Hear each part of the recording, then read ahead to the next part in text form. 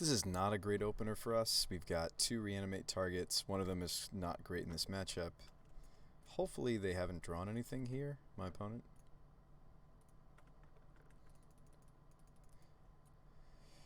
I could just go get Mountain, although that makes Obstat later maybe awkward. But this is a matchup where it doesn't really matter if I take a lot of damage off of our mana base. But anyway, so let's try to cast this Thrilling Discovery.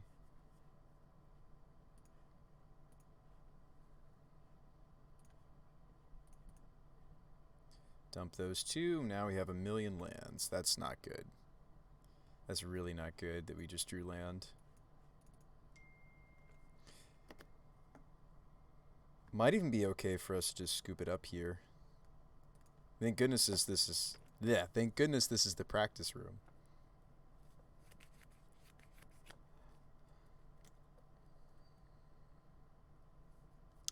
They did show us Force Negation, so we certainly don't want to try to go off into Force. Young Pyromancer would be like a really good draw here. Arclight's interesting.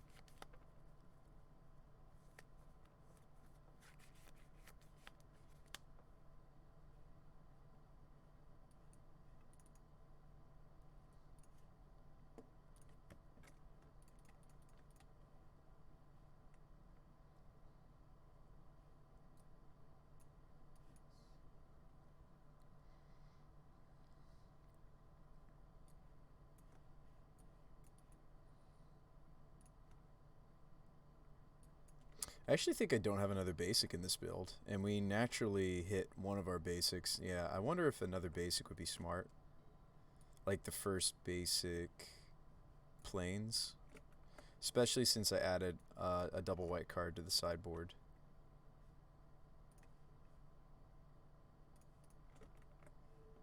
Yeah, I wonder if the first planes might be a smart idea.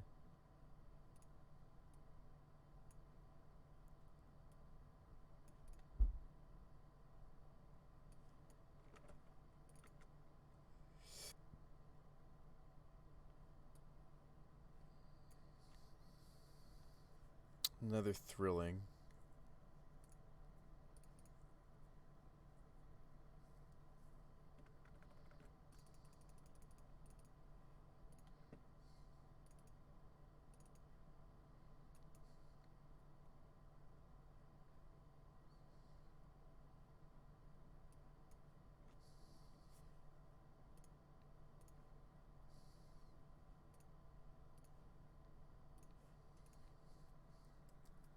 I should wait on this Thoughtseize until, but I feel like they might consider countering my Thrilling Discovery. So that's why I'm considering the Thoughtseize. So there's the Force we knew about. Let's let me use my words. Thrilling away some of these lands. I actually don't have a lot of fetchables either. Like, yeah, we've got a bunch of Blood Crypts, but yes. Dump, dump. Goryos.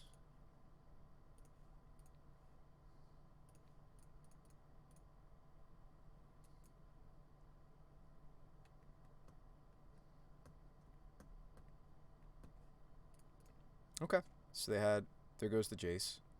So they had another Force, but it was a Force pitch Jace. I like these Thrilling Discoveries a lot. This is not something that was legal the last time we were trying to jam like a Goryo's build. So like this gives me Cathartic with the 2 life stapled to it. We won't be able to find anything here. Yeah, I do think a third basic might be fine. Like white's more important to this build because of Thrilling than the original shell I based this this off of. I think the Fetid Heath can go. It's just here to help cast Obsidat. I don't think that's significant enough. Like, yes, it's nice to be able to hardcast Obsidat from time to time. But, ooh, another Goryos.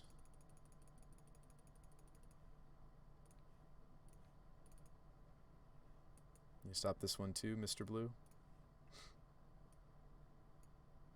Spell Snare. But, like, all the while, I like that we're beating down with this Arclight Phoenix. Like, I like that we're doing something. And Thrilling Discovery is fascinating because it says you gain 2 life, period. And the rest of it is a may. You may discard 2. So like it is always the gain 2 life. So like if you're in a situation where if you're in a desperation mode. Malf comes out in this matchup, obviously. But we bring in, maybe Kaya. They're going to be using Surgical, so... Yeah, I don't know. Another Grizzle Daddy. Alright, so let's do this. Thrilling. I've gained 6 life off of these Thrillings. I don't have another Phoenix.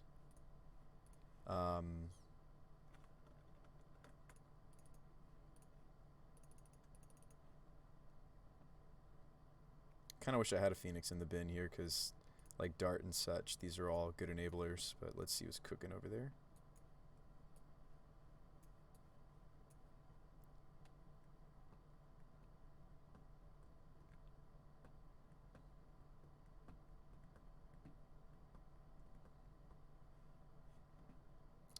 Going for the Archmage's Charm. Dart the Mage.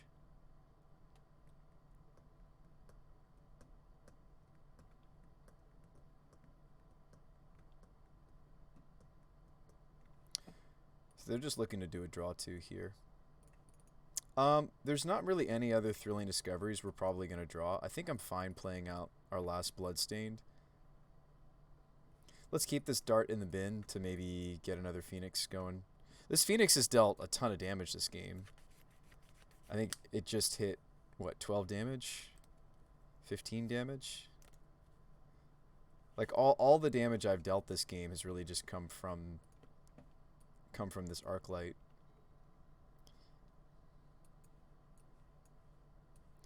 What's your big to-do, opponent? Verdict away my Phoenix. Alright.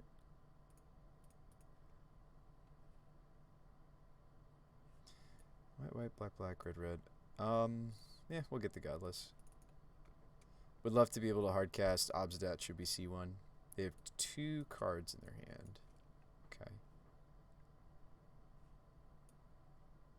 Metamorphose is a good top deck. There's 2 left. That's not a good top deck. Wonder if I should keep thinning or if I should hold this because of... Nah, I should keep thinning. Got a lot of good top decks. Just got to draw them.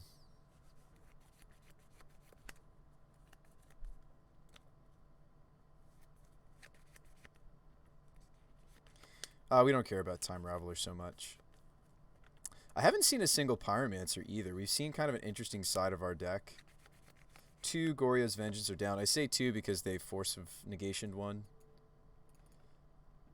So we have seen 2 of our better cards game 1. So for that I can't really truly complain.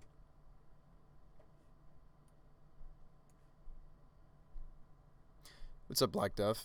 How's it going, friend? There's a Phoenix. We'll just hardcast it.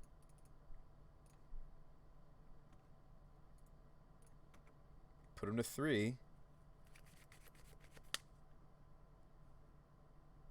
They're going to 2. They're almost in Lava Dart range. I have 1 Dart.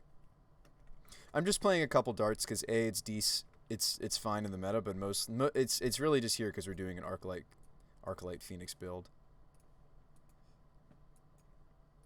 Ardenvale, huh? Did they not find an out to this Phoenix? Another Lava Dart also wins the game. Pyromancer. Alright, so let's go to combat, see what happens. Probably getting pathed. Wow, we just got there off of our Phoenixes. Egon's interesting. I'm not that interested in this matchup. Axes are bad. Darts maybe should stay. I feel like I should never trim the darts if I'm not trimming on Phoenix. Like, I feel like this package of 10 kind of has to stay if we're going to be on the Phoenix plan. I can't really cut, any Morphos or darts. Ox is fine. It's a little slow, though, for this matchup. Malf goes. We already talked about that. I don't think I sideboard a ton in this matchup. I mean, the Rip Aparts, sure, they can blast a Planeswalker, but they're pretty weak to do that. Opponent did show us Snapcaster Mage. Maybe we want Cling. Oh, we definitely want Favor the Mighty. All of my creatures are going to be bigger CMC pretty much than my opponent's cards. My opponent's creatures, so like this just gives a straight up protection. Yeah, they're going to have like... Actually, we should run the rip aparts. They might have rips. Yeah, they might have rest in pieces. If we're fighting over like stuff like Relic of Progenitus, these are good, but I don't think we are. Well, okay, with these days, what are their pieces, right? Of I don't think I want Egon. So for blue white, like if you look at a typical blue white list these days, you know, what are they running for graveyard hate, right? It's probably going to be Rip. Probably going to be let's just take a look. Blue white control isn't even showing up at the top. Yeah. Well, everybody that was playing blue white is playing Esper, but here we go, Zorius control. So yeah, we're looking at rest in pieces times 2, and maybe some number of surgical.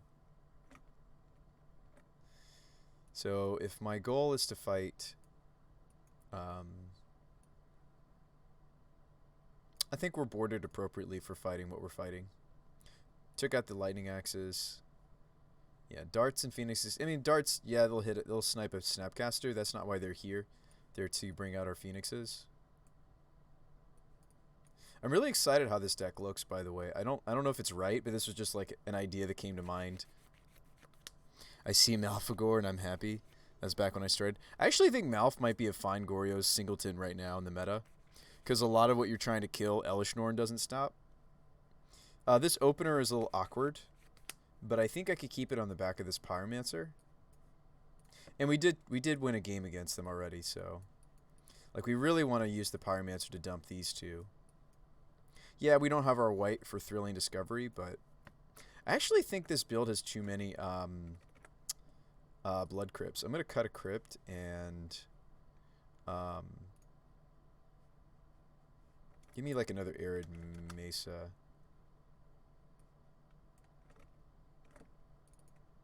Like, sure, this might be Triome. I'm probably going to lead on the Triome because that lets us Thrilling next turn. Nice. This is a good draw. Like, maybe our colors are fine.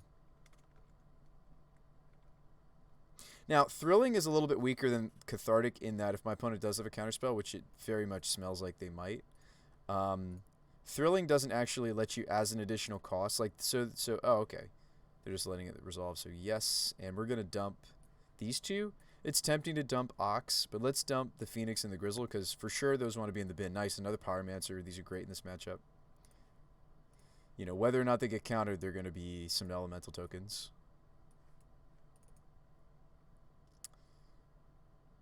Shark Cycle. It's always nice when you see that just being aggressively cycled. They're trying to dig to their rest in pieces. When did I start playing Magic? I was 9, and I'm 30 this year, so it's been a bit. It's been quite a bit. Let's just go Mountain. This deck actually has quite a bit of red to it. Season Peasy. Maybe this gets countered. No, this card's great. Let's dump a Grizzle and the Ox. I think 1, 2, 3, 4, 5, 6. I mean, maybe it's still dump Grizzle. Hard to say. Another Phoenix. None of our spells to enable Phoenix, though.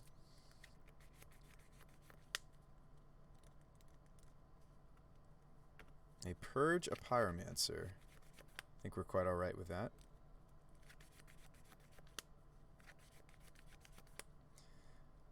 They just hit the rest in peace. Now, we're not completely out of the game, just because they did hit the rip. I think I just slam Phoenix this next turn. Like, we could play the Pyromancer. I think I'm going to go with Phoenix. Clock him for 6.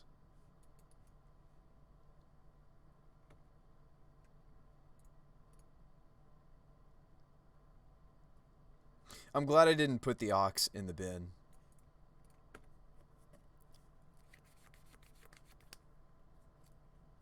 Like, we knew that the Rest in Peace could happen. We knew that they play like a 2-of.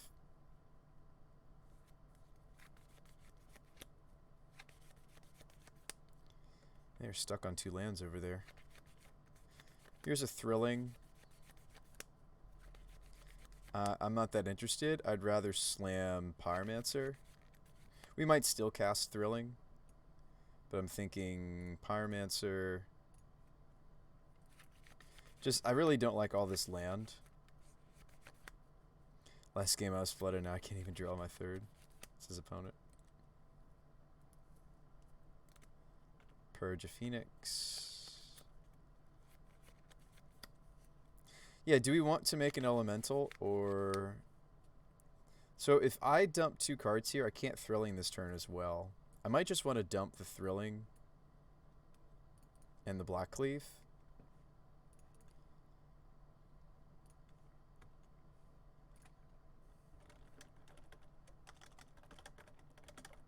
And I think the other side of our deck is going to win the game here. Like, the side of our deck that doesn't need to utilize the graveyard should win here.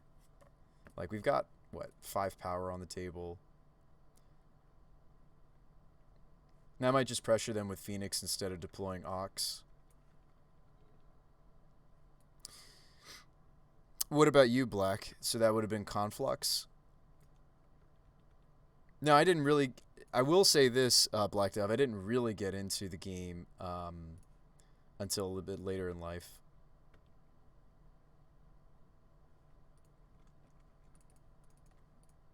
Another Phoenix.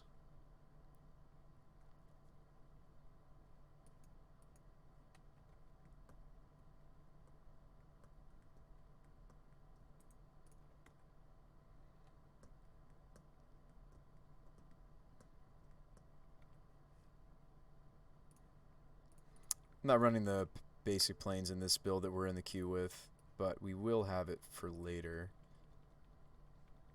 Still clocking them for a bunch.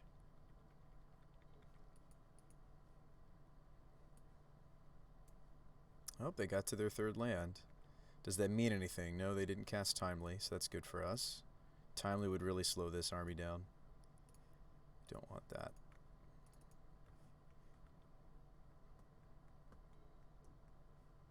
Brute.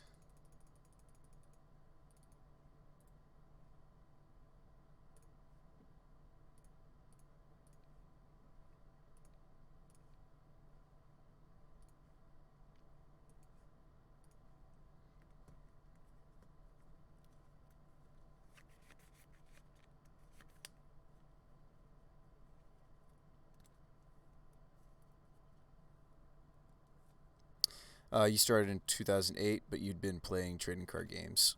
What other trading card games were you into, Black? Did you play like the Pokemon trading card game? Did you play Yu-Gi-Oh? Bunch of Archmage Charms. Okay. Don't really want to get my Ox countered. But then again, I guess what they're doing here is they're stealing an elemental and like blocking with it. So maybe I should have just slammed this. Maybe I should have... Yeah, maybe I should have still shocked. Yeah, I think I should have shocked and still deployed the Ox this turn. Because they're just taking an elemental, right?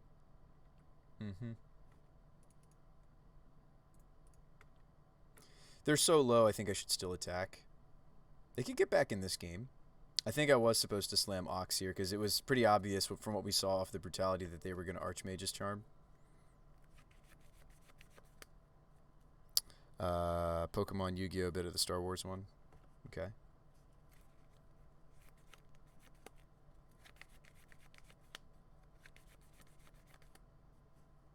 Good games.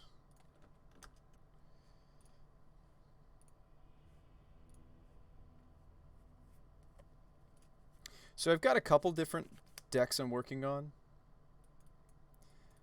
So yes, there's this one. But there's also, I'm working on, I really like the Thrilling Discoveries. I think that's straight up in our colors. Sorry, you guys can't see some of my sideboard. There we go. So, yeah, I like a lot of what's going on here. I think it's a little light for Goryo's Vengeance targets as far as these archetypes go. But I do think, strangely enough, that Obsidat is, while good, it's not always what we need on a board state. I am trying out the Egon. Usually it's, unless we have a full enough graveyard, it's going to be the Throne of Death, but a reasonable amount of the time we're going to cast it for 3 and we get a 6/6. I thought about playing some number of Cruxas in here. I think the first Cruxa is quite good. I just don't know what I would cut for it, is the problem. I guess you'd have to cut like the Egon or the Malfagor slot. I do really like that Malf just can kill like 2 or more creatures, though, from our opponent's board. And we hit them for what, 5? Hit them for 5 or 6? Yeah, we hit them for 6 and we kill like 2 or more of their creatures. I actually really want to try out the Malf. So yeah, we could be playing Cruxas. I think Cruxas is fine. Also, another card that kind of takes the Cruxas spot is the Ox, some number of Oxen. So like either the Egon or the Ox of Agonis slot could be Cruxa, if we want to play them. Cruxa, of course, a little bit worse with the Singleton Plains I just added, but I think the Singleton Plains is going to make these thrilling discoveries like actually gain us the life we want them to. I think because we are like a mid-range reanimator. That's what we are. Like we don't really beat down very quickly unless I get like an Obsidian going quickly, and I won't often in this build. Right, there's only 2 copies.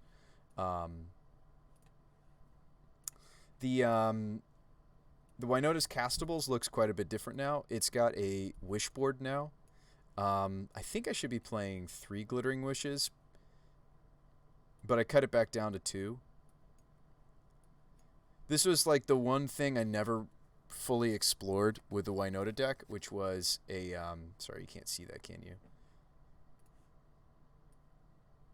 Which was a Glittering Wish board. I love me some Glittering Wish. I think this card is really underrated and a lot of fun to play, especially in a deck like ours that can go pretty big with our mana.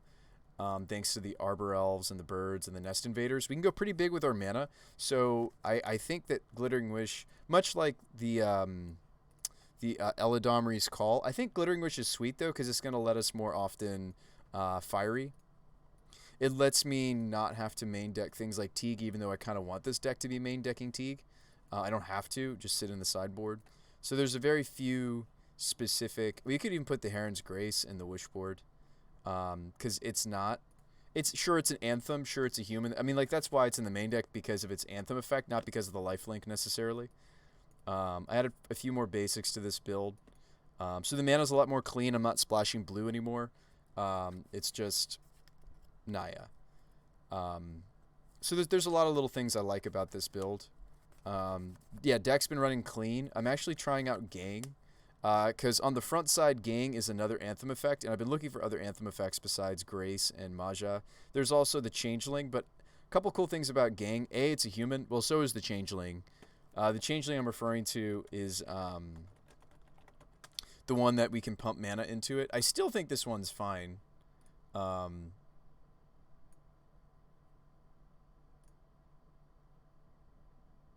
Oops, I accidentally just cut something.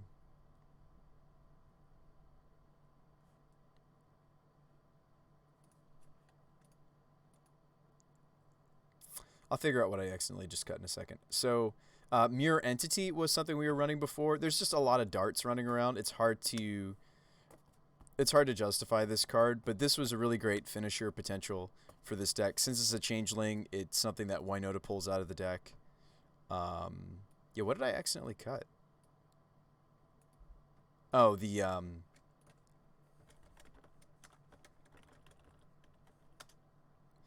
champion.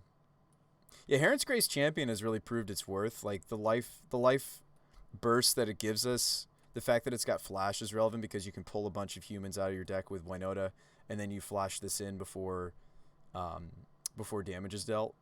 So like this can paint all the different humans you're pulling out of the deck off Winota with the 1/1, but the lifelink is the most important thing about this one. The other Anthem effects I'm playing affect all different types. We played a double of Blade Historian for a while. One of the reasons why I want to try more weird stuff like Maja or something like Gang is because I want to make all of our non-humans also stronger. And we have quite a few. If you look at this build, I'll show you all the non-humans and humans. The split. That's a human. These are tutors. They are not in either category. These should all be humans. And then I like to put seasoned in the middle. This is human. This also makes non-human. I just put the timely in the main deck. Timely is actually really good for this archetype because it's on curve.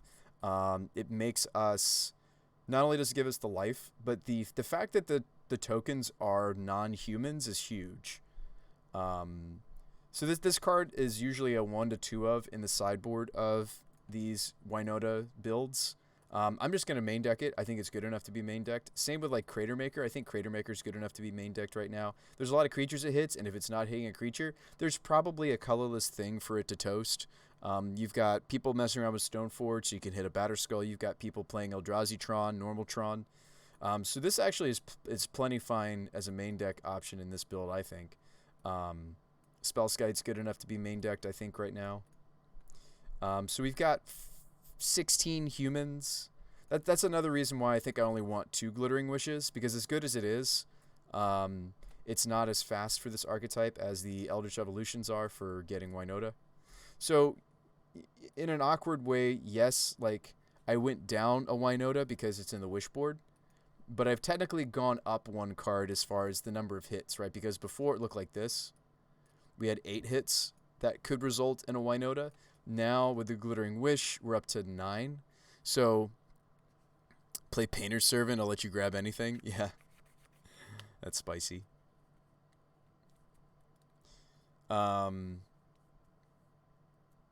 We would need more synergy for Painter's Servant. Actually, there was a Painter's Servant build that I saw off of, it was a Squaw Chief video list that he was building.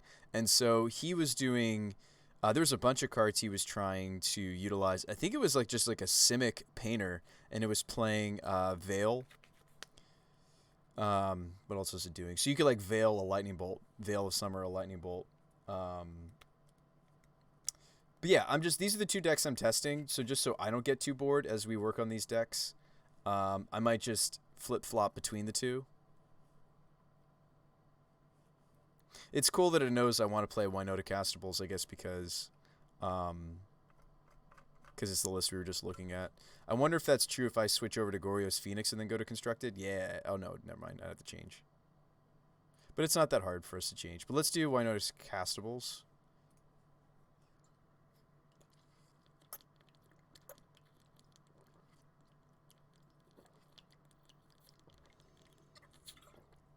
There's a lot I like about this list. We're just grindy. Winota, but here I have the double planes, which is going to hurt us from time to time. I thought the second planes might be a little much. I feel like now I feel like I know for sure it's a little much. I mean, like, yes, we have a bunch of white stuff, but the Arbor Elves in this deck are certainly can be heavy. So we're going to mulligan that, even though otherwise that was a really beautiful hand. We can tuck the Blade Historian back into the deck. You kind of want to, like, yeah, it's a powerful card, but you'd rather see it off of the Winota. Let's lead on Arbor Elf, because if they do have, like, a burn spell or something, we want to... I'd rather Bird survive than Arbor Elf a lot of the time. What's up, Barkeem? So, I don't know. We'll play a different land. I think 3 Forests is fine. We're an Arbor Elf deck. We're an Eldritch Evolution deck. We're also a Magus... The reason I was playing 2 planes is because of Magus of the Moon, actually. But I'm only on a singleton. I saw some Winota builds just playing a playset. I tried that earlier. I didn't love it. I didn't fall in love with it. Like, Magus of the Moon's, like, either very, very, very, very good or does nothing in the current meta. Like, here it'd be good. This is probably some sort of a Titan list. Yep. It's actually Amulet Titan, to be specific, since we're seeing that. Why don't you use a Rainbow land instead of Plains? Well, we don't really need it in this deck. I wish there was a Tri-land for Naya. I would certainly play it in this deck. There isn't one. There isn't a Tri-land in Naya colors. Ooh, we could just slam this Pyromancer. That seems good. Scooz is not good in this matchup, so I kind of want to just do Pyroman. So in order to cast the Pyromancer, I need, off of Arbor Elf, I'm going to need Stomping Ground.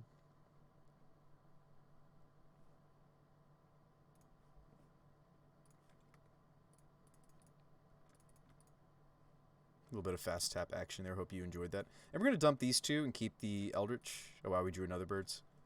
But we're ready to go next turn. I mean, like, Pyromancer is so good in both of the decks I'm working on right now. This card's just bonkers. This card's very good. It's very good. So, I mean, they had a reasonable start over there with Grazer and such.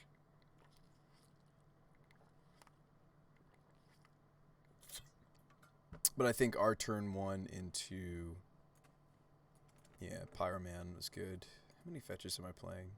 Quite a few. I am even playing a Thicket to filter the lion's share of these forests into the Pyromancers. Maybe it's a utility land. I don't know what utility lands we would want to play in a primarily forest deck. Certainly not Castle Garenberg. Garenbrig or whatever. We're not really utilizing that very well. Yeah, maybe there's a utility land. Like, because my mana is not very greedy at all, I think the first utility land could be fine. I just don't know what utility land. We are really hungry for anthems. Like, we've joked about Embreth before. I actually don't hate this card. Like, the creatures you control, Anthem, is huge for us. And I am actually running quite a few mountains because these are all mountains. I'm running, how many mountains? 5? I'm on 5 mountains, I think. Yeah, I'm on 5 mountains in this new build with triple stomping because it's just so important for the Arbor Elf with things like Seasoned. I could see the first Embreth finally happening. Like, I want a utility land that's not hurting us on our colors.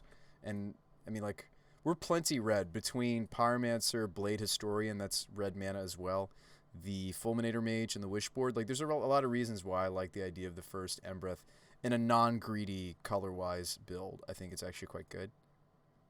Potentially. And we should win right here. I mean, if we don't win, we're really hoping to hit what? I really want to see Riders, or especially Magus of the Moon. Either or would be quite good. I'm going to go ahead and fetch out our basic planes. Actually, we're running 2 in this build, but I think, yeah. Just in case we hit Magus. I mean, like, maybe it's correct instead of grabbing... So we're going to get 3 Winota triggers. Instead of getting Winota, it might actually be correct. So do we think that Avalanche Riders or Magus of the Moon is going to be in the top, what, in the top 18? There's a pretty reasonable chance that we're going to see in the top 18 one of those 2 humans. So we'll it's more fun to risk it. I mean, like, sure, it's probably more correct to just go get Magus of the Moon there. So there's the Instigator Gang. I do want to test him. So it's going to make our army a little stronger here. See what else we hit. So there's Maja. Maja's better here than the Forerunners because we're not wide enough, I think, for Forerunners to really hit hard. Maja plus the Instigator Gang is going to be quite a bit of damage. Now they have no good blocks at all. Now we're swinging 1, 2, 3, 4, 5, 6, 7, 8, 9, 13, 17. I mean, certainly they're going to chump with the Grazer. Instead of hitting Magus of the Moon or, okay, we hit Auric Champion. That's a little disappointing at the end. But that's another bit of damage.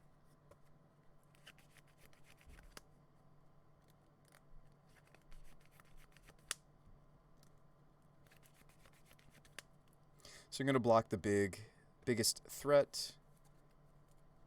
And Titan doesn't really kill these days in 1 attack anymore. So I think we still get him.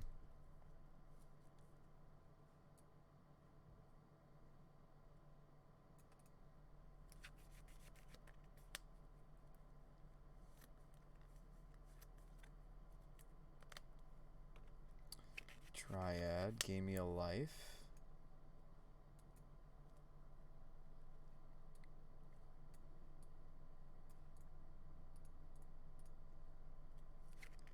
Go to 17. Champion's just good in the meta, and there's a lot of creatures that are going to enter the battlefield because of our archetype. So sideboard against Titan. So Titan's an interesting one for us. The Fulminator Mage might just want to come in, but this is going to be our go-to wish target Teague doesn't really stop what they're doing. Linvala has some limited applications. Glyph Weaver saves us against, like, we got a lot of different sizes though, so engineered explosives, while they will bring that in, it doesn't hurt us too much. Vandal is quick enough to take out Relic. This is the Changeling, exile creature card, exile. So we do have to have a creature in the bin. Crater Maker also hits. Let's cut the champion. Thalia can stay. Timely goes. Heron's Grace can go. I don't really need the life gain boost. I'd rather have these other Anthem effects. These three are the ones that are just more raw power. Scavenging Ooze could go as well. So I've got room for quite a few cards. Collector Oath is going to turn off their engineered explosives. That's a better way to fight explosives. Revoker will also turn off explosives. Skyclave is a little slow to take care of. Oh, sorry. Forerunners is also part of this package, as far as like punching through. Forerunners is quite good because Titan actually makes blockers relatively. Will have relative. They're going to have quite a few blockers, unlike other ramp styles in the format. So Forerunners is really important to punch through. So the trample gets bigger with each creature I have. I think I might cut the Apparition.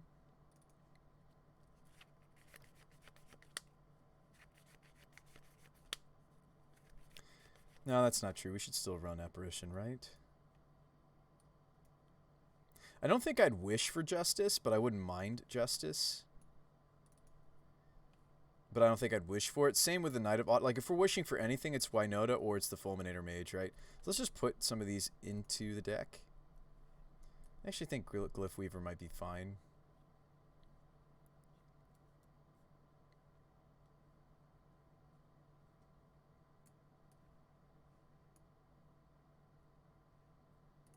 Let's run it like this, though.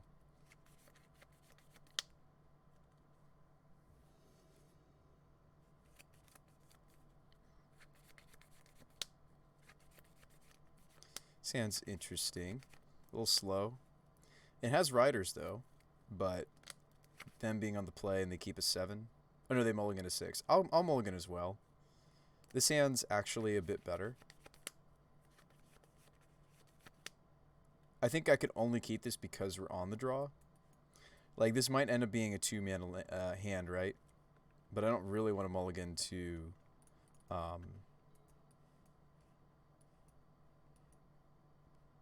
to 5.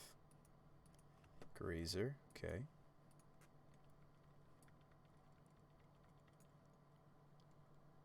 Grazer can work in the Winota decks too, sort of. It's just I feel like it just doesn't have enough lands for it to be good enough though. So it's pretty standard for us to be on birds and arbor elves. We've got another game of Goryo's Phoenix coming up. Okay, Knight, that is not land.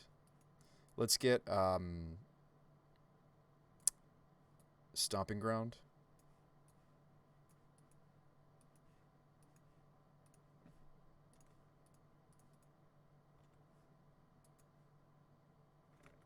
But yeah, I think the first utility land could be really sweet. We've tried Gavany in the past. My problem with Gavany is it's not a colored source, and red green is really important for us. Occasionally white, but mostly red green. So let's grab the Castle Embereth.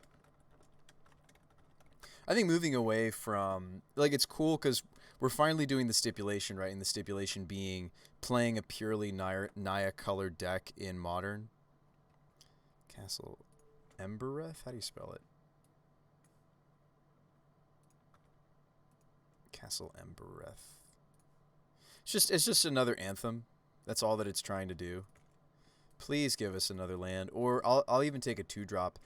Like, our best draws here are Invaders, more Dorks, or land. Okay, Revoker.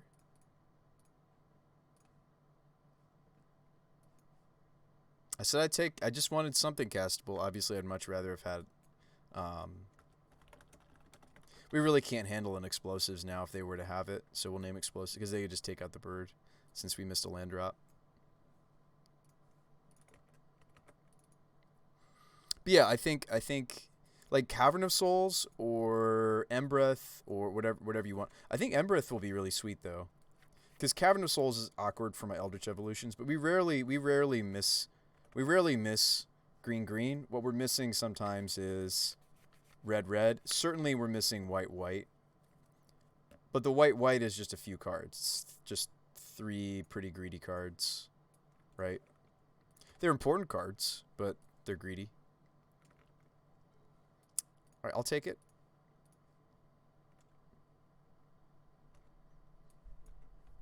I think we're going to lose, though. Opponent is at 1, 2, 3, 4. Do they have Garenberg this turn? Looks like it. 1, 2, 3, 4. Garenberg. Castle Garenberg. Brig, excuse me. Castle Garenbrig into Titan here.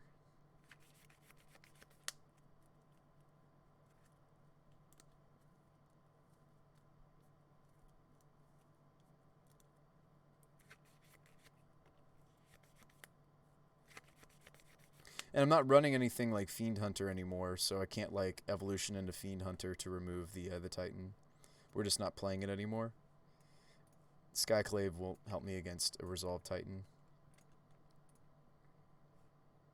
We just got to do our thing. Like if I grab Winota, I'm not actually attacking with anything. Ooh, Valakut, okay.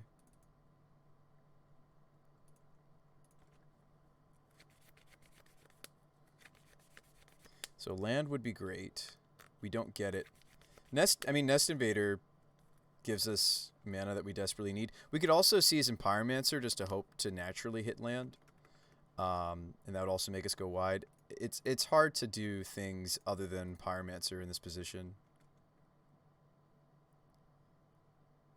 I think Pyromancer is just our best bet. So let's Pyromancer and dump...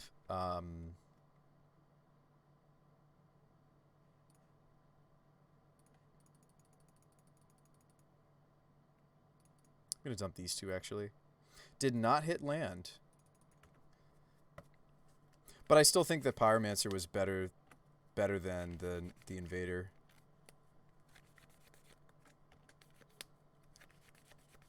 It's okay, we've got a game. We got game 1. So, I mean, if we finally draw our second land, next turn we'll be popping with this Evolve the Pyroman. We'll see what they do here, though. Ooh, Dryad, so it's going to be a lot of Valakut triggers.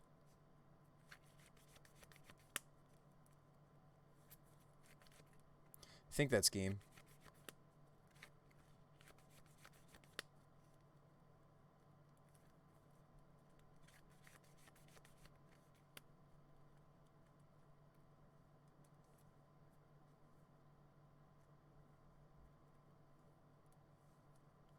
Yeah, Dryad Valakut's just so good. The synergy here is just really solid. There's a lot of different ways you can build your decks in Modern to utilize that. You know, turning all of your lands into bolts. I'm surprised they didn't use the Hanwer battlements to give the Dryad haste and just attack us with him.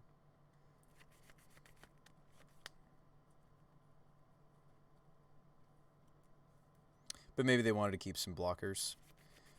Vesuva, copy Valakut, get a bunch of Valakut triggers.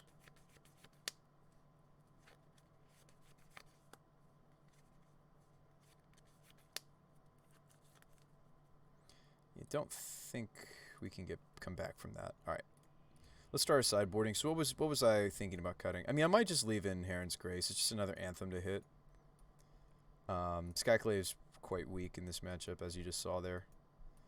Let's run it back. I mean, Selfless can make it so that a turn that they like. Same with Spellskite. I mean, they both have limited applications against Valakut, but not not inconsequential. There's also Asylum, also kind of works like Selfless. Like Asylum also protects our creatures from Valakut triggers.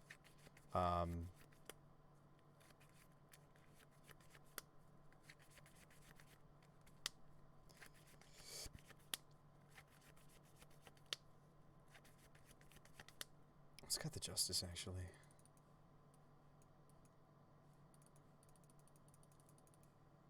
Let's try these.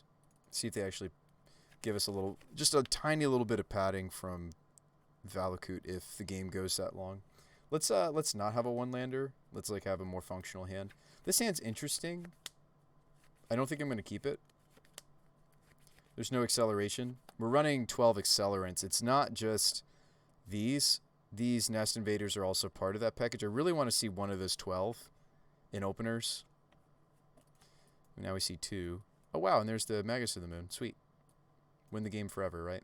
So I can go Forest into basic Plains. Win the game. Keep. Let's get rid of the Firelit. Obviously, they could have a Dismember for this bird, and then the hand is a lot slower to get the Magus online. But, yeah, let's just moon him. That's a way to win this matchup, right? I was taking a risk game 1 when I didn't just go grab Magus. I ended up hitting a bunch of my Anthems, right? That's what we hit. We had a bunch of Anthems, and then we also hit an Auric Champion. Yeah, I'm really liking how this version of the deck is functioning. Because I think that it's long been just assumed that the Marauders builds or other, other like 6 or 7 or larger CMC Cumin is like the right way to build Winota, but I feel like with recent things that have come out like Historian, I don't know if that's necessarily true anymore. Blade Historian gives you a very similar damage output to the first Angrath's Marauder, right? It's still a little bit less. I'm not saying, I'm just, we're comparing the fact that it's actually playable, right? Like this is actually something you can get on the board. Yes, this one doesn't die to bolt, this one does, but the turn that you fetch it out of your deck with Winota, it's going to have indestructibility, so you get, against Fatal Push and Lightning Bolt, you get to utilize, that first. But anyway, let's just slam this. Red here. Did my opponent skip their turn? I think they accidentally played Gruul's Turf. That's what happened, right? They played Turf and then... Wow.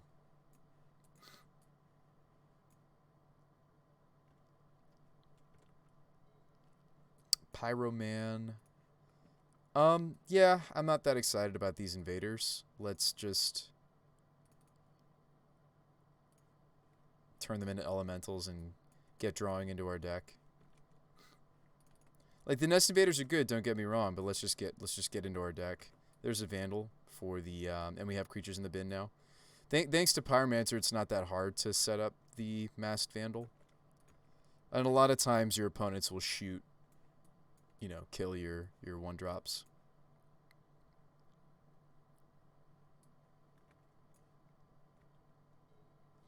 Another Seasoned Pyroman.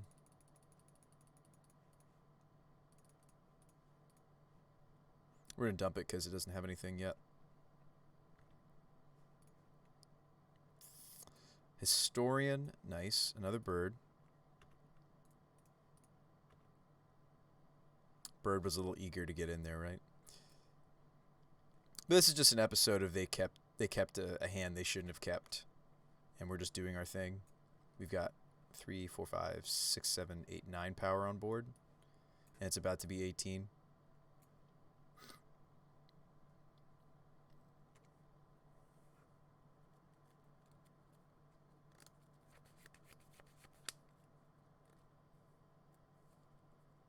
There isn't really, like... I mean, there are some people messing around with Mardu. There isn't really... That's fine.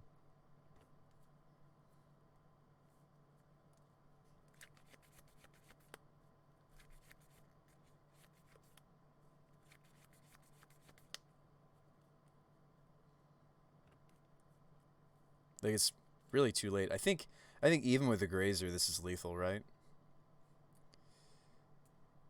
1, 2, 3, 4, 5, 6, 7, 8, 9, 10, 11, 12, 13, 14. But they'll block a Pyromancer. It's still 10. Another utility card you could consider for this build is the Dryad Arbor. That would be a 22nd land, however. A lot of builds don't play it. I like it okay. I was playing it when we were doing the previous build to this build. I was doing like Ranger, a Ranger build. The silence on Ranger was really good, I'll admit. Um, yeah, Ranger was quite good.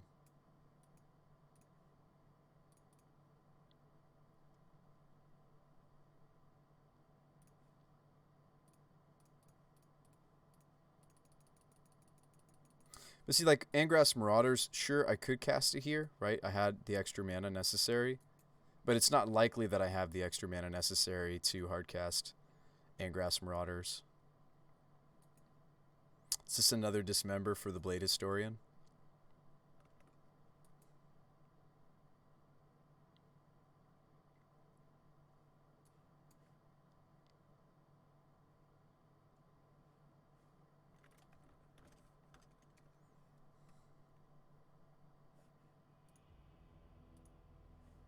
Sweet.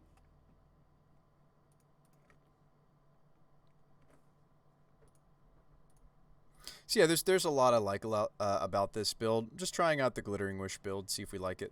Let's add a castle.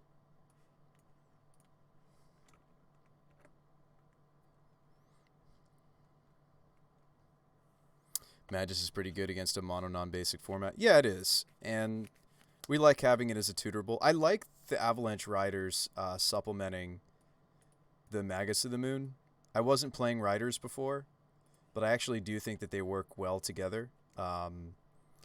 Magus turning off all their non-basics and then Riders to snipe any basics that they did manage to fetch out. I was actually playing, I think, like a 2-3 split or something originally, and I moved away from it because, like, your deck can't just be all land destruction all day. Actually, what did I do? I put a land destruction spell into, I put a land destruction creature, excuse me, into our wish board, so we do have one. It's the Wishboard Fulminator Mage. So it is a strategy that we have, right? And I think that Naya is going to often, like some combination of like Thalia, and I'm playing Heretic Cathar instead of, I feel like she's just quite a bit more impactful than just a random 2-drop Thalia, but I might be completely wrong about that. There was also some anti-synergy, especially as I added more spells. Certainly, like, you don't really want to play Thalia in a Glittering Wish deck, because if I have to pay the extra tax on the Wish, and I have to pay the extra task on, like, if I had to go get Fiery Justice.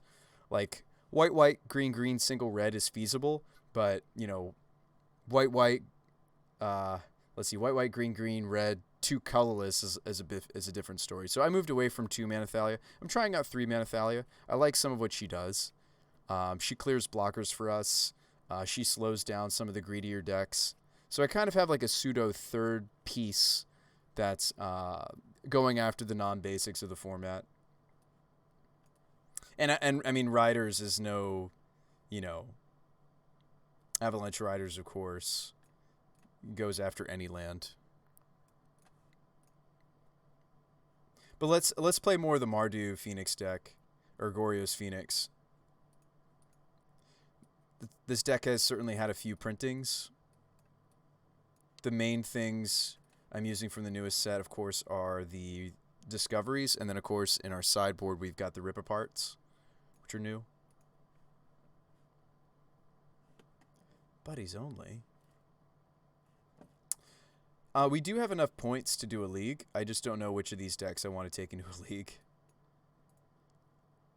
Oh, we have reward packs. Yes. Are any of these playable? It's a cool looking Doomblade. There is a snap deck in Pauper. Yeah, there is a snap deck. And a pretty Urza's Mine. Yeah, there really is a deck in Pauper that utilizes this quite well. It does look like a fun deck to me. I would play it.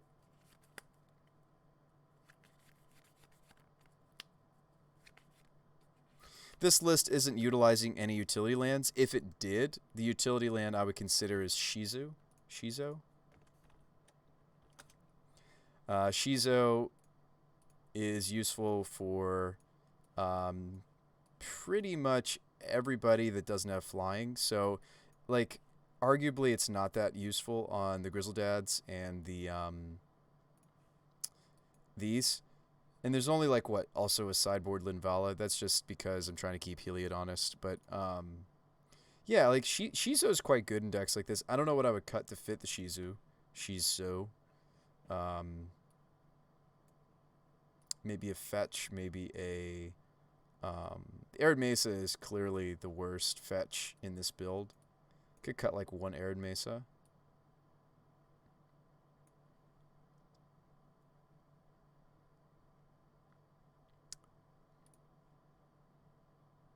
Or maybe I'm wrong when I say that though. I also am not in love with Blackcleave Cliffs and builds like this because we do sometimes want to pay 4 mana for Phoenix or 5 mana for Ox or 5 mana for Obsidat. So this can have really diminished returns when we're in a situation where I just need to. I mean, don't get me wrong. It's like our early game is clearly red black with a hint of white. So I mean, you could cut a Cliffs. It's a little ambitious because we're heavily a seasoned Pyroman deck. I also don't know if I need double Godless Shrine because I mean I get why it's here. It's trying to make Obsidat a lot easier, but I find myself not often looking for Godless Shrine, and I think since I just added a basic plains, I think we could get away with cutting that, and then because white's really just our splash. It's got some sideboard stuff. Like yes, cutting any white sources is gonna make Linvala like a pipe dream. Does make Obsidat a bit worse, but not impossible. And like I still have the Triome, so it's not like I do have 4, all of which are fetchable white sources. So yeah, if I was to add a utility land to this deck, it would be Shizo. Because the things that we're reanimating quite a bit weaker if our opponents do have a chump blocker. A lot of the time they're not going to have a blocker for Grizzlebrand. A lot of the time they're not going to have a blocker for these flyers. But if they did, this would be a really nice utility land. And it also, just like the castle in our other build, it's giving us color, so it's not just here because it's utility, it's just straight up a black source.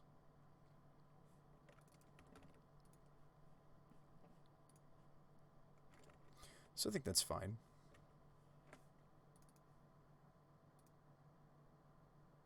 Is Arclight Phoenix still a million? Oh, no. No, it's not. It's like 8. 6.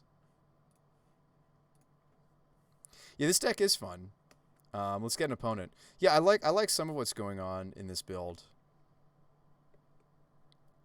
I played against some other cool decks in the practice room. I played against a Vampires list that I actually was totally down for playing myself. I think that they should make some card choices. I'll show you what that list was doing in a bit. Remind me. Vampires? It was straight up just modern. It was like modern Abzan Vampires. It was actually really sweet. But it was using 3 mana Sorin, and it was trying to best utilize all the different modes of Bloodlord. Like usually you see this as a combo piece in like the Morphon Wombo. This hand's fine. It actually got Dart Phoenix, so let's see if we can pull that off. Maybe our opponents are going to be kind enough to give us a creature. So they're probably going to take my Thoughtseize here. I could see them taking the Axe if it's relevant too. So I'm going to take my Thoughtseize. That's pretty well predictable. I'm actually going to lead Marsh Flats because I'm pretty sure I just want to get my Tri-land.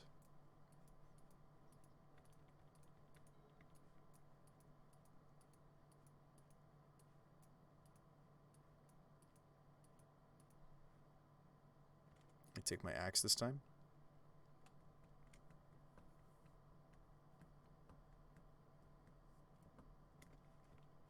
Okay.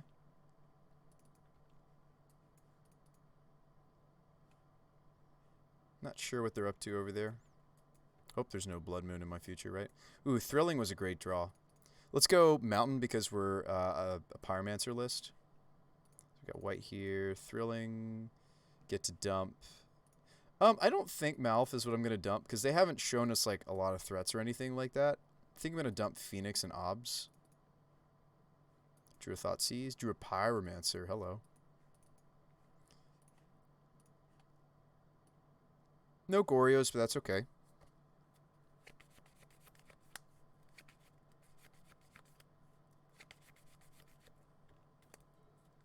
I thought about playing like a one of them Burial Rites. I just think it's kind of pretty mana inefficient though. We kind of want to be functioning on our efficiently. I think I'm just slamming Pyromancer.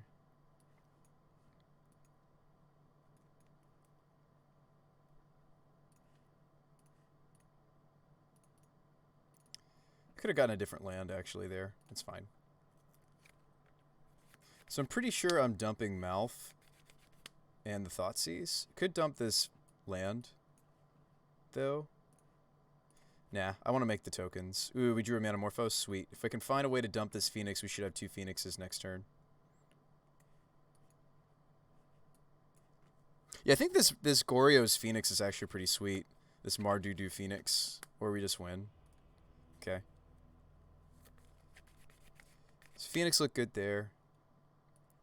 The way that they're going to be attacking my things, they took the lightning axes. I mean, so they'd probably have some creatures that these hit.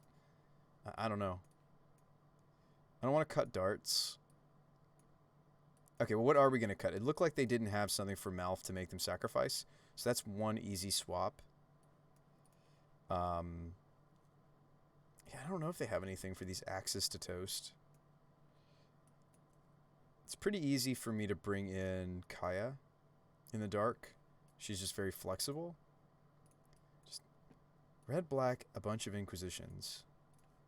Kind of controlling. I mean, Rip Apart is really flexible. We can just bring these in because these hit a multitude of things that would be trying to stop us from doing our thing. I mean, I may feel really stupid about cutting all of the lightning axes in a moment here.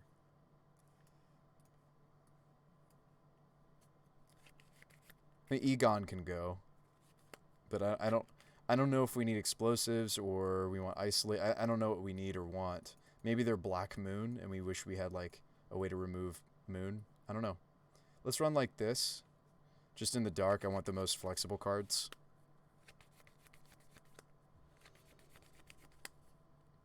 Maybe they'll show us a little bit more about what they're up to over there. This hand looks fine. See, Shizo doing the good work, right? We get to turn with Thoughtseize and not take a million for it.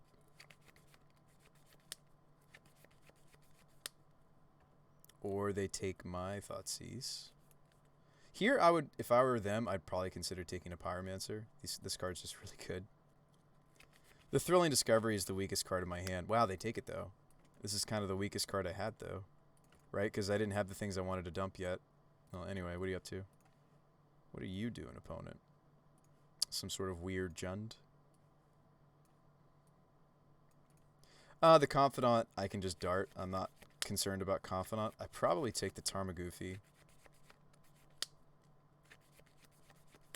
Like, I can dart, flashback dart on the Confidants. Let's just take the Goof. So yeah, I guess they're Jund with Snowlands. I don't know.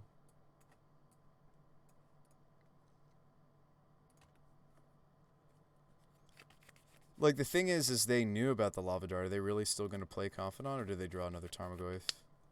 Yeah, they're just going to play their Confidant. So I could Brute here instead of darting. Just for mana efficiency. Like, all I get if I dump a card is their Fatal Push. I don't really care about the Fatal Push. I think I just kill the Confidant this way. Another thing I could do is I could play Pyromancer, dump the Lava Dart, sacrifice the mountain to kill this next Confidant they're playing. I don't have to not play a Pyromancer. Ooh, Phoenix. So we could dump these two. Yeah, this seems great. And let's go Sacred Foundry. And we're going to give up this basic mountain, I think.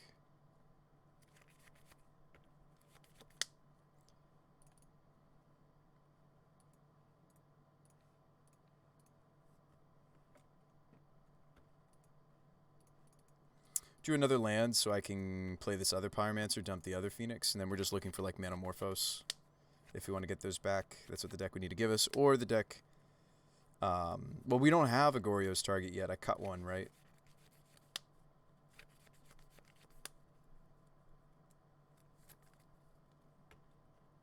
They do nothing.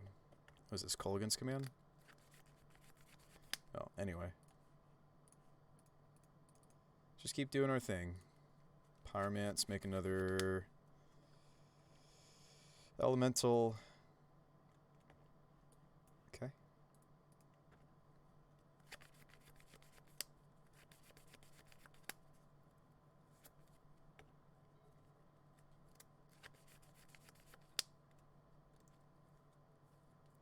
This is probably Bloodbraid. The worst thing for us they could hit off this Bloodbraid. Oh, they're cracking their peatland. Never mind.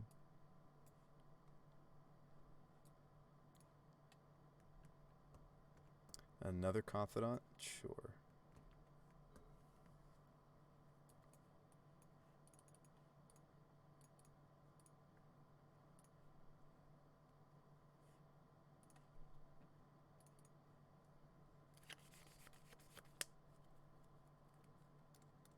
So we hit an Ox, so let's just play our Blackcleave, smash in. I mean, we won this game off of 2 Pyromancers, which is fine. And then they die to their Confidant. No, they don't.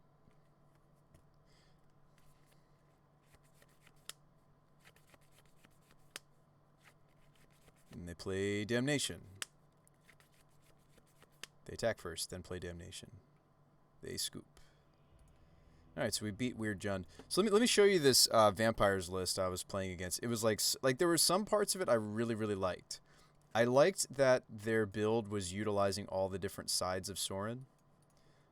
It was playing Blood. What is it? Blood Chief. Well, it's got the protection from white and black vampire. It was playing... What else was it playing?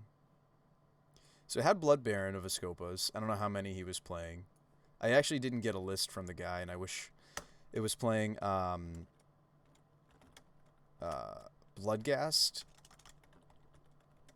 So Bloodghast, of course, is useful. And I think if I was to build the deck, I would have done it a little bit differently than they did. They, like, really committed to the vampires. I feel like I would just utilize the best ones, right? So your top end is Blood Baron. Your 3s is Sorin. And then, like, maybe you do some sort of a like a smallpox deck, or so, like I feel like there was a mist. They were playing like the vampire that makes them edict. I think you just want to play these. I don't think you bother with too many other vampires, honestly. I mean, if you go into red, there's Olivia, but you're not like, you know, you're not really saving like yes, like Sorin into Blood Baron is sweet, but you need to make sure that they yeah, I think the deck just needed to be a lot tighter. It was Inquisitions and Thoughtseizes. And I don't know what our other color is, right? Maybe we play red. So you play some number of Inquisition, you play some number of Thoughtseize. Maybe 2 main, 1 side. But it just looked like a fun deck to be playing, right? White Splash gives us Deicide. Gives us Kaya's Guile. I wouldn't main deck Kaya, but we could main deck Guile. Just give me like a Kaya, give me Kaya's Guile in the main. Some number of Kaya's Guile somehow. And then we have to make some decisions. Okay, what other colors are we going to be playing? Are we Abzan so that we can like ramp to Blood Baron? Do we only want 2? Because they're it's not that they are legendary, it's just that they're quite bad when I don't have Imperious Bloodlord, so I think maybe just a 2 of is good.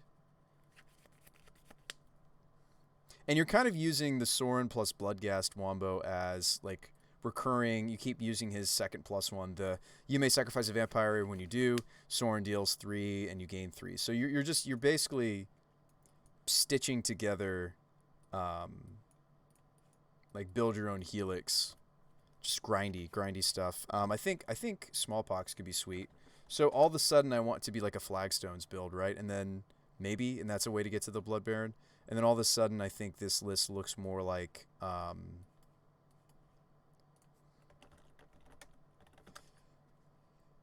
Maybe we go Mardu again with this list because I'm feeling like a flagstone build,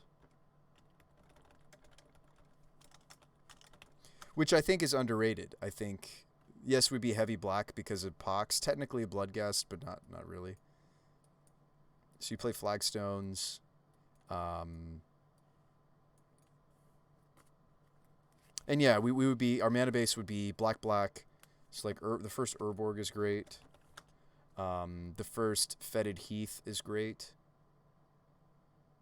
That's the black-white filter land. Give me an Urborg. Give me a Fetid Heath. Or Fetid. Fetid, Fetid. There you go. You're going to play Marsh Flats. You're going to play Godless Shrines. You're going to play... But the deck just like looked really fun. I'm not going to say it's good. I don't think it was. But it just looked really fun to me, what they were playing. I wish I'd gotten a list from them. I think they made some card decisions I might not have made.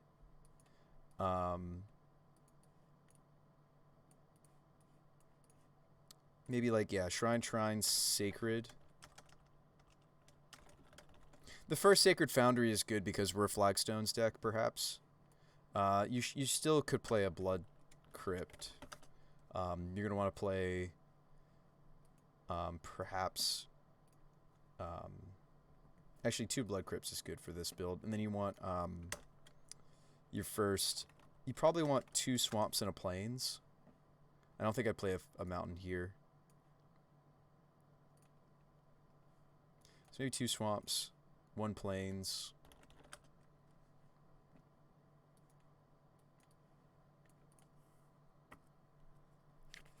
We're going to play Fatal Pushes.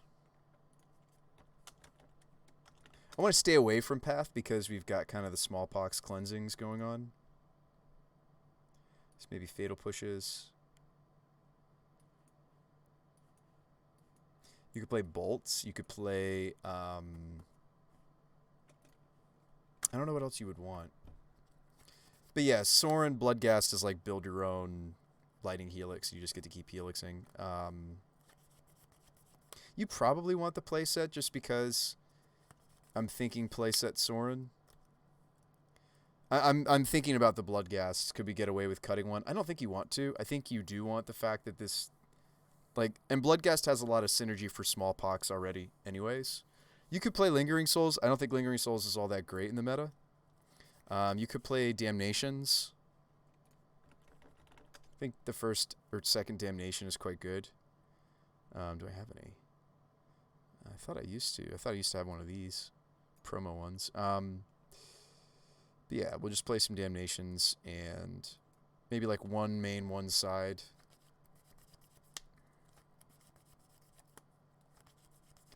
You could play a Culligan's Command.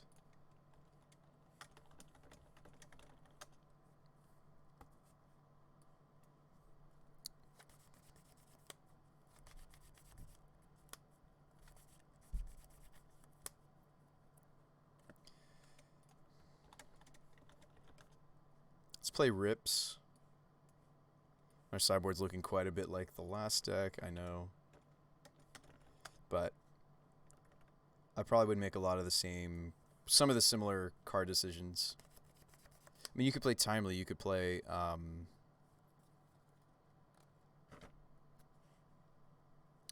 we could play also, you could try to mess around with Croxa in this list. We would need, like the Fetid Heath would filter us into the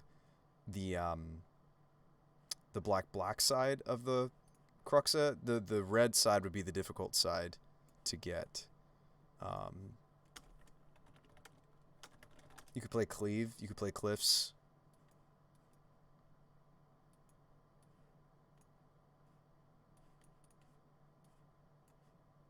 Yeah, I think because this deck is looking to be like a mid-range control, right? We're trying to like play the super long game.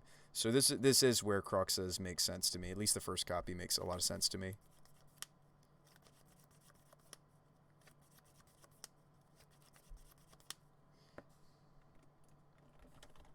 Push is just really good.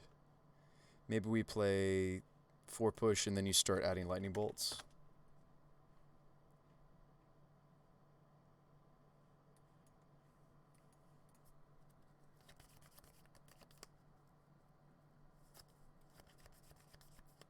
But there were some really cool stuff going on in their list. And again, it wasn't Mardu. I think they were Abzan, so they were playing like Assassin's Trophy and such. But I kind of would rather have a red splash, not necessarily for Croxa, but just because I started thinking small pucks, I started thinking flagstones, and there are other ways for us to filter, right? Like there's well, primarily I want to be able to filter the flagstones into the black, so that is Fetid Heath, Urborg. You could play more filters than that, but I think that's where I would start.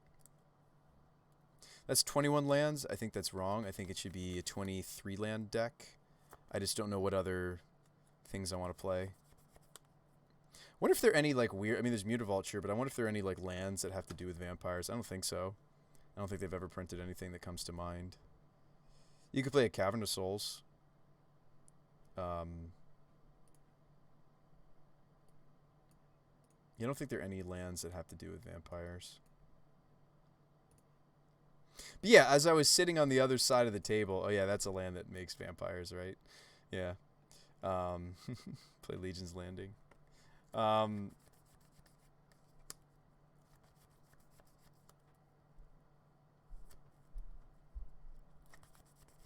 Yeah, funny enough, this does like make us vampires for the Sorin Imperious Bloodlord. As a meme, maybe we play the first, but I mean, that's not really what I had in mind.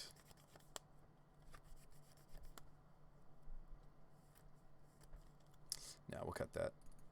I think Bloodghast is more than enough. Like, basically, you're using Sorin because you want...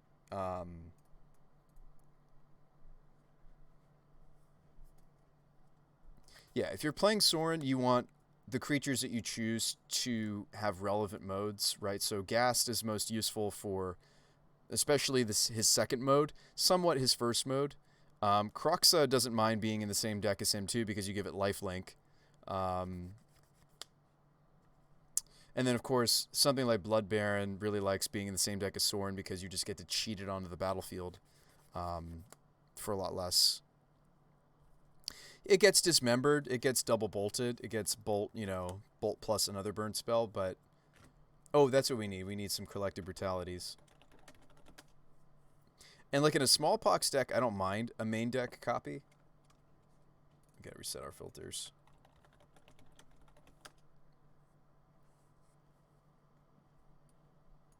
So maybe play a split.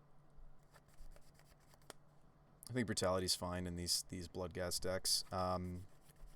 You could be playing Liliana's. I mean, like, really, at that point, we should just make it look like a really solid... I think Liliana the Veil is where I would go in a deck like this, actually.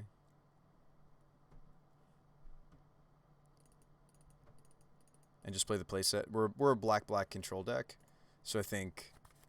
It's hard to play not Lily. What's funny about a deck like this is you could feasibly be I was gonna play Crumble. Is it Crumble? Not Crumble. Not Crumble. Cling. I was gonna play like a Cling. You could play an Ensnaring Bridge. I don't know if you'd main deck it. And the reason you could play Bridge has less to do with Bloodghast, more to do with that we have these couple of Planeswalkers that can kill through Bridge. So like maybe you consider a Bridge, even. I don't think I'd main deck it, but you could certainly consider a Bridge, I think.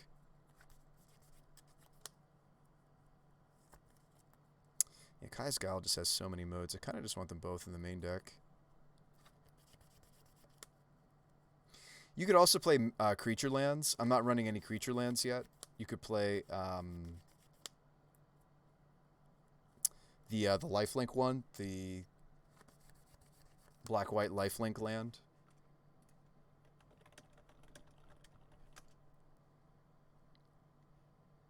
Like a Shambling Vents #1 you could play.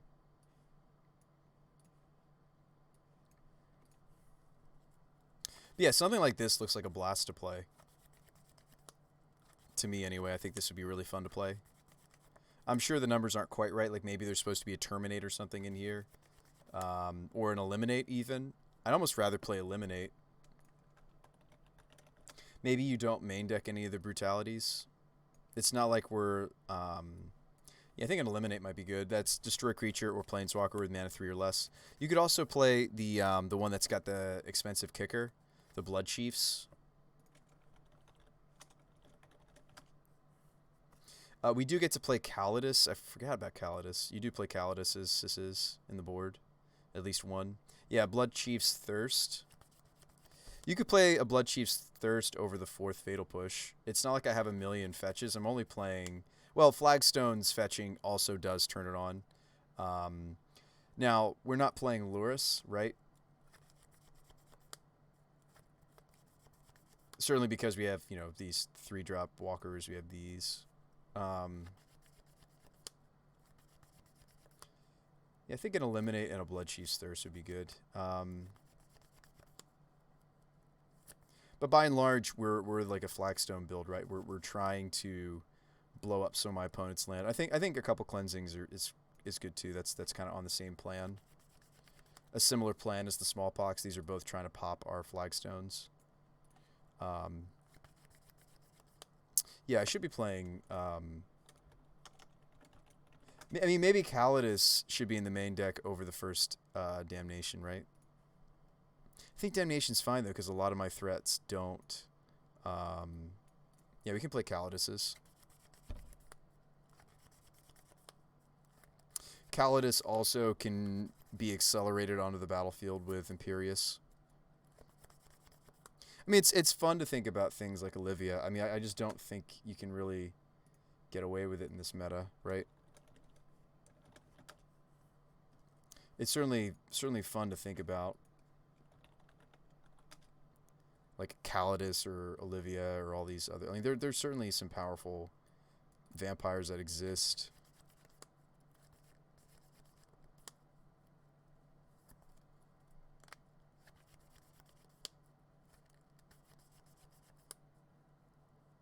I don't know. Maybe I'm less and less about the bridge as we add more threats. But it's fun to think about that we could utilize that. I mean, I think the first main deck to Calidus is actually fine. But maybe you would do a split.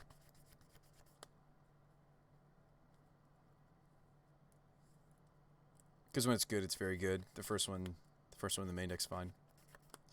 Calidus, of course, has natural synergy with Bloodghast, because you just sacrifice them, grow your Calidus. Sorin has 2 points of synergy with Calidus, his first ability, because you just put 1/1 counters on him. His third ability, you can just put him onto the battlefield. So it might be good to just have another big bad vampire to stick on the battlefield. And I think Calidus is more main deckable than something like an Olivia. I mean, there are other vampires out there that are fun to think about. There's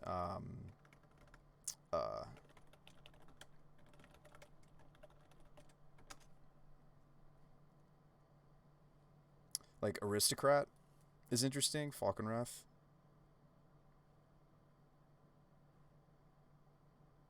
I wonder if they even printed some vampires I hadn't thought about yet. Maybe we should do a little bit of research.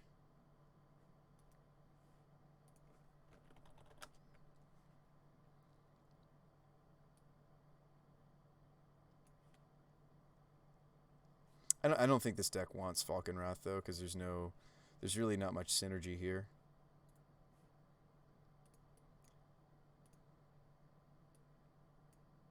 Format modern. CMC, we probably want 4 and above.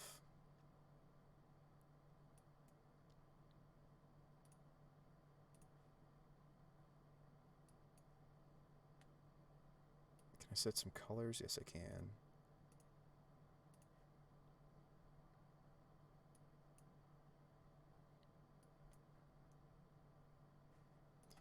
Versions don't show separate.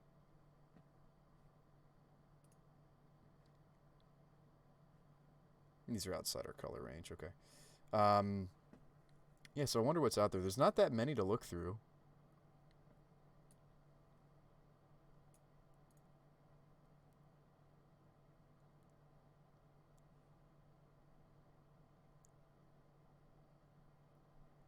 Random vampire dragon when it becomes interesting. This thing's cool too.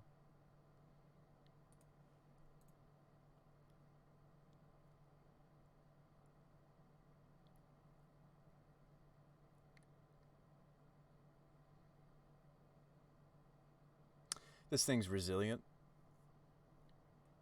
That's pretty much all that the Elusive Tormentor has going for it. It's just a resilient threat. The first Nocturnus is actually funny to think about just because we have a bunch of Bloodghasts. My issue with this card is it's just kind of bad.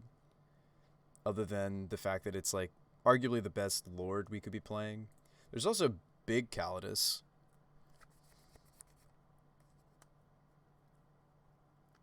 Quite a bit weak though. Yeah, Big Calidus is interesting. This would give Death Touch to all my Bloodghasts. Gives us the ability to hit Planeswalkers. This thing's actually kind of interesting to think about. Oh yeah, there's Vuna. We can just destroy permanents. That's funny. I mean, I think Blood Baron's like, for many reasons, like what you want to go with. But these others are just funny to think about. Fun to think about.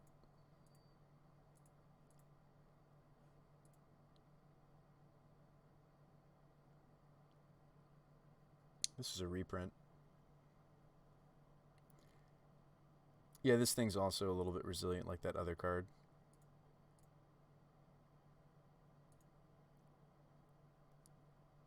Miri has a lot of different abilities, but I think she's weak.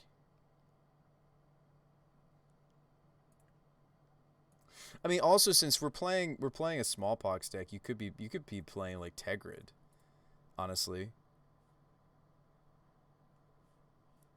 After I've finished like kind of flipping through these walkers, let's think about Tegrid. Yeah. You draw me X cards. X is the number, but I have to lose X life. That seems pretty bad. City's Blessing. No, we're not doing that. Karazov is a disappointment.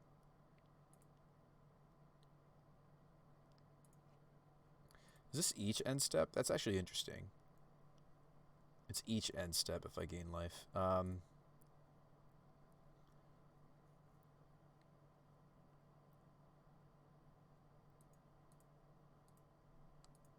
I was trying to do a Tegrid list, so oh, I do like Elena a little bit, so I just wish she didn't start as a 1/1.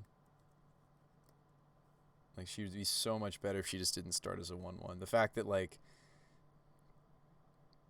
yeah, but she's also, I think about Path and such. Us being in, like, a Fatal Push format is why Blood Baron is sweet. I don't think any of these else are really worth it. Butcher of Malakir is interesting. I actually don't hate Butcher. I think Butcher actually does what we're trying to do with Olivia Volderen better than Olivia does. I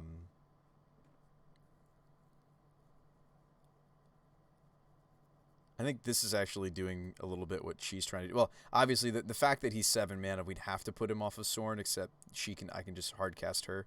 So I'm trying to find creatures that meet that sweet spot of, like, yes, we save a little bit of mana if we put them in off of Imperious Bloodlord, but ideally that's not what we have to do. Veindricker's interesting too. Ascendant if we're playing against specifically taxes. It's a little too specific. I mean, it's an anthem, right? Like, Ascendant is an anthem. Soul Collector's fascinating. And I can morph it. So I can pay for 3 and then flip it for 3. Fascinating. Soul Collector's an interesting one. It's probably a creature you don't think about all that much, but the fact that we could put it in off Sorin, or we can pay for it in pieces, right? We morph it for 3, we flip it for 3 on the morph, and we just get to steal creatures that it engages in combat with. It's a fascinating one.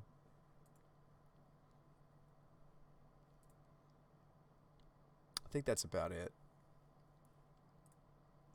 As far as like cards we should really be thinking about.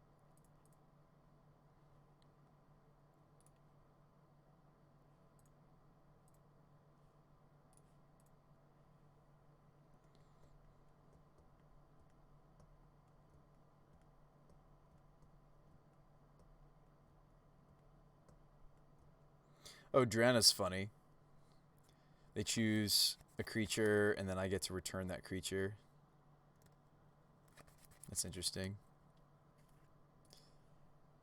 I wonder if there's some weird applications for Drana in Goryo's Vengeance deck, actually.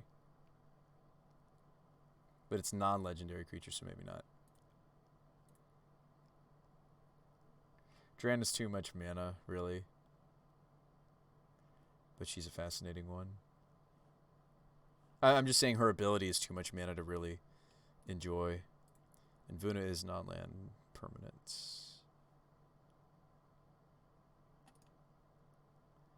But I just get to blow things up.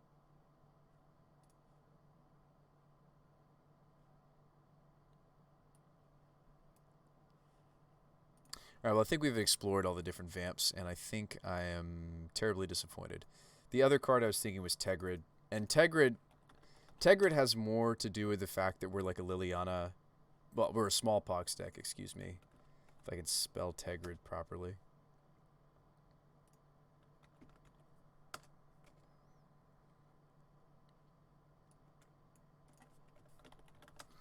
I think the flip side of her is like Chalice of something. Altar of something. Nope. I'm gonna have to look this card up. But yeah, you use her in like Death Cloud. There's a random R in her name. Turgrid. Turgrid. And yeah. So she's an interesting one. I mean, she's not, you know, she's not a vampire or anything, but yeah, non-token permanent, discards a like so she has a lot of synergy in this deck. She usually goes in... I mean, I kind of like her more than just the random main deck Calidus or Damnation. I like Tegrids. And then what does her flip side do? Makes them lose life. Like, she's the kind of legendary because she's got the flip side mechanic. Like, you can play a 2 of and you don't feel too bad about it. Because you just... If you do draw the second one and you already have the first one on the table, you just play the flip side. So Turgrid is interesting.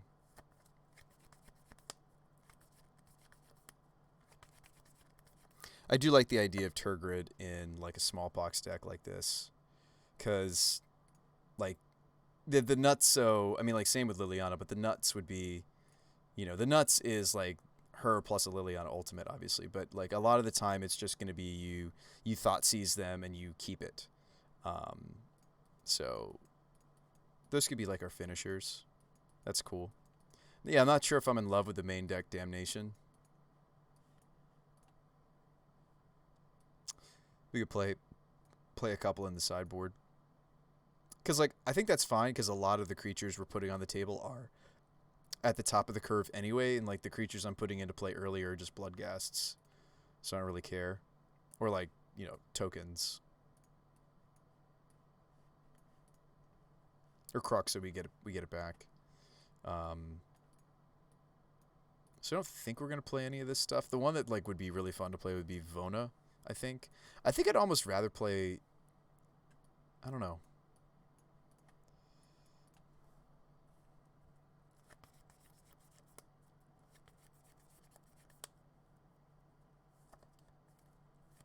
It's funny, again, this is a deck that I kind of want to play that one card, the if I have a higher CMC creature than my opponent's as pro.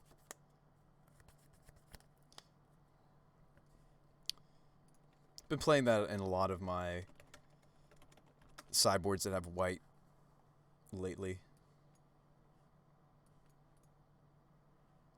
But it's true, like a lot of the decks I'm building just have creatures that are much higher CMC than what a lot of the rest of the format's playing.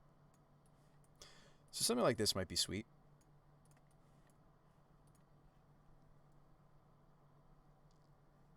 So 2 Calidus, maybe mess around with an Olivia, but maybe it should just be like something weird like Vona. I don't know. Vona's pretty...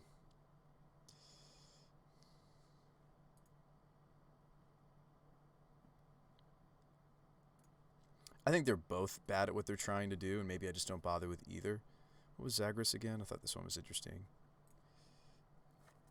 I don't think we're ever going to make him cost less, right? Unless it's a cleric. No, it's just a plain vampire. Vampire spirit. But anyway, even if we don't make him cheaper, what does he do? So he's flying, death touch, haste. And then if I have a creature that deals combat damage to a planeswalker, I get to destroy it. Other creatures you control have death touch. I think the death touch part of Zagreus is actually really sweet. For all our bloodghasts and such. But they can't block. They're only attackers. So maybe I'm wrong about this. Maybe none of these are what we want. We just want like a reasonable sideboard card. I don't know what that card would be though.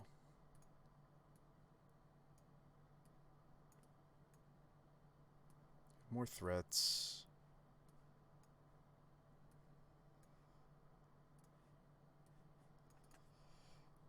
Maybe the first Stony Silence would be good. I'm not using artifacts at all. Something like this might be fun. We'll screenshot that. I'll put that in the chat. Some sort of vampires build. I think there's certainly things you can mess around here. I think this deck would have game against a lot of different things in the format. I think it has too many removal spells, because you have to remember that Smallpox is also a removal spell. So that'd be my first critique, is I think it has just a little bit too many removal, but maybe not. Maybe that's normal for a deck that's trying to play fair game right now in the format. So we'll put this in the Discord. But yeah, like a deck that's utilizing, like, the goal of the deck would be a fair deck that is using all the different modes that Sorin has to offer.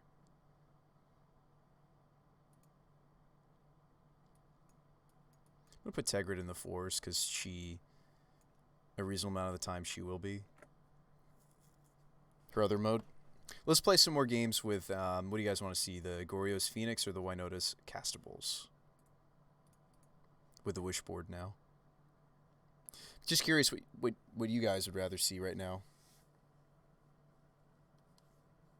You want to see the Goryo's list? Alright, let's play Goryo's Phoenix. There are things about it I like. I mean, I was just kind of brewing today, Bon Sheen, just thinking...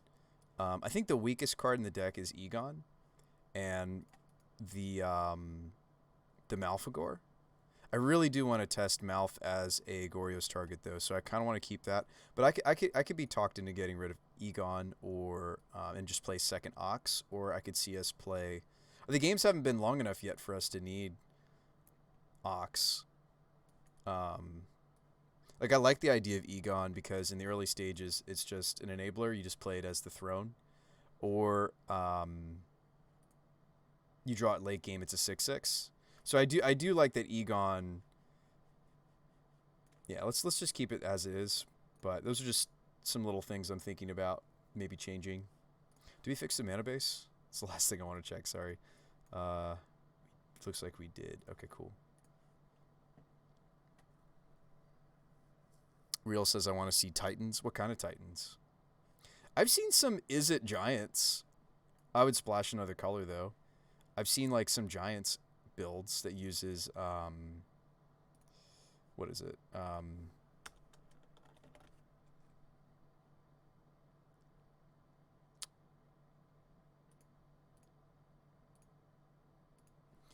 I think that deck is best built Rug, even, perhaps. Because you get to play Growth.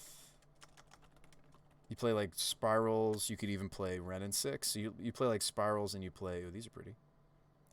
But yes, you play spirals and you play maybe Ren and 6. You're joking?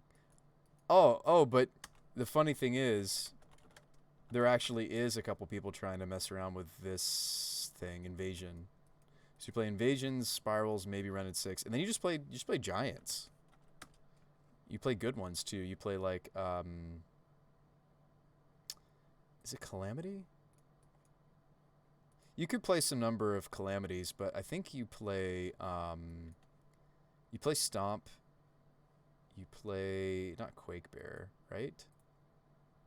This is the Foretell one. I don't think I want Quake Bears. I think you play no. What is it? There's a 4-drop that they printed not too long ago that was really quite good. This one I like Tectonic. Tectonic is the 3/4 that says whenever he attacks or becomes the target, deal 3. You play you could play Infernos, right? You could play I don't know if I'd play that many, maybe 3. Yeah, you play this. You play Bone Crushers. So it looks something weird like this. Amulet Titan's better. I mean, like, sure, but if you want to play fair Magic and just have fun, like, this could be sweet. Wonder if there are other just like weird giants that are reasonable that you just don't think about. Maybe I only want 2 Inferno Titans.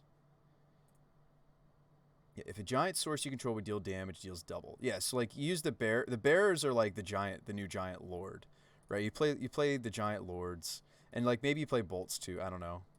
Bone Crushers are technically also a 2-drop.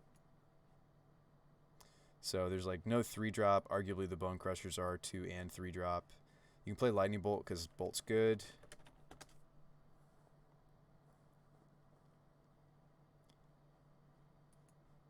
Yeah, so maybe you play like Bolts. I don't know, something like this is where I would start. But like your builder on card is Invasion, right? So Invasion, of course, is a saga that's, scry, draw a card. If you have a giant, you get to deal 2 damage to an opponent or planeswalker. It's too bad you can't hit creatures, but maybe it's good that it doesn't. And this, you got a very light blue splash. I mean, you get to play like Mystic. This deck has enough giants that you could even consider like the first or second. What am I thinking of? Mystic Disputes. You could play Disputes. You could play Gusts. So like a very light blue splash, but we get to play some really like solid sideboard blue cards like Gusts and Disputes.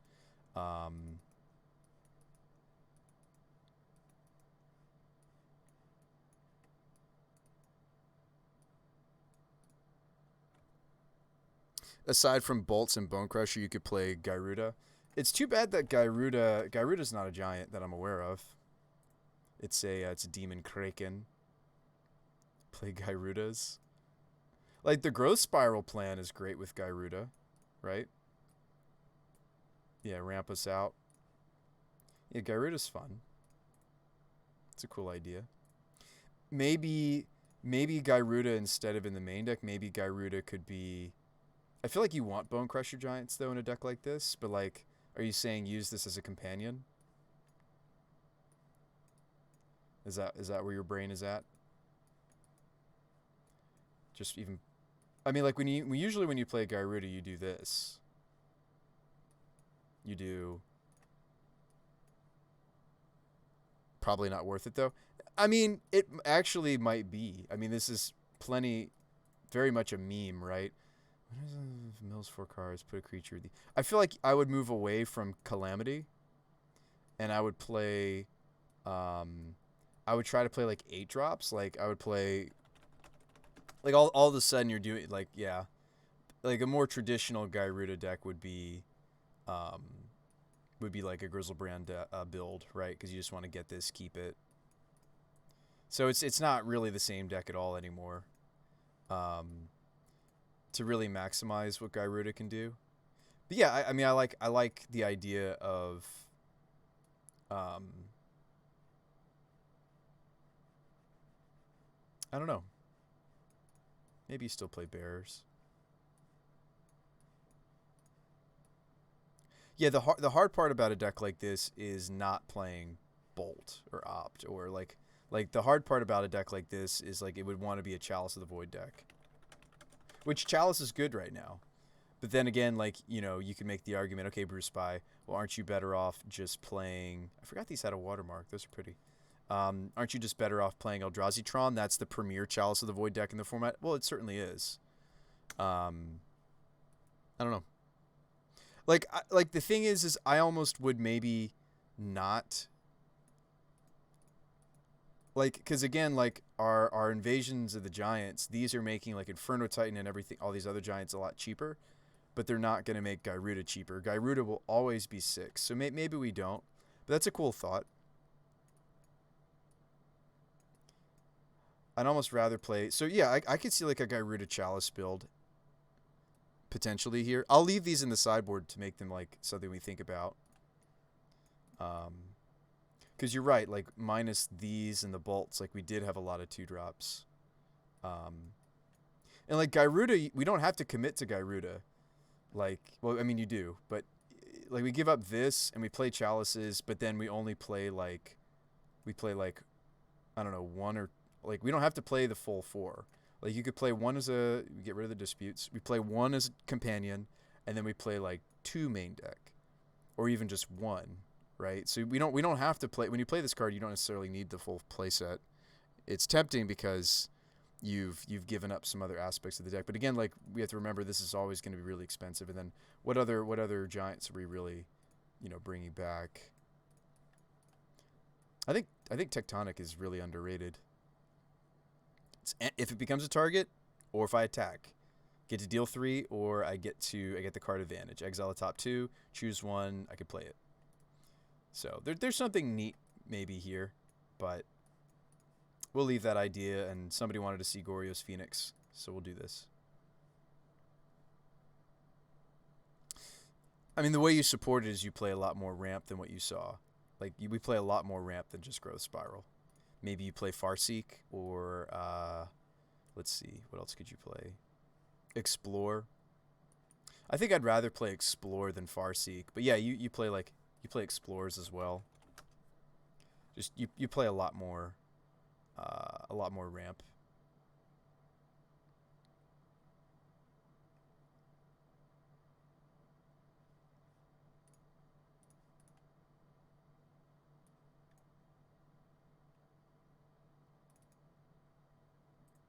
Did make a weird promotional Explore, huh?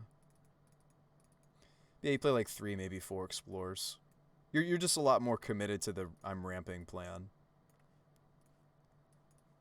If you're gonna play do Gyruda.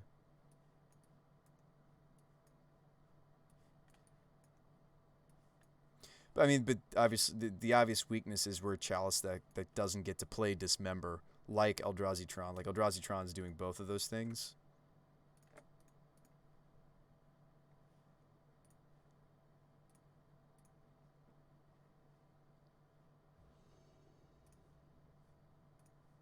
Some of the decks I'm working on, quite frankly, are goldfishable. I'll leave this up on my other screen to wait to snipe the next person that joins the queue. But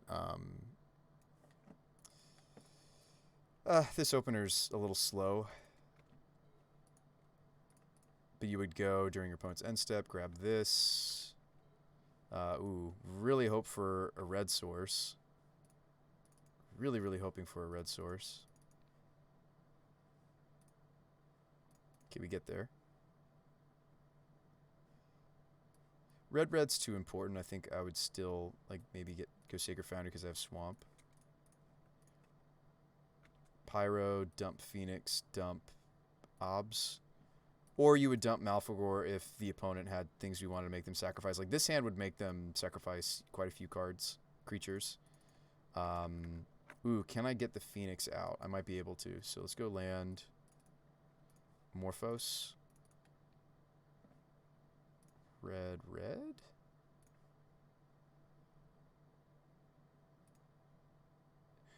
If I Pyromancer here, I won't have enough mana to Goryo's. And it's instants and sorceries, right? So I don't think I can do all the things this turn. I think I'm just supposed to Vengeance the Obs. We could just play Egon. Throne. It's a little disappointing. I was hoping that we would get the Phoenixes there, and we probably... Let's stack these appropriately. Yes. I mean, they're dead anyway, right? Our opponent at this point. Mill over a Thrilling, get back Obs. So, like, we never really hit the spell threshold, right? Let's Pyromancer. Oh, there's a Lava Dart. Actually, we do. So we can get the Phoenix out. Just needed to see the right stuff. Dart, Flashback, Dart. Maybe Thought Seize them. Get back Phoenix. Yeah, so we did do it.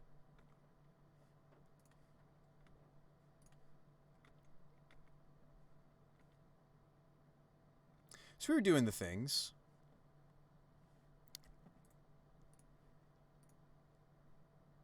And that was all. We did all that without even seeing Grizzlebrand until the very end, right? So, not too bad.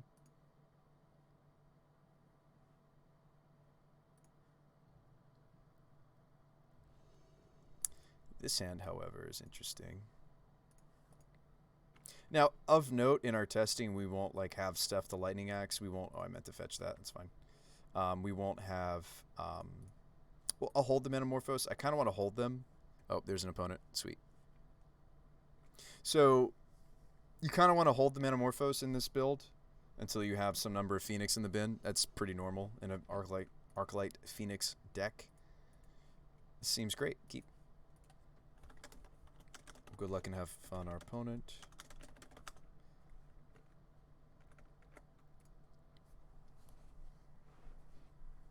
Yeah, I definitely think this list is doing some cool stuff. I think I might turn one the Thoughtseize. A little painful. And I do need red, so we're going to shock in the Godless to do so. But I think I will Thoughtseize. Whoa. This is a cute little something over here. So the Figure of Destiny I'm just going to get to kill, and we probably grab the Bolt off of the Brutality. I think I just take this thing. It's a cute little budget beatdown our opponent's got. Alright, play the Figure. We Brutality it. Dumping Grizzledad, dumping the Triome, I guess. Ooh, or we can draw a Black Cleave, and we're much happier for it. So we only need 2 modes of take and kill. Dumping. Ooh, let me tap the right colors. That would be good. So 2 modes, take and kill, dump.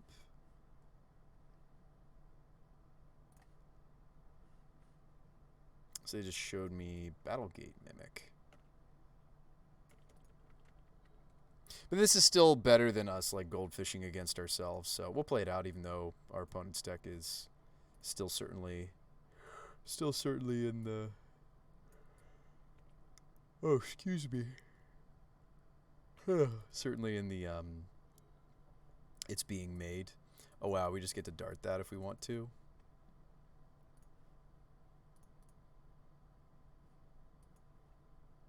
So I'll certainly get Mountain because I'm probably darting here.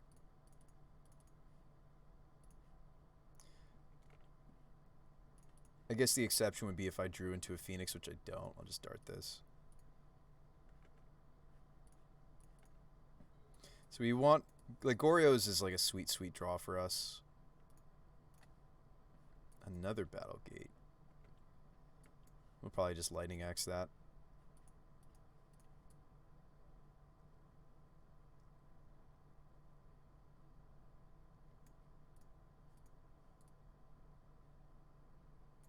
Feels bad, man, when your opponent's mana base has dealt more damage to them than you have, right? And yet I'm supposed to be the beatdown. Again, I still feel like this is better than me just goldfishing, right? Isn't it? Maybe not. Maybe that's debatable. Ooh, we drew a Shizu. Dump the Ox. It is coming up here where we... Whoops, there we go. Where we wish we had another red source, right? Because I need red source here. So maybe dumping the Triome earlier was bad. Boros Reckoner, that's an actual Magic card. Now I'm excited. That's not true. Opponent has shown us 2 actual Magic cards so far. right? Boros Reckoner and Bolt. Okay, sweet. So we do draw another red source. Red. Oop. I just assumed that I had enough cards. I was shocked for no reason. Look at me making all these mistakes, right? That's not good. I didn't mean to shock there. I thought I had enough. I mean, I do have enough cards in the bin. I saw 8, and so I thought we were good to go, but we were not. If I block, they get to zap the elemental. This is really bad. Oh, excuse me. This is really, really bad. Should I even consider blocking? Probably not. This is not good, chat. I just made a big mistake. It'd be really funny if we died because... Why are you casting this second main? It says haste. So I can just gain the life. And then I do have enough cards for the Ox now. Now, okay, that's cool that Moto actually highlights it. That's neat. So we do have a good block here on this Ceradon, depending on what stuff my opponent has, what memes my opponent has. Not sure if playing against kitty cards is better than cold fishing. Oh, watch me lose to the kitty cards. Seriously. Like, I'm not so confident anymore. Like, sure, we're going to Ox next turn. But, like, I should be at 11 right now. That was a punt on my part. Ooh, we drew a Grizzledad. Perfect. So let's dump that into our bin. Getting rid of... I'm going to leave the Pyromancer. We can be greedy here since I just found another... Like, because Ox is going to dump this Grizzlebrand for us. And Mountain, right? So we're going to leave the Pyromancer. Exile everything else. Draw a discard. And wow, we don't hit, though. I mean, we do. I actually think I'm supposed to play the Bloodstained Mire so that I can fetch into a white source. And then the Obsdat's not really painful next turn. Like, it makes sense, generally, to deploy. We'll swing for 1. But, like, I still don't have good blocks here. Boros Reckoner, of course, having the ability to become first striking. But I think we'll win it next turn when I drop the Obsdat. I mean, outside of, like, Path to Exile or whatever, we probably should win after this hits the board. I mean, their hand might be 2 more bolts. They showed us Bolt. They could have a combo for Boros Reckoner. They could be playing, what is it, that card? They could be playing the Worm. That's like a really fun meme as well. Oh, they don't attack. Okay. There's, I can't remember the name of that card. Thank goodness there's another white source. It's like, it's got like you like hit. It's got like a weird echo cost of your life total or something insane. It's a really fascinating card. Anyway, we'll just play this because it should win the game.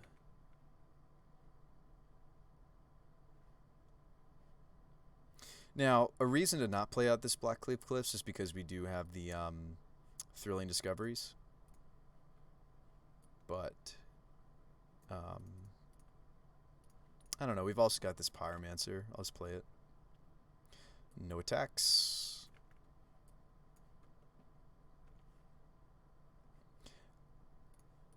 I mean, yeah, debatable real, right? Like, it's nice to have an opponent. It just would be nice if their deck was kind of on the same wavelength as a modern deck. And yet we're at 10, you know? And I did incorrectly shock myself. Opponent says, hey, sorry. Have to go. No worries. No worries. Yeah, you see here the Ox is sweet. I just don't know if our deck can really support more than one. Let's finish this Goldfish. What were we doing? Trioming? No, we were going to Brutality. That's right.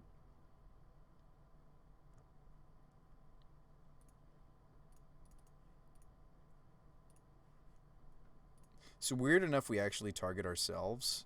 So we're going to dump Grizzledad. And then we have to force ourselves to discard something else. There's Dart. I might Brutality again.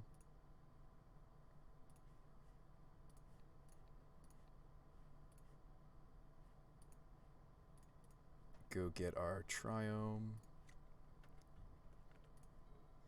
And now we're just kind of canceled. Now we're just kind of hoping for the goods, right? I think you would Manamorphose here in the dark. Probably red-black. I think you would.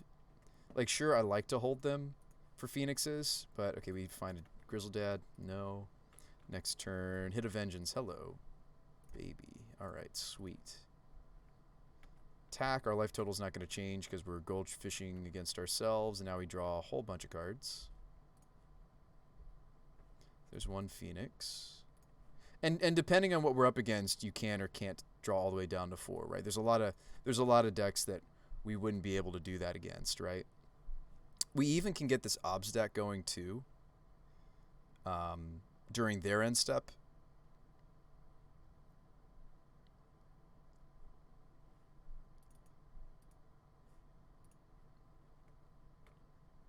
So during my opponent's end step is when I would do this. We're just going to pretend that this is the opponent's end step instead of our own.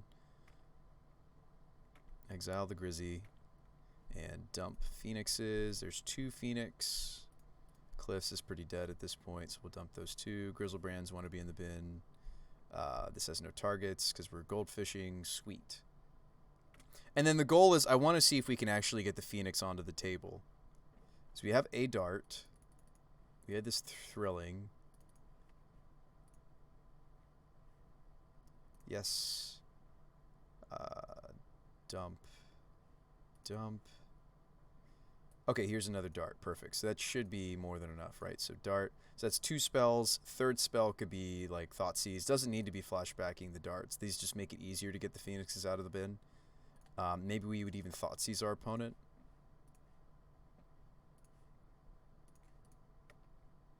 Return 2 Phoenixes. Kill them. Cool. Yeah, so I mean that's what the deck's trying to do.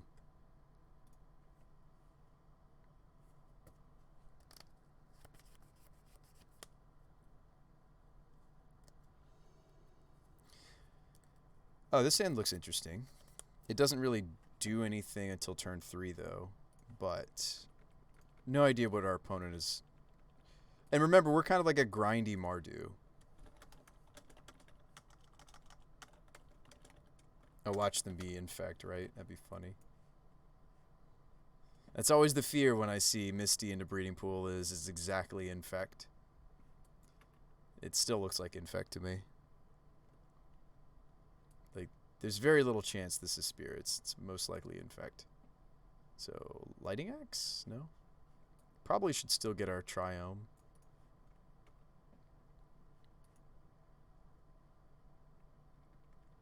I guess I could try to Manamorphose into a removal spell.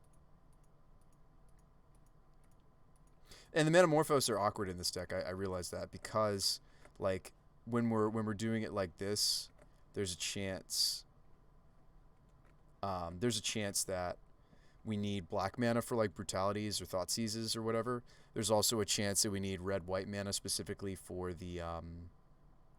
So these are just kind of awkward to just cast out of nowhere and without the goal of bringing back Phoenixes. Just saying. I mean, one of the better spells I could hit right here would be Brutality, easily. So maybe I should Manamorphose with the hope to hit one of the 2 main deck Brutalities. And if I don't, I'm still floating the correct mana for... I'm still floating the correct colors for, like...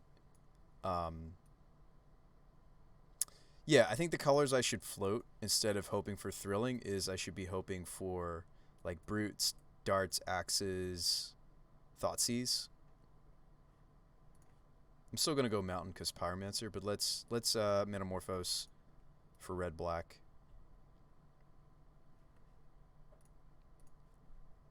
Okay, so we hit nothing. So that feels really bad. Maybe I should just concede, right? And I don't feel like we have a lot of land, right? Like our build is 21 lands in this Goryo's deck. Like it feels like I draw a lot of lands sometimes, folks. It's just not feel like we did draw a lot of lands, right? We're a 21 land deck, and yet here I am with all the lands.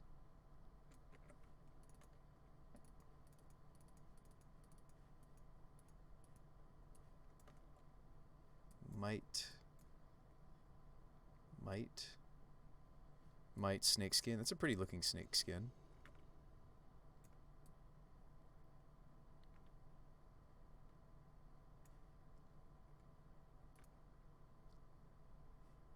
Muta Muta.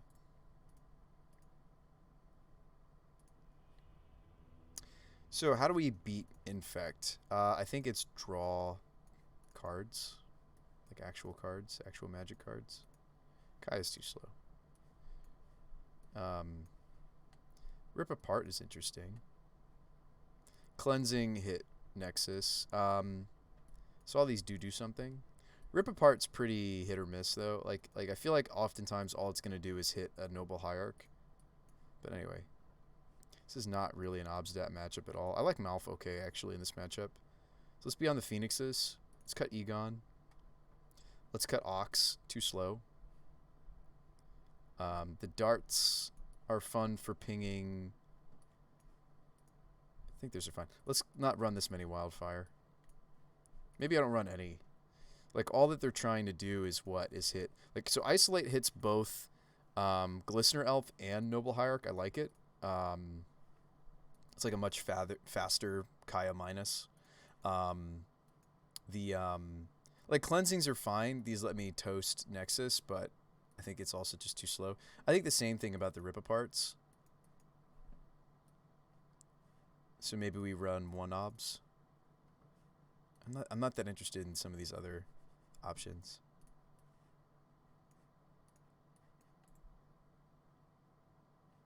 And the fact that like Rip Apart is sorcery speed, I can't hit the Nexus with it. So I think we're just relying on this stuff. Alright, let's jam. Mono kitty cards. Yeah, that's kind of what our last opponent was.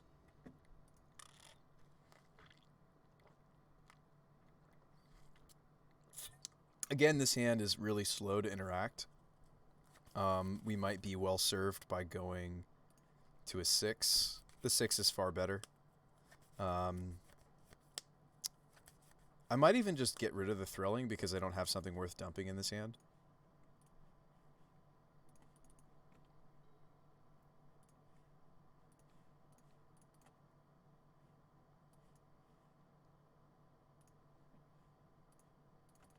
So they've got Nexus. Modern Infect, right? Right. They're going to lead on the breeding pool. Does not deploy their Nexus, interestingly enough. I don't have red yet. Okay, now I do. Sweet.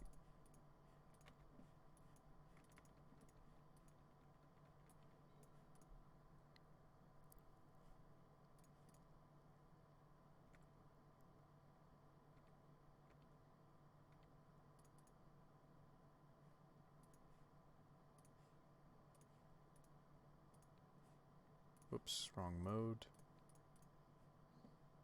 Just want to keep them honest. Dumping the swamp, because otherwise I can't cast Peasy. There's an Isolate that would have hit Glistener. Unfortunately, it's not going to hit Nexus. But we're dumping it anyway. We were pretty confident that we were going to be doing Pyromancer. Do I need black? I don't really need black. I mean, like, they're Infect, so it's tempting to, like, be a little greedy with what I fetch here. I could go Blood Crypt. I could go Godless Shrine. No, I can't. I have to go Blood Crypt or Mountain here. Let's go with Blood Crypt. Gives me black for another black source for the Shizu. Make a token. Okay, so next turn we draw a card. Hopefully we get to Thrilling. Maybe we're dumping a Phoenix. I don't know.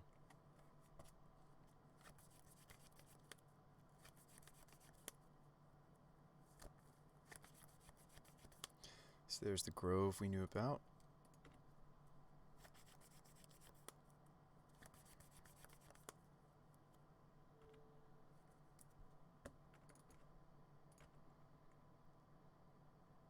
No blocks. They're considering pumping. They Muta. That's all they do. Okay. So let's Thrilling away this garbage, shall we?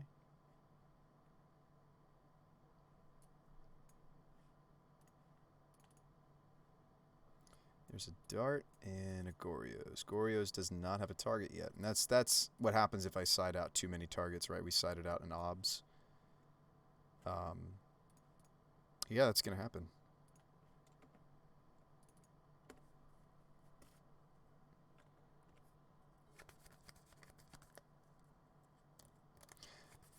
Dart is better than you'd think. It's not great. Hopefully I'm not dead here. They have 4 cards in their hands. I know they have a Vines. I know that they have... they just hit us for 1. Poison. Okay.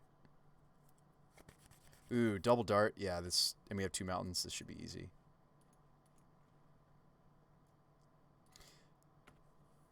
Card's quite good, actually, in this matchup. And if you're wondering why I'm playing darts, I'm literally just playing them because we're a Phoenix deck. But they sometimes are useful. Let's see if they go for it here. Know about Vines.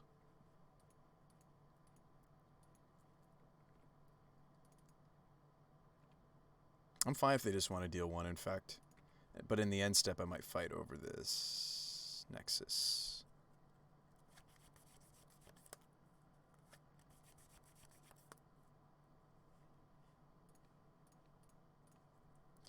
Dart.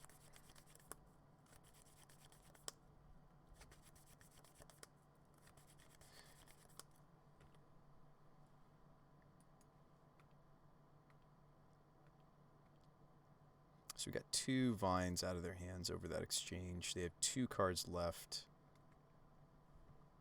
Yet all I find is Blood Crypts. Alright. And maybe I'm not supposed to play that because we are a Thrilling Discovery deck.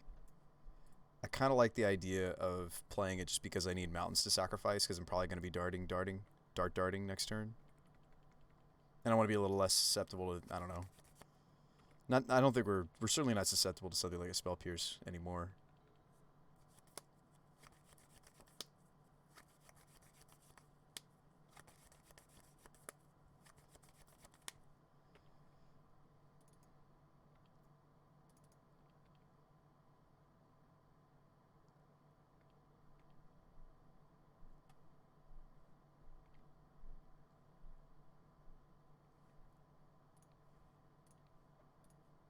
Dart.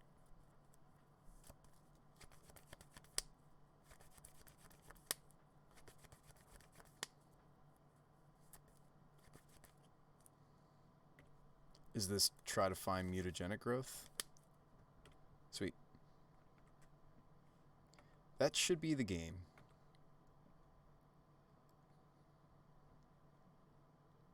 I'm going to hold this land because Thrilling Discovery.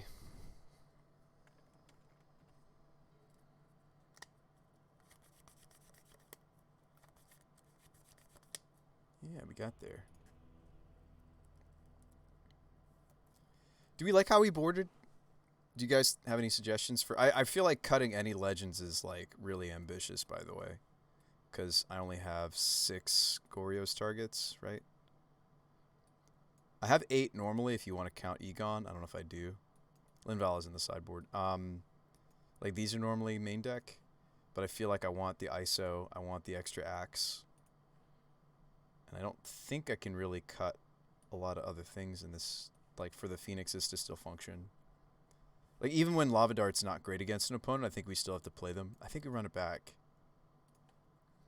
I like the idea of cleansing wildfires, but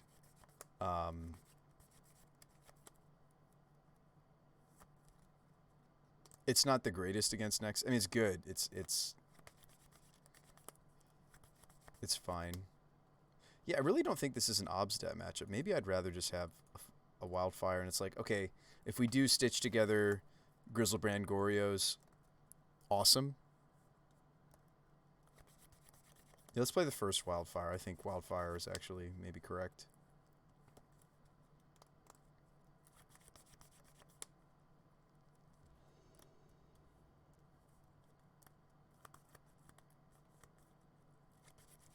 This is a mulligan.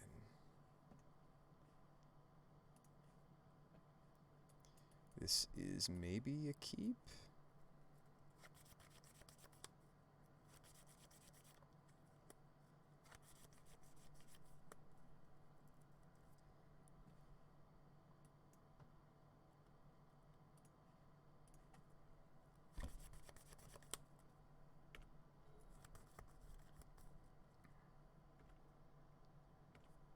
I I think I'd still rather Thoughtseize than do any cuteness with the dart here.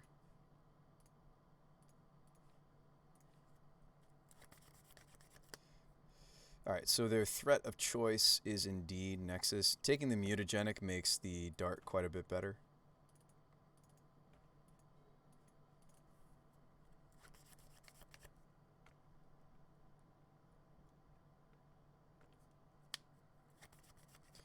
Do I think they'll kill me out of nowhere? They certainly could. I'm gonna go Sacred because Young Pyromancer.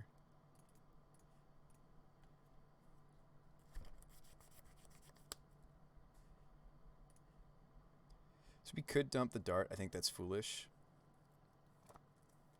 I think Dart is actually what I want. I think I'm discarding Thoughtseize Grizzle. Drew an ISO. ISO hits the Noble, but it looks like they've got mana, right? They also have this Windswept. I don't like ISO. I don't like ISO on the Noble. Like, I hate that we're shields down here. There is a draw that my opponent's deck could possibly have that does kill us here.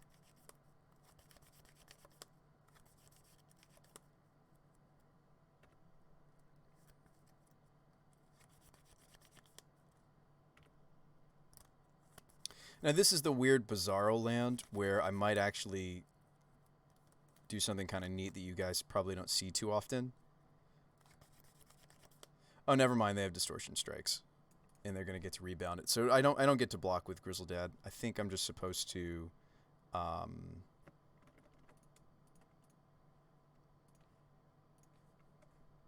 show me Spell Pierce.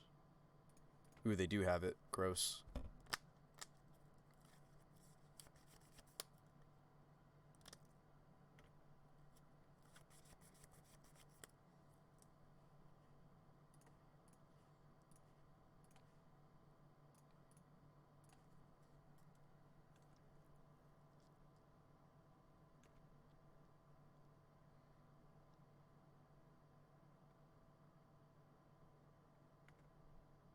They have 2 cards left. We know one of them's a Distortion. Sorry, they're going to also draw for turn, so there's a non-zero chance they kill me here. So maybe I should have discarded the Lava Dart because I would have had it in the bin. Oh, oof, okay, whew. One of their draws is just a Windswept. Looks like we're not dying here.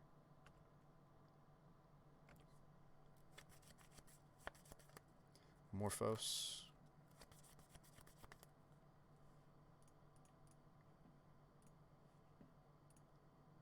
Morphos into Thrilling Discovery colors. Thrilling. Yes. Ditch. Ditch. Axe. Now we're talking shock. Okay, now we can actually win this. I wish I had like some elementals or something going.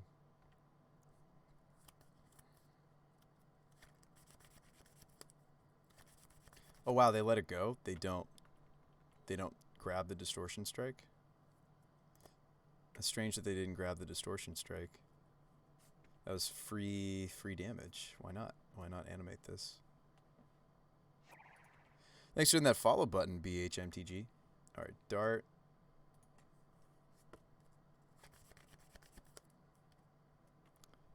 Wow, they just let it go? They got nothing. I'm kind of confused.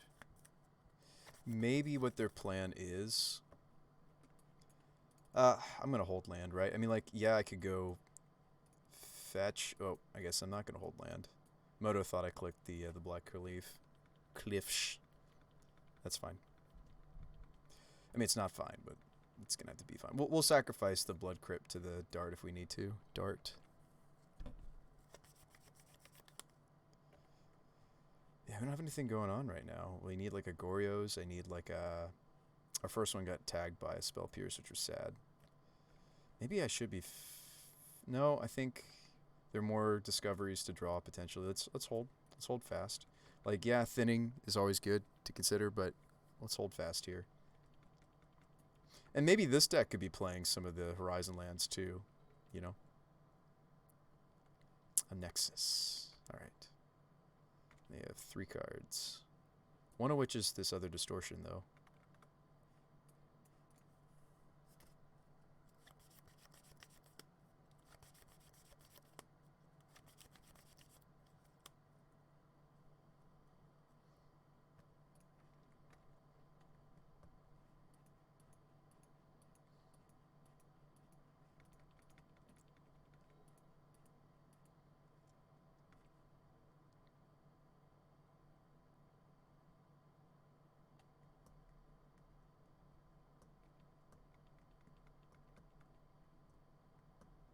Opponent is being especially patient.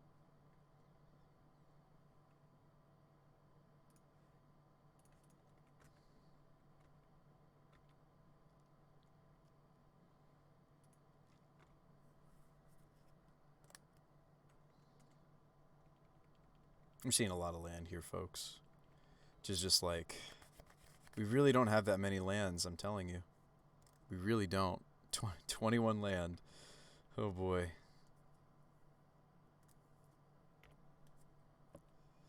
Let's continue to thin.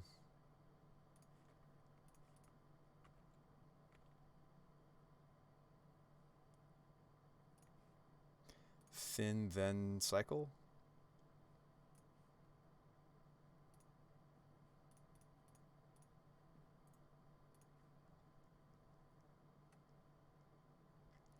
We hit an actual card. We hit an actual Magic the Gathering card. Kind of curious what they were building up to over there.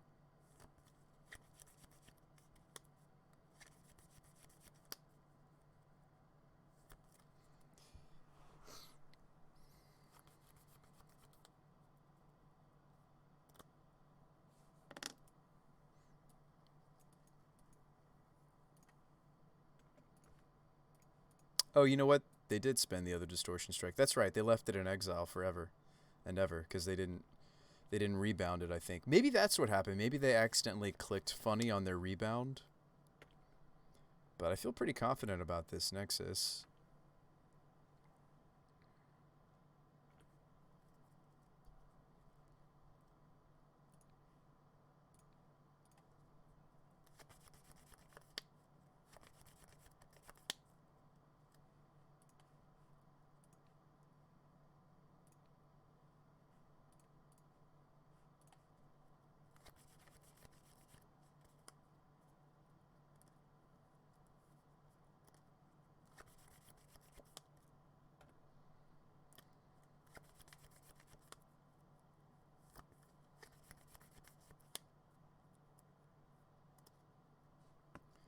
Yep, we knew about that. Both me and my opponent are seeing a lot of land. Axe, but I can pay for it.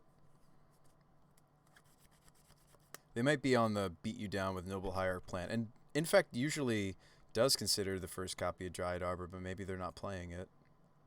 A Glistener, okay. Glistener, but your hand is a Misty, right? Here comes the normal damage. It stinks that we got that Goryo's tagged onto a Spell Pierce.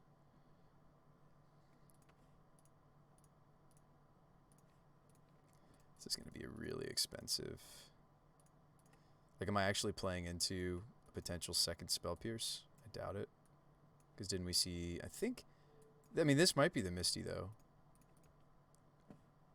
You guys ever seen the 6-mana Lightning Axe before? If not, you just saw one. 6-mana Lightning Axe.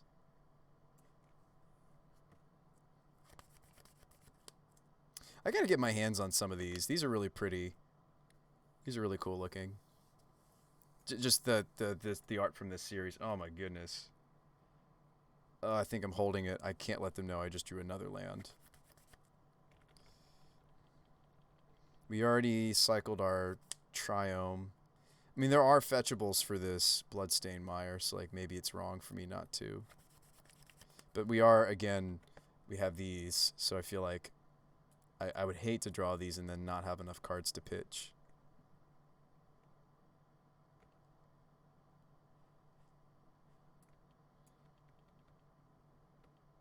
Come on, deck. 1, 2, 3, 4, 5, 6, 7, 8. Wow. All right, hardcast Grizzlebrand time.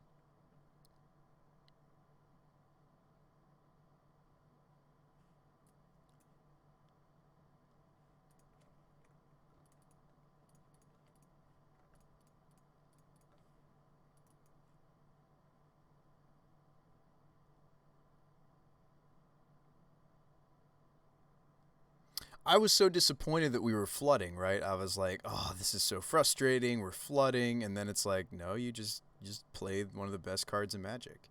The old-fashioned way." What kind of weird bizarre world is this game? Like is this matchup?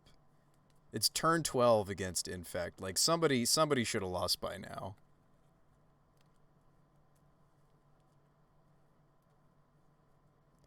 This is weird bizarro Magic we're playing right now. Opponent says good games.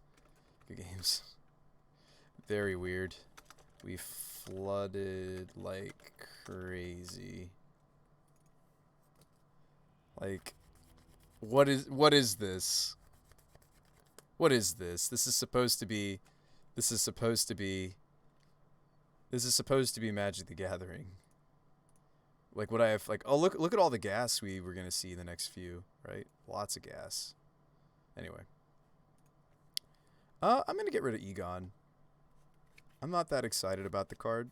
I'd rather that would be a Croxa or even just third Obsidat. I feel like I'm just not running enough targets or second Ox of Agonis. I'm gonna add another Obsidat. I think I'm not running enough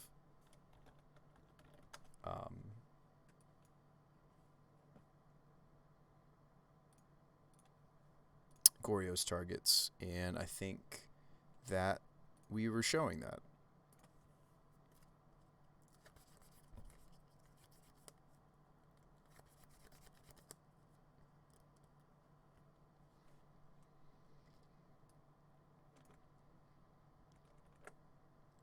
Yeah, we did the thing. Do you guys want to see more of the Winota deck?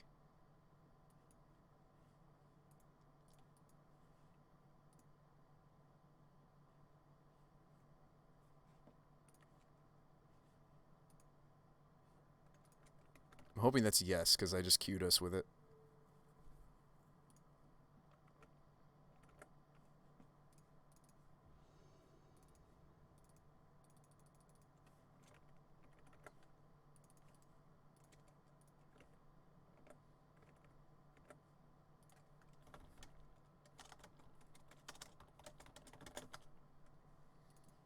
So this hand is not as bad as it looks. Like, we aren't always going to have the, we're not always going to have our fast starts with Bird or Arbor Elf.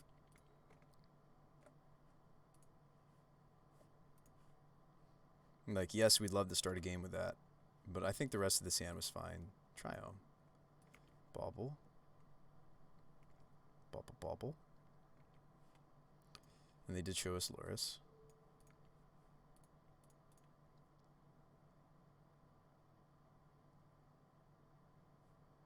I have this Apparition in my hand. I feel like I should go Foundry. Like, I think we're going to go pretty aggressive on our colors here. Oh, okay, or we just find a Foothills, and then it's easy. Then I can go...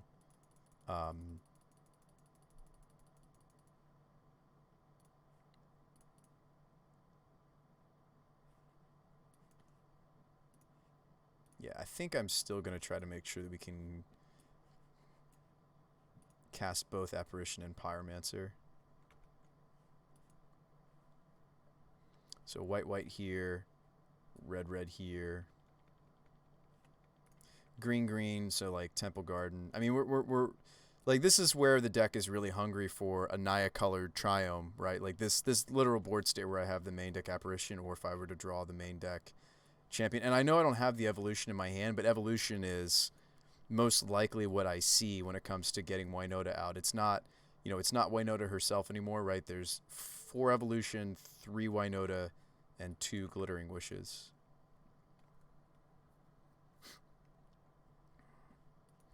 And I think I'd be happy to dump these 2.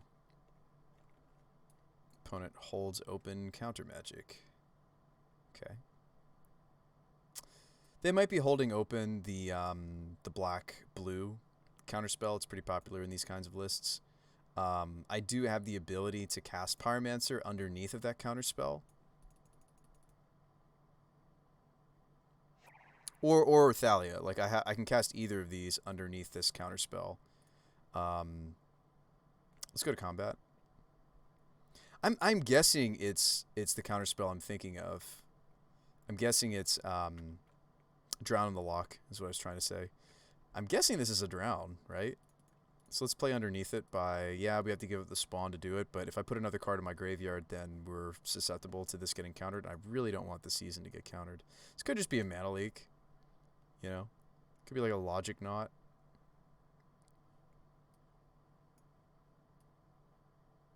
Was an Ice Fang Codal that is not loading. Or are we just not going to have art on this Magic Online? That's sad.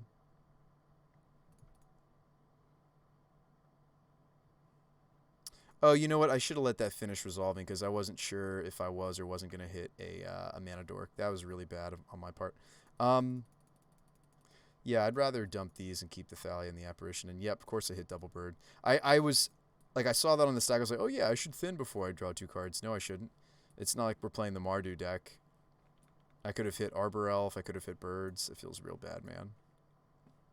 It feels also bad not to hit our build-around card. Like, even worse than this. It's so strange that we're not getting the art to load.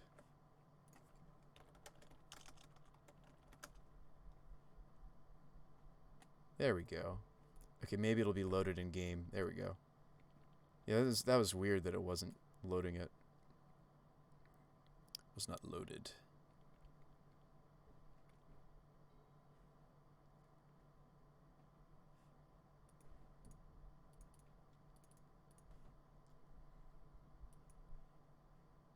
Imagine this gets countered.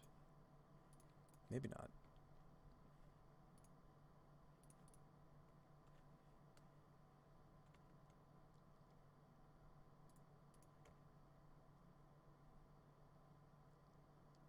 Maybe that was the wrong thing to Apparition, right? Because it's not like it has Death Touch yet, or even close, right?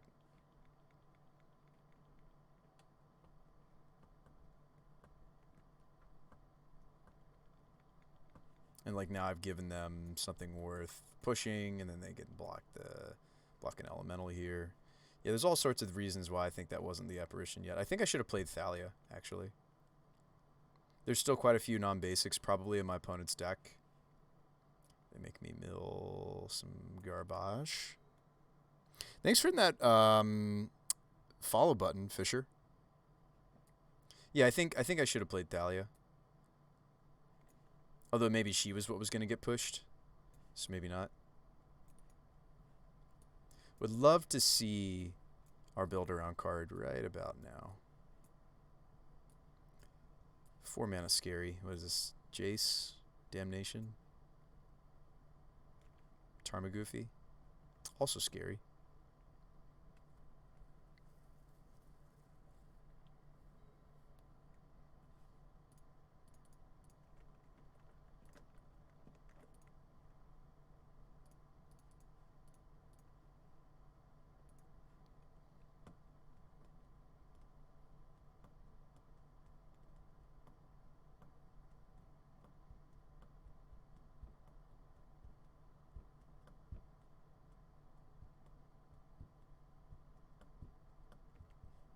Okay, there's the drown. All right, we're on top deck modes.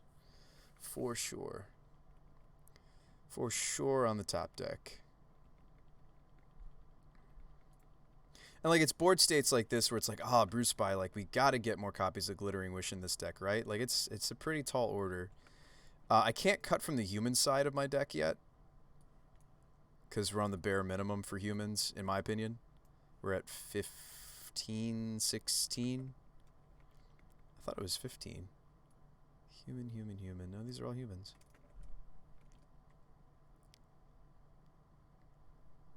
Kind of like blocking with Peasy. Although well, actually, yeah, I still have Nest Invader. So like, you want to be careful that you don't not have any creatures that are big enough for evolution. There's a reasonable chance that evolution gets cryptic at this point. The opponent's sitting pretty. I have to start playing through Archmage's Charms and Cryptics at some point. Let's continue to thin. But yeah, this is where I kind of really wish I had. Actually, I should have gotten the basic planes there, because we have Magus of the Moons and such. Nest Invader. 1, 2, 3, 4, 5, 1, 2. So I actually have enough mana to Nest Invade and also Pyromance. Yeah, I mean, this is definitely where, like, okay, Bruce Spy, like, I wish we had more of this, right? Like, Crater Maker could be in the sideboard, you know? Or the Timely, even. That would give me the second Glittering Wish. Because the deck does... This green version of Winota looks really unimpressive if we can't find the Winotas, right? And I would agree. They'll draw 2. They still haven't grabbed their Lurrus, but I guess they don't need to.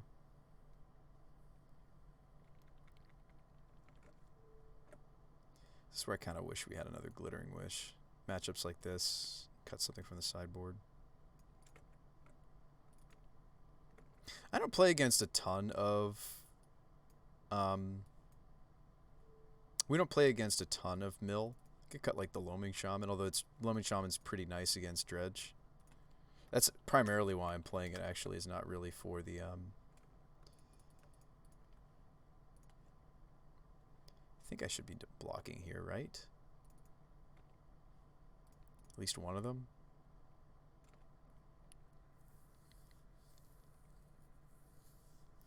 I mean, if we do manage to stick a Winota, we've got plenty of creatures to trigger her with, but...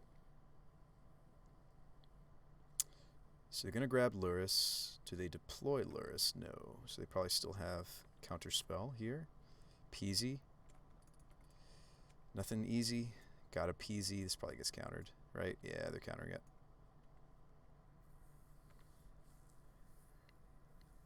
It's more tokens. This is a good turn for me to smash in with these two.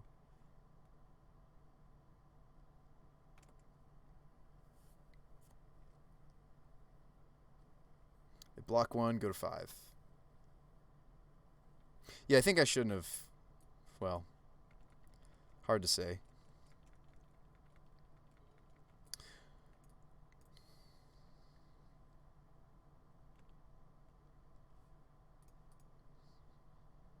Alright, so they'll probably pull ahead right here for sure, right? The lifelink, the baubles. Like, is this my very last turn to grab something? I think it's correct for me to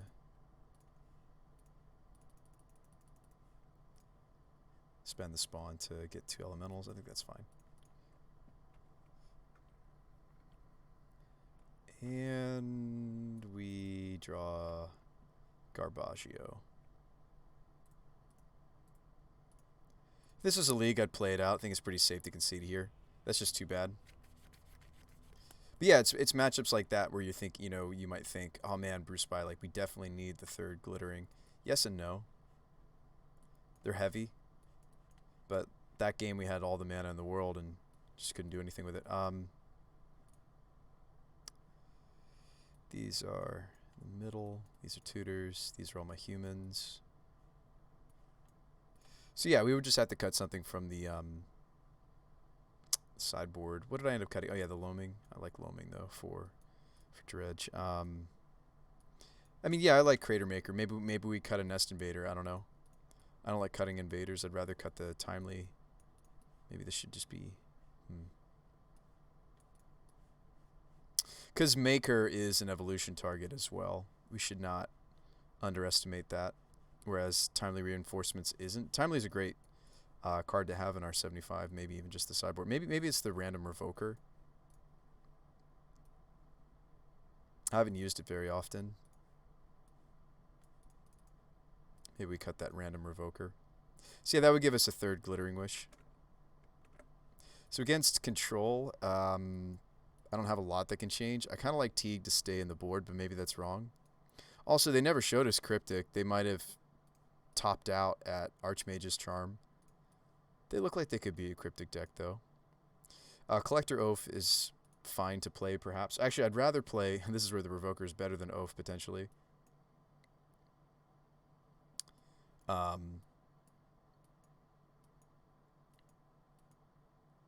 Favor because we go bigger, maybe, creature-wise. Do you guys think that they have some sweepers? Maybe not. If they did, it'd be like a Singleton Damnation. Timely can go. Thalia's okay in this matchup. The Magus of the Moon, actually, they have a lot of basics because they're trying to do the snow thing. I might still like Riders, but I don't know about Magus of the Moon. I mean, maybe we're on the play. It's our chance to do it. The land destruction plan.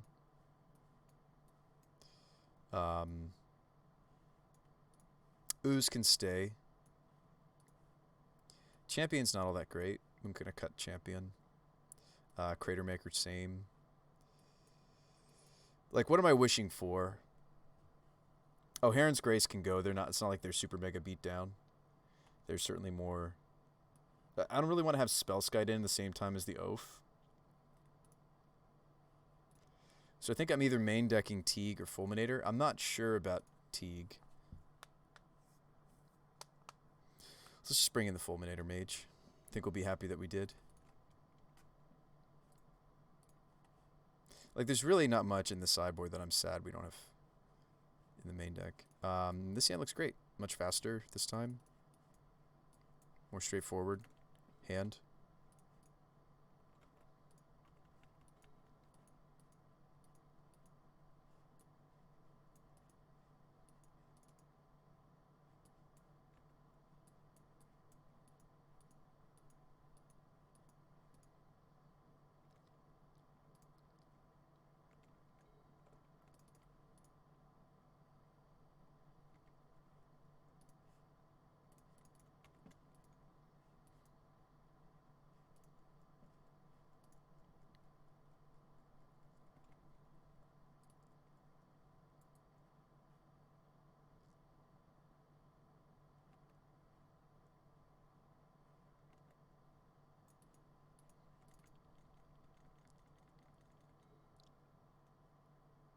Don't really want to get my Eldritch Evolution countered here. They don't run a ton of 2-mana counters that aren't there. Oh, okay, perfect. Well, or they just tap out so I can do my thing.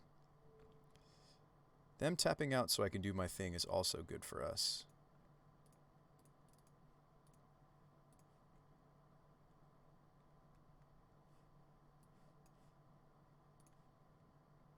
I think giving up the spawn to getting eaten by the Goyf is fine.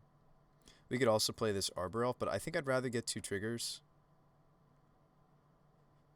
Glad that I did. So there's the Blade Historian.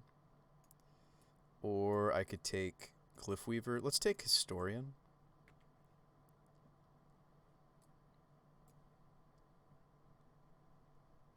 Ooh, we do whiff here, but that's okay.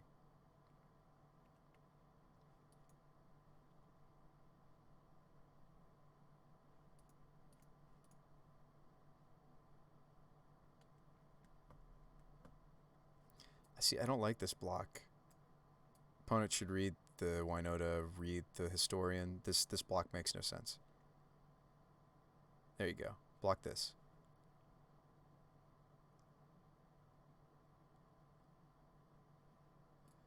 I would block the Eldrazi spawn because it's free. Wow, they don't block the spawn. You definitely want to block and kill the Eldrazi spawn. It's not like it was indestructible or anything. That was strange from our opponent. But, like, our deck is a strange deck. We'll give them the benefit of the doubt. They just maybe weren't thinking. Like, you definitely want to eat this up because... I mean, sure, they might have, like, a Dismember or something for Winota or, like, Bobble Fatal Push for Winota. But still, you don't want to... You don't leave us with... You don't leave us with this Eldrazi spawn. I don't want to fetch to give them the opportunity to hit the Winota. Like, I don't think I'd do anything other than go to combat and see what they do. Like, sure, it'd be nice to get Maja on the table and such, but let's just go to combat and see if they let me swing. And maybe I don't even swing with these two. Because I have to hit another Anthem for them not to die to the Goyf. I'm fine just grabbing 2 more humans. Here's a Peasy. Peasy's going to turn on their Drown in the Lock if they do have one. I'm thinking I might actually get rid of the Pyromancer. I didn't fetch out the right colors for it. It might be, it honestly might be Dump Pyro Windswept. Or even the Maja. 1, 2, 3, 4, 5. I could keep Windswept Maja.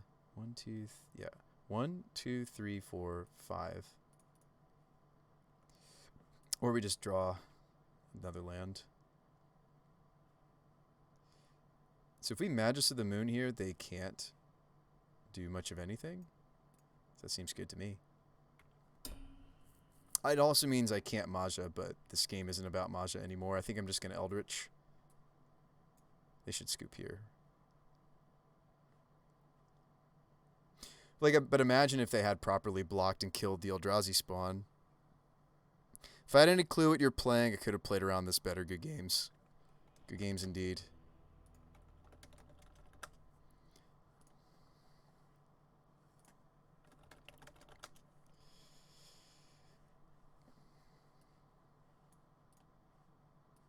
Yeah, I think this is fine. I like how we boarded. We want both Teague and Winota to be 2 to target. And, like, I'm pretty sure we're just going to be grabbing Winota. So, let's run it back. Our deck did the thing. And again, like, if we add a 3rd tutor, 7th tutor, excuse me. The 3rd Glittering Wish is the 7th tutor. But, like, as you just saw there that game, like, if we don't do the thing, deck is much weaker. This hand is not great for a multitude of reasons. It's not nearly as fast as we can come out of the gates. It's basically just a bunch of land. This hand's not much better, but it's better. I think we actually hope to see the white source instead of keeping riders.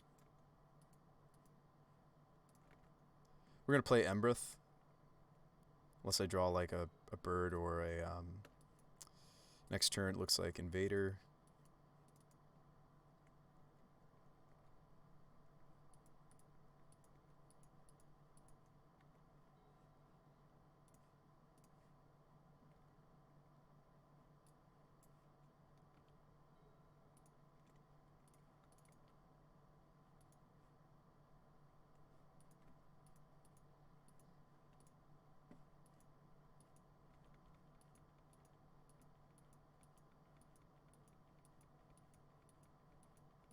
No, there's our white fetch. It's fine. If it is Drown in the Lock, they actually could counter the evolution because this goes to the bin. I could slam Winota if we find a white source. Like, our hand is actually not as bad as it looks. I might just play Magus of the Moon.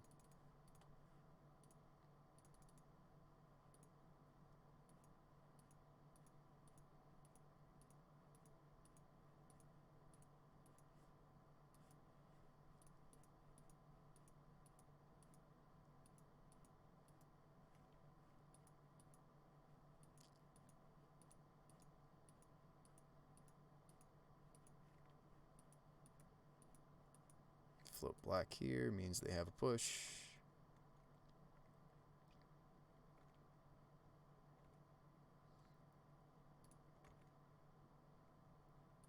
Love some white mana.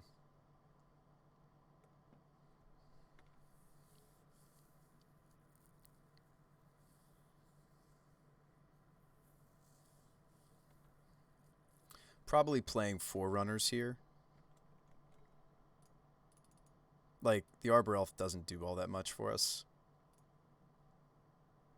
I think I'm just going to play this. Could, like, sacrifice Spawn to play both Forerunners and Arbor Elf. I don't think that's worth it. Like, the Spawn has a lot of value because of the fact that it gives us a Winota trigger. I think they're actually going to counter this. Going to bottom that.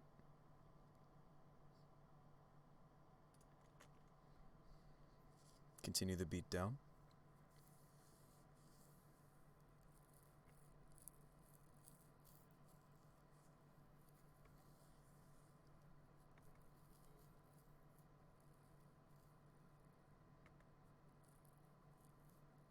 Oh, it's scary every time they don't go to grab Luris. It means they have like Archmage Charm here, all sorts of other goodies.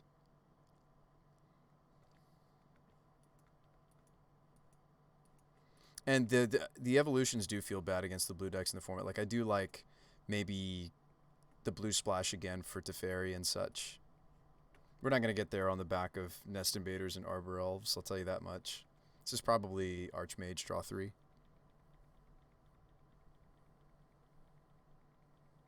I mean, sorry, draw 2. Gosh, if that card was draw 3, nutters, right? It's a draw 2, but still quite good.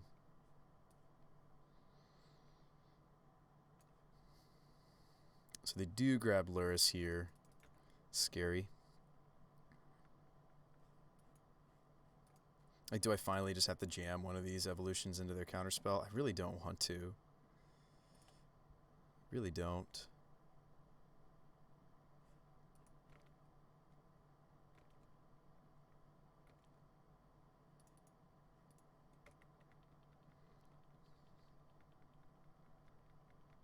There's no bauble for this Luris. If they play it, it's just a lifelinker. They're at 7.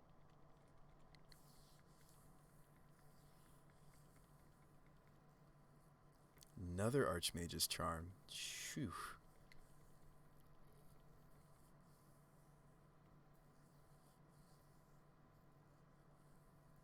Sunken Hollow's a nice touch. I do like this land. Since they're already playing quite a few basics due to being a wow, so Luris but no. I mean, if we had enough mana to double evolution, that's another thing too, right? Because they only have one black source. So 1, 2, 3, 4, 5, 6, 7. I have 7 mana. I could evolution Winota.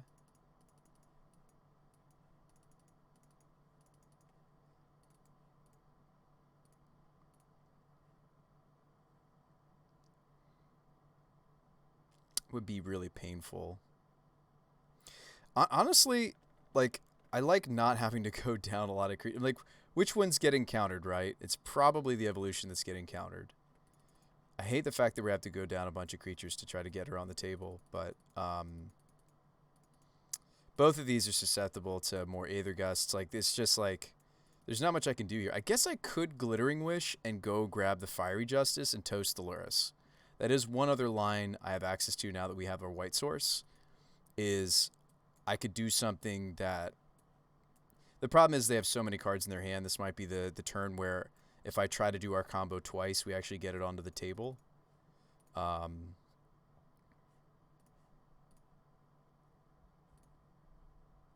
interestingly enough, they couldn't... If I had the white source already, they wouldn't be able to drown this Winota because I only have 3 cards in my bin, but I have to fetch to get the white source. Yeah. Either way, it's not great. This is where I would need, like, Cavern of Souls.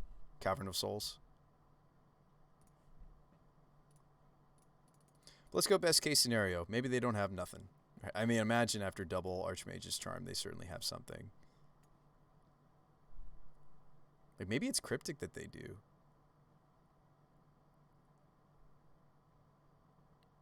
Archmage's Charm? Cryptic? Tap all creatures. Alright, so hang on. So let's untap this. I can still Eldritch Evolution here. Can't be for Magus of the Moon. But I could go grab Winota.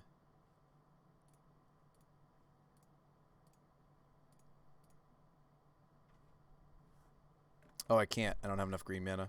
So I miscalculated. I was supposed to use one of these for the Winota. I was supposed to use one of my spawns. I mean, which kind of tells them that I have an evolution. But yeah, I think the lines that we had were like Glittering Wish, go get Fiery. They were, yeah, so they are on Cryptics too. I thought that they might be because they seemed like more so on the hard control style. Yeah, I think I should have gone Glittering Wish into Fiery. I mean, I can't do that either. I don't have enough colors. Oh no, now maybe I could.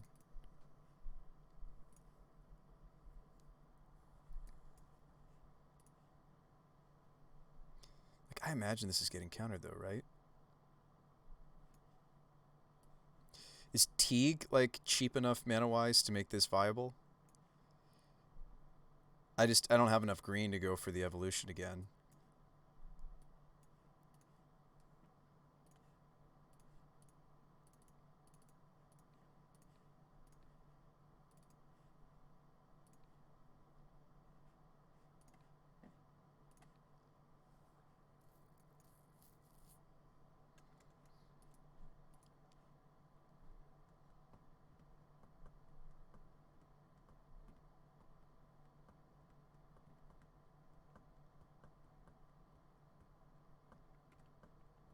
Yeah, this is done. Yeah, that's a matchup where I feel like the blue splash for Teferi is great. That's a matchup where more tutors might be a good idea. That's a matchup where the first Cavern of Souls is great. Because like a lot of players won't counter the Glittering Wish, but they will counter whatever it is you go get. Obviously, if they saw that my Cavern was already in play, but yeah, I mean there's lots of little, um, there are lots of little adjustments I could make to our mana base. Obviously, so this 3-color variant is not nearly as greedy as the 4-color. But yeah, there's certain humans that are really important to be able to resolve, like Magus, the Pyros, the Winotas. The Winotas out of the board are important. Um, yeah, so often if I did go back to playing the Singleton Cavern of Souls, it'll be so that I can better better play against some of the more controlling decks in the format. There aren't many. There are a couple that float around. See if I have enough monies for a cavern. The Cavern of Souls was something I missed when we moved away from when we first moved into the 4 and maybe even 5-color builds of the Winotum nonsense. I did start to miss the caverns. So I'll grab us a cavern. Let's bring it back. That's one of the benefits of only being 3-color is we can play some of these kind of greedy utility lands, and it doesn't really hurt us too much.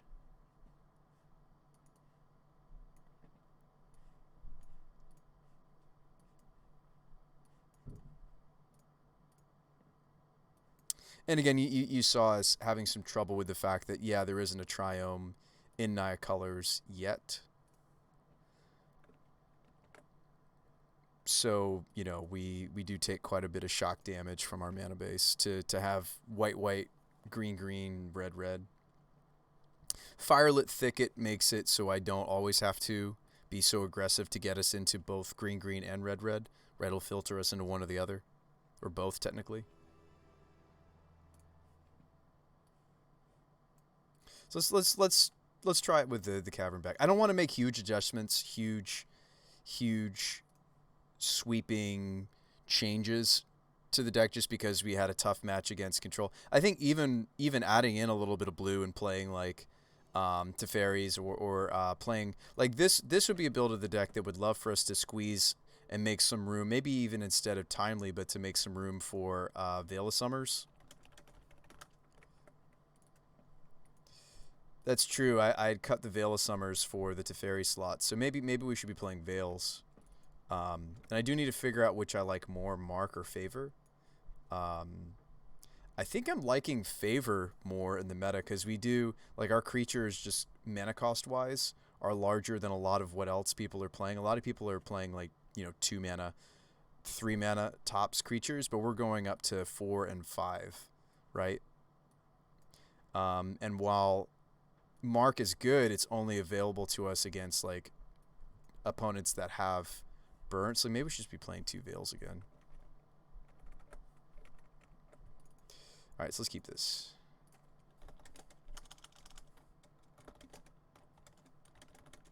This opener's fine.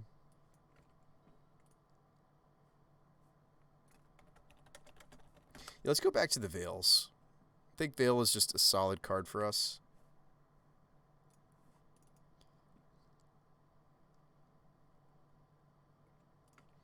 Oh my goodness, it's Boggles. Whew. Okay.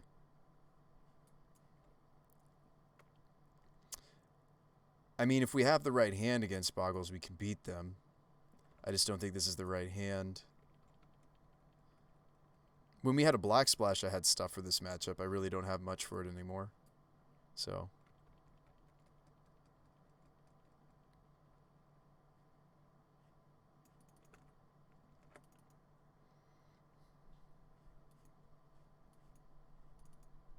What am I doing next turn? Am I Glitwishing or am I deploying? I guess I'm playing Ooze because we have Evolution. Evolution is the faster way to get to this eventuality. I mean, we could. Well, we'll see. Okay, Hyena.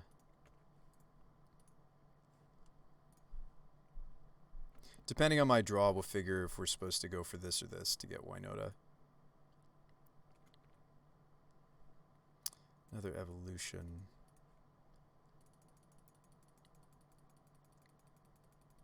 I think I'm supposed to play Scooz and try to evolve into... It's the way to get it on the table faster.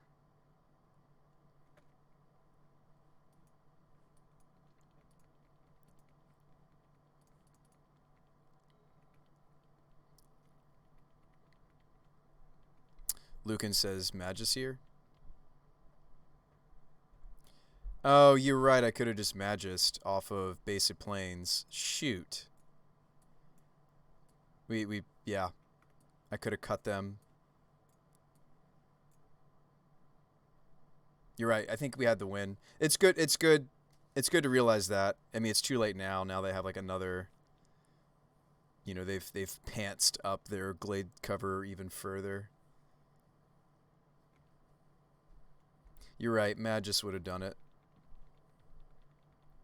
I think you're right. I think I'm still supposed to. Right. Past tense now, Lucas. I didn't think about it. I did not think about sacking the bird to do that.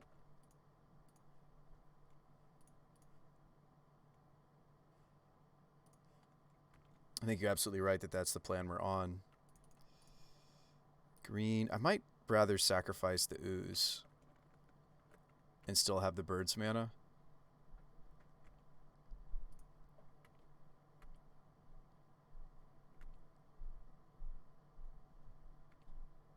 Yeah, I should think about the Magus of the Moon more often. Let's evolve Ooze. Go get Magus. Like, they got to pants this by a whole nother two very relevant things, right? Like, now I kind of need the life gain from the Herons at some point.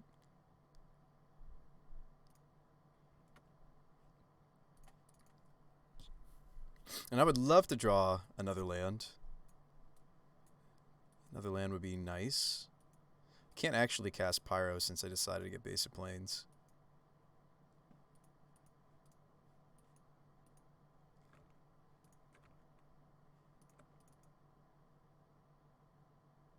This makes me wonder if my sideboard, instead of having the Knight of Autumn, should have that new spell that came out, the Rip Apart. Wonder if I should be playing Rip Apart actually instead.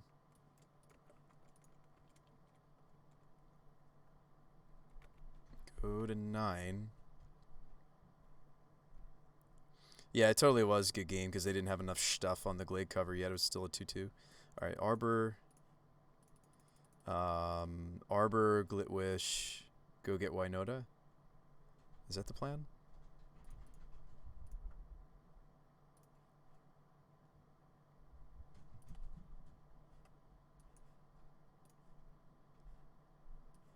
I mean, if I go get Knight and I take off the Spirit Mantle, we have a shot.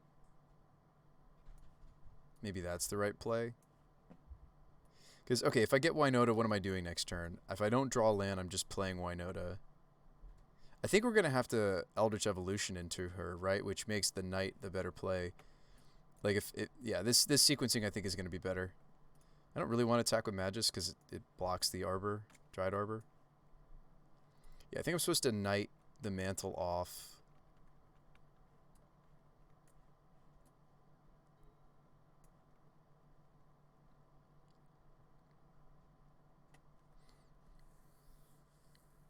Take it. Go to 5.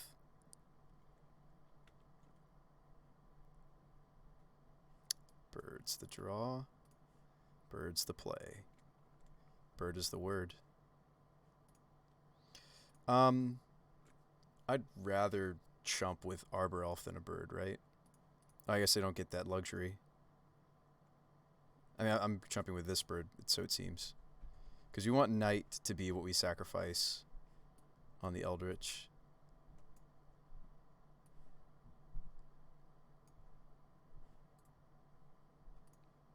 Take out the Spirit Mantle. I mean, it's still chumping because it's a first striker. I think I'm still not attacking with the Magus. I mean, I'm at 5, so I could take a hit here.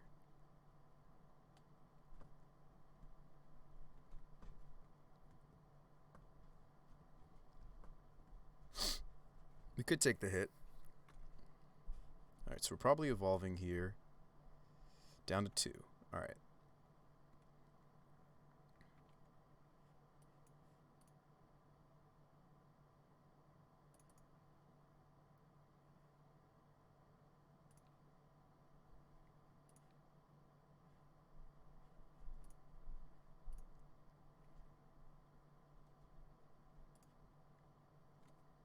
Let me just make sure there's nothing else spicy to do here. Pretty sure it's Winota or nothing. And like, she herself could block this. I mean, she's a 4/4, so we're actually... We win from this point on, I think.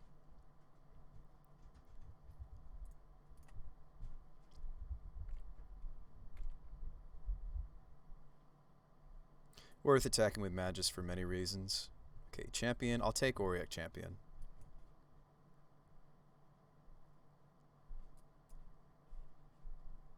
So there's the Heron's Grace.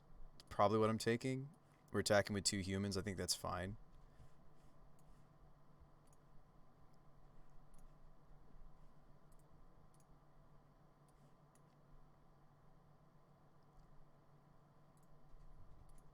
Always yes, always yield. I don't know, in before dismember my Winota.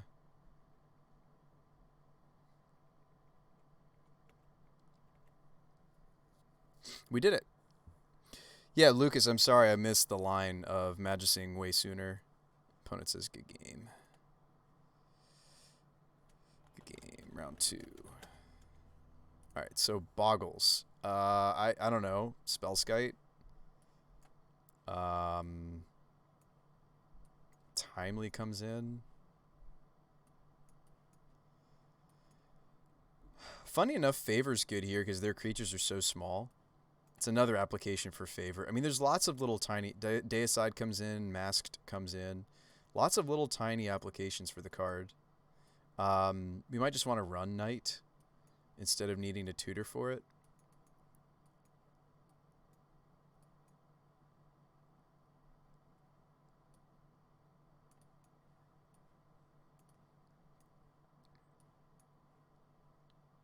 I think Glittering Wish is too slow for this matchup.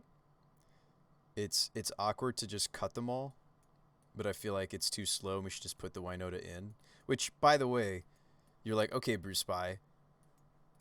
I mean, that makes us look like we just used to look before. I think it's valid in matchups like this, especially when we're on the draw against something like Boggles, to consider just taking these out. And like everything that I would have been tutoring with these is in the deck anyway. Ooze can go, doesn't do anything. Skyclave is kind of just doing what the Knight is doing. Thalia can go. Cratermaker can go. I think Auric Champion's okay, but maybe that could go too. And that might be better served as a... we don't want to lose to the other creature, right? They do have their other creature, if I can think of it. They do have the other creature. Ferocydon's going to stop them from gaining life. But like we like to gain life sometimes in this matchup. Fulminator Mage might just want to come in. Just try to attack any... just attack their mana. I think that's fine. I mean, we could run like Cratermaker or Justice for their 2-drop creature that makes them draw cards. Just scary. But like Apparition also hits that. No, let's not run Fulminator. I think Magus and Riders is fine because Magus turns off all their non-basics, and then Riders will hit any basics they might find. Let's just play Justice because Crater Maker might not kill. Let's just play the Justice. So we've got a game to give against our opponent. This hand's not great. Arbor Elf only gets us to Pyromancer if I have another land. So let's mulligan that. Probably have to keep here. And we'll dump this forest? No, dump the Stomping Ground, I think.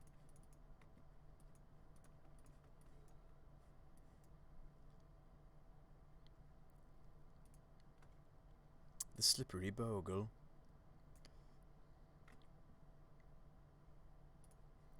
Peasy. Always easy and squeezy. Might go Sacred since we have basic forest.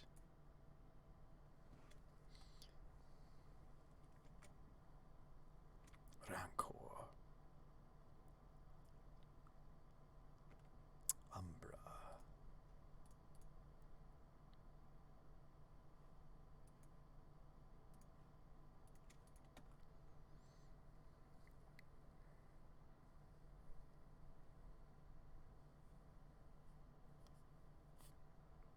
So Nest Invader kind of stinks, actually. Oh, wow, we just drew Magus. Nest Invader is kind of a not good thing. They have basic forest, though. But cutting them off white is good. So Nest Invader makes it a little awkward. I don't get to Timely for the extra.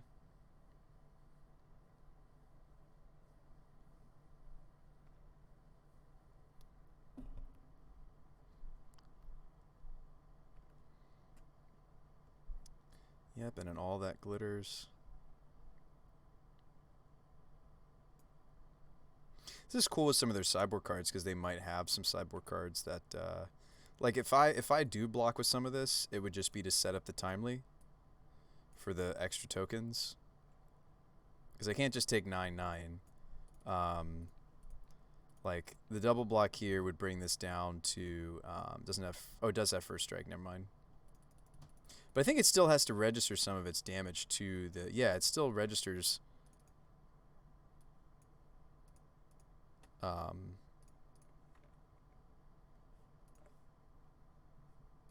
it still has to register that damage, though, to the creatures. So, like, this would make it only deal 6, and then I could Timely next turn. But I'm pretty sure I just want a Magus of the Moon. So...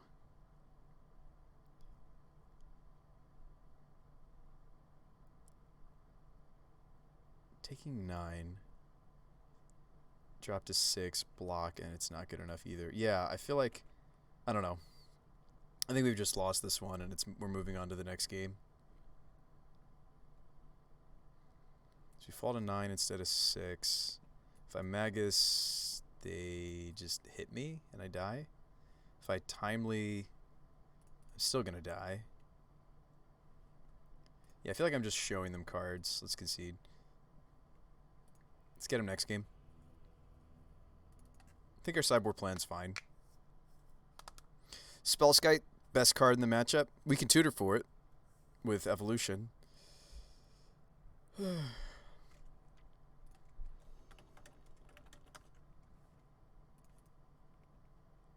This hand's also got some of the same issues our last hand had, but we're on the play, and Nest Invader accelerates us to the Winota a turn sooner.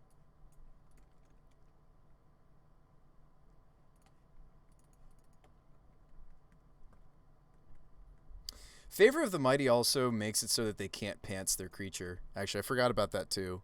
So it's each creature has pro all colors, so they actually can't put stuff on their Boggle unless they go fetch out. Yeah, funny enough, this actually will make it so they can't put stuff on the Boggle unless they have Dryad Arbor. Well, no, this still will have protection from all. I forgot that this has that funny extra text basically on it. I do want to have red. So why don't we actually shock here, and they won't be able to enchant their creature. Sweet.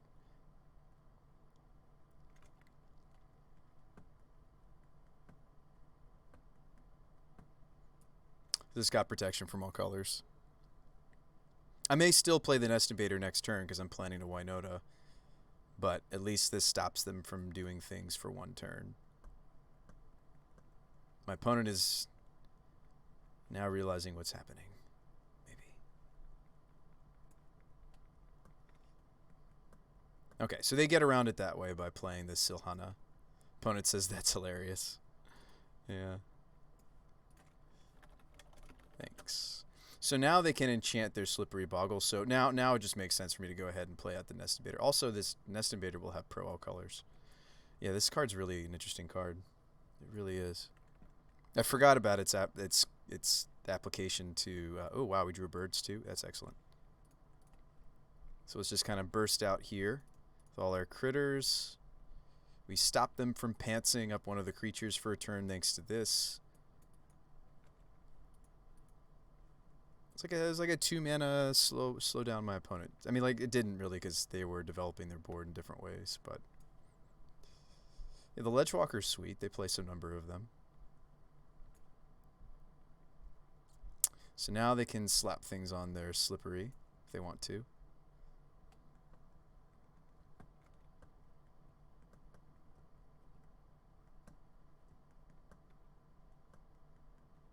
But, like, the fact that I have Nest Invader having protection from everything, like, I can just block this. With no strings attached. Hey. Block protection from all colors? Sweet. I think we are going to win this. Famous last words, right, chat? Winota, now she's the one with the protection, so you lose the protection. Swing, swing, swing. Get 3 triggers. Turn off their mana would be nice. Okay, Masked Vandal, but no creature in the bin. I'm still going to take it. I'd love to hit the Hyena Umbra, but there's no creature in my bin, sadly. So we just get a 1/3 indestructible. Hello. We probably take Maja. I would be more interested in Maja here than Blade Historian, because I'm swinging with some 0-power creatures. So I don't want them to just get to eat something for free with this Silhana. So Maja and Avalanche Riders could take them off of their basic forest. Or I could take them off of a white source so it's less likely that they can Daybreak. I'm going to Riders and hit the basic and hope to also Magus of the Moon them next turn.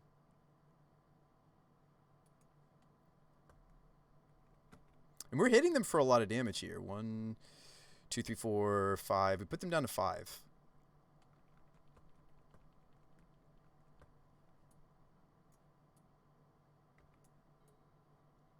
Now, Maja, unfortunately, is the one with favor. That was one reason why I thought about moving away, perhaps, from Maja, but no other human really does what we need them to do as well as the Maja. Okay, they hit planes.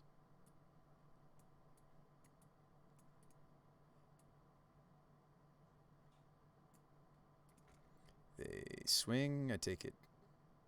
We win.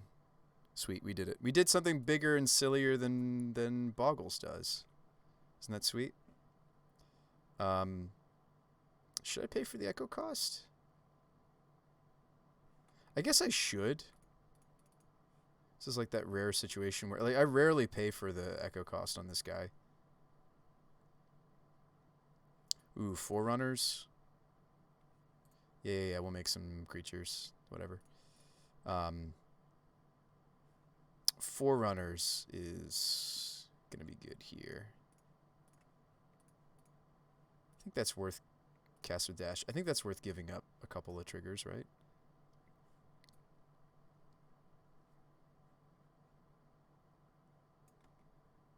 It's a 10-4.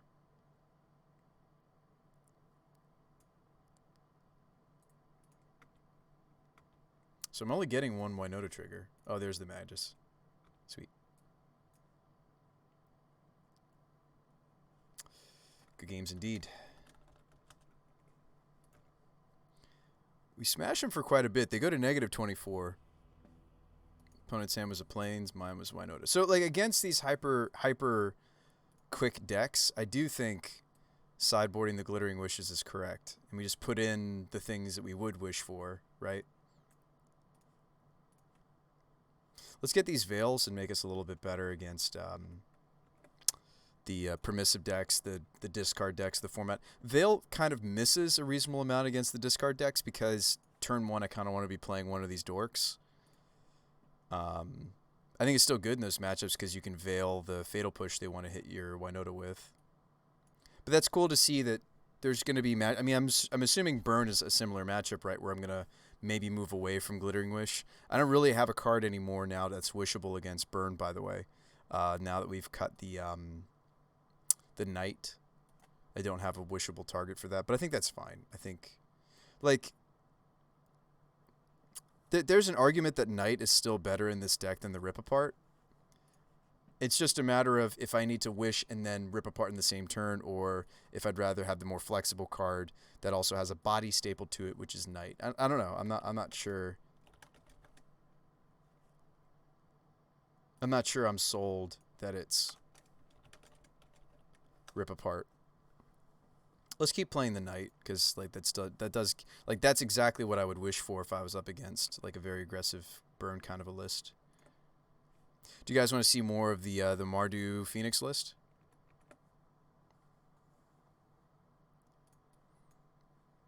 I do really like this Winota deck. We've been working on this for a couple weeks now, but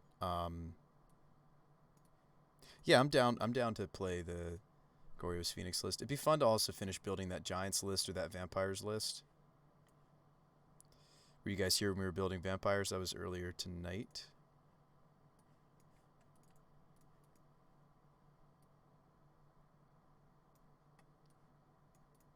So this was Vampires.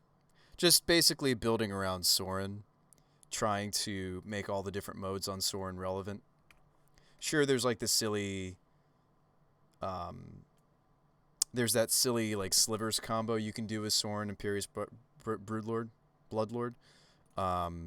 Put that screenshot in the chat if you want to play it. It's just like a grindy Smallpox list is really what this is, right? You're utilizing Bloodghast for its synergy with Smallpox. It's got synergy with Lily, synergy with Sorin. The synergy with Sorin is the strongest synergy the Bloodghast has, of course, because you just get to keep helixing with it. I wish we had more fetches than this, considering that this is a... I'm going to cut the Shambling Vent. Considering that this is a Bloodghast deck, I would rather have another fetch. Maybe like Arid... Not Arid Mesa. It would still be like Bloodstained Mire. It'd still be a black fetch before you play... You're going to want to max out on Marsh Flats first because we're playing a Singleton Plains. But I think the first Bloodstain's going to be better than like a random creature land. And instead of a bunch of Black Cleaves... I feel like I like the Black Cleave a lot less, considering I just added the 2 Tergrids. So maybe one more Bloodstained Mire.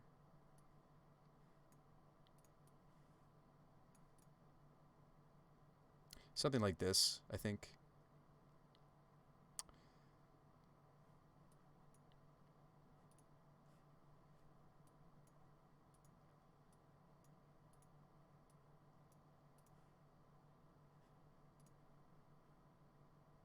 Could even call it like Sorin's. I don't know. Something like this. And then the Giants list we were working on was just being built around. And I think there's some other lists that are already floating out there. It was just trying to be built around Invasion. Invasion of the Giants. The third part of this saga gives you next Giant you cast is 2 less. Usually the Invasion of the Giants builds are primetime builds, right? Usually. Somebody in the chat was suggesting Gyruda. Just because it looked as if we weren't playing, you know, like these are the ones in the 3s I was considering. I think there's been some other Invasion of the Giants builds out there. We could get some inspiration from some other lists that exist already.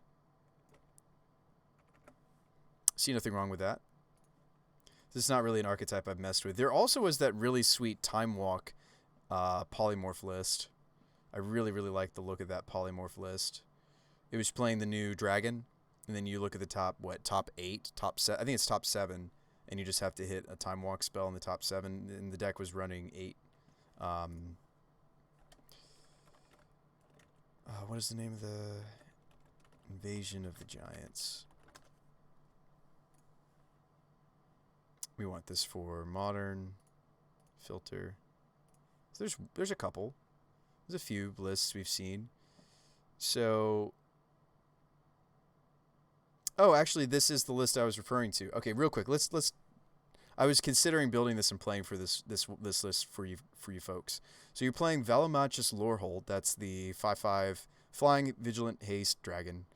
Whenever he attacks, I get to look at the top 7. So, you're using the Indomitable Creativity Dwarven Mine engine, and they did add an Emrakul to the sideboard, which I think is a good nod to, like, this isn't always the right meme to be doing. You're going to be coming up against Dismembers. There's sometimes going to be Path to Exile. But most of the time, like most removal in the format, Velomachus doesn't care about. And he's going to be the perfect engine to really set these time warps up, right? What's cool is the list is also using... I didn't understand why I was playing Prismari at first, and then I was, of course, thinking about Indomitable Creativity. So there's a very important mode on the Prismari command that is make a treasure token. Now, that doesn't seem all that important, but when you're playing Indomitable Creativity, it is. Destroy X target artifacts and or creatures. Okay. For each permanent destroyed this way, reveal cards, go get something. So you can either kill a dwarf token, and all your fetches are going to be red fetches, or they should be, yeah. Yeah, so it plays 10 red fetch.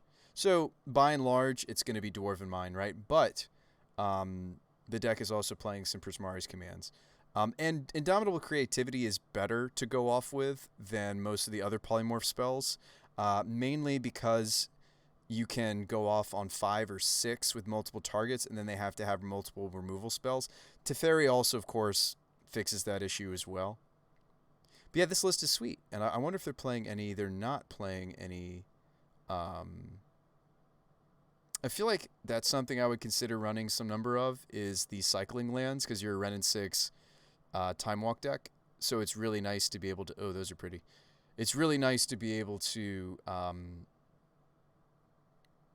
Curious why there haven't been any Goryo's variants. Velo. I actually did try to do a Velo with a Goryo's Vengeance Velo. It wasn't... right now I'm trying out Phoenixes. You'd think it would work, and it's certainly... It's strong. But it's not, it actually, I found it wasn't as good as... I'll show you what that list looked like. It was like a Mardu... Let me see if I can find it.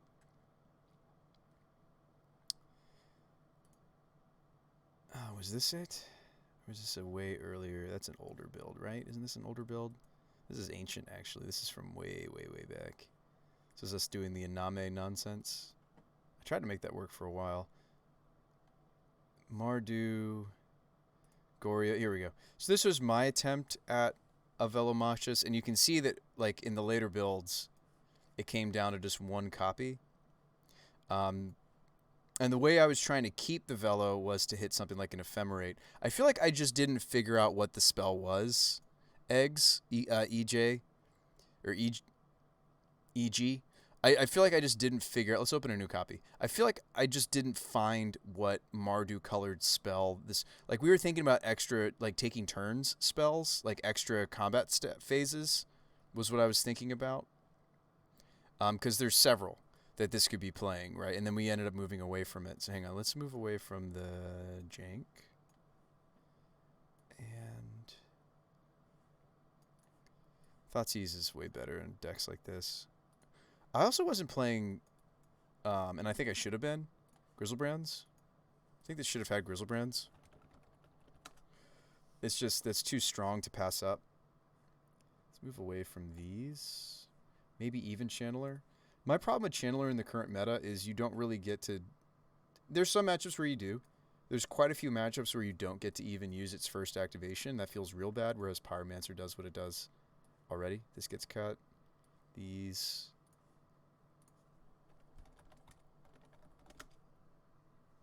So again, like, it's tempting to build, like, the classic, and I don't know how many Velos you'd play. No more than 3. You probably want 4 Grizz, 2 to 3 Obs. Like, if we can build Velo in such a way that it's always a kill, I'm interested in more Velos than even the Obsidats, right? And so, like, extra combat, right? One of the reasons why Velo might be better is we could be playing... Well, no, it needs to be... The thing is it can't be the pitch one, right? There's a red pitch, take an extra turn. Untap creatures additional.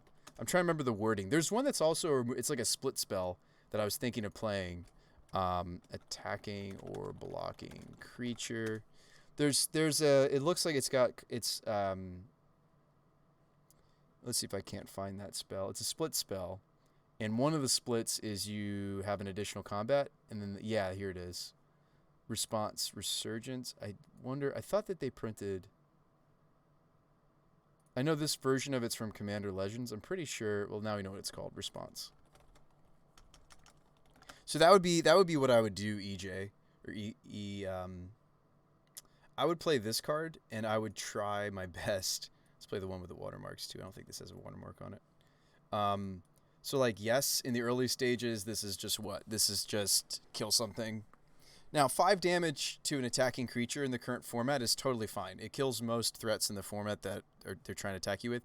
But the reason you'd be playing this is because of the resurgent side. Creatures you control gain first strike vigilance. The first strike and the vigilance are pretty irrelevant. You just want this because it's a 5 mana take an extra combat. And so, but the thing is Velo would need to hit one of these, and you would so like in the Velo Machas build that we were just looking at, right? The one where they're trying to use it to hit time walks. I guess you could also hit Indomitable. No, that doesn't do anything. Yeah, so you have to hit one of these. So I wonder if we could find another take an extra combat that's almost as playable as this one. This one is good because, I mean, it's not good, but I like that it has relevant text in the early stages. Like if I draw one, it has relevant text. You can't say that for most take an extra combat spells, right? And this only hits what? Instants and sorceries. So that's where I would start the build. The other spell could just be Unburial Rites. Or more Vengeances, right? I mean, like there are other things that he could hit. That's true, right? Like the other thing that Lore Machas could hit is just a Goryo's Vengeance. But yeah, we could play the first Unburial Rites. I'm going to put these down here on the curvature because they're going to be used as a removal spell. So yeah, something like this could be good. And maybe I update our sideboard to what my other Mardu list looks like. I mean, maybe this is the thing to be doing, right? Like maybe we have discovered something. Oh yeah, I had a Through the Breach sideboard plan for this. Funny enough. I don't know if I liked that. I kind of liked the Phoenix list we were working on where that was like the point. We wouldn't be a Phoenix list anymore. The Phoenix list was only doing so good. I actually wasn't like there's things about it I liked. There's a lot of things that were wrong with it though. At the same time. Cut that. I don't need that anymore because we're not playing this. So yeah, I mean maybe a Through the Breach sideboard plan is fine. Maybe that's something I should have been thinking. No, it didn't make sense for the other Mardu list, but for this list, it maybe makes sense to play the Through the Breach sideboard plan. These all get cut. This all gets cut. I don't hate the first Torgar, but I'm going to move away from it. We'll play 2 Obs. What else does my sideboard look like? Oh yeah, other Kaya.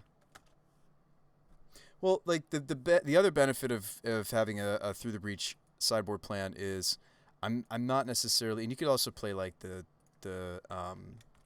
Ilharg or whatever as like an extra breach. Boar.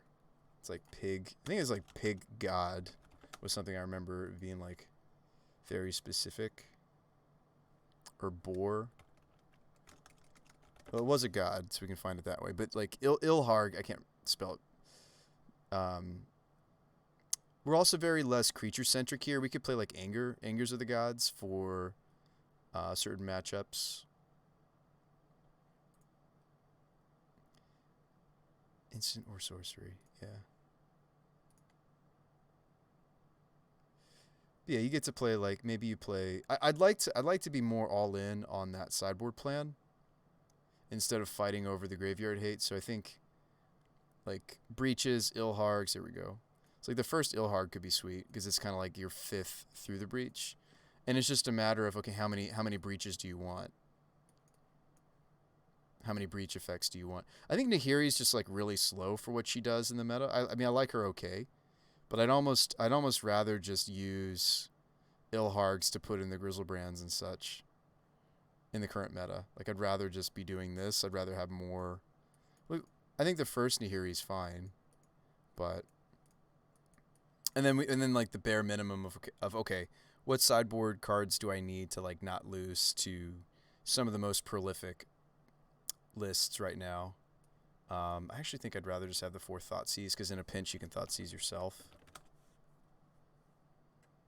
I wasn't even bothering with any Inquisitions in my previous build, but this build's like more all in, and we're not like trying to grind or anything.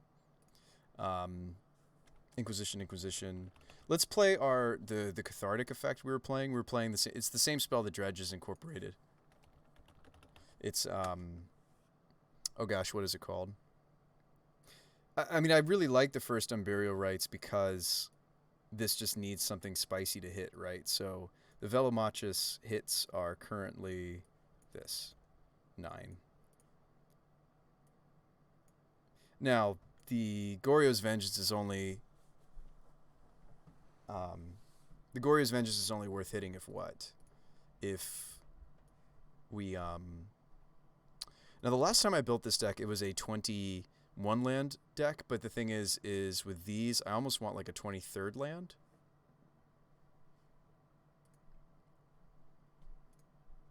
Just saying.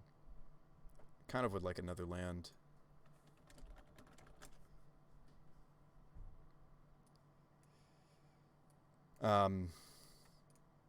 Yeah, so what is it called?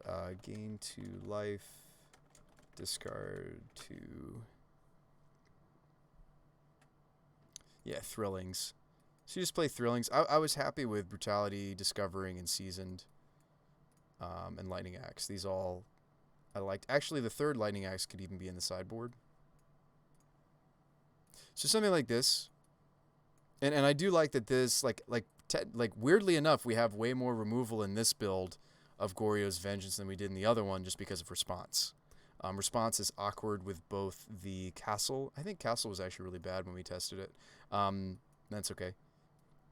That's okay to discover. This is still 22 land, actually. But I do think it might want to be 23 because we're trying to get to 5.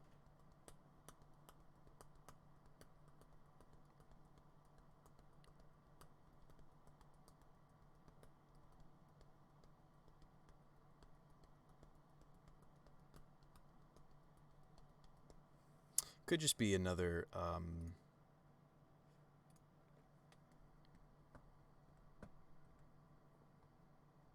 too bad there aren't any other kind of Blood on the Snow kinds of wraths.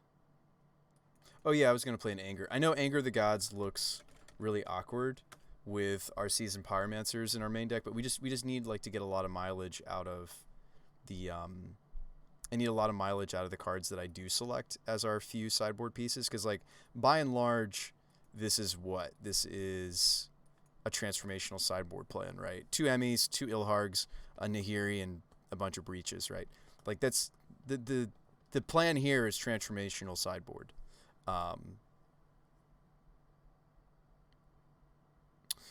One of the issues with because Velo can hit through the breach, right? So we're like oftentimes. So again, that's why I don't know if I like the Pithing Needle, because I feel like the Pithing Needle is a nod to I still want to be on this plan. The extra land could just be in the sideboard, by the way.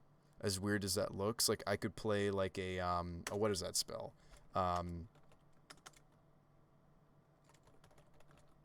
It's that one land that like I really don't want to play when we're on the pay 2 life can't counter. Beseju. I don't mind a singleton Beseju. Wraths are good though. You can turn Goryos into a Wrath. Maybe play a Black Wrath. Oh, play Damnations and such. I mean, the nice thing about Anger is it doesn't kill my Velo. Are you saying play some sweepers that Velo can hit? I see what you're trying to do. You're trying to find more synergy. I feel like the synergy is just going to be through the breach, though, right? We just have another target in our hand. But I think I see what you're saying. But yeah, let's play our extra land as a Boseiju. Let's just put the other Lightning Axe into the main deck. And yeah, let's find more spells that are worth running into off of Velo, just besides even just the through the breaches. So we've got Anger we like. I like Kaya's Guile. I like maybe even... we could play a Damnation. We could. I just don't love that it's killing my own threats, though. Is there another sweeper that I'm not thinking of that's also playable? That's like a... Like, there's also Languish. As weird as Languish looks, it doesn't kill my threats. Ooh, there's pretty ones. Like I'd almost rather play Languish. Yeah, there's a few creatures in the format, such as Death Shadow, that doesn't kill. Hey, no worries, Jade. We've had a lot of interesting different lists tonight. I'm actually really liking this Valomachus idea. You've got one? Hit me. Is it as spicy as this Anger Languish split? Let me look it up. All right, you got time. There's room for 2 more cards. I'm working on again. I did work on the Goryo's Phoenix list, Jade. This list was fun. By the way, I might want to test the Malf in this list too. I think in the current meta, it's actually not all that strange. So this is what this list looked like. You were playing Lava Darts and Manamorphose and just trying to get the Phoenixes out. There's a lot that I liked about this list, but I think Velo might be more fun to build around and more interesting. So this is a more all-in list, as you can see, Jade. We've got Velo. We've got the Response and Resurgences that are early in the game. We're just killing something with it, like a Goyf or something. It could kill a Goyf. It deals 5. So if we draw them and we have nothing else to be doing, we're killing creatures, right? But we're hoping to hit some number of this or... yeah, I might try the Malf in here. I haven't seen Phoenix much since the looting's ban. Yeah, I've seen some people trying to make it work with... let's do a split of Obs Malf. We've been trying to do it... Yeah, so we've been trying to make it work, right, with... yeah, I've been trying to make it work with things like... Well... We did a non-blue build, so we were using Discovery. But yeah, I mean, it's a lot. You see it in Legacy still. There's people that play it with, it's like the Buried Alive builds. It's like a Storm variant that you don't have to storm off very far to kill them. I think that deck's cool. So we have 23 lands total. I think that's fine. With the extra land being in the sideboard. Still waiting on EG to look up this other thing. This also has the right number of reanimate targets. Like, you really want 10, 9 to 10. And so the other list I was working on to make room for the whole Phoenix package wasn't really playing as many as it should have. Wish there was like a... I mean, there is a take extra turn card in these colors.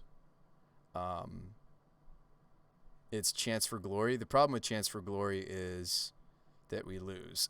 So,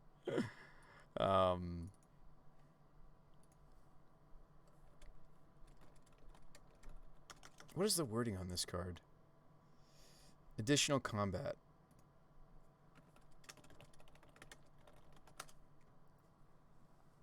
I think this is the perfect card for building around with a Goryo's Velo, though, because it's modal, right? Because it has multiple things it can do.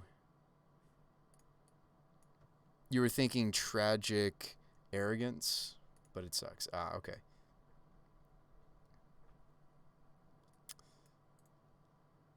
Relentless Assault is modern? Is it?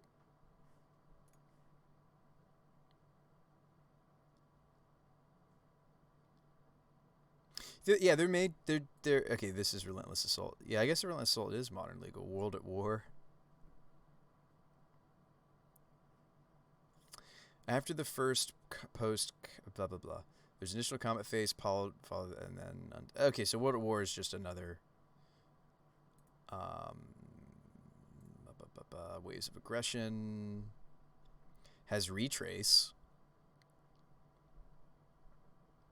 Is the fact that this have retrace like interesting to us?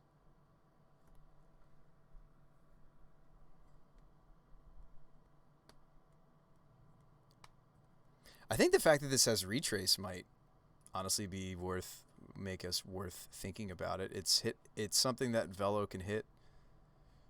I don't know. Fury is where we really wish we could be, but it doesn't work. Relentless Assault is just because it's less mana. It might just be a singleton Relentless Assault.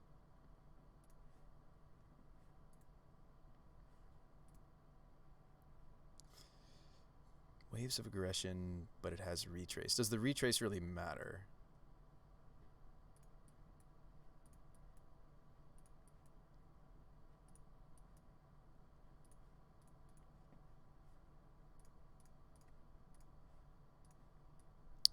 Does it really matter? And should the third Lightning Axe be a sideboard card, right? That's something else to think about, is if there isn't a creature, yeah. Because there are some matchups where we maybe Waves is interesting.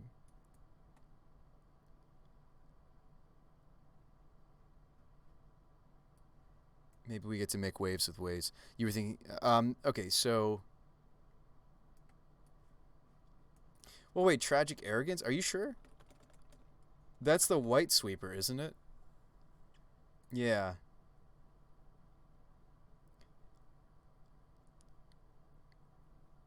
Are you sure it sucks? Oh, then they sacrifice the rest. Ah, okay. Yeah. I don't know. Like now I'm like thinking of weird like big red, black, white, like void. Choose a number, destroy all artifacts and creatures with the mana value. Yeah. I wish we had some stuff for, like I feel like our last few cards should be something for. I mean, both Languish and Anger are useful against. Yeah,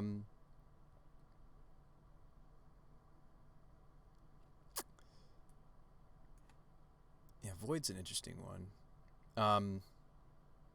I feel like our last 1 to 2 sideboard slots need to be targeted at like Heliod, so we could play a Deicide. Funny enough, Deicide is something that Velo matches can hit. Why don't you make this into a Restore Balance deck? Use Velo to try to hit Restore Balances. I could play Living End. But I feel like at that point, shouldn't we be more like the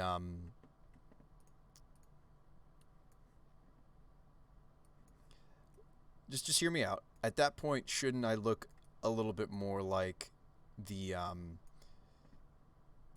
As Foretold builds of, like, seriously, at that point, shouldn't we be more like the As Foretold builds of maybe you jump the shark. No, I'm just saying, like, at that point, I think we should maybe be more. Anyway, I'm down to grab the cards we're missing for this and see if I have enough budget to grab this build. I might. So I need a second Emrakul.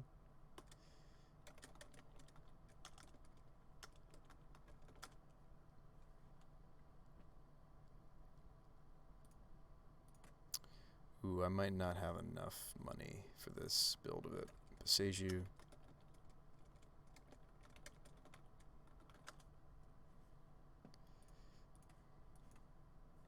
Nahiri.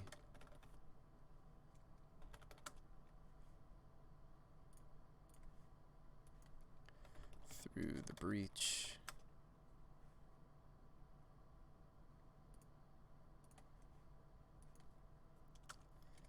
Ilharg.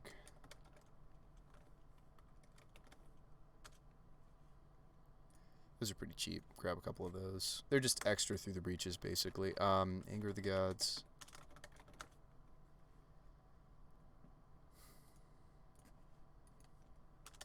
Fellow Machis.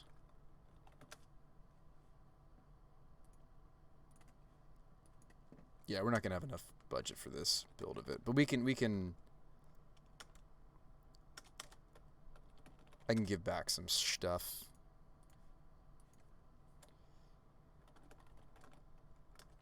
Response, resurgence. Those are cheap. Good.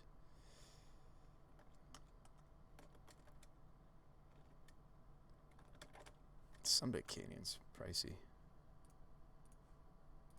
So I don't have enough budget for this. I just need to give back some decks. Just give me a sec to do that. I do think that this build might be sweeter than the Arclight build. So why don't we give back the other variant we were working on?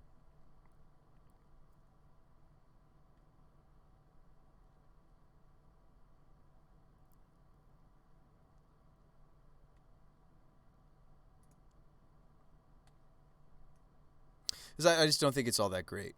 I think this might be a better direction to build. And again, it's kind of reminiscent of this build, right? Like this build, of course, was using Velo to hit these. We're going to be using Velo to hit extra combat, which is not nearly as exciting, right, as taking a whole extra turn, right? Just taking extra combat steps. But each extra combat step we take sets us up further and further, like closer and closer to a straight up win.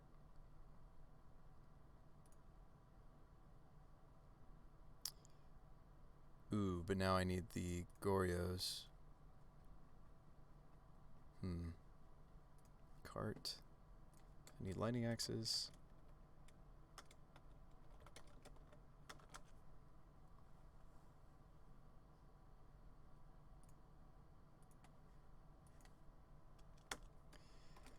Languish.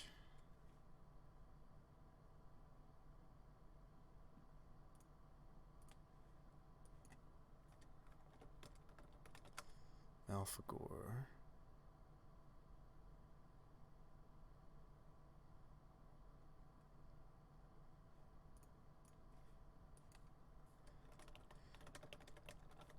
Discoveries. The brutalities.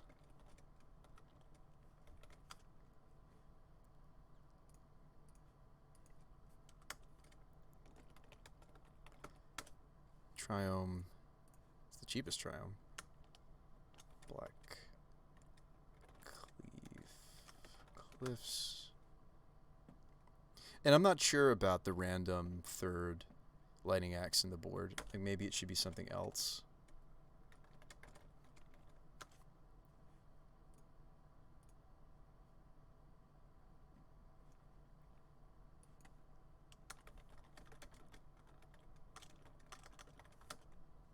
But there's something to be said about just doing a transformational side. Wow, Goryo's is so cheap right now.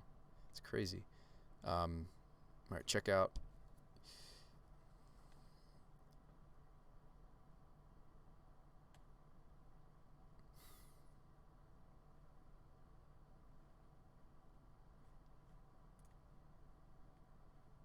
And we have enough now. Sweet.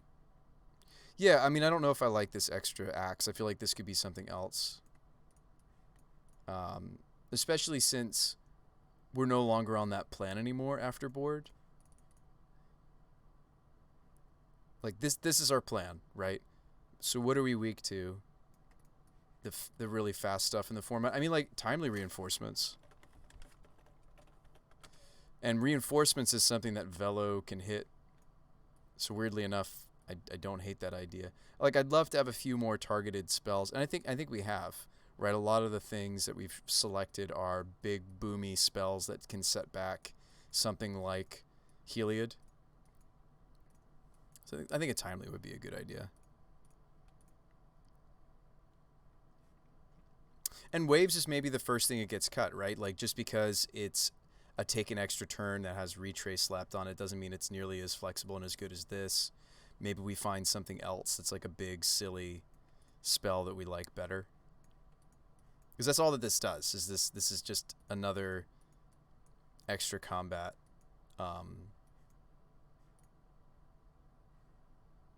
that Velo can hit, right? It might be better just as Unburial Rites #2, right?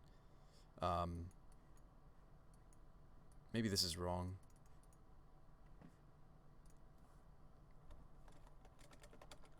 Maybe you're really onto something, EJ. E.g., with the Imperial Rights being something else that Velo hits, right? Because now we've got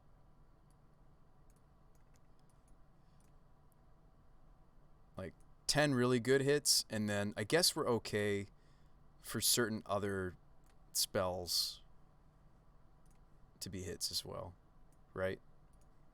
Like, this is what we really want to hit, but we're okay if he hits some of these other things, and it's like, okay, we're done for that turn, but we got some value.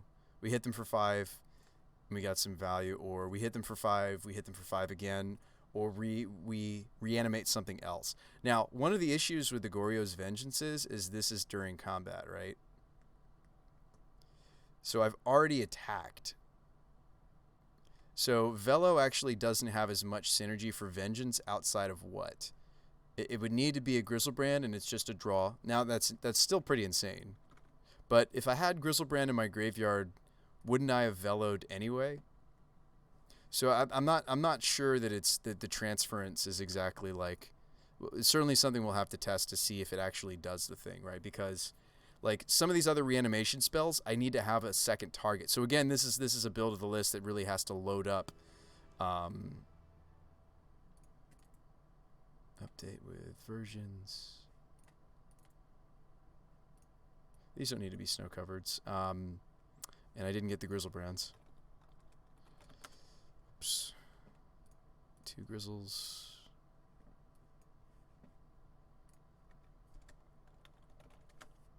Do you see what I'm saying? Is I don't know if the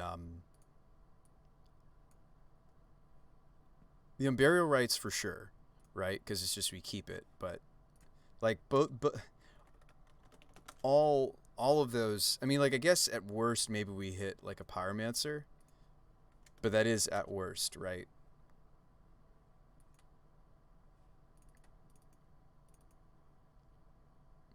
Kimchi doubled eggs. Interesting. Been eating a lot of. I've been eating a lot of Korean food because a buddy of mine is in love with Korean food, and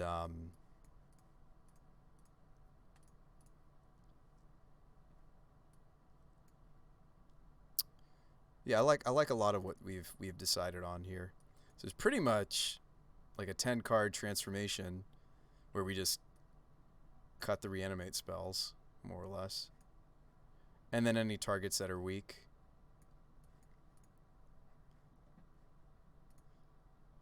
There's actually a lot that's cool here. Thank you for the suggestion. Yeah, Velo was something that I was meaning to try again at some point.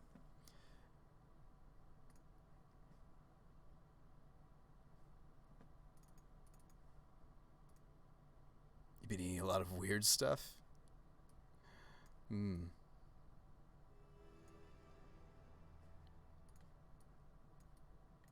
So let's give this nonsense a go, shall we, folks? I do like that one of our combo pieces is at worst a removal spell. This is not Goryo's Blink. This is Mardu Goryo's. Let's call it Mardu Goryo's. I don't know what else we're going to call it yet. Mardu Goryo's. All right, so let's get an opponent. There's a lot, though, to like here, right? Because, like, Obs, yes, it's good, right? Obs is quite good for Goryos and such. But both Grizzlebrand and Lower Holt have the capability to just win, right? And then we don't have to keep trying to do things anymore. This hand's fine. It's got a Pyromancer and a Thoughtseize. I think it's fine.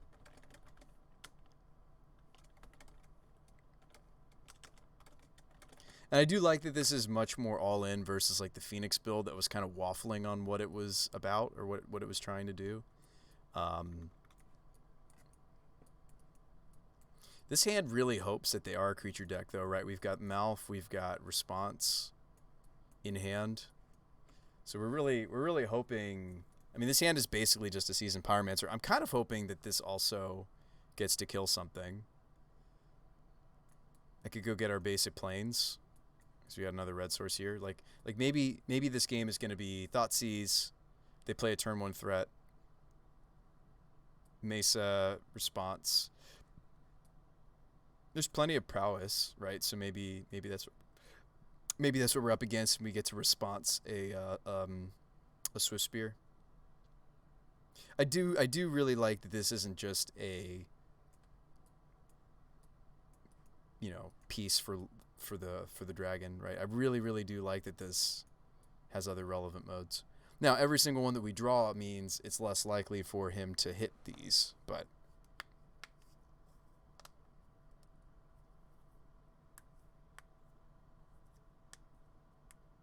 and maybe Malf's just a meme, right? We tried it in the past. We've tried Malf before as kind of a weird pseudo sweep. Hit them for 6. There's also Torgar, but Torgar's better off in a deck that goes more wide than just Pyros. Our opponent has disconnected. All right, let's go find a different opponent. They their internet went out. That's disappointing.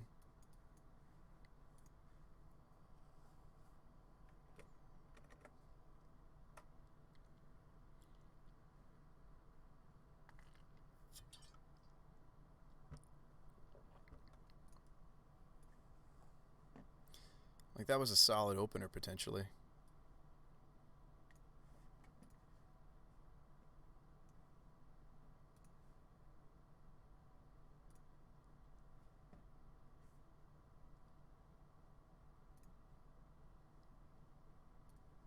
Wish I could have the list up for you guys at the same time while I'm trying to find us a matchup. If I go to this interface, at least you guys can see the deck below me. There we go.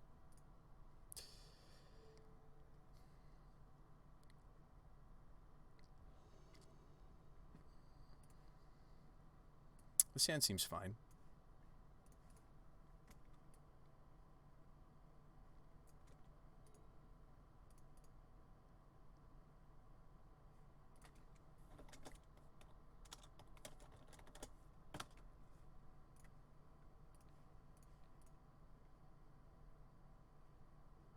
Ooh, we don't hit anything. But on the bright side, they have no interaction.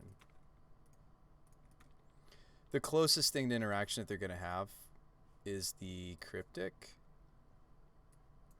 So it might be correct for us to Brutality that away. Just a thought.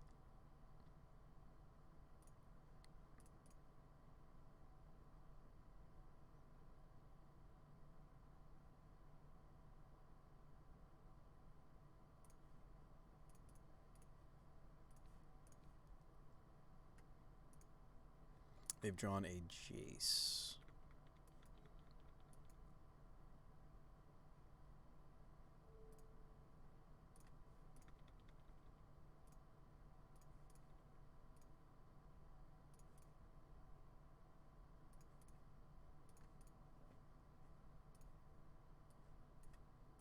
Which I think their hand was double Scalding Tarn, actually. It's fine. Peasy. And I do think I should let go of the Discovery, right? Well, maybe not. This isn't a matchup where I care too much about the extra tokens. I might do this.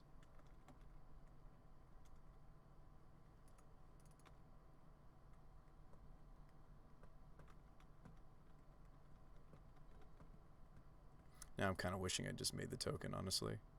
There's Field.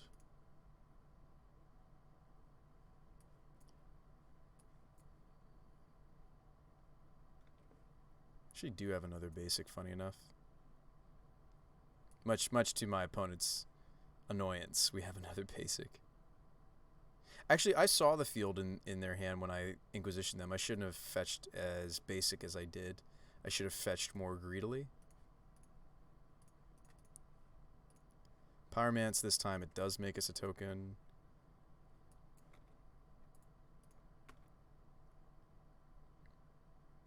Is this it when we're gonna do the? This is not good for us, folks. Like, we're not doing so hot. So they're gonna Jace. Oh no, they're gonna Verdict. Actually, we saw Verdict, didn't we?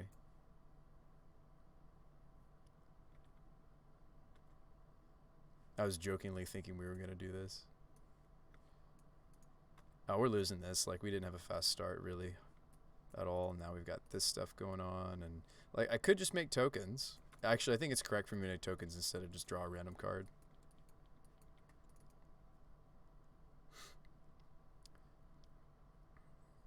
So this is like Teferi, untap my 2 triomes. Seems pretty good. Like even if I take an extra combat, I'm not killing the Teferi with these 2 tokens.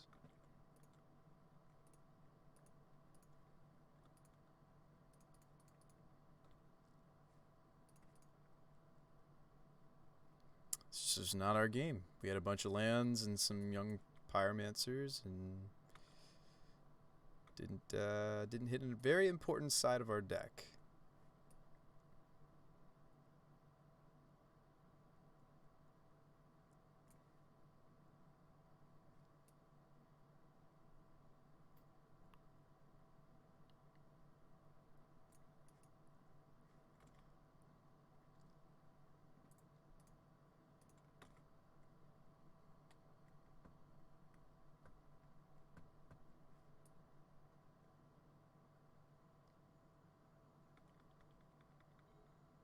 You know, the only reason that this works with Velo is because he himself has Vigilance. I just realized that. Resurgence is kind of an awkward take an extra combat spell. The reason being is it doesn't untap your creatures. I just noticed that. You have to like play it preemptively. Just something to think about. On a serious note, I might literally cast one of these here after I get the other elementals out, because yes, an extra turn with only 2 1/1s is weak sauce, but an extra combat with the 4 elementals might actually get rid of this Teferi. I mean, I doubt it. We know they have Cryptic, right? I mean, I took a Cryptic, but they might have another one at this point. But yeah, awkwardly enough, I have to cast this before I go to combat.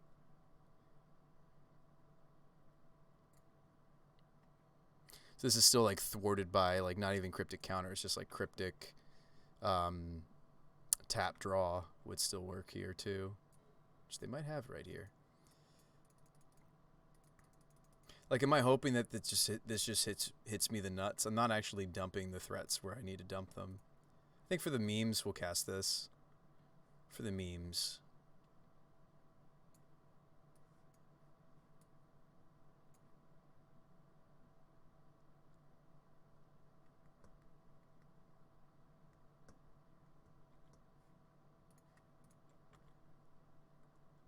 Gets mana leaked.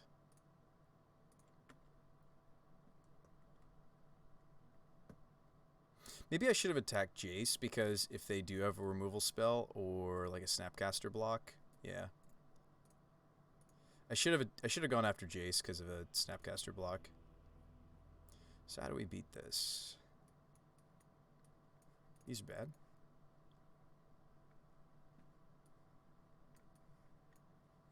Fellow extra turns is like a really heavy package. Both of these don't impress me. None of that impresses me against my opponent's deck. Breaches. Yeah. Now we're talking. Yeah, I'm not all that excited about having to hold on to these to make the Velo work.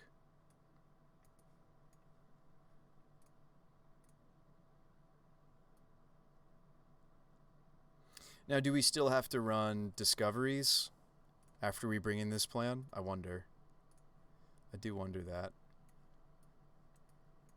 But I don't really have anything else I can bring in. I mean, I guess Kai's Guile is interesting because they're a Snapcaster deck. Not really interested in this stuff. I mean, like, Obsdat might get played over the... Let's cut a discovery to run Obs, and then...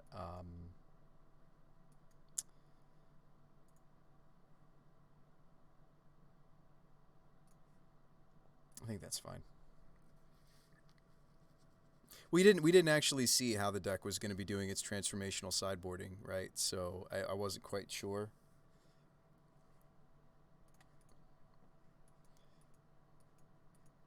I mean,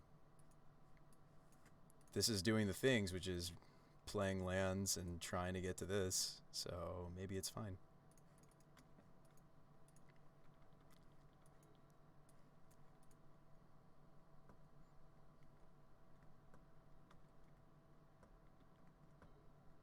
I mean, just because the opener doesn't look like it has a lot of disruption, like, don't lose hope, right? Our opponent's playing very slow, kind of, you know, control. Let's just kind of take our time, make our land drops, you know, play out our silly 6/6s and such.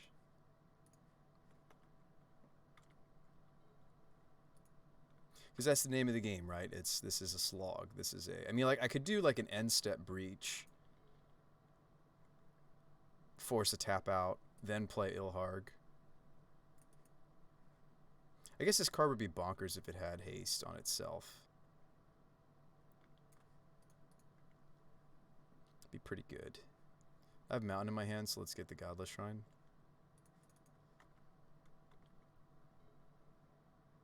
There's a Brute. I think I might Brutality here.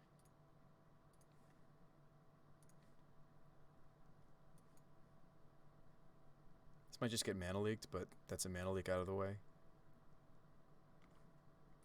We don't want that to tag like our end step breach or Ilharg. This hand has a plan, folks. This hand has a plan. Are we fielding? Teferi. If they tap out for Teferi, we just breach. Now, we don't have the same amount of hits as we did before. No tap out. Okay. Good. Probably don't want to do that, opponent.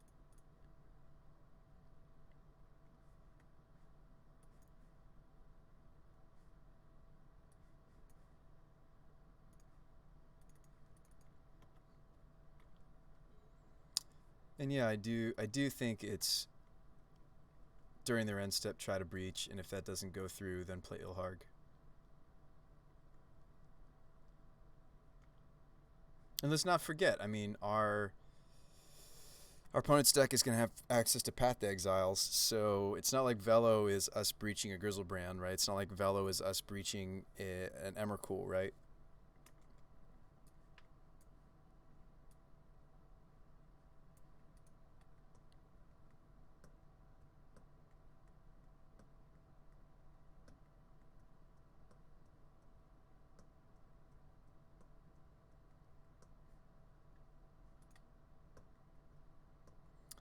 Tireless Tracker.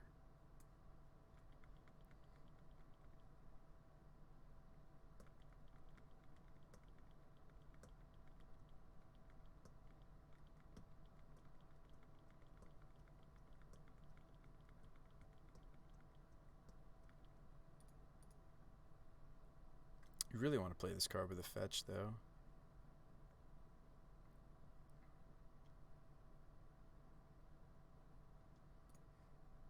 I'm going to go a little greedy here because we see the Field of Ruin. Just make it so there are more basics I can fetch out later because of fields and paths and such. Counter. Probably should counter this if you can, opponent.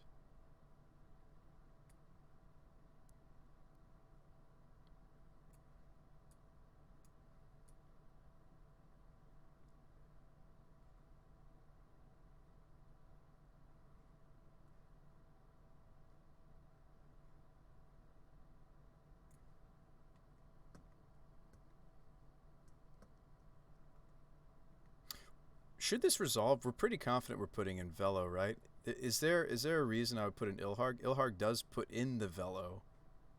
Might actually be correct for me to do... that's not resolving. I didn't think it would. Top. So I do just get to do all the things, right?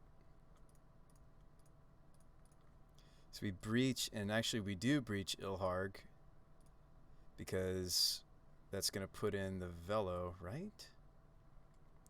It's not going to get the trigger. Actually, that was a mistake. I messed up.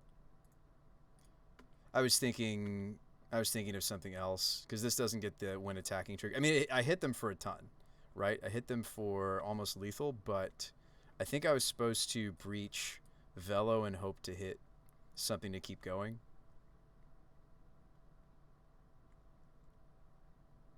Now, granted, I almost just have like hard cast, you know.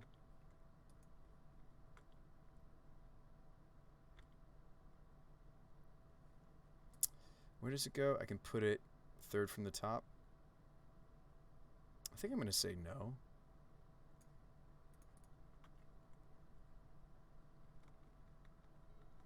So that colorful display, I think, was wrong. I think I was supposed to hope to spike the I think I was supposed to velo and hope to hit breach or the extra turn.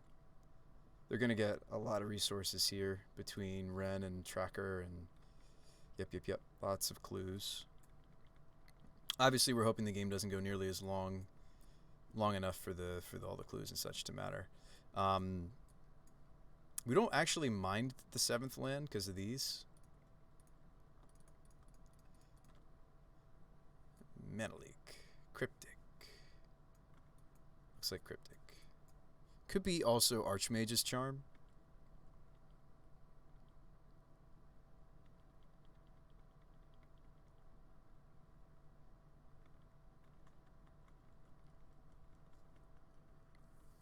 They have 3 clues now.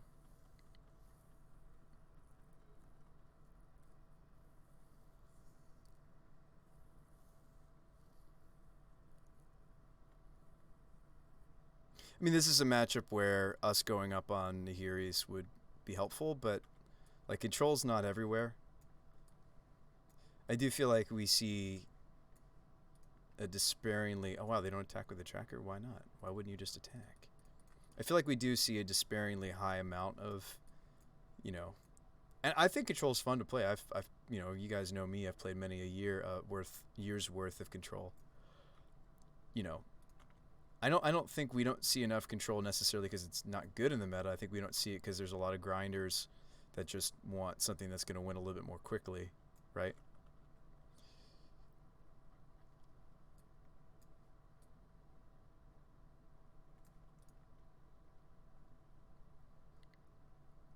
I can't imagine we're going to get this off, right? Like, what would I need? I would need some combination. Like, and the Beseju is also checked by this field. Unfortunately. And that's the thing, by the way, about something like having our extra land in the sideboard, and it happens to be a Beseju, is a lot of the decks that are going to have the permission to stand up to our sideboard plan are also going to have fields to... So I don't know if I like the Beseju idea. Bench says, I was thinking to brew Goryo's Velo Matches, and then I saw this stream. What's up, Bench? Well, we're losing here to control, but I don't think that's necessarily indicative of a lot of what... I'm not trying to throw shade at control or anything like that. I think it's great. I think it's better than people realize, some of the different control decks of the format. I do think, however, most of what we've come up against when I'm in league mode is not this, right? Is not, you know, cryptics and such. So I don't know if we're really getting an accurate depiction of... I mean, certainly we're getting an accurate depiction of what happens with this deck when we go up against, like, you know, literal fistful of counterspells deck. I feel like some of our other decks might have been better. Oh, wow, another Velo.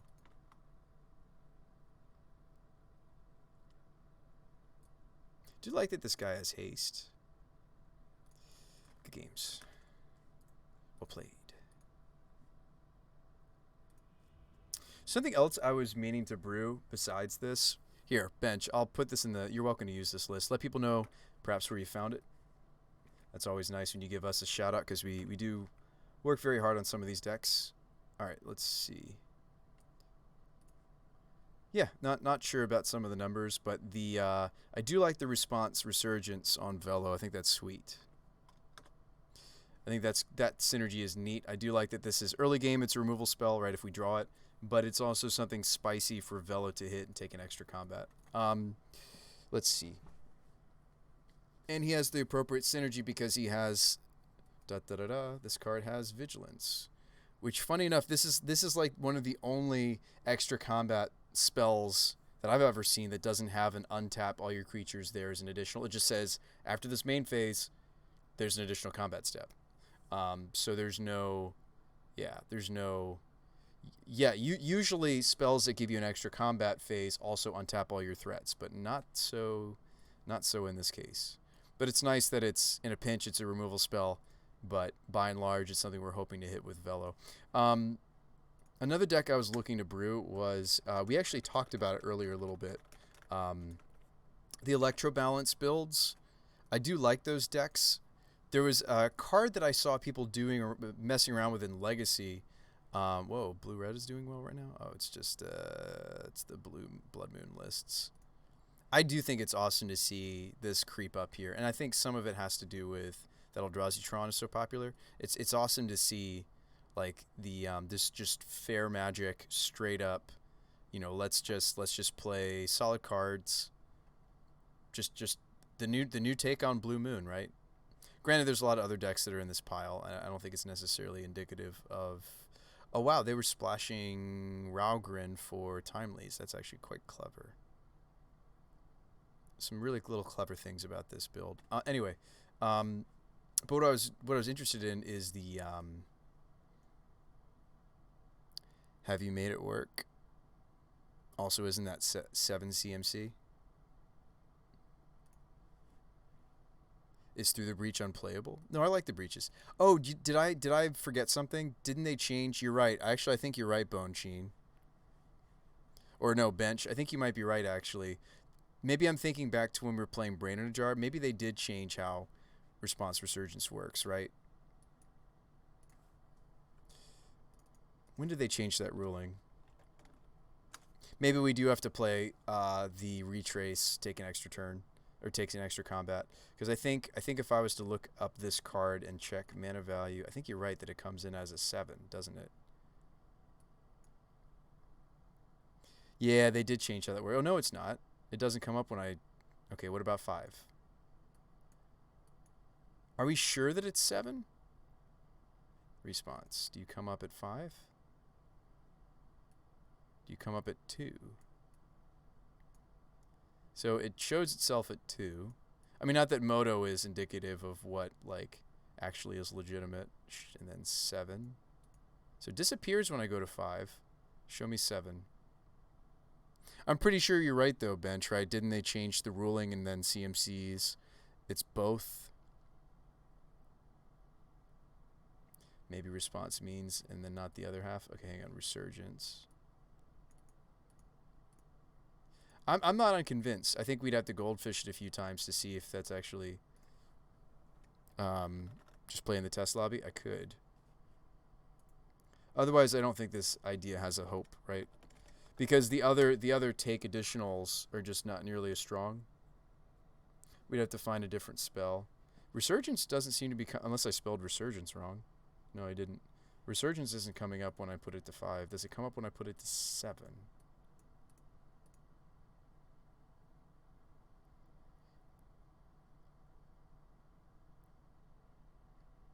No, I think you guys are right, and we can just drop the idea. We'll have to find some. I don't want to sit here and test that until we hit specifically Velo in this. Yeah, I think you're right. I think it doesn't work like I want it to. Because even though Velo is gonna see this spell and, well, maybe not, because like he picks. It's not like I'm trying to cast the whole thing. But does it whiff? I guess the split cards worked with Time Sifter. No, I'm pretty sure it's 7. You tried to play Cascade Tibalt. Was it the Brain in a Jar ruling that borked cards like this, or was it more recently with Tibalt and such? By the way, people are still doing Tibalt. They're just using Bring to Light to do it. I'll work on it later. I'm not concerned about fixing it right now. I do think that the Goryo's Phoenix list, while this was cool, it wasn't doing enough. I did like this list that we were playing earlier today. What about Showdown of the Scalds? Is that a better take an extra? Reset all filters. Wait, no, isn't Showdown the... isn't that just a build around card? I think that's not a take an extra turn. This is the value card. Yeah. Yeah. Spiring Spike and some others have already been brewing on that card. No, what I really want to build is my own take with some new tech, the Electro Dominance decks, if I can find it. So this is actually Electro Balance. I don't know if I actually, I mean, I might be interested in this shell. I don't know if I actually want to do straight up Electro Balance. I actually really like, well, let's talk about it. There's a lot of different things that are happening in the Electro Balance deck that I do like.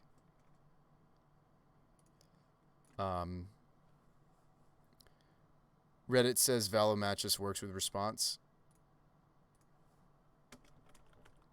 Well, thank you, Radio Copy. Is it supposed to?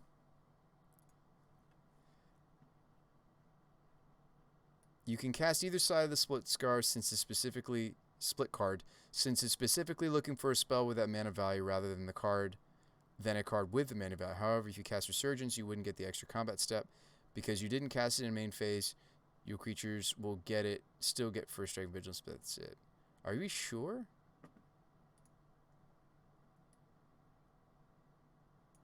But he has vigilance, so wouldn't he still be on the table to be there for the extra combat? Does it specifically say? Does it specifically say that it had to be cast during a main phase? Now that's the next question. All right, creatures you control gain first strike and vigilance until end of turn. After this main phase, there is an additional combat phase. I don't think it's an issue. That's why I ask if you made it work, because it says after this main phase. So the issue isn't the size. The issue is because it says after this main phase. So it does have to be cast during a main phase. Oh, that's so sad. That's so sad.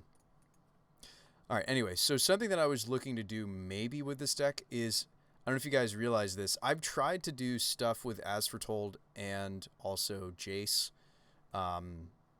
That's going to be, these are all hoping to be 2 mana, right? And then this is 3. These are 1s. So it's got a bunch of 0s. Although these are sometimes suspended. These are here. So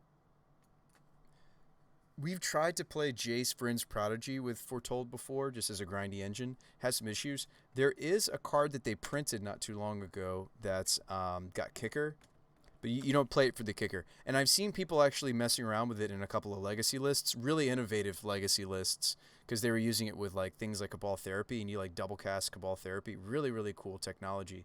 But what I was looking to do with it, not Field Researcher, this one. What I was looking to do with this card is to put it in an Electro Balance. I can't think of any other shell in Modern that this would function properly.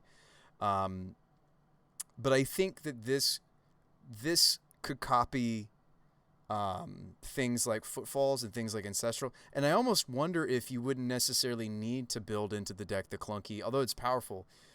One of the reasons why I say clunky is the Restore Balance part of this deck is a little on the clunky side because it really is a 3-card combo. And the reason I say that is because it really only does the thing that we want it to do fully if we have Balance and Garg and a way to cheat the balance. I wonder if there's another deck that starts to show itself if we just focus on value. I wonder if there's a deck here that works with just like value and has the 4th Ancestral. I think Electro Dominance is going to be broken. 0 CMC suspend cards are confirmed. Maybe.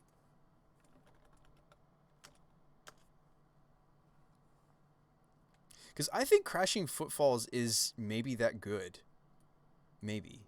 But then it's like, okay, Bruce Spy, aren't you doing the same thing you were criticizing the other version of the deck, which is now you're all in on Footfalls? Yeah, but we could play, we could run tutors for it. We could play Talaria West.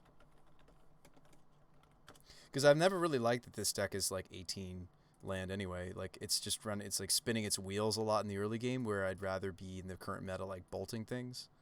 But anyway, just an idea. Just a thought. So, like, I think the first Talaria West could be good. Um, just to find these.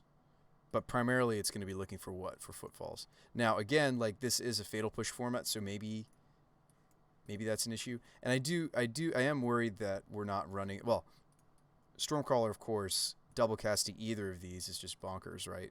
But I just don't know how many Stormcallers you would fit, right? Or how many, because the thing that our deck is trying to do is cheat these, maybe we play a few Seagates. And you're not playing the card because of the kicker. You're playing it because this is a double cast attached to a 2/1. It also works on our bolts. It also I mean, it does a really bad Snapcaster impression in a pinch, but the reason why we would play this over, well, we're getting a Snapcaster effect into a deck that wouldn't mind it. Like double casting the bolts, double casting the visions and the ops and everything is nice. Double cast a braid. I actually think that there's something to this card, and I'm surprised that, and maybe it's because, I mean, it's not even that old of a card, right? This card's been out long enough that other people playing Electro, well, this wouldn't be Electro Balance anymore. This would be like Electro Dominance, but, as foretold. But like, I feel like this card's been out long enough that people could have been doing this. Now, if I had a Snapcaster effect in this deck, I wouldn't play more than 2 or 3 of it. And again, Finale of, maybe one of the reasons is, okay, well, Brew Spy, people are just playing Finale. Right, and like it's almost the same amount of mana. I don't know. I'd rather have the 2/1. I don't know if I'll play the Finale anymore.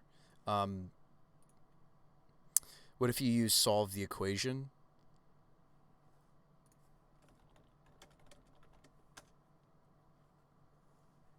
Play Solve the Equation. If you use Solve the Equation instead of Talaria, you can tutor for Electro Dominance. That's spicy. I would probably still play the West. This is a cool idea. Solve because it's an extra copy of Dominance. It's an interesting idea. I do like that West is just all up in our mana base, right? And it's not...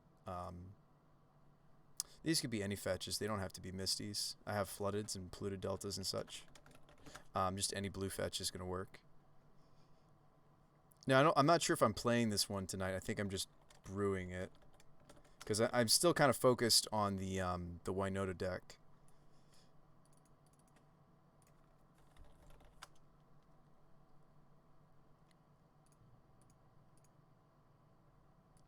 But yeah, I am curious if, and I know you're like, but Brew Spy, the most powerful thing that deck is doing is the balance. Like, no, I agree.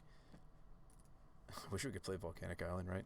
I agree with you. I do think it's one of the stronger things the deck's doing, but I'm curious to see what the deck looks like if that's not what we're doing. Just merely curious, and we have a lot more extra space now, right? The deck was originally an 18 land deck. Now, thanks to West, maybe it's going to be a 19 land deck. Yeah,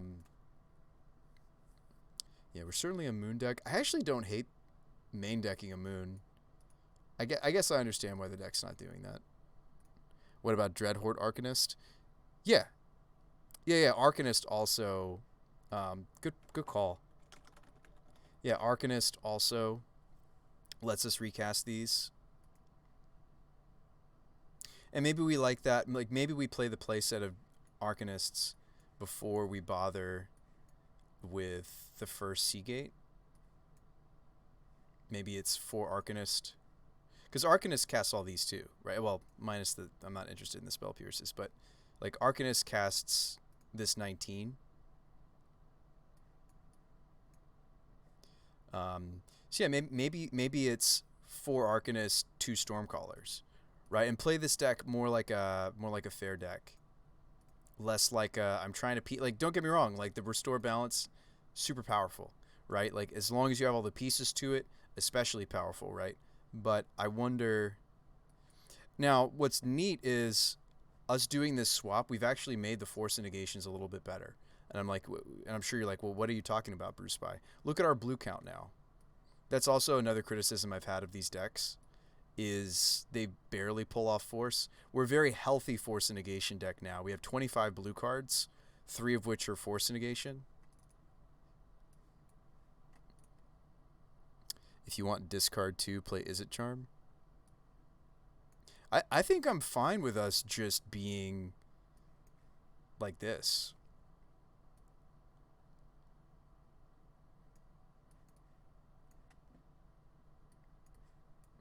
I think I like the look of this, but yeah, it could be. I don't know. We'd have to test it. Dreadhorde I think is quite a bit better than the Stormcallers, but maybe we just try them. And like in order to get the proper amount of testing with this card, I want to play 2. Play Underworld Breach. There is an Underworld Breach list actually. It's like a Monastery Mentor Emery combo. It doesn't see nearly as much play as it should, but yeah, you use Underworld Breach to cast these. That's spicy. There's also the nice thing about Breach is the escape cost is equal to the card's mana cost plus exile 3 other cards. Yeah, so like Underworld Breach might be like a fun one-of to try. I'm not sold necessarily on the main deck of Braid.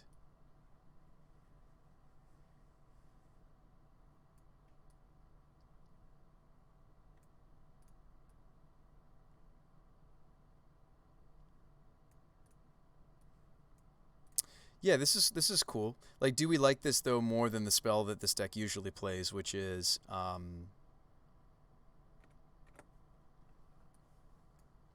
so Electro Balance plays Finale of Promise. So Finale of Promise in this slot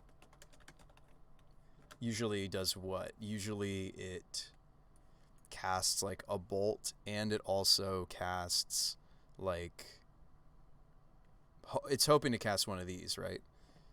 The cool thing about I really like where your mind is at with Breach, perhaps, because Breach could like cast 2 of these and also like a bolt or something. Like it'd be interesting to test, right? I would be interested to test it. I don't think you could get away. Again, like the deck normally only plays 1 Finale. Like I think that's just like a one-off, right? Is like if the board state gets into a really grindy spot where you could feasibly get multiple value out of the Breach. Yeah, this is spicy. But maybe it's not as good in this fair shell. Yeah, I mean like Breach wants to do like a combo, right? And that's the problem with, I guess, Breach over the first copy of the escape cost is equal to the card's mana cost plus exile. Like you're still like Underworld Breach, I still have to pay for bolts or serum visions or whatever I'm trying to cast, right? You still have to pay for your cards. It's just that these like the one up, if I have 9 cards in my bin, in addition to these, like again, like your graveyard would have to be pretty full before this does what we want it to do, right? Breach works really well with the red wheel.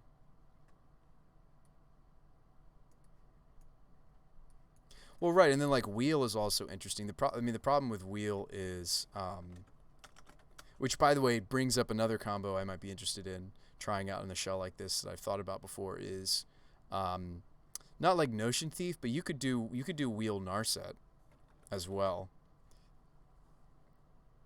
I don't know how many Wheel of Fates you'd play, but you play 3 mana Narset. Which, by the way, she digs to find the things that we need, right? So you could do Wheel Narset. And I wouldn't play as many wheels as I would play Footfalls and Ancestrals necessarily. But yeah, like you could do Wheel Narset potentially in the shell.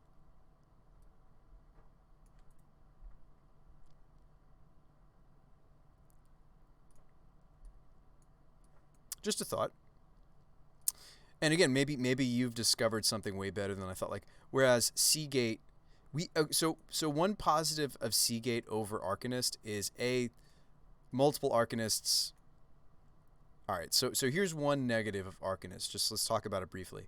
Is that I don't get the value out of it if they have removal, whereas I do when it comes to Stormcaller, right? Just something to think about. Also, this deck normally runs this many of the zeros. It usually runs 10 to 11, right? It plays, yeah. They were trimming on Ancestral, and then they play these are restore balances. What if we tried it this way? I mean, I'm not convinced that either of these are what I'm trying to do, because I do think that the Narset wheel synergy is really, really cool, and something that the deck doesn't tend to explore because it's too busy trying to stitch together balance, right? But Narset's pretty good in the meta. I mean, reasonable. Sorry, not good. It's a reasonable card to be playing in Modern, and it combos potentially with Wheel. Now, the thing about Wheel is it's a little dangerous if I don't have Narset, right? So again, like the better build might be to just play Footfalls, Ancestrals, Stormcallers, and Arcanists. Now, we could go the other direction, which is we realize that Seagate is better for two reasons. The first is I get the immediate value out of it. I don't have to wait to start attacking. The second reason it's better is you know where I think Arcanist is best, and it's kind of a secret, but it's not a secret so much. There have been a few people figuring it out. I think Arcanist is best in some of those weird pseudo. I've seen a couple shells where it's using the Delve pump spell, and it's playing pump spells, and then Arcanist can start to cast things other than size 1. I've seen people even do weird stuff with this. Like I think I saw Aspiring Spike using Dreadhorde with like Pirate Charm, using Pirate Charm on Arcanist to not only deal a little bit more damage, but also to and Arcanist is sweet for those pump spells, by the way, because it has built-in trample. So like this card wants it's designed for pump spells. But the so we could go in the other direction just because I want to be wary of all the different lightning bolts and such that people are playing.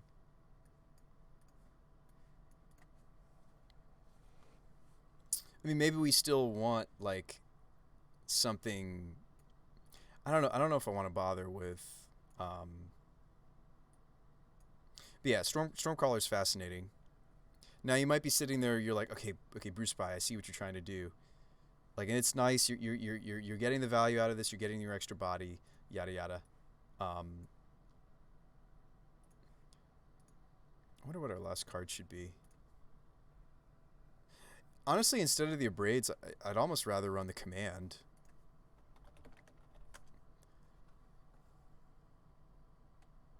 Like as far as in the main deck is concerned, I'd almost rather run a Prismari Command, but also blue card.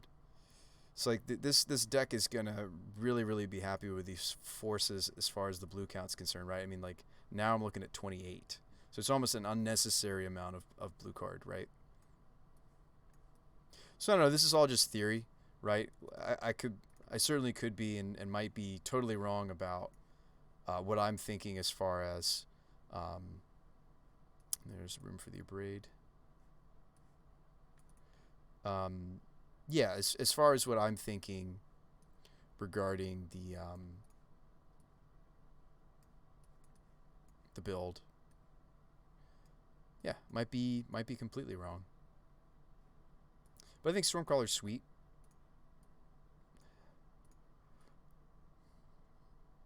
Has some hidden potential. Again, like I'm saying, where I was seeing this card played, and don't think about the kicker. You're probably never ever going to do the kicker on this card, but the shell that I saw this played in a competitive format was Legacy actually, and it was like a Cabal Therapy list, and it was doing some really cool things with the Seagate Stormers. And of course, Seagate Stormer in Legacy is blue, which is important when it comes to Force of Will, but yeah, I mean, being able to double, like you therapy, like being able to Stormcaller like use Stormcaller as synergy for the flashback therapy is just sweet. Just really tear apart your opponent's hand. It was really cool to see, because normally what you see with therapy is, I mean, like I'm tempted to like brew that deck. Like the list didn't look quite like what I'm about to show you.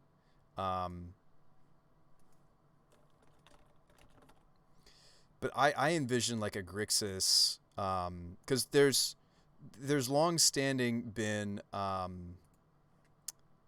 maybe we should just build it in Legacy. Like, it's fun to think about the implications of that card in Modern, but like I feel like where Stormcaller really shines is in a format where you just get to play Therapy. So it was Stormcallers, and it was, now they were going a different direction than I might go. A direction I might go is just play quote unquote the best creatures that synergize with Therapy, which would be Peasies and the Stormcallers, right? You play Therapy.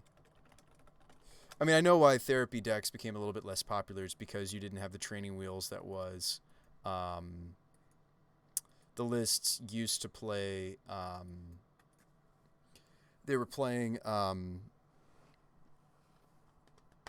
Gitaxian Probe and such. And I would love to blend this idea into another idea, which is, I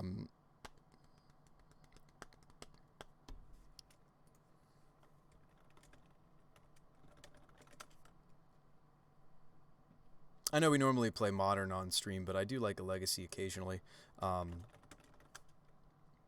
Tarn, Deltas,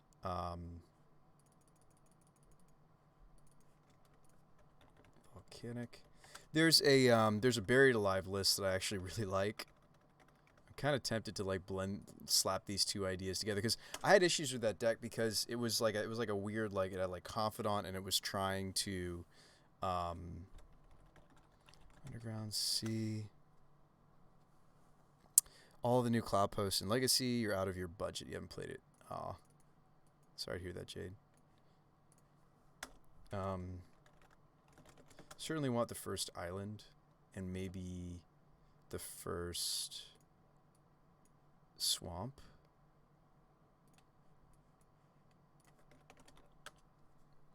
I'd almost be down to build like a grindier build. So normally, so there is a storm build of something I'm about to show you. Buried Alive. So usually the way this deck works is it's like a Buried Alive. Yeah, I actually like this art better. So you play Buried Alive with Phoenixes.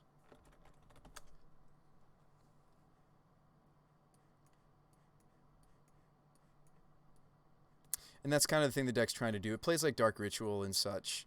But I wonder, and like the thing is, like, well, Bruce By, do you really want to be grindy if this is what your deck's doing, right? Like if you look up, you look on a place like I don't think the Buried Alive deck has actually put up any results lately. But maybe I'm wrong. Oh, I see Legacy. Hang on, select all Legacy. Filter. No decks found. Yeah. So, but it used to look like it was like Lotus Petals, Dark Ritual, Buried Alive, Phoenix, and that was the plan. Is you're trying to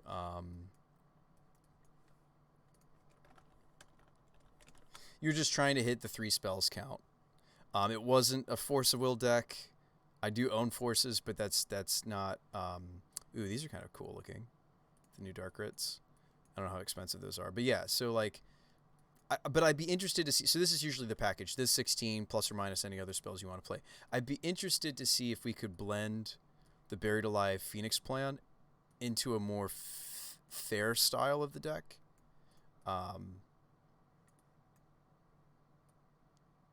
And instead of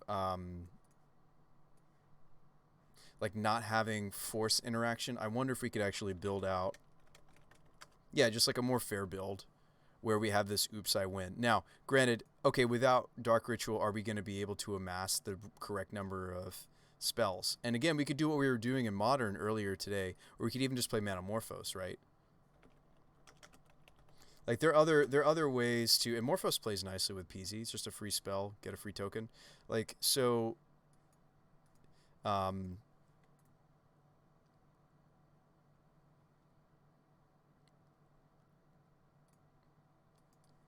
just wondering. I'm already worried about our blue count for Force, just like so much of what we're doing isn't. I wonder if you'd even cut a Buried Alive. As crazy as that sounds. Well, anyway, Brainstorm, Ponder. Like the storm variant build of this deck was. I mean, it's sad to see that it disappeared. So maybe we could try to breathe some life into it. Oh, new brainstorms too. Yeah, all sorts of new art out there now. Ponder. There's also those really beautiful the Japanese ones as well. I used to have full art ones in paper. Fishy ponders. Well, since we're just brewing, we'll just bling it up. Yeah, our blue count still looks really horrendous, right?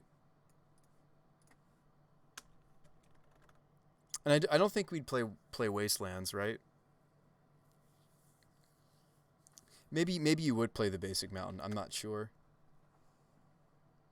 I tend to not play basic mountain in. Now there are other free spells we can play. Another way that you can get the I saw the list originally ran some number of days. Because you can daze your own so therapy. There's a few different ways that it was playing like a 2 of days. So we're starting to get to playable force of will status. I still need quite a few more lands.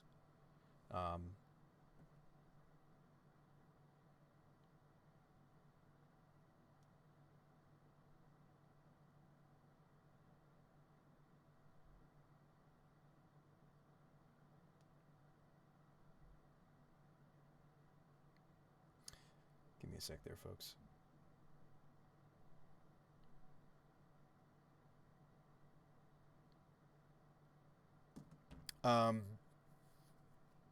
So like between days and I don't know if we necessarily need exactly Morphos, but between days, therapy, we should be able to get to the right spell count for the phoenixes to come out of the yard, which again begs the question: okay, Bruce, if you're gonna commit to this, why not just play the playset of the Buried Alives? And I don't know how many I don't know how many forces we're going to be able to fit.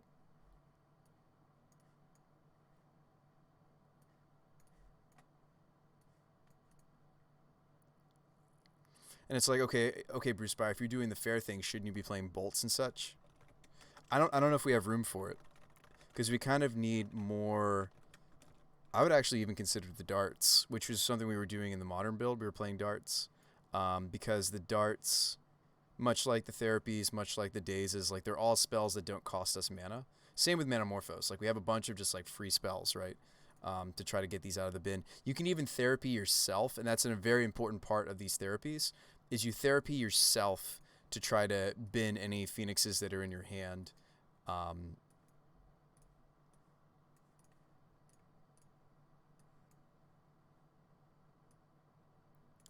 I think for force count, if I had to choose between Stormcaller or Peasy, I would favor Stormcaller, just to get to the right blue amount of blue.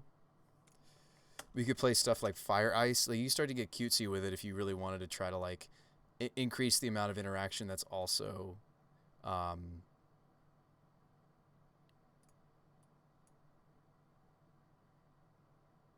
blue. I think searching for ice is better. So you can play like an ice, probably still play some number of lightning bolts, but you play ice, you play bolts, you play let's see what else we could play. They did print these new pretty bolts too. Look at these things. They're sweet looking. 2, maybe no more than 3. But again, like Dart is trying to take up a similar spot, so I don't know. Blue count's 18. My land count is still teeny tiny. Maybe we would play Petals. No, I mean if we're playing, well, this is the kind of deck that like kind of wants to come out of the gates, but I just feel like the Dark Writs were the heaviest part, because like the turns that you weren't doing the Buried Alive thing, they were the heaviest card easily. Just wish there was like a different ritual or a more flexible ritual. I mean, there is the like there's one that's like add red mana equal to your opponent's hand, that also lets us play cards off the top. It's like add equal opponent's hand.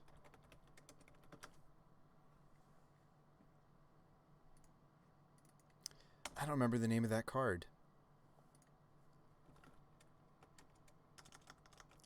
Add mana opponent hand. But it's like a 3, it's like a 3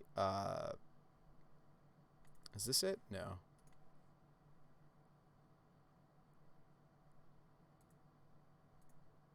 Yeah, none of these are the card I'm thinking of. Exile top, you may play. It's like a modal, it's a modal ritual, if I could find it.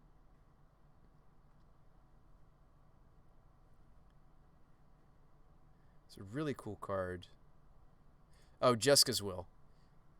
So choose one. If you control blah blah blah, you're never gonna have a commander as you do it. But it's add red for each card in an opponent's hand, or it's exile the top 3. I may play them. So the problem with this card is if this is more so in a fair shell with no sort of reduction or anything, this doesn't give me the black mana I need for Buried Alive, so I'd have to like have 4 mana. I don't know. I don't think it does what we want it to do, but it's a fascinating card. Exile the top 3, you may play them. It's an interesting card. It doesn't really do what I want, though. Like, we're already at a 60, and that's 19 with 4 of my mana sources being temporary sources. Oof. That feels really risky. But yeah, I can see why the list was playing like Preordains and such. And it's like, okay, Bruce Spicer, you're going through all these hoops just to what? Just to get some Phoenixes on the table. Yes, that's pretty much the name of the game. That's what this deck was trying to do. But again, like I think the more streamlined build is just like it doesn't bother with PZs or Stormcallers. It's just trying to. But this would be interesting to explore. I'm going to save this list, put this in the legacy. And obviously it needs an actual sideboard and everything, but it's interesting to see if we can maybe revive the Buried Alive Phoenix plan. I mean, Ritual is huge for this deck, right? Because it's giving us that, yeah. There are other decks that I feel like could mess around with this shell, the Buried Alive shell. Like one of them, I've seen a few different Tin Fins lists that are just like weird. They're playing like, what is it? They were doing like the lands thing as well. They weren't just Tin Fins, which is of course like a form of Grizzlebrand Storm. They were also simultaneously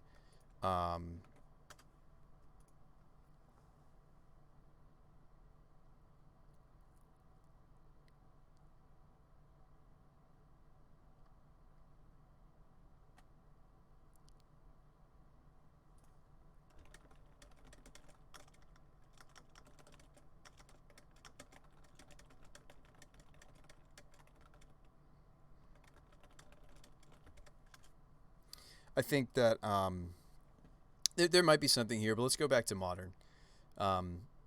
Let's jam a few more games of the Winota deck.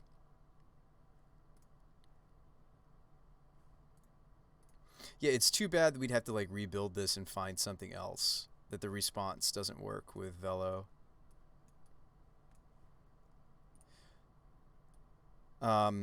I mean, we could do something really bad, like string together the, I mean, there is a take an extra turn spell in these colors, right?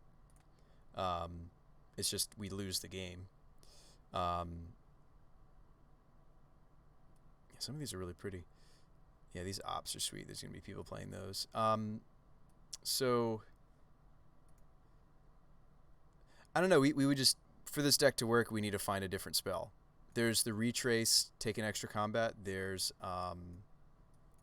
we went up to the second Unburial Rites because maybe Velo just reanimates something else for us. And that might be the best thing to do with Velo, as weak as that sounds, right?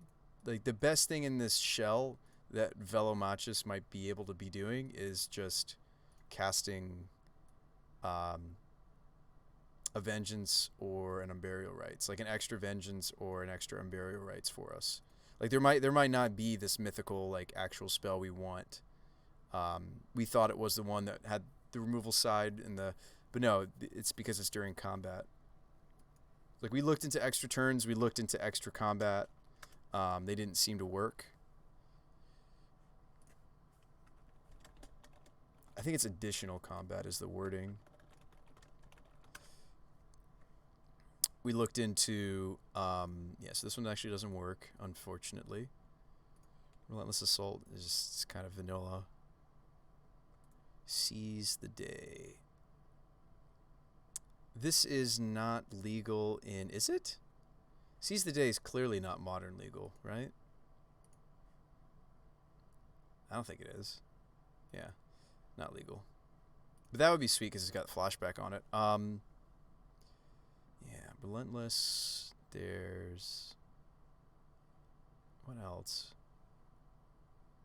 World at War is weaker than Waves of Aggression. Waves of Aggression, of course, having Retrace is not... All right, let's just build up a little list. So we think it's either on Burial Rites, maybe Waves. Breath of Fury, that's an enchantment. This is too much mana, so he can't hit it. Alright, so pretty much all the take extra turn cards. I mean, I could see us playing the first Waves of Aggression because it has Retrace, but and then there's additional turn. There is take an additional turn in our colors. They're just bad.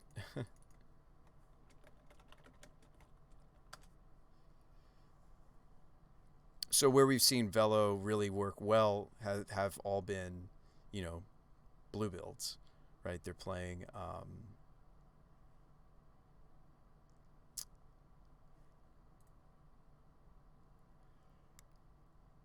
boy. Excuse me.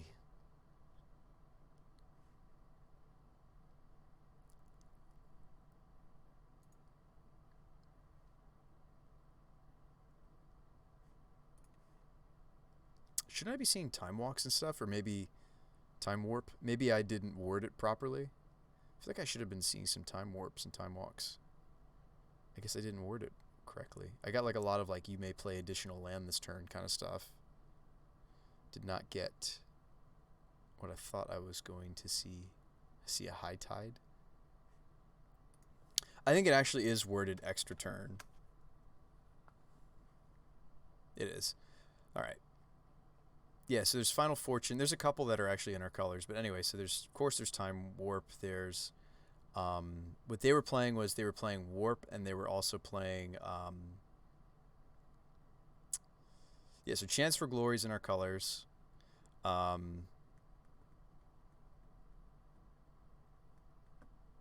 the funny thing about Chance for Glory is it says at the end of that, at the beginning of that turn's end step, you lose the game. I wonder, can you keep, like, if I kept hitting chances, do you still lose? I don't think this card's good enough. You still lose, right, folks? Stranglehold is an enchantment. Are these in Modern? Hang on, let's look for specifically extra turns Modern.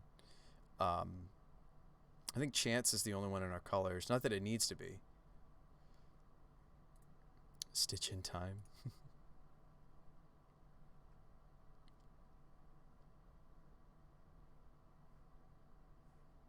Shouldn't there also be the 3-mana one from Lorwyn that should be showing up here? I feel like we should see... Oh, yeah, Savor the Moment. So that's what that list was running. It was like Savers and Time Warps. That other Velo Matches build we were looking at. I don't think Chance works, right? Still brewing Winota? Yeah. Well, Winota castables. Looks more like this now. We cut the 3rd and maybe 4th color splashes. It's just plain... Do you want the list? It's I'm trying out the Glittering Wish build now. So these are the wish targets. Yeah, I'll make you a screenshot. Actually, I have to put these at the bottom. Added a cavern, a little greedy. Castle, very greedy. Like it though.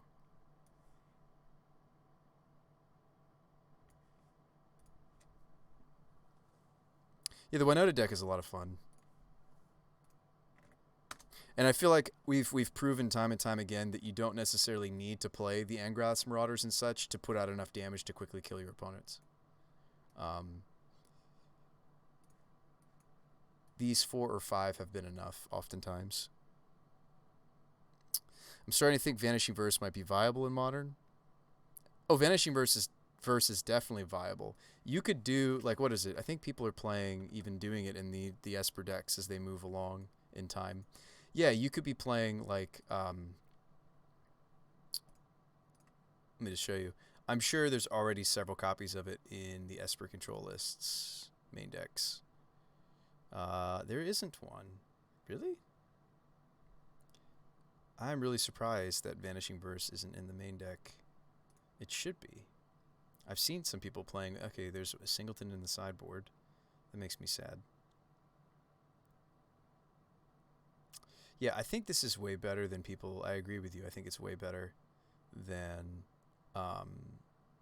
people are giving it credit for. Maybe the non-blue decks are the ones that are like the ones that are in the colors for this, like your Mardus, your Abzans. Like maybe those are the decks that are playing Verse. We might have to dig a little deeper into the metagame to find any, though.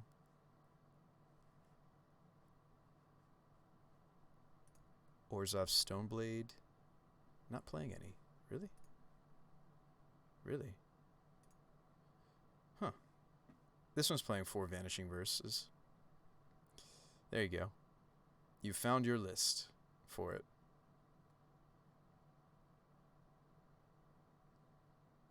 Yeah, this is sweet. Not really doing anything all that fancy schmancy in this build. Just we had to play Field of Ruins because I'd rather have more Field of Ruin because that's like a big thing. We're giving up a 3rd color to, yeah. Yeah, let's look really straightforward. Lots of four ofs.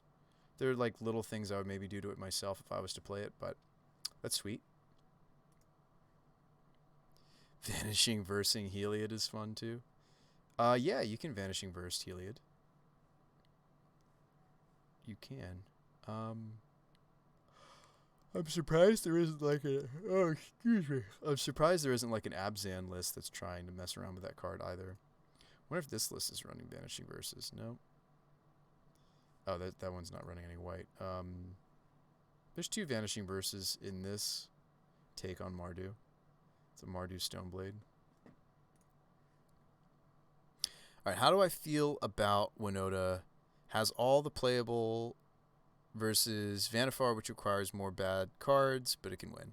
I mean, we were doing Winota with Kiki combo, actually. I was using Winota to piece together a couple different combos, actually. That's a good thought. So, playing Infinite, I feel like the winner of Infinite creature combos, though, goes to not just Heliod. It's easy to say that, right? I'm also going to say I feel like the current winner of creature combos in Modern that go Infinite besides Heliod is also, in my opinion, this deck. Flies under the radar, but Yawgmoth, Yawg combo. I think those are the 2. I'd love for there to be like and there's also like the Felidar Sovereign like bouncy castle lists. Those are kind of the 3 big ones as far as like creaturey decks. Oh wow, humans, people are playing humans. Humies, people playing humans. This is just my 2 cents. We did try to like put different infinite combos into a shell like Winota. We tried everything from I tried everything from let's see if I can use my words. Speaking of which, there is a cool deck that I would love to see incorporated into Modern that people are doing in Pauper, funny enough, this deck. I feel like it's doing a couple things that seem like Modern powerful. It's the build around is First Day of Class. Whenever a creature enters the battlefield under your control this turn, put a 1/1 counter on it, blah, blah, blah. So this has infinite potential with any sort of persist. So I wonder if you could do something with this card in like a persist deck in Modern. Just a thought. You're still brewing Abzan. You removed 2 decays for Versed. I mean, I feel like Vanifar also, much like my Winota deck, I'm not trying to say that this one's better.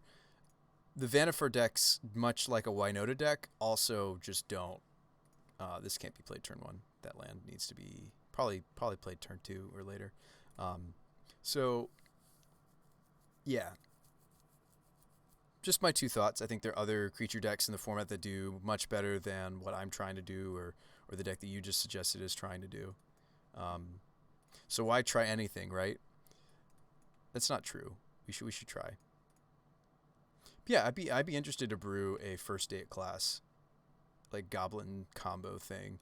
And granted, there's already people trying goblin combo, and a lot of folks already think that it's been figured out, but I'm not so sure, right? So it's like you look at the goblin combos in modern, and the shell looks like it's a Kiki combo actually. So there is one Kiki combo deck in the format, and it's goblins actually, which is so cool. Let's see if I can find that shell. Here it is. So I would take a list like this and strip it down. And oh wow, they're playing Pyre. That's sweet.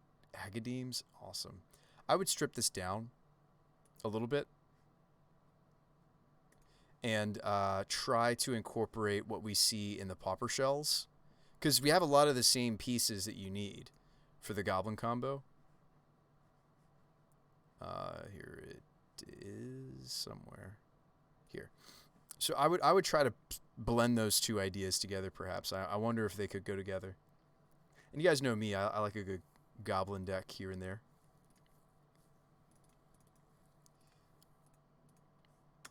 Goblin combo.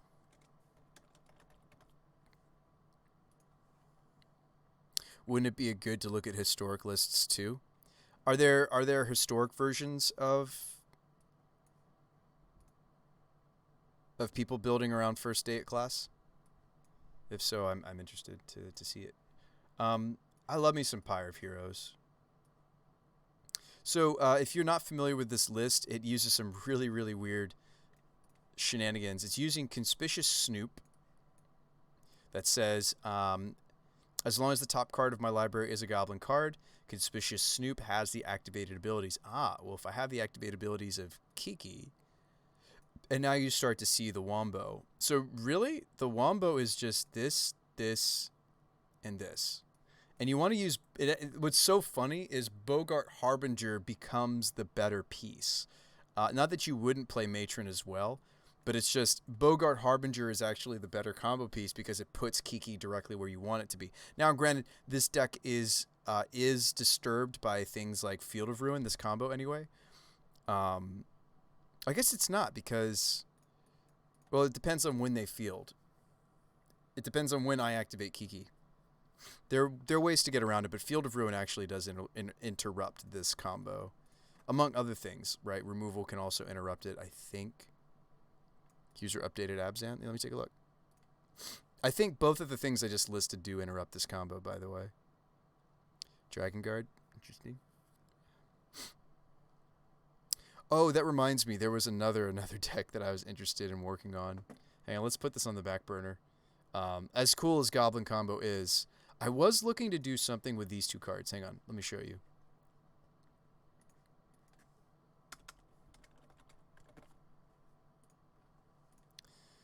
I know that there is already... Let me go back and actually like really absorb the list you just shared with me, Spartan homie. Forgive me.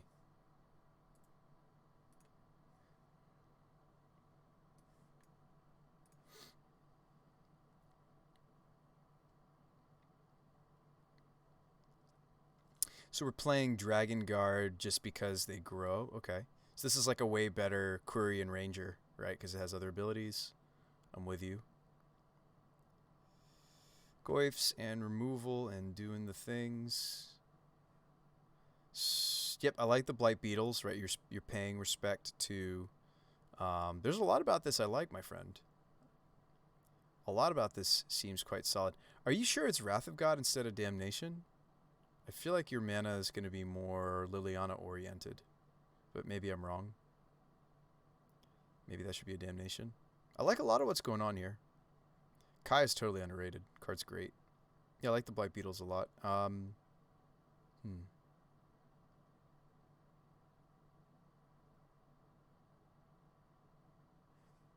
Gavany Township. Those Dragon Guards elites seem like fun. Alright, Stitcher.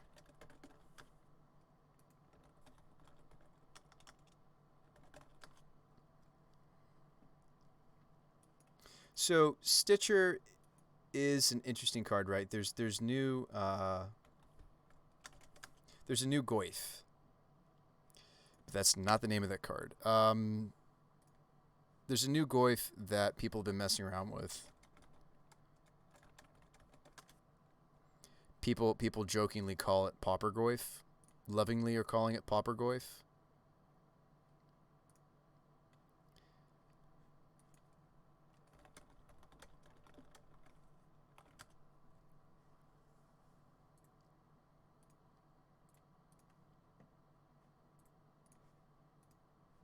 Let me just look at, there's an article I was reading. Now, it wasn't talking about pairing, well, because it was talking about Pauper, but see if I can't find it. Maybe you guys know. I think it gets played in the Stompy deck, actually.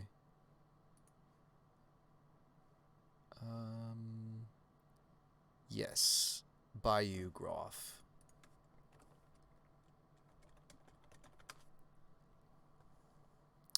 Nighthawk Scavenger. Wrath is just cheaper. Oh, money-wise, I'm with you. That makes sense. So I'm actually interested in the synergy between Stitchers and Groff.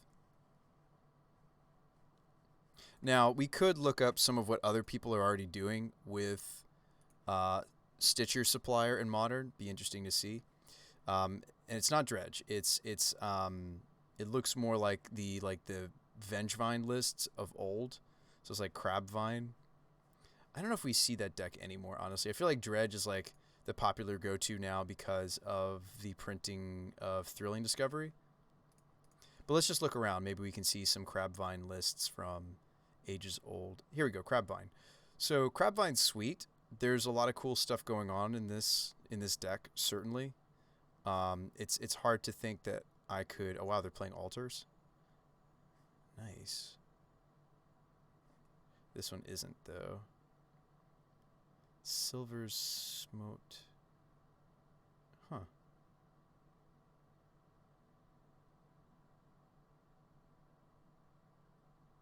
Now, so one just little tiny thing to say. The Stitcher suppliers in this build, in either of these builds, they have to attack and get blocked and kill. Like they don't naturally pop themselves, right? They just don't. That's why I like this Altar of Dementia build a little bit more, perhaps, than the other build I saw. Like for example, let's go to that other list, right? This list has no way for these to die and get the full value, and I don't think that's great deck building. I like, and it's funny enough, it's the same player. Hang on, let's go forward in time. So later on, Scorpios actually moved away from doing that. Fascinating. Let's go back. So anyway, let's download this. So actually I don't need to. Let's just build it from scratch. So I think that this synergy could actually be really sweet.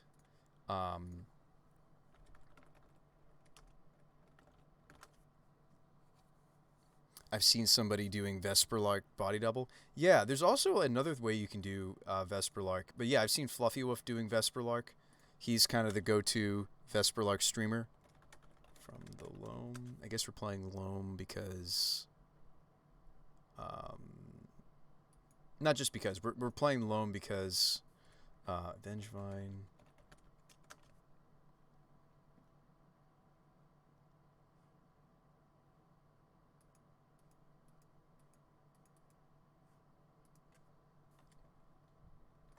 Narcomoeba.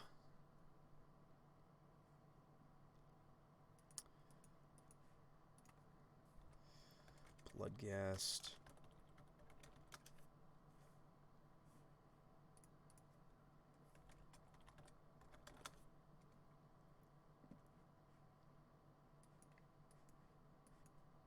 It's interesting that these are 3 of and 3 ofs. Isn't that fascinating?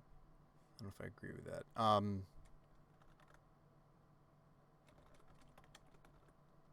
Didn't they print another crab though? And isn't the other crab better? Oh no, that's not true. Hedron crab's the only one that can target us. So they were playing the Secret Keepers. These are kind of pretty looking, aren't they?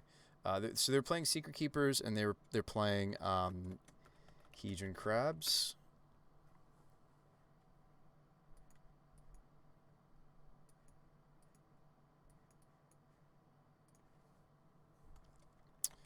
Prized amalgam. I don't know if I like the silver zombies.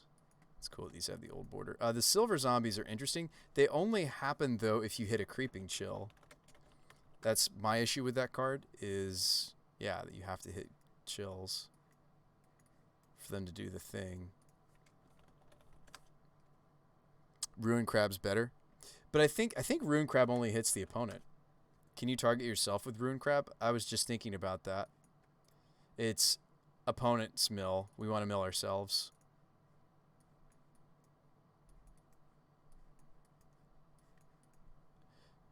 You bring up a good point, but it only targets our opponents.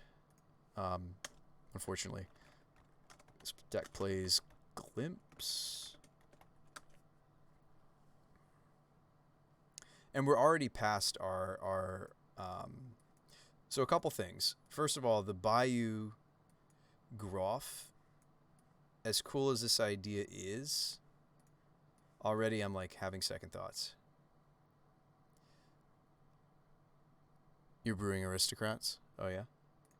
Alright, let's see. Altar of Dementia. See, like, I feel like because Altar doesn't offer an infinite kill, I'd rather just play the Groffs as a way to pop the suppliers. It's kind of nasty when I say it that way, isn't it? Like, as if it's a pimple. But we don't need the playset of Groff. Like, they're fine. They're best when they're best if I have a Stitcher supplier. And I would like to try out some of the technology I see in this other list, which is the ghouls. I like these ghouls. I don't think I want a playset, but this is kind of neat. So this is a 3/1. It's kind of in a similar vein as the prized amalgams, right? We don't really hardcast these hardly.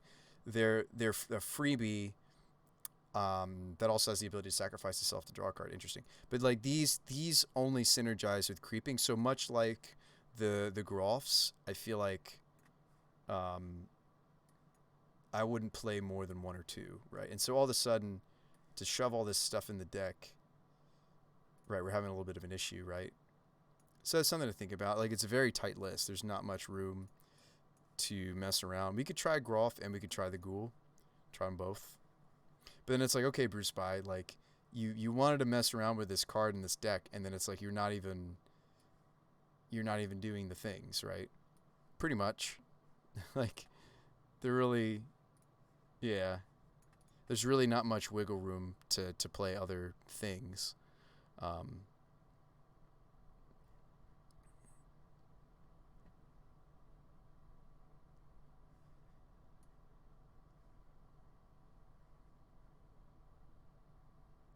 Interestingly enough, this build isn't even bothering with Bloodghast.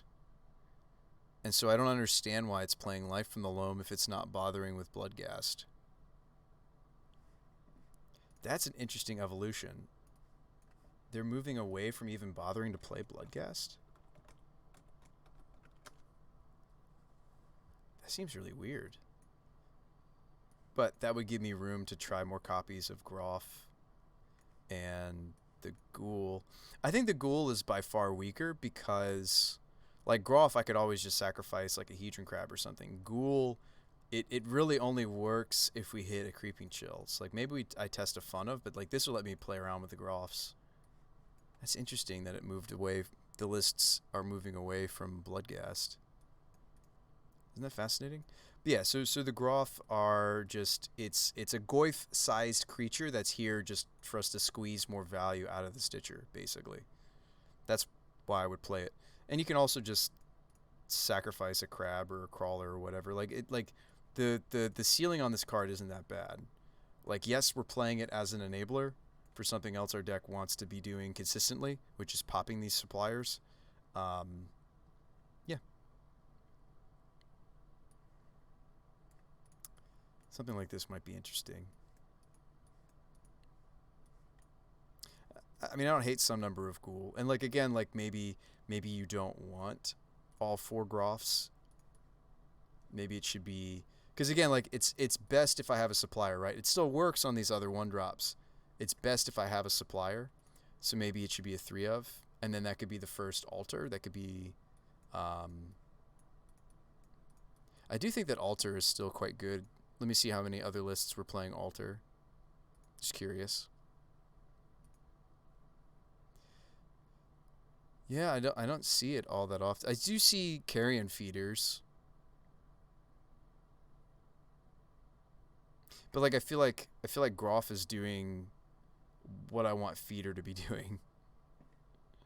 Although like every carrion feeder you run, you're more likely to have what? You're more likely to have zombie for um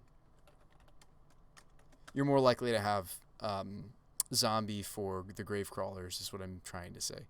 So I do think the first carrion feeder is actually quite smart to do, maybe. So maybe one feeder, 3 Groff.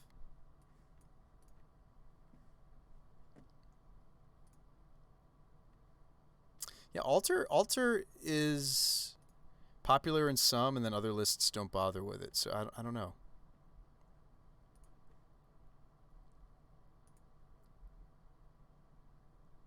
Now, do I really like Crabvine that much? It's fine. I mean, you're kind of just doing an engine deck, right? You're doing, you know, a pseudo dredge. You're a little bit less, in some ways, you're a little bit less susceptible to targeted graveyard removal. You still care about it.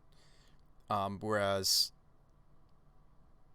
like what's interesting about Crabvine, I'll give it this one thing where it has one tiny little up on Dredge. If the graveyard shut down, the beatdown plan is still very live. And actually, the Groffs make that so better than anything else. I mean, you're still okay. I'm still beating you down with 5/4s and 4/3 hasters. So I actually really like this idea. I don't know about the silver moats. Kind of would just rather max on popping the Stitcher Supplier and not bother with the So what are we setting up in our yard? We're getting back now. You might be saying, oh, but Brew Spy, like the silver moat might be necessary if you cut on the Bloodghasts. That's true. The builds that cut on Bloodghast were playing a bunch of the silver moats. So yeah, I see the trade-off. Because I won't be able to get the prized amalgams back so easily.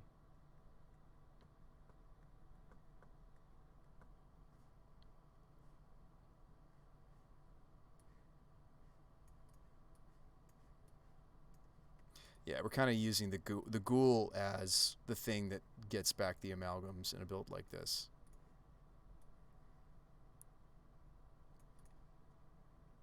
And you really only need to see one crawler. Like, we really want to see the grave crawler. I wonder if anybody in these lists ever ran just 2. You might even just go for some silver moats over the narcos.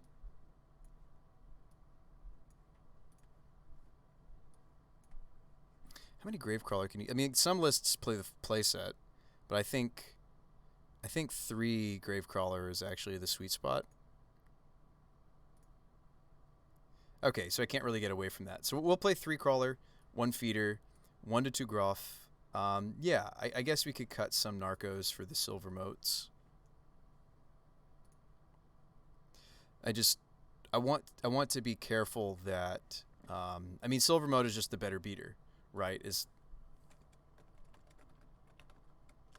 Narco, of course, has yeah, I mean, maybe these just punch hard. There's some lists that are just playing the playset, expecting to get them back with the chills, and you just have to hit the chills. Um, Maybe something like this. This would be really greedy. This would be like, all right, if we don't see this 6, we're not getting back these amalgams. Although Vengevine brings back amalgam too, doesn't it? It's just anytime a creature enters the battlefield from your yard. So does Gravecrawler. I mean, like there's a lot of other things in the shell that do bring back the amalgams. Just saying. Um, like this would be full greed. Would be now. Let's just play the playset of ghouls. Um, yeah.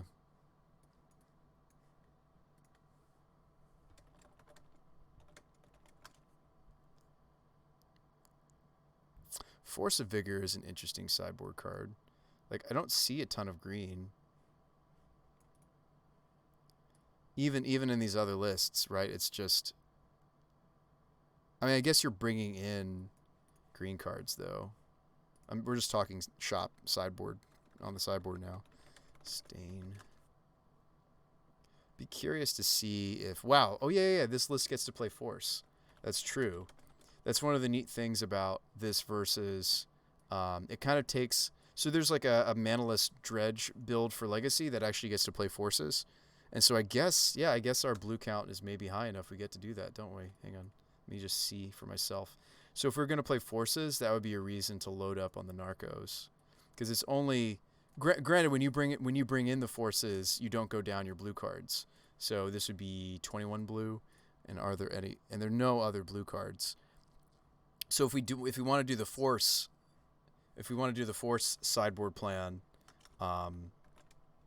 we would need more Narcos. I'm not that excited about the silvers. The fact that the silvers specifically need you to hit one of a 4 of, I don't like. I'd love to test some number though, but I think the Narcos just sold me. What if there are other blue threats we can play? No, it doesn't seem like it. All right, yeah, the Narcos just sold me that they enable this sideboard plan. The Bayou Groffs make the Force of Vigor better, so I like them for that reason.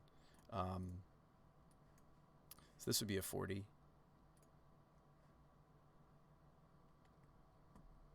What about the Flashback Lightning Helix? Yeah, but isn't that Mardu colors? Yeah.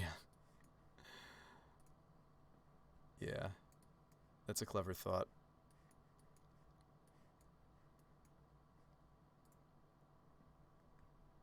I just want the singleton. And, well, okay, if I'm going to play the Bloodghast version, then I definitely want Loams.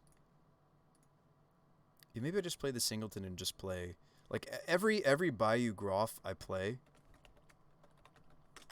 makes us better against the hate in the format. Because this is a reasonable game plan. Just beat them down with Groffs and Vengevines. It's a reasonable game plan if we are like Rest in Peace or something. Bontus, what? There's some really spicy cards in some of these sideboards I'm seeing. Damping Spheres seem great.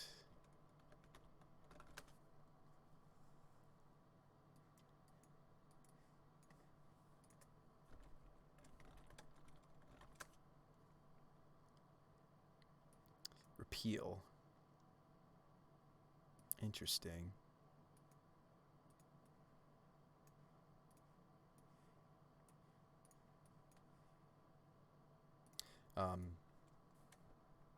Fatal Push.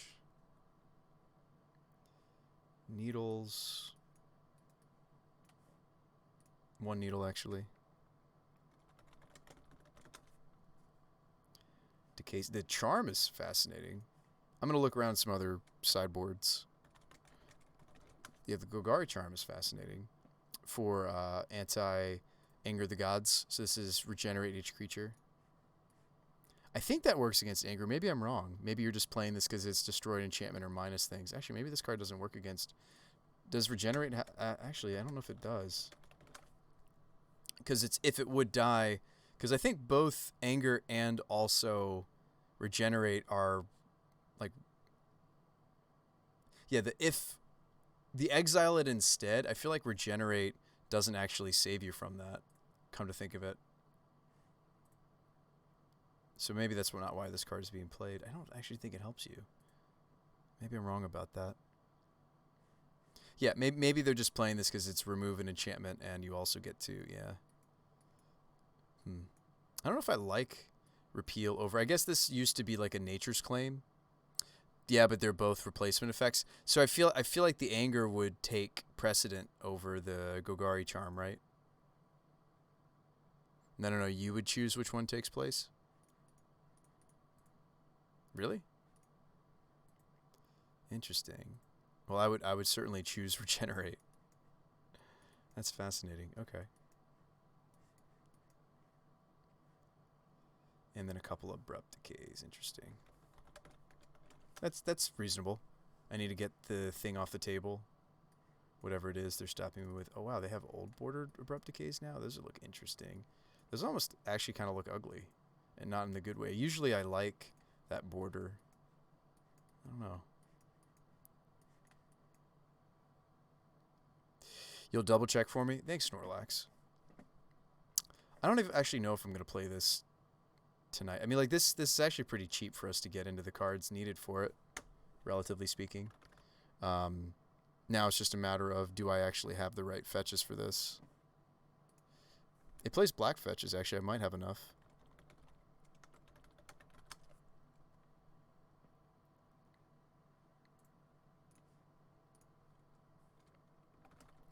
Ah, interesting. But I'm not going to look like that list because that was a Bloodghast build. Is there one that plays different lands? Not really. Looks like by and large, they just play black fetches. They don't bother with. I guess that makes sense.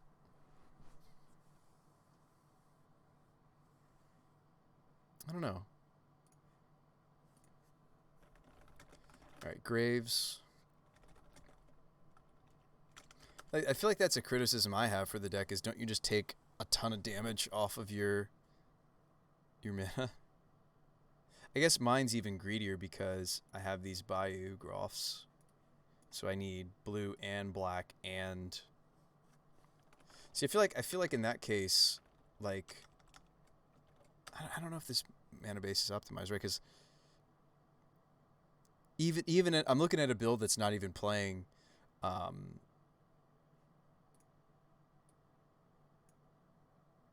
Alright, normally this would kill it. There are 2 replacement effects.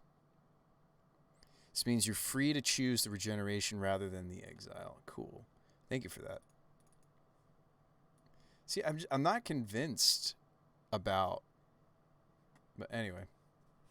I guess double black because so you can do Gravecrawler-y things.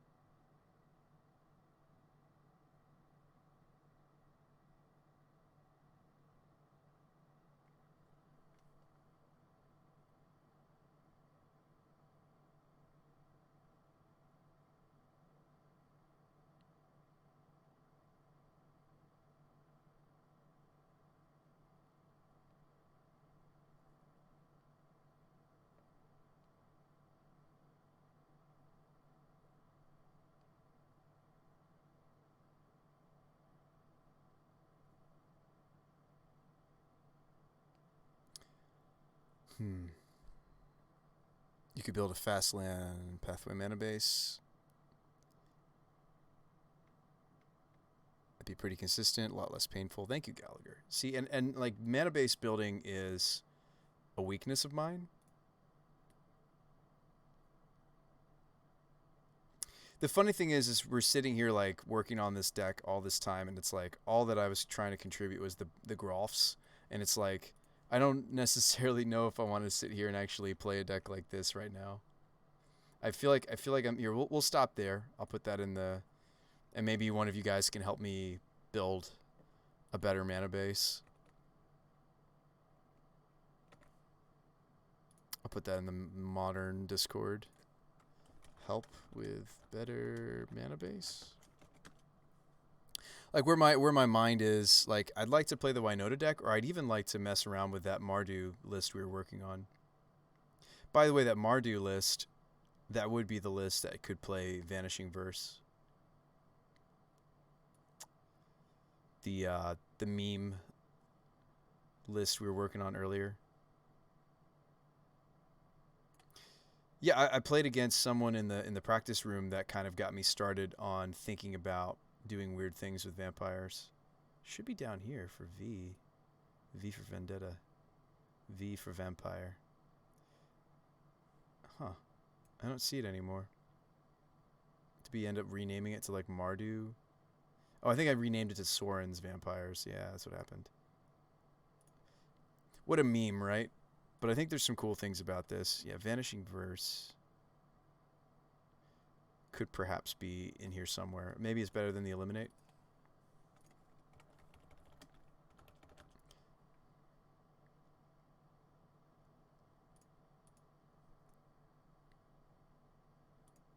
I do like this card.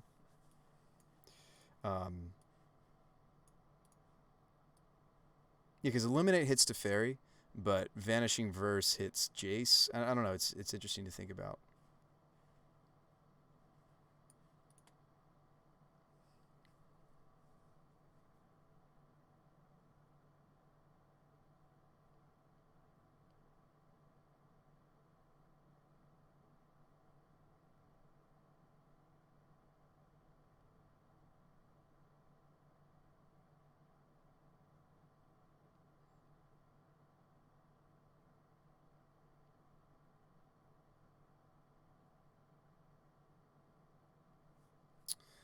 Yeah, this would be a fun meme to play. Basically, all the different ways we can think to use Sorin. So, Gassed. It's a smallpox build. Gassed. Blood Baron. No. Tergrid isn't a vampire. She's not. But I thought it might be good to have another finisher. Yeah, I wish she was a vampire god. That'd be sweet. No, I was considering playing Tergrid because we're a smallpox deck.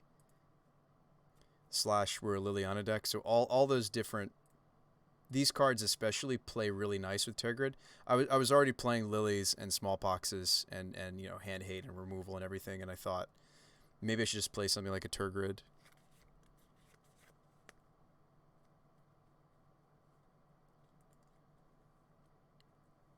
But anyway, this list is for another day, I think, maybe. I forget if I put this in our Discord as well. This might be something fun to mess with. But literally this idea started with I saw somebody in the practice room trying to do stuff with Sorin. They were doing blood gas. I think they were doing other kind of, no offense, but maybe more cutesy things. Oh, I did already put it in the Discord. Never mind. They were doing Blood Chief or Gatekeeper. But by the way, I mean Gatekeeper's cool. Don't get me wrong, but I feel like triple black, a 2/2 that makes my opponent sacrifice a creature, maybe not where we want to be. So I felt like really the things that Sorin was doing that I was most interested in was the Bloodghast and turning those into, as many lightning helixes as we need to close out the game, or the fact that Sorin cheats into play Blood Baron of Vizkopa. Those are the two interactions, synergies that Sorin has that I was most interested in. Other than that, he's going to give Croxa lifelink. He's going to give Tergrid lifelink. The Death Touch is pretty irrelevant. But he does do other things, and that would be he's giving lifelink to these other threats that don't normally have lifelink. Blood Baron you actually can't plus him onto. I asked my opponent about that, and he was like, oh, but it's pro-black. I was like, oh, yeah, it's pro-black. So you can't actually... The synergy between Blood Baron and Sorin stops at us putting it into play off of Sorin. Right? Tergrid just seems so expensive, though. Yeah, I mean, it might be a fun of, or maybe... maybe we don't bother. I mean, we could just run, one Calidus main. There were some other vampires I was looking into, even something like Olivia. I do like Tegrid's synergy with all this stuff, but yeah, she's normally run in. There's a Death Cloud deck floating around that's using like it's a green black deck and it's using a lot of ramps, so Tegrid's not as bad in that kind of a list. Maybe you're yeah, use my words. Maybe you're right. Maybe that's not what we should be doing. I mean, there is the new Nighthawk. There is I don't know if there's much synergy there though. I guess Soren would grow it. The new Nighthawk is fascinating. This one. Um,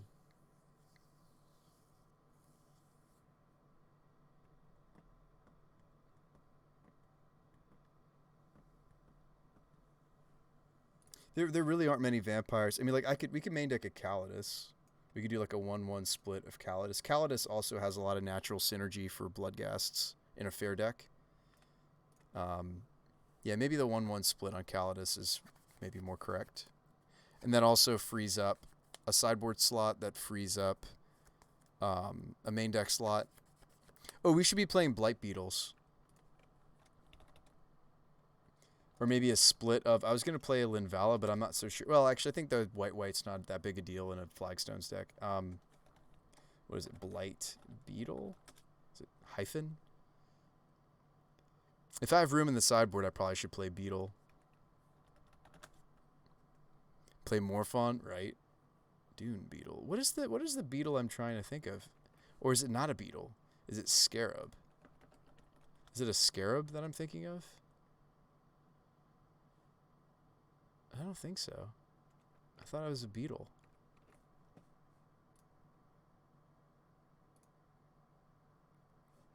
It is Blight Beetle, but I'm spelling it wrong. It's all one word. Interesting. Yeah, but like the first Blight Beetle should probably happen.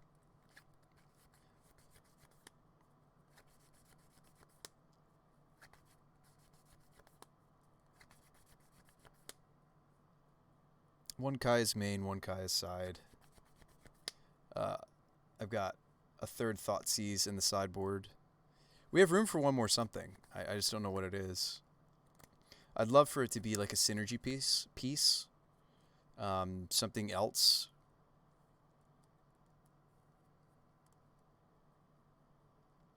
Funny enough, Bloodghasts are also spirits. It's interesting to think about stuff you could do with the spirits. They've like printed a few different Mardu in the Mardu colors, some things that have to do with we could play other memes. There's like that one like remove something, but I think it only works if you have a vampire. But there's like stuff that's like if vampire. There's a few cards that do things, right? This is a vampire. That flips into a side that we couldn't use, but yeah, there's aristocrats. I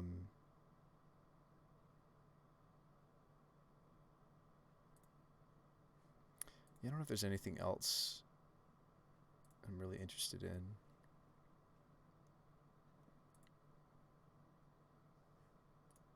Certainly we should set the filter to modern.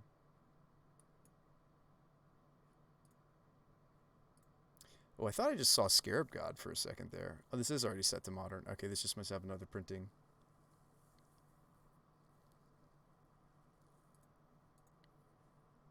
Yeah, he was doing stuff like with Knight of Ebon Legion as well. I don't know if I'm behind that.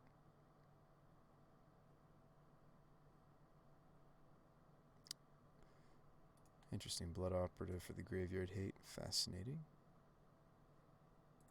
Oh, I didn't see Scarab God. I saw this. That's a funny card.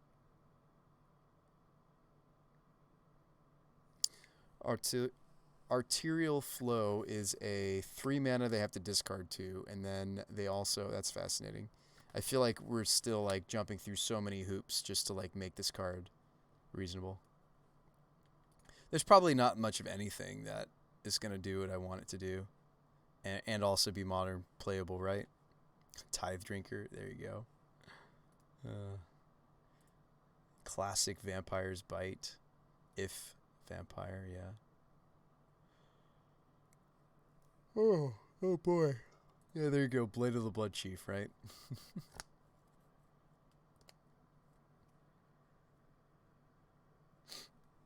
It's cute. Yeah, there's really nothing, I think. I did earlier today when we were working on this deck, like I looked through the lion's share of vampires we could be playing. Chancellor Dross has to be the best vamp to put in with Sorin. No, Morphon is still better. Morphon is still better.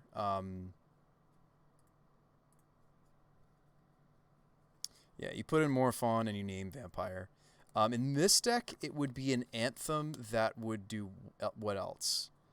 That's the problem with this card, right? Is sure, okay, it's a 6/6, right? That's going to come in.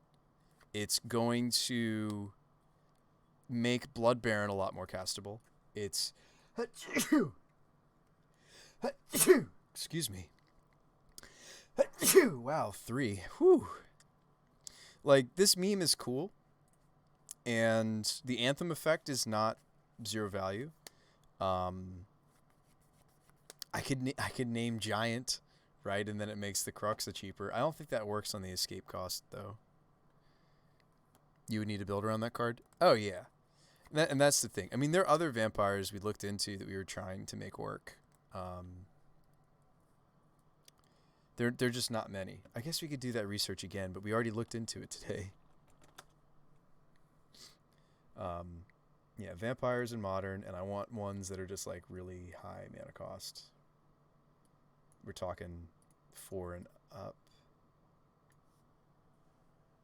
It still returned a lot of vampires for us when we did this search earlier today. There is the 7-drop that's whenever a creature dies, they have to sacrifice.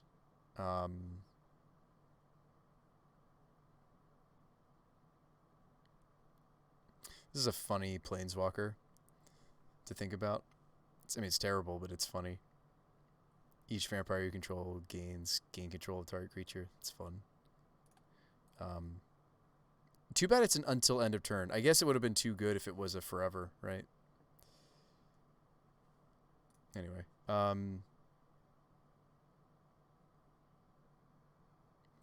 it does work on escape. It would reduce it to just black-red. Oh, that's cool to know.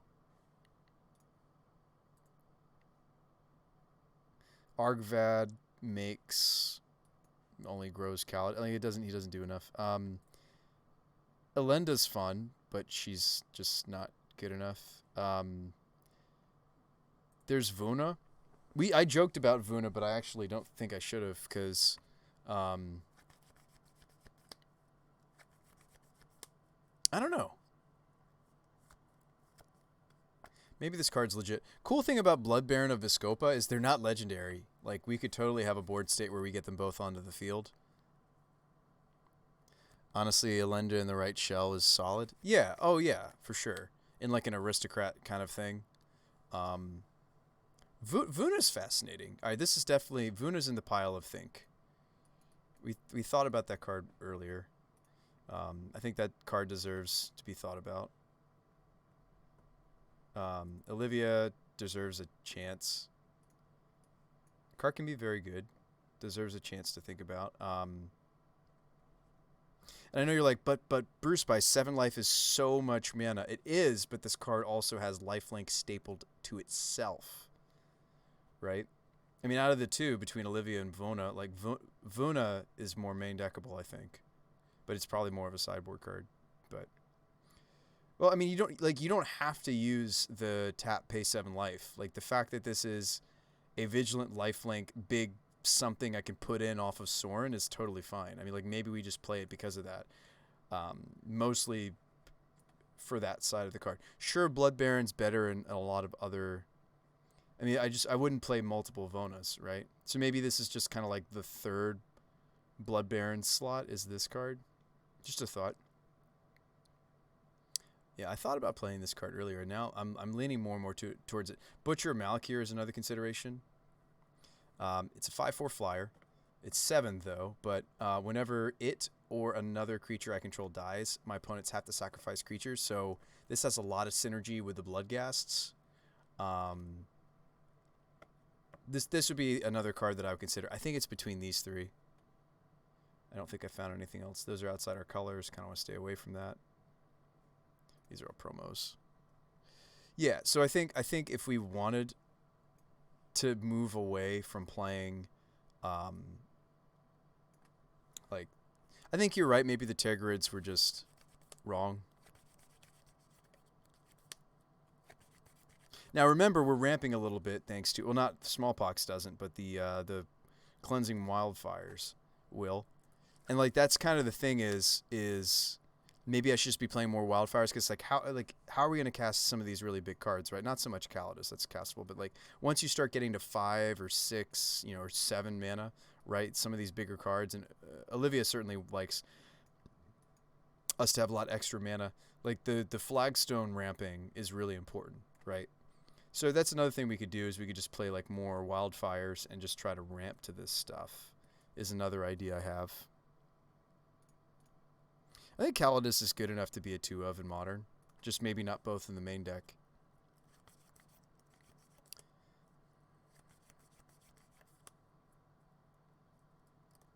Champion of Dusk. I didn't look at that one yet. Sorry.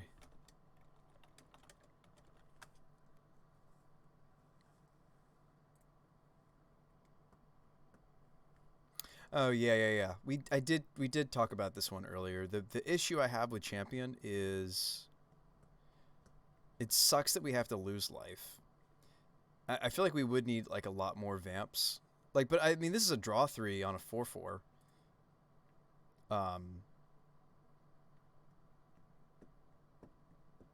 Yeah, Champion is sweet, but we would need, like, we'd probably need more vampires than just the Bloodghasts, right? Even with the Bloodghast, this could be a draw 2, draw 3 attached to a 4/4. But we have to like in Modern, like let's not forget I also have to pay life. But maybe that's good. Maybe that's better than some of these other ideas, right? Champion.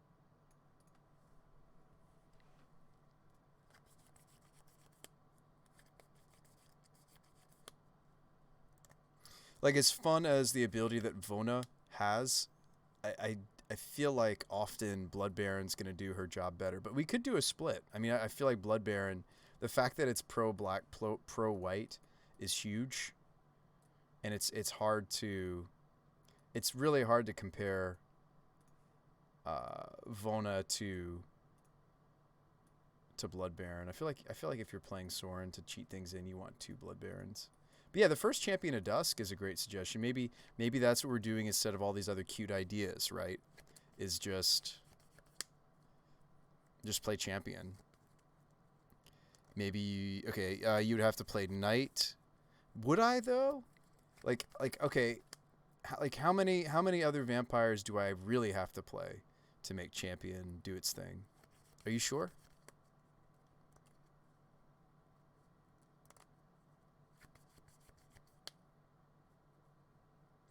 Oh, I think I know who you're talking about. Yeah, Gifted Aetherborn.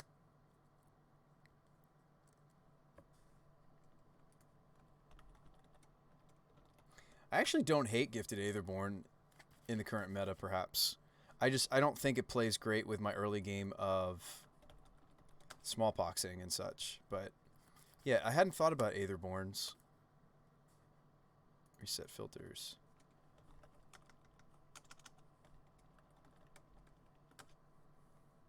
It's a solid card. Not sure if it's going to work with the smallpox plan. Yeah, I don't think it would, but yeah, Aetherborn is interesting in the meta right now. I think that I would be down to try Champion. I don't think it's as bad as we all think, right? Okay, what does it look like in its absolute worst state? Let's say we have a game where I don't see a single Bloodghast, which is possible, right? Even with playsets. Let's say we have a game where I don't see any other vampires, right? It's just Champion. It's pretty bad, right? It's a 5 mana 4/4 that I drew a card. Granted, even if I cheated in off of Sorin, it's still pretty bad, right? It's a 4/4 that drew me a card. At worst, it'll replace itself. Yeah, I mean, like that, and that's the beauty of it is, but now I have a card that I can start to plus, and we'll draw multiple Sorens, right? That's something else to think about is if we're going to play the playset of Soren, like we're going to draw multiple Sorens. So maybe the first Soren plops champion into play, we draw a card. All right. Well, that wasn't great. We were hoping to see some number of Bloodghasts, right? But and let's say that Soren dies even, but I keep champion. The second Soren I play, I start plussing on Champion of the Dusk. And all of a sudden now we have this Death Touch lifelink 5/5 that's growing each turn. And I think that's what the deck maybe really wants to do is it wants to, granted, unfortunately Soren can't do that with Blood Baron of Escopa, and that came up actually in one of our games where that anti-synergy, I was playing against the guy that was brewing on vampires. I do think that Blood Baron's very good. I think one huge drawback that it has is that Soren can't plus and grow the creature. So like maybe it's still a 2-of, but just something to think about is like Soren doesn't have all the different synergy that he has with these 6. All right, I've played a lot of the Vamp decks in Pioneer. Blood Baron's great off Soren, but then it's a huge nombo while it's in play. I mean, maybe we just play the fun of. I'm not joking. Maybe we just play one, and do we load up on more champion? Do we load up on? Do we try Butcher? Do we try one of these? Because I mean, I do see that Nanbo as a big dealio. I mean, I'm sitting here thinking, oh, well, Blood Baron, clearly Blood Baron is what we want a bunch of. It's like, I mean, just because Auric Champion is really good and it's all over in the format doesn't mean that the pro black and the pro red is relevant for every modern match. I mean, like, maybe Blood Baron is similar to Calatus in that maybe we want the second copy in the sideboard. It does stonewall the shadow decks, though. Oh, yeah, it's very good there. What's up, Flicret? FCL? How you been? Yeah, I mean, maybe the second Blood Baron should be in the sideboard. Something else to think about is these damnations. I wish we could play sweepers that had not as much. I mean, the damnations are fine with our Bloodghasts and such, but they're not great with my other threats. But I don't think Languish is where we would want to be right now or anything like that. But yeah, it might be interesting to try that. I have room for one more card in the main board now. Oh, but I wanted to play another big vampire maybe. And maybe I think K-Command's fine.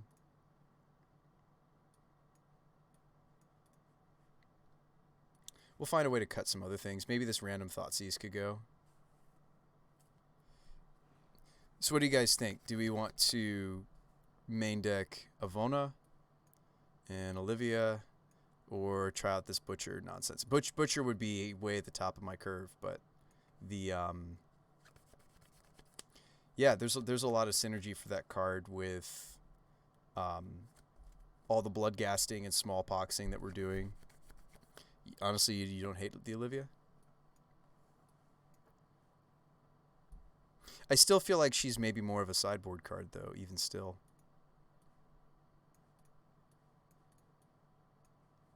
Because I feel like she just takes so much mana to do what we want her to do. I like the card a lot. I know she can take over games. You might be right about her. Maybe she's a sideboard card. Like, she's good. Maybe I main deck the other Kaya Scout. I don't know.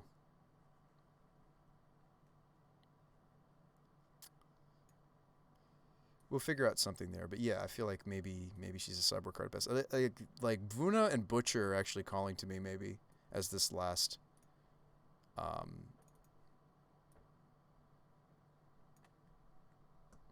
It'd be pretty sick though to put her into play with Soren the turn after Soren comes in, and then you start pinging things. Well, yeah, she can come in and immediately start pinging potentially, right? But I think she's more. I think she's more matchup dependent. I mean, like you could say the same thing about Calidus too, right? Like, really, the only vampires we've been messing around with that aren't very matchup specific is maybe this Champion of the Dusk plan. Like Butcher wants them to have things. Vona's also very flexible too, but Blood Baron's just so good. I feel like we do play the first one. Yeah, it's hard. Like I'm again. I'm not convinced about Champion because like Champion is just, it's this big dude. I feel like this isn't. I think what you were saying earlier about how Bruce Spy, this isn't really the deck for this card coming to fruition again. Like we need several Bloodghasts before this draws us like a reasonable amount of cards in Modern, right? So maybe this card's just wrong. I don't know. I liked it at first, but now I'm having a second guessing it.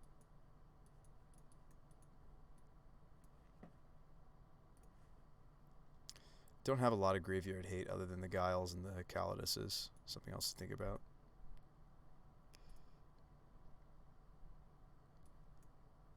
Maybe just one Damnation. I feel like I'm less and less about this card now that we're moving into having more threats, even though they're like really big threats. I feel like I'm less and less about this card in our sideboard. One of these I'd like to have in the main deck. I think it's Calidus just because it has natural synergy with the Bloodghasts. And it's not so much mana. Let's cut one of these and be happy with it. This Butcher, right, we're cutting? Because Butcher really only works in the deck if we cheat it in to play. They just need to print better, bigger vamps. They do. I mean, like, Butcher has a lot of potential. Like, the lack of potential that Butcher has is the fact that it needs a lot of other pieces. So maybe we don't play it. It's also a lot of mana. And without Sorin, it's nigh unplayable. Let's do a split of Vona, Blood Baron, Champion. Something like that. I think I'm happy with it for now. It's been a while since we played a game, so why don't we just jam some games with the list I currently have saved, which should be Mardu or Winota. I think it's Winota.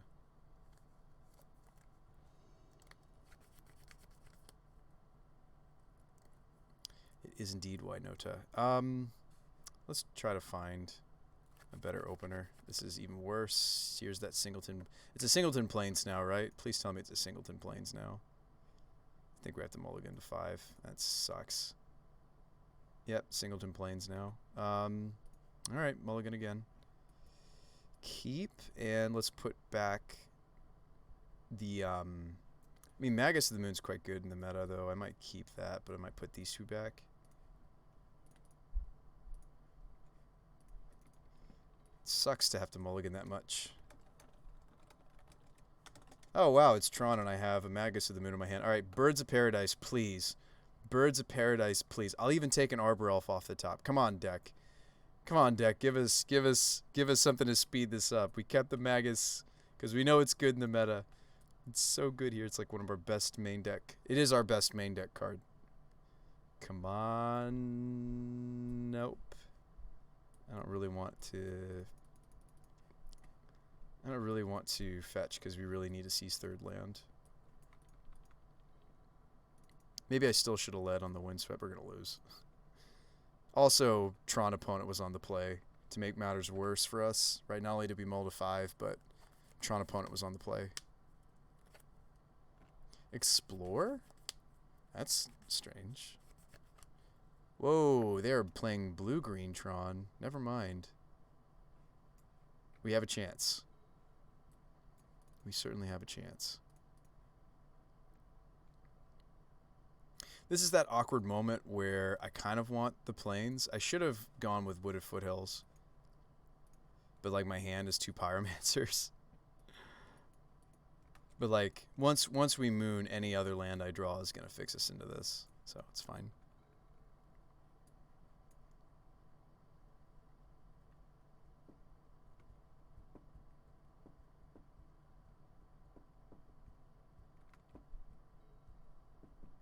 So this is a permission spell, right? So I play my Magus and then we're sad because they counter it. But they have Tron next turn if I don't. It's not like they can have removal spell or repeal for this because I have the Skite. They have to have Exexes, the counterspell, which they play 4 of, if not more of.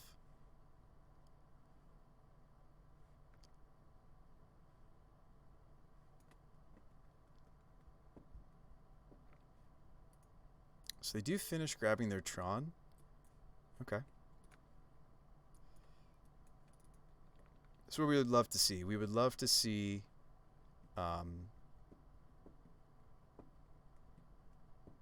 is this Treasure Mage? Nope. This is a weird deck that they are trying to do. They're trying to do quite a bit here with their Tron deck.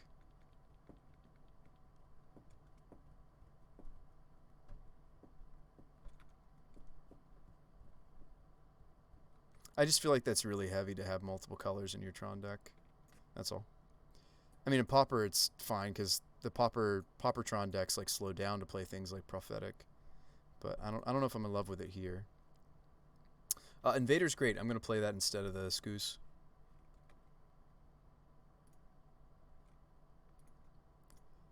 Hit you for 2.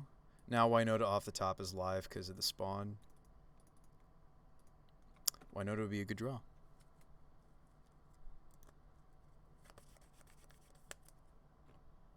Opponent has quite a bit of mana.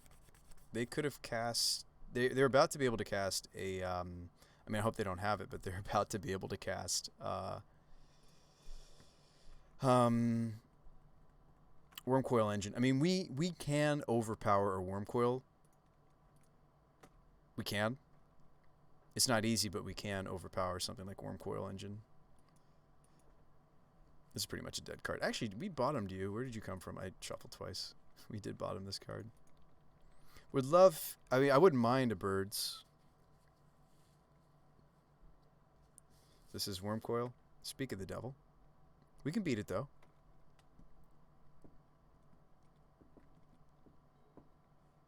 So this is Peasy. Peasy, draw us to a Winota, please. That would be good. Arbor Elf, sweet. Skyclave, not all that helpful. It would be tempting to hit the Prophetic Prism, but I don't have white.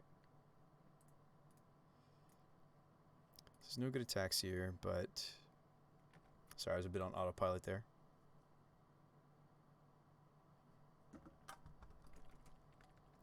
We can stop the life gain on the Wormcoil once. It might not be worth doing, though, because if I draw Wish, I want to be able to immediately cast the Winota.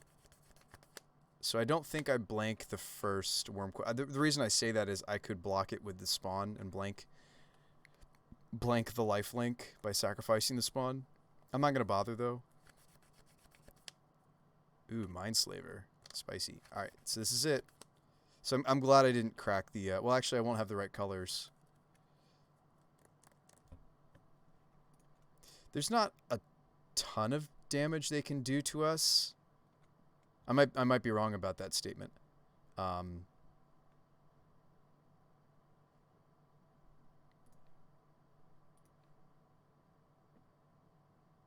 With the Mindslaver? I mean, the big thing is that they would tap us out, so... They'll crack my spawns. There's lots of little things they're going to get to do to us that are kind of annoying with the Slaver.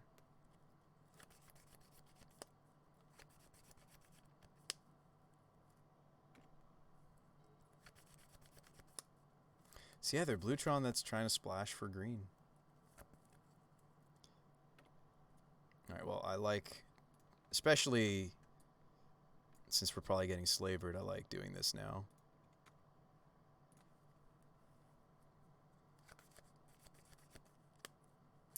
Actually, if they're smart, they'll be able to kill us next turn because of Spellskite. I may have wanted to kill off my Spellskite right there. They just have to put something on the stack and then they can drain us a bunch. Maybe they won't see it, but I just saw it. And I'm kind of wishing I'd blocked with Spellskite because that's how we can lose now.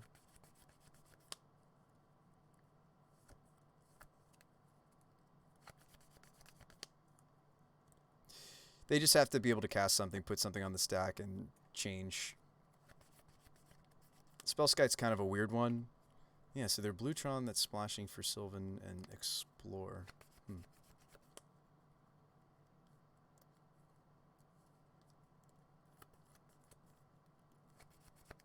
Okay.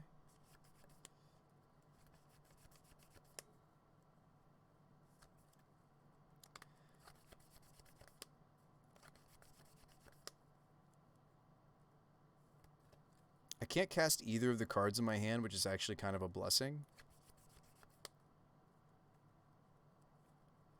Because if I could, my opponent could kill a bunch of our life points with the Spellskite.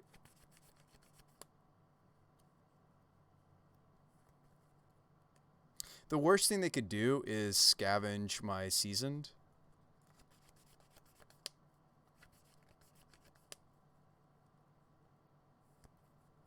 Yeah, this is not the worst Mindslaver ever. They should kill off my spawn.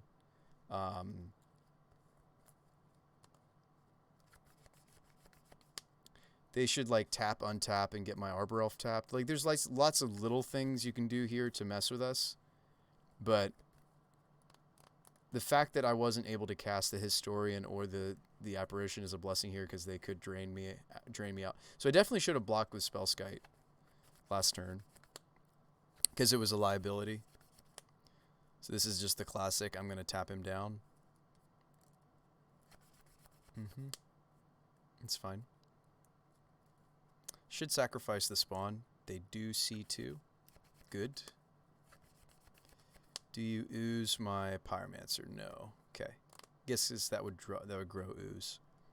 So they did some of the scary things, right? Sacrifice my Scion, which would have been useful because I can blank the Worm Coil with it.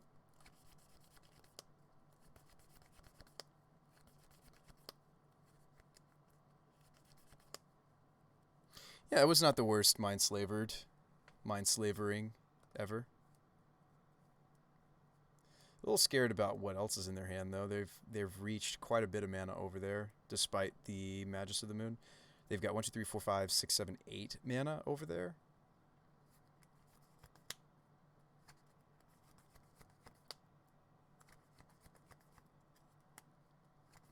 Are we no longer attacking with Worm Coil Engine?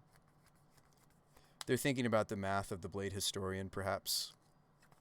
If I draw any land except for the second basic forest, I have this online. So maybe that's why they're not attacking. Is this another big something?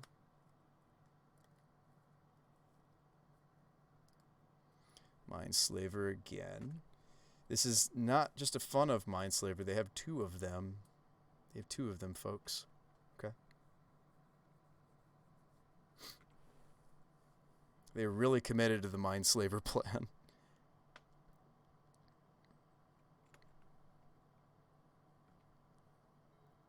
Alright, cool. So we have the Blade Historian, and I think we just win, right? So they're going to gain 6 and block my ooze. But we're smashing in for a lot. Yeah, let's go to combat. Let's math this out, though. So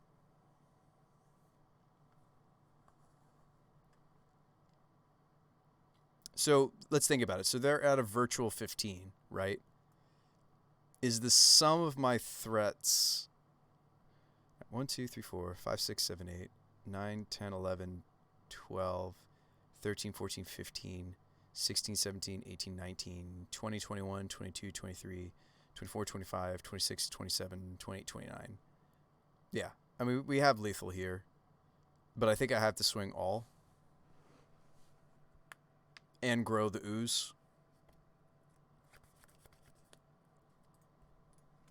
Does that math sound? Hang on. 1, 2, 3, 4, 5, 6, 7, 8, 9, 10. Because it's more than they're just gaining the 6. They're also stopping some of the damage I'm dealing, and they're gonna block the ooze. So, do I kill them even though they're blocking ooze? So they're gonna go up to 16. 1, 2, 3, 4, 5, 6, 7, 8. Sorry, they're going up to 15.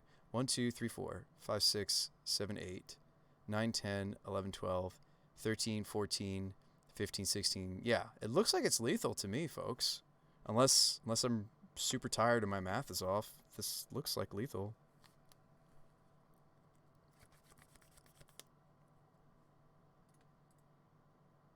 In order for that to kill the engine, I don't actually need to exile my Pyromancer here.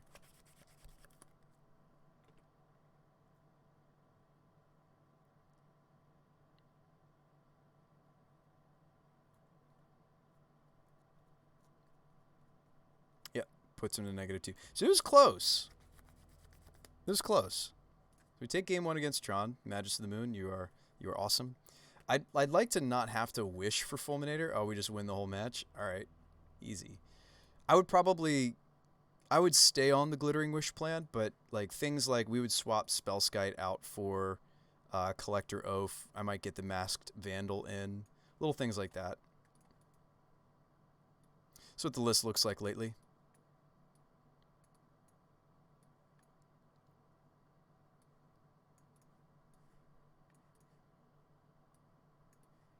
We did a lot of brewing today. I wonder if we could or should have done a league at the beginning of it when my brain was still fresh. This is by far the deck I'm having maybe the most fun with.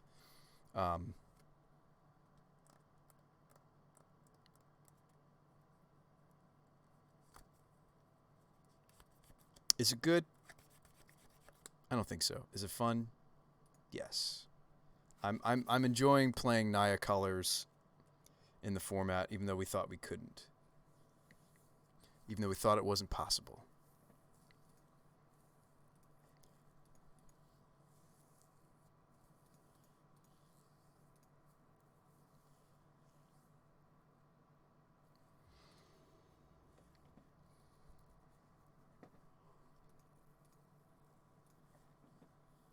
The sand looks great.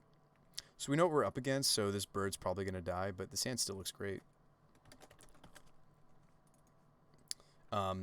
So they're playing the Obosh Red. Obosh Red. Oh gosh, Obosh. Oshkosh, Obosh. Right? Swifty.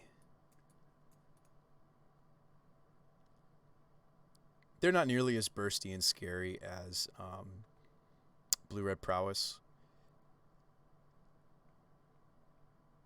But I mean, the deck's still fine. It sees plenty of play.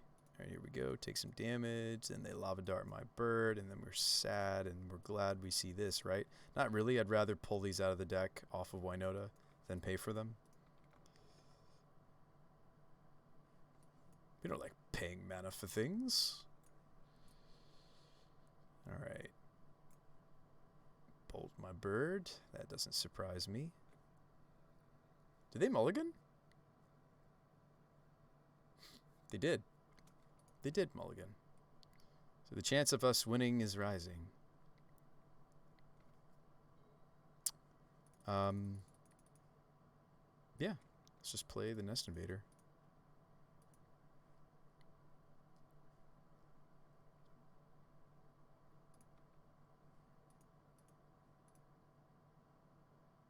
We could play Winota next turn, but then I'm not getting any. Oh, that's true. I am getting one trigger.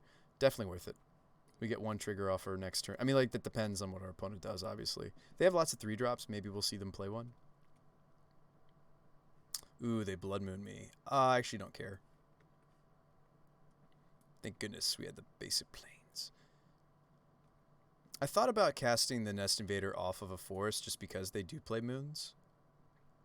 So that means I'm not going to be able to Heron's Grace. We can certainly Blade Historian.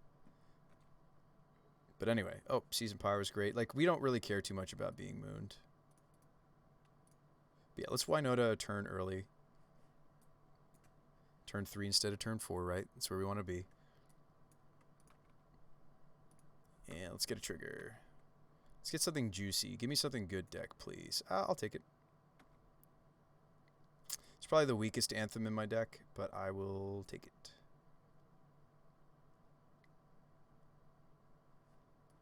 Next turn, we probably just slam the Historian, right?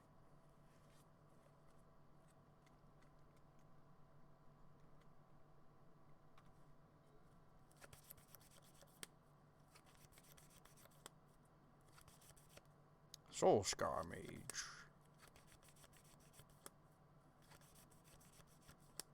Flame Slash. That is literal worst case for us.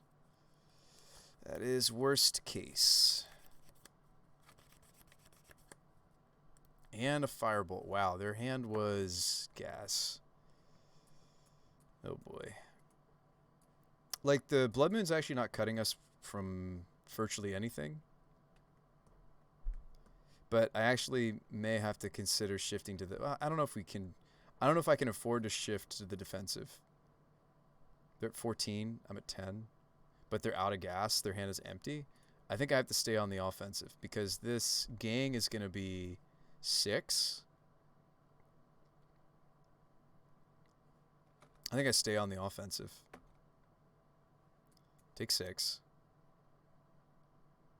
Now they're at 8. They either need removal or a block.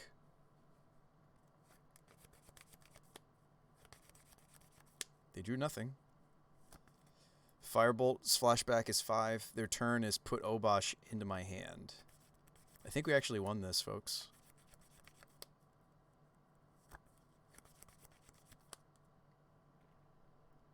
They decided not to put Obosh into their hand. That seems ill-advised. Probably going to Pyromance. Opponent has conceded.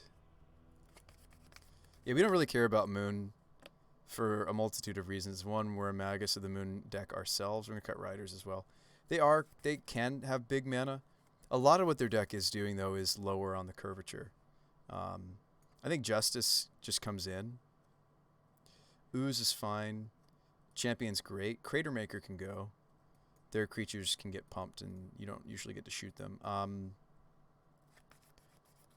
Their deck on the play is pretty quick. It's hard to Glittering Wish into the things. Maybe game 3 when we're on the play we could be a Glit Wish build. I'm kind of moving away from it against a deck like theirs. They're pretty quick. Favor because our stuff is bigger. Knight is just good in this matchup. This is where I wish we had the timely reinforcements, if you're wondering. Thalia's fine. Not because of the non-basics, but because of the first strike. She's fine.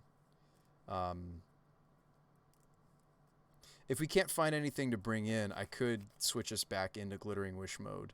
But I feel like I'd rather just draw the Winota or Evolution into it. I mean, Deicide, yeah, it hits Moon. I really don't care about Moon. We're designed... We are the Moon deck, right? We're playing Magus of the Moon ourselves. So I actually think I will switch us into some number of Glittering Wishes. Let's just do the Glittering Wish just to grab Winota plan. But a lot of the things I would wish for anyway I'm already running. And hopefully we don't get into a state where I have multiple wishes and nothing worth to go fetch. That's another issue with this deck with playing, you know, more than 2 or 3 wishes is it's almost like they're legendary to us because really there's usually only one thing that I want to go get from that wish board. Speaking of hands that's weak. So this is another Arbor Elf hand where I have some of my greedier lands. The rest of this hand is actually fine besides Elf. Invader is, well, it's not great, right? So these don't share. This is where the Cavern look like the greediest card in my hand might be the Thicket, but you could argue the Cavern is the greedier piece. What's crazy is our ratio of lands that function is still pretty high. It's sad to see some of these hands where we hit some of the literal unfunctionals. I'll keep and I'll ditch. This 5 really wants to see some number of lands though. Like the Arbor Elf often dies. So good thing we got game 1. This looks like a burn spell if I've ever seen one, but we're playing into it.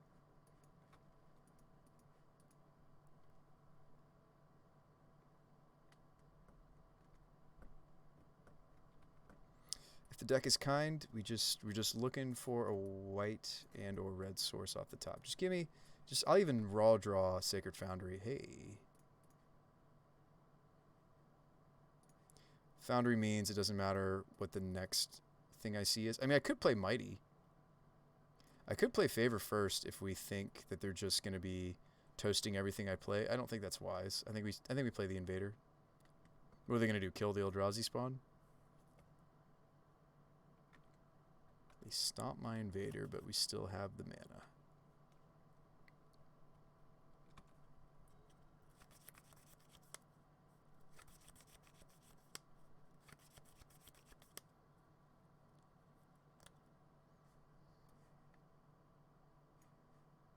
There's a lot of reasons why people like the Obosh build. You know, your Blood Moon deck, we get pillaged. Gross.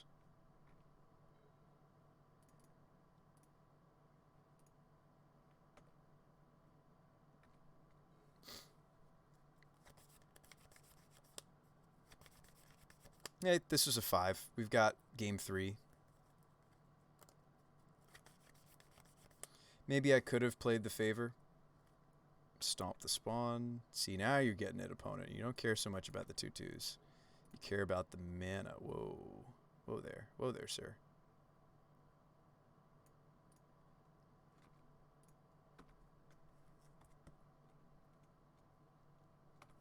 I don't really want to cast Favor when I know they have these Bone Crushers that they're going to start playing out at some point. Speaking of which, don't really want to play Favor. I guess I would play Favor here. This might be the spot that I play Favor because we're looking to either Evo or play Winota herself. So this might be the spot where, I mean, like, sure, I could Evolution, but it doesn't really achieve what I need.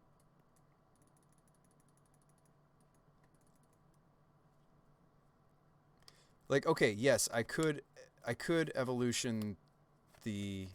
No, I can't. I can't evolve and also do the things. What's the benefit of favoring? It just means that the Winota, when I get it, is not going to get flame slashed. That's what. Yeah, I might be okay taking a turn off to favor. And I might not even fetch because I kind of want to just draw a land here. Well, let's see what they do. They might just be playing Bone Crusher Giant number 2.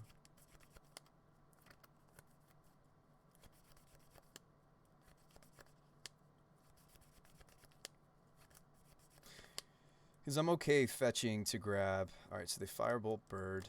That probably spells doom for us right there. Yeah, so they did have the Flame Slash, but... Like, I could have gotten Winota on the table, but it would have been without favor, and they would have slashed her. So I think this is just... We got to go next game. Because they've got one other card in hand. They've got another Bone Crusher that's coming down. No, maybe not. Maybe we're not done. Human. Maybe we're not done yet. Is this another stomp? No.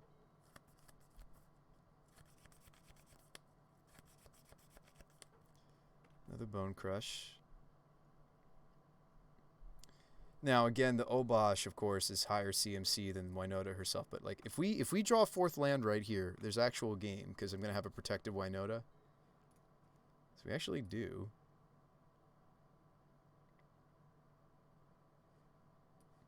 We already have red, red, green, green. Like, we already have all the stuff. There's white. So filter red, please. White. Alright, so we've got per all colors Winota. Is the deck going to be kind enough to give me some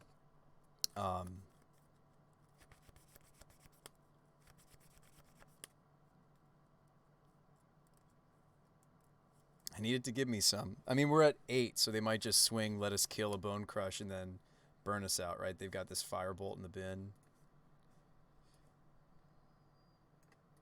Yeah, the fact that they're swinging means that they have some more burn in their hand. They probably got Bolt. That sucks.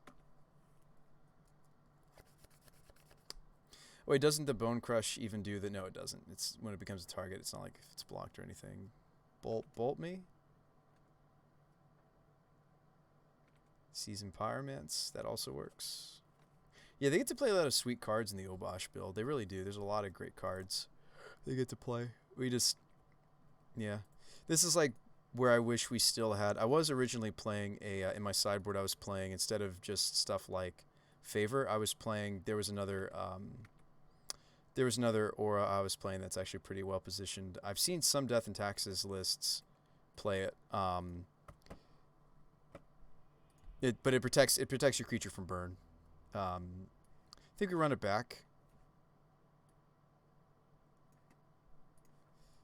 We'll get him this time. Let's not mulligan to 5. Can we keep a 7, please, deck? Can I keep a 7? I would love a 7 that I can keep. A 7 I can keep would be really nice. I just can't. I feel like since we went to the Naya build, I've been having a lot of trouble keeping. If I keep this Glittering Wish, what is it? It's probably just the other Winota.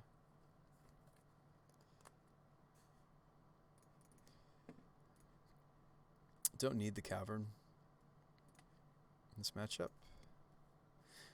Snorlax, I'm on 21 plus 8 Dorks plus the Nest Invaders that also make mana. So like quite a bit of the deck is dedicated to mana. 33 if you want to count the creatures. But it might just be happier as a 22. Some of these builds were even just playing 20. I think 20 is not enough though. Anyway, let's go Forest Birds. Like a lot of games, it runs just great. It might just be one of those nights where I'm just getting all the bad mulligans. Glad to have them in the practice room. That sucks, but that's okay.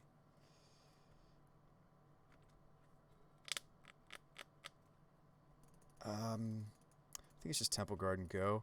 Like if this is just gonna be a redundant copy of Winota, I don't really care to shock to cast it. I mean, I'm really hoping the deck gives me something else. This is where I really wish we had the first Dryad Arbor. Like, I would consider cutting the Mesas and play the first Dryad Arbor.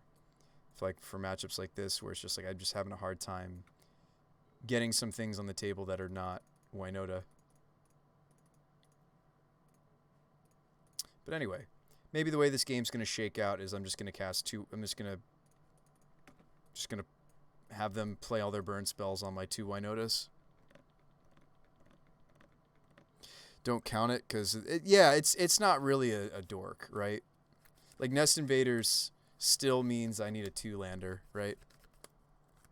I think 21 plus 8 sounds right.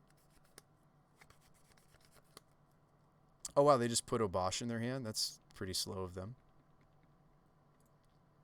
We do have some white cards that are pretty important. Not Linvala, but some others. And I think they cut their Blood Moons. So I am going to go ahead and get Sacred Foundry. It fixes our colors the best. It's going to suck to maybe have to shock here to play the Winota. But I had 2 shocks in my opener. So, and we went for... okay. Be good if I played the right costs. So we'd be a little aggressive with this first Winota. Burst Lightning. Is this getting 2 burn spells? Stomp. Alright, so we figured that she was going to eat up. But it's like that Winota really was just a 4/4. Like I didn't have any other creatures to pair with her. What does Maja do? Maja is the other creatures you control get +1/+1. Whenever lands enter, I make humans. It's an Anthem. Oh, okay, wow, Arbor Elf. I feel like I still just play the Winota.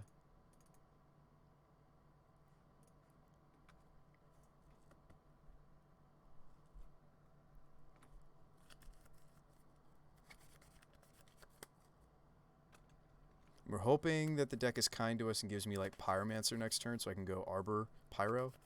We're really hoping for Pyro. You have 3 cards opponent and one of them is Obosh. Soulscar Mage is so sweet with... I think Soulscar is really, really cool in their list just because they do have a lot of burn, but like the burn doesn't always kill their opponent's creatures, but the shrink that this do is certainly... Oh, whoa. Wow. Mouth of Renam. They don't quite have enough mana for it yet, right? Yeah, so they're going to cast Obosh.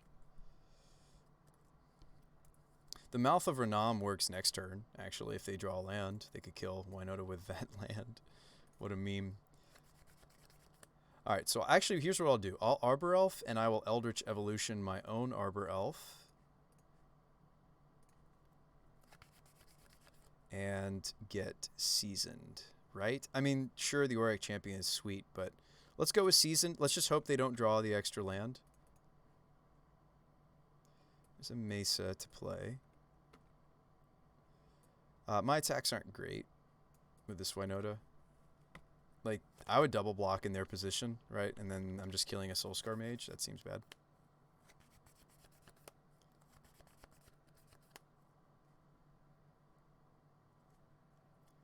Stomp? Where? Do you have another burn spell?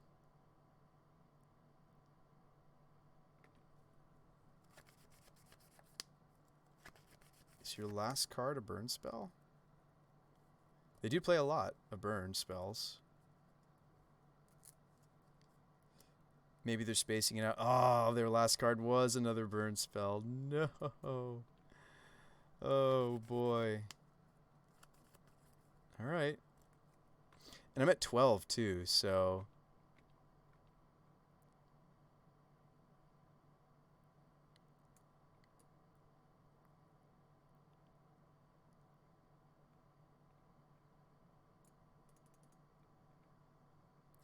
I can't. I already used the wish, the wishable Winota. So it's not at least you can, Bruce by. So this is actually lethal. This block sucks, but I might need to consider it. This is a far better block for our archetype, because I could draw Winota off the top. Yeah, I already grabbed the extra one thinking that it was going to be relevant. No, they just had all the things. But I mean, their deck is filled with. They have a literal ton of burn spells. That's just really unfortunate for us. Wow, just the nothings. They've got Flashback Firebolt, which is going to deal 4, so I can't actually fetch.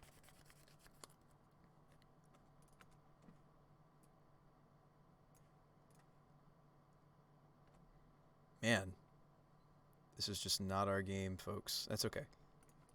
We did some cool things with the Winota deck tonight. This is just not one of those games. It's funny to think about, ooh, should I be playing like something that I can wish that lets me get back a Winota that's in the bin? It's something to consider. There are a few multicolored cards that would do that. There's like Naya Charm. There's one that's more mana efficient. If Firebolting my blocker. Yep. I can actually take the hit from the Soulscar if we're okay not getting to fetch this. So I could like seasoned tokens, block just Obosh, take the hit from the Soulscar, have 2 dudes, draw Winota. Matchup just seems rough. Yeah. It does, doesn't it? And it's a good thing that that's not the popular like Swiftspear list in the format, right, for us. I did have some more stuff in my sideboard originally besides just something like weird like Favor. I like Favor because it protects me against both push and. But if we want to be better against specifically the red decks of the format, we have to play something like it's like non-combat. Like, I've looked into it. There's some memes we can do. We also, like, hardly saw the Spellskite in the matchup. It's just a singleton. It's a white enchantment that's, like, I had it in the... just recently I took it out. It's really good in matchups like this. So they just have a plethora of bolts and such. It is useful against the... I might want to bring it back because it is useful against Prowess, too.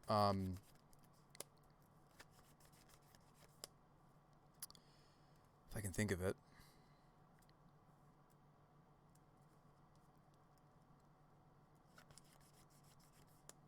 Could cut the Crater Maker. I like it because there's plenty of Eldrazi, but we could cut this. and then main deck the knight or something, or main deck.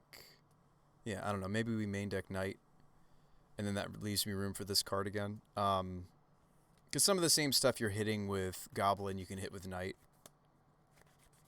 I really don't like the Maja inclusion. Oh, no. It's just, I'll show you in a goldfish. Give me a second. Or, I can't think of the... It took us a while to settle on the, like, Maja and the gang and the historian and the... So traditionally, and the forerunners. So traditionally, the Winota decks, they play...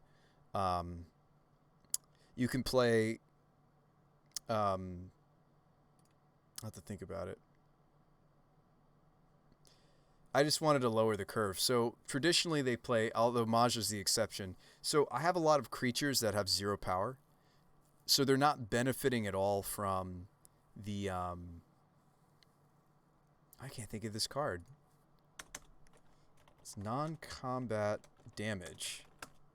And it's just a enchantment. It should find it. There we go. Mark of Asylum. There's also, like, Tajik, which is a really weird one to think about. There he is. I just saw him. Non-combat. But Tajik is just, like, they just burn him, and then they burn whatever they wanted to burn.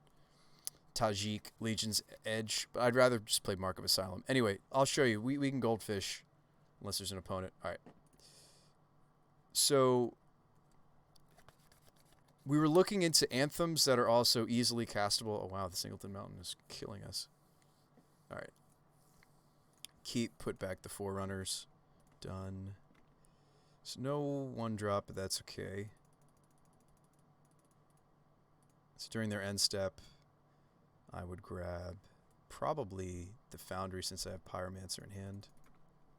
Turn 2, depending on what we're up against, maybe I need the protection that the Spell Scout offers. Maybe I don't. Play Pyromancer. This is like a weird Bizarro land where it might actually... like, this is a lot of not gas, but I kind of want this to make the tokens. But normally... yeah, normally I wouldn't do it that way. Alright, and then we are going to go... it sucks that I drew the Maja because I wanted you to see. But I'm just testing out a multitude of... threats that, and we want to evolve the Pyroman. Grab Winota, because it's even attacking with Spellskite gives us a trigger, which is sweet synergy. There's the Forerunners. There's the Heron's Grace, and here's the. I'll just grab another season, dump these, make more tokens. This might be lethal right here, right? This is, yeah, that's lethal. If they don't block, it's lethal. So I do think that the reason it wasn't lethal is because they had lifelink, but I think we actually had lethal because before we weren't at 13, what were we at, 14? Obviously our opponent might be at, like, you should just look at the damage output, but something to think about is the Spellskite dealt 0 damage, whereas if I had Maja, if I had the if it wasn't legendary, I'd just play multiple Majas. I'm testing out a gang. I'm testing all these different ways for us to give attack power to our 0 power creatures that's on a human. That's a tall order. There's not many humans that do it. And at least Instigator Gang has the added benefit of it might flip. And then it's a triple anthem, I think, when it flips. Let me see what the flip side is. I'm almost positive it's +3. The front side. Show me the back side, please. Or Moto's taking a dump. Yeah, my Magic Online's taking a dump.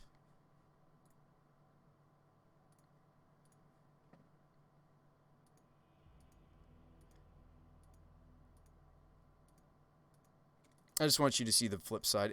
I'm almost positive it's +3. I just recently added it, so I'm pretty positive. Yeah, so the backside is... there's 2 reasons why I kind of want to test this card. The front side is, yes, helpful, right? It's going to give attack power to things like Spellskite, things like the Eldrazi spawn. It's going to give attack power to our birds and such. But the should me or my opponent not cast any spells, the both the trample and definitely the anthem effect are both really relevant off this card. So I wanted to test it out. It's purely for the anthem. Yeah, it's not like Maja would be like a 10 out of 10 for us Snorlax if the creatures it was making were plain warriors. The fact that they're human warriors makes this card quite a bit weaker for us, unfortunately. Why play Maja? Yeah, I mean, like I think the added benefit of the fact that Maja can make creatures and Instigator Gang doesn't. We played a 2 of Blade Historian before, but I've gone back down to the Singleton. It's often an evolution target because the first one's just so good for us. Um, the Forerunners is really good too. I could see playing multiple of them. Yeah, I mean, like a lot of it is I'm testing. I like the first Heron's Grace because of the life gain boost. Um, I'm not sold on the Singleton Riders. Like we use it to supplement the Magus, but there's also the Fulminator Mage that can do that job. Well, no, it can't. Fulminator is non-basics only. Never mind. Um, yeah, I mean, we could figure out which ones we want. Traditionally, the Winota decks play three. Sorry, they play 3 to 4 big smashers. So they're going to play a 4 of Angraths. Some of them will play Geist Honored, which is the one that I like the most. Outside of these choices. Geist Honored, of course, isn't an anthem. It itself is big, and it's got half of a Lingering Soul staple to it. Quite a good card. We've certainly played it, some number of them. I think even the first Geist Honored might be better than the first Maja. GHM seems great. Oh, it is, and we've certainly played the Geist Honored Monk build before. I don't know. I've been toying around with a build that just makes these weaker or 0 power creatures have at least 1 attack power. The first attack power is the best because then they finally have synergy for the Blade Historian. That's really it. That's all I'm trying to achieve is I want to find a Historian. There are other creatures that maybe could give double strike, but they're not many. Thalia was my new meme, the new hotness I was testing. I'm not sold on the Thalia. That's another spot that could be cut. Like I'd rather instead of Thalia, I'd rather have again the goblin whatever. Because there is quite a bit of Eldrazi floating around. I actually would rather have the first goblin. Let's do quantity 1. The 2-drop I was just playing. I think I'd rather be playing that than the random Thalia. I don't know about utility creatures in a but you need creatures that I do need creatures that I can evolution. So I get what you're saying. You're like, Bruce Spy, you don't have room for utility. Like, the room for utility is really limited, right? But you have to remember, Crater Maker, you have to remember I need to evolve something. Now, often what we're evolving is Pyromancer. Most of that, I think, is just the fact that it's a playset, but these other utility creatures, when their utility is irrelevant, they're food for the evolution. And I haven't really built it as a deck. Like, if I was trying to, let me show you. If we were trying to build the deck as trying to count to 20, I would be playing the 4 of Bolts, the 4 of Angrass Marauders build. So I just want you to understand, Snorlax, like when I'm coming at this deck, there's a lot of others that just, they're pretty much Angraths or nothing. There have been a couple people that have done the Geist Honored Monk, but for the most part, it's what? It's Angraths and Bolts or nothing, right? Here's a Yorion build. It's cool to see that with some Geist Honors. I like this. I like the look of this build a lot. But this is a Taxus build, right? Leonin Arbiter and such. The Naya Winota builds that are most popular, they're going to be 4 Angraths, 4 Bolts. 4 Winota, 4 Evolution. Some of these lists will run Copter. I really, really like Strangleroot Geist because it's got haste. Now, my build's different. My build's a go-wide toolbox. Like, there's a tiny bit of toolbox in this list. I couldn't get the Tokati Honor Guard to work the way I wanted it to. Archon of Emeria is a cool inclusion. Actually, I like the idea of Archon. I wasn't playing one. I was playing a Toski. Toski's also good against the blue decks. It's good for the go-wide strat. So Toski might be something we want to do again. My bad, I'm misunderstanding. No, it's... Yeah, I mean, like, I could get behind cutting Maja just because it's a lot of mana. Maja has anti-synergy for the favor. One of the nice things about favor is my most of my finishers, except for the Forerunners, again, I'm still testing it. Most of my finishers are CMC 4, mana cost 4, so the Favor of the Mighty actually has a lot of synergy for this deck because everything that I want to finish them off with and I don't want removed, except for like Avalanche, I don't care about Avalanche, but all these finishers, it gives protection from all colors, which is actually really sweet. So I did kind of want to keep all of my finishers, like all of my important stuff, as CMC 3, CMC 4, because a lot of threats that you're seeing in Modern right now, just because it's a fast format, right? Most threats we're going up against are CMC 2, CMC 1, right? With the exception, of course, being Eldrazi Amulet Titan. Those are, you know, I know you're like, but Bruce, by how are those the exceptions? Those are the most in the. I mean, the meta is actually really healthy when some of the most played decks are only 5%. Like, there's a lot of decks that are being played right now, which is awesome to see. That there's just a lot of diversity. But yeah, I could get behind that. So we cut that, and then I put the Toski back in. Toski's fine. I mean, like, originally it was in the sideboard, but I think Toski's. Well, maybe it is a sideboard card. It's just you start to run out of some of my sideboard pieces that make sense in the main deck is the problem. Linvala's really good right now with all the Heliod floating around. She's something that I wish I could evolve for. The fact that Nivtalite is playable is a pretty good sign. Yeah. Linvala is something that I find myself wishing that I could evolve for game one often. Most of that has to do with the fact with how popular company is. Out of these other choices, I think I'd rather have her in the main deck than like the Rampaging. Rampaging is just so that I can evolve a 1-drop to also fight the Heliod combo. But I think if my choice is between a random Toski in the main or putting the Linvala in the main, I think I'd rather have her in the main. Because yeah, we've been getting there on the back of, like, I think card for card, Maja is the better card, but you're right that Gang is less mana. You're right that Gang has the upside also of flipping, and then it itself tramples, and it's applying a... Yeah, I mean, I might have stumbled on a human that I like better than Maja. Like, Maja on the surface seems like the better card, but I might be wrong. And again, like, that card would be aces for us if it was... That card would be so good for us if the tokens it made were humans. And they're not. I mean, weren't humans. They are. So maybe something like this. I do wish that Linvala was in the main deck, because I do find myself wishing I could evolve for it quite a bit. So there you go. Now we're capping at 4. And again, maybe Linvala still is a sideboard card, but it's like if I could steal game 1 against Heliod, that would be really nice. And I think Linvala is just solid on her own. I mean, what else does she stop in the format right now, right? Anything in Blitz? Probably not. Not that I know of. Does she stop anything in Eldrazi? Ballista?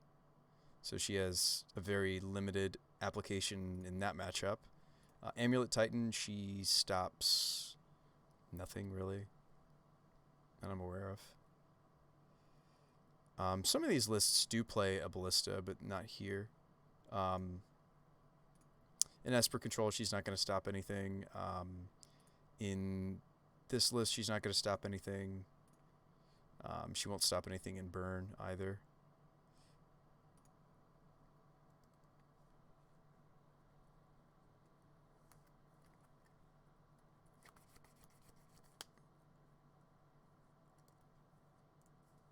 You want me to just play more dorks?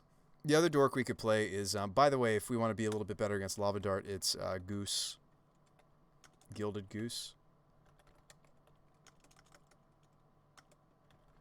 But then we're not really a Winota deck anymore, are we?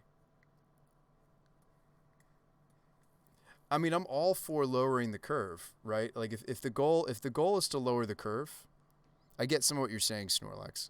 Goose is what I was thinking about. Yeah, I like Goose. But like if what you're looking to do is to lower the curve, like play a different finisher that Winota's fetching out of the deck, um,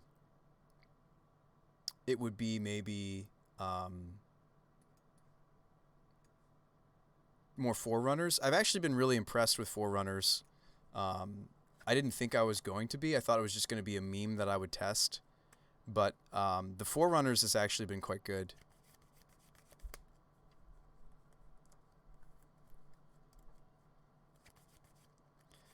I do want to say, while I don't contribute, I'm still here. Thanks, Jade. Yeah, I mean, so there are things that I like about Gilded Goose. We've also tried the dorks that, I mean, if you're wondering, you're like, okay, Bruce Spy, like what dorks are being played? Well, they're not, right? So like Helia Company utilizes Sprawl Elf, mostly because yes, the elves will get toasted, but the Sprawls don't. Amulet Titan utilizes Arboreal Grazer. None of their ramping is really susceptible to any sort of burn. So like and I've tried to do that before, but we need to run quite a few more lands to make Grazer. Like I have tried a build of this deck. Let me just, before we ruin this build anywhere where I was at with this build, let's open a new copy. And I'll show you. There's a build of the deck that functions a bit better against things like Dart. And Bolt for that matter, because Grazer gives you the ramp. And Goose, you get the life gain token afterwards. So like, it also makes our mana base. The problem is once I start moving away from Arbor Elf, my mana base starts to.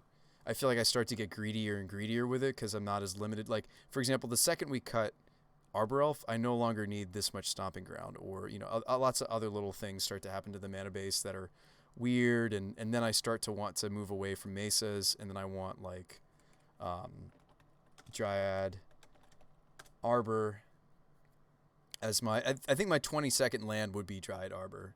So this is 19. Give me more green fetches.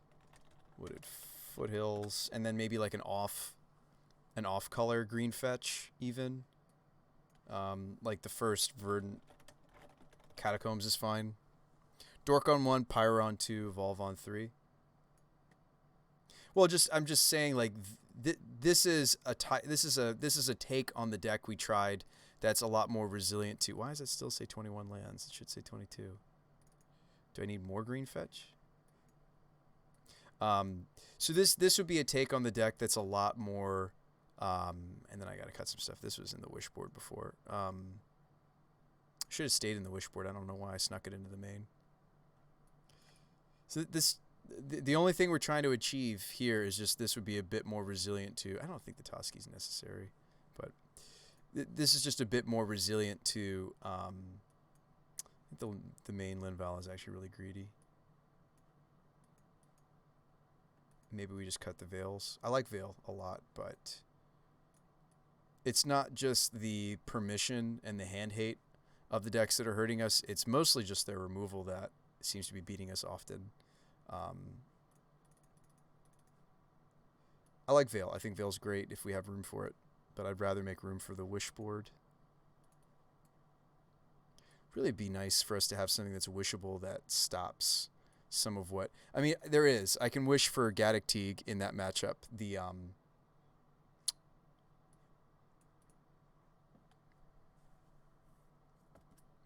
I really like that concept. You could really leverage things like Dryad Arbor and maybe even Colony Heart Garden. Yeah, you could play Garden.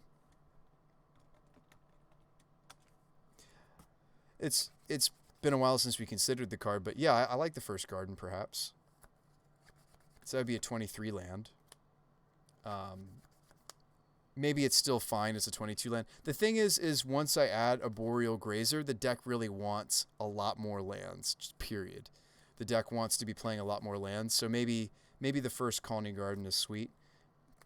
Maybe Garden's good enough that we maybe even play multiples, right? Maybe these off-color fetches just aren't worth these Verdant Catacombs, and maybe more Gardens. As weird as that looks,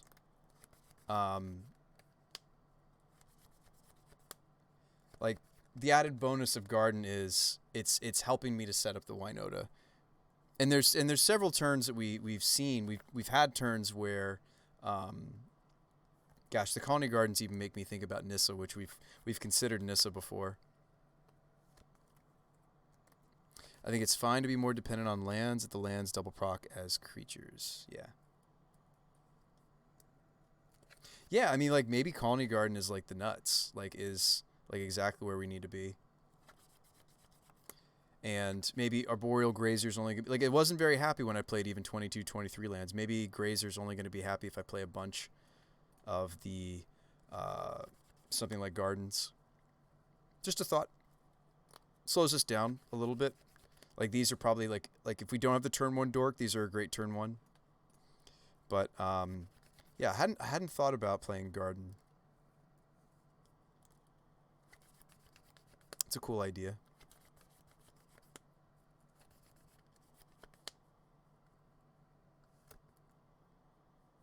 Maybe we only want 2 Glitwish. Maybe we can cut an Invader. Actually, it's probably like... Whoa! Fluffy Wolf with the raid of 50. Thank you, Douglas. Thank you for the host. With the raid. We're trying to figure out maybe a different angle on the Winota castables. We've been playing it before as like a bird Arbor Elf build, but I'm wondering if we're onto something with Garden. These are some suggestions from Snorlax. I'm good. Doing well of Light of Shadow. How you doing? Fluffy plays Garrix. I'm sure he does. That's like her favorite card. We could try like a Garden build. I'm not convinced. But if we are going to do... So the reason we're thinking Gilded Goose and Grazer, folks that just joined us, we're working on a Winota castables. I'm trying to do a build of Winota. Well, the stipulation was I want to play a Naya deck that's viable in Modern, possibly. Second, I want to play a deck that's very Brew Spy, my kind of flavor of deck. I love tutors, so this deck's playing Wishes, maybe. Is playing Evolutions, maybe. Well, definitely playing Evolutions, maybe Wish. Maybe Wish is the Wish, is the maybe. So there's lots of little things about this list that are fun and sweet. Toski's the newest addition. I don't know if we need it. I could just cut that. And then we can put either Champion or Creator Maker. Champion's more matchup specific. I do feel like our human count has really declined, though, with this new take on the deck. And let me just point that out to you. Like, our non-humans is growing. It looks good. But our human count has really suffered. Just saying. I'd love to have some more cards that are like Pyromancer that are humans that also count for the non-human count. So we got 7 tutors, 9 only ever humans, 4 that are kind of both. Maybe not this many gardens. Maybe we play 3 garden. Wish will be rough, but we're a toolbox. Well, the Wish really only... Like, Wish is designed really just to find Winota or Teague. There's some spots where you can grab one of these other 3. Like, against Burn, we grab Knight. Sometimes Knight is going to remove something. I have a very, very teeny tiny Wish board, which bothers me, right? That it's only 5. That's another reason why the... Yeah, Geist Honored Monk is just really, really good. Like, Geist Honored is certainly castable. As a Winota finisher, like, I do really like the idea of this. Instead of like, jumping through hoops to find humans that, like... There's Anthem effects and such. I have really liked the Forerunners, just by the way. But, like, the Gangs and the Blade Historians and I probably would still play Blade Historian and Champion. We could just move in a new direction with the deck, which would be, let's just not worry about trying to get any sort of attack power on some of these zeros that we're playing. Let's just... oh, by the way, the Firelit Thicket looks a lot better from playing some number of Garden. But let's maybe... let's keep the ones that we've liked, right? So Blade Historian, Heron's Grace. Why don't we move away from Gang and Forerunners and start playing Monks? Do we like Coco over the Wish? Coco doesn't really work because I need Winota. This is our build-around. Collected Company is not normally a Winota. That's a good suggestion, though, of Light and Shadow, but it's not normally. Coco wouldn't have enough hits. Yeah. Why don't we play like 2, maybe even 3 Geist Honoreds?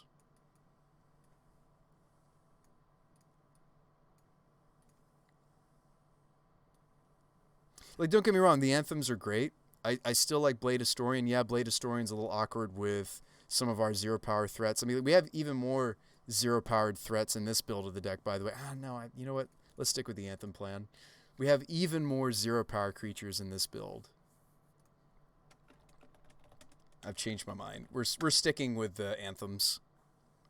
We're sticking with the anthems. Let's try to make it work. Let's just try one more build of the anthems, okay? Let's try it. We liked Maja, but we didn't like Maja. And by the way, the human that has trample on it, like it's good for punching through, but it doesn't do what I'm asking it to do, which is help us with our go wide plan, help us with our anthems. So there's Gang to think about, there's Maja to think about, there's Heron's Grace doesn't count because Heron's Grace is just here for the lifelink, really. It doesn't give attack power to my non-humans, which I have quite a few now. I like the idea of the gardens. I mean, Gang is fine. It's really hoping to flip, though, right? And we found in a lot of our testing it just wasn't flipping. It's another anthem we could play in humans. There's also the one that says, check this one out.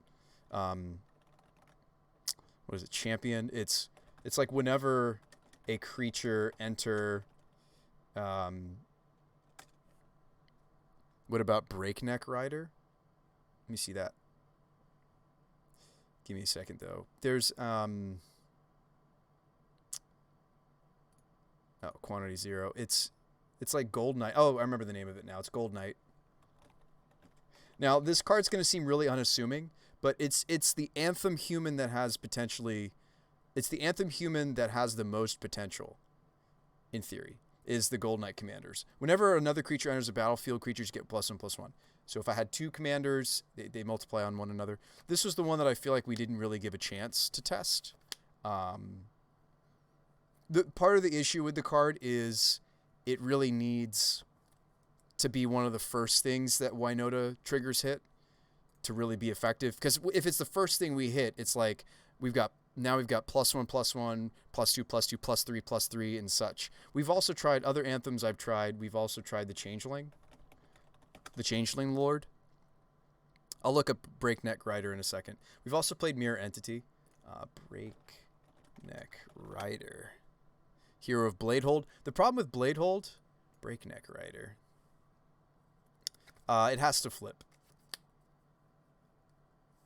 Yeah. I like the trample on this, though. I mean, if we're looking for first strike and trample, there's a way to do that. There's we could go back to doing the we were playing what was I playing? It was like I liked the silence that it gave us. It was Ranger Knight. Like we had a Ranger Knight build that was playing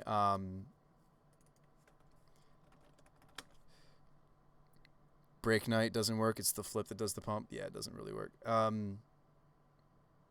Knight Captain or whatever. Like this build was sweet for a multitude of reasons. I really, really, really liked the Ranger. In fact, the last league that we had a successful run with was a Ranger Captain of Eos build.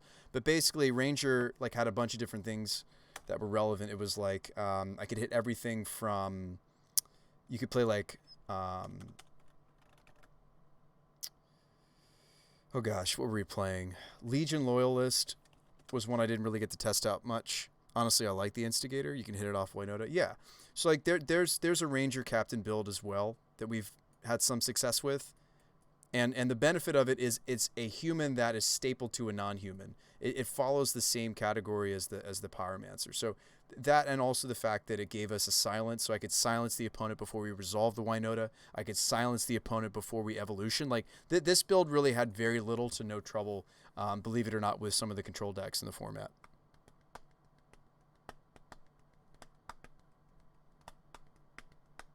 Yeah, Sakura Tribe Scout is another dork, right? I like this Colony Garden build idea though, and with a Dryad Arbor maybe and green fetches. Like we hadn't tried it yet. That's an angle on the deck I hadn't tried. I do really like the Ranger build. Just saying, instead of like doing some of these memes,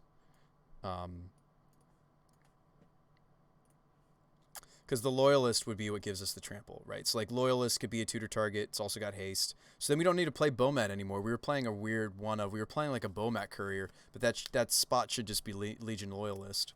We could sideboard the Crater Maker. I mean, somebody was making the observation. I think it was you, Snorlax. If it wasn't Snorlax, it was no, I think it was you, friend.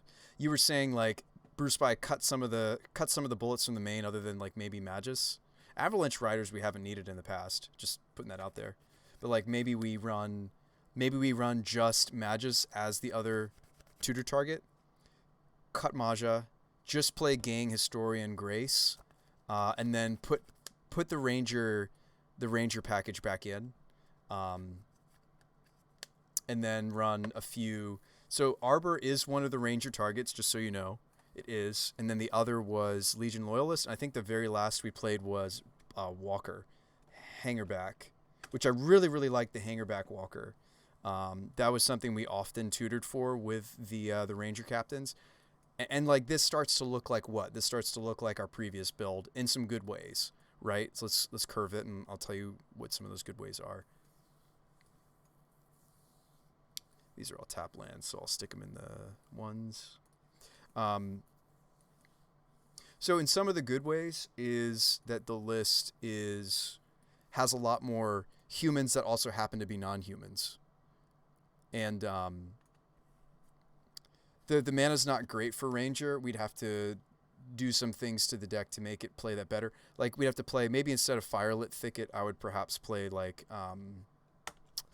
oh gosh, what is it called? Reflecting Pool. Pool gives us potentially both red and white. Well, I mean also green, but most of the time this is important because it gives me red for seasoned, white for Ranger. Yeah, I do miss the Ranger captain build. Might be interested to try that again. Just because the deck naturally had a better blue matchup, just because you would silence them before we resolve the important spell like the Evolution or the Winota. Just something to think about. And I think the Legion Loyalist is sweet. It's something that I didn't think to play in the list with the Ranger captain build. I like seeing the trim on bullets except for Skoos and Magus. Yeah. So Magus and Ooze are the only main deck bullets, so to speak.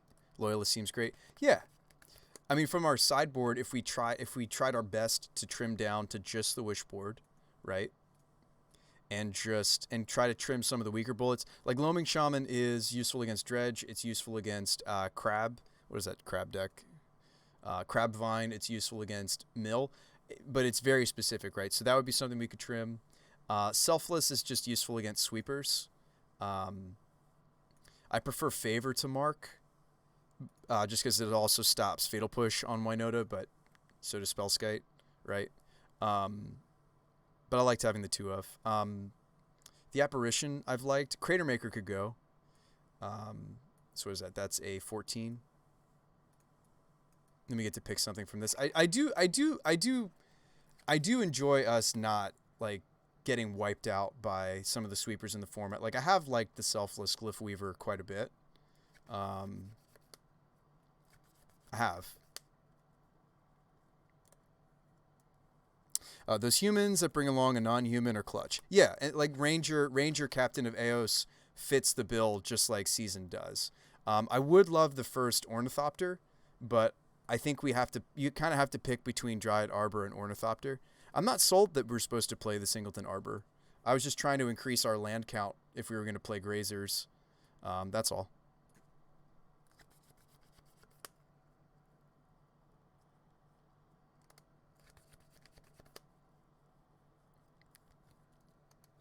Like card for card, I do think Maja is better than Gang. Gang is better when it flips though. Gang is less mana, so they're very similar in what they do. Thanks for hitting that follow, by the way, Cole the Herd. I appreciate you. I think we're gonna play Glyph Weaver because I feel like I'm still testing. Like the Bring to Light decks all have sweepers as well. It doesn't hard stop sweepers. Well, the second side's irrelevant. Are we still talking about the Selfless? I'm playing Selfless Glyph over Selfless Spirit because this is a human. That's really the only reason. No Veils in the board anymore. Not really. I feel like the Knight build is quite a bit... The deck is still vulnerable, of course, to hand hate because Glittering Wish. But I think we're making some good progress against the control decks just by being a Ranger Captain build again. No. Redain second side. Oh, is Redain possibly good? Redain because it also helps me against other decks like that. Redain instead of the Glyph Weaver.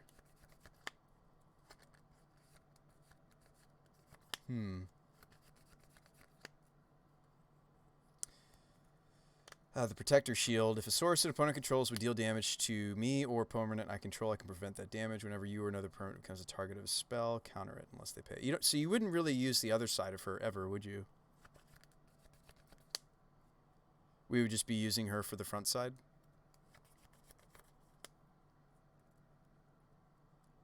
Randomly hosing decks with Snowland sounds fun. Maybe the Redain is sweeter than the Glyph Weaver. I mean, Gaddock Teague also stops sweepers. I mean, there are other ways for us to stop sweepers. Redain doesn't stop anger, whereas Selfless does. So no, I mean they're similar in some of what they're doing. All right, so let's cut that and add. Let's grab these cards and let's jam. Too much theory, need more play, right? Always more play. I'm kind of that weird streamer or Magic player in that I like brewing and building a little bit more than actually playing, but testing's so important. Ranger Captain of Eos. I did miss the Ranger Captain.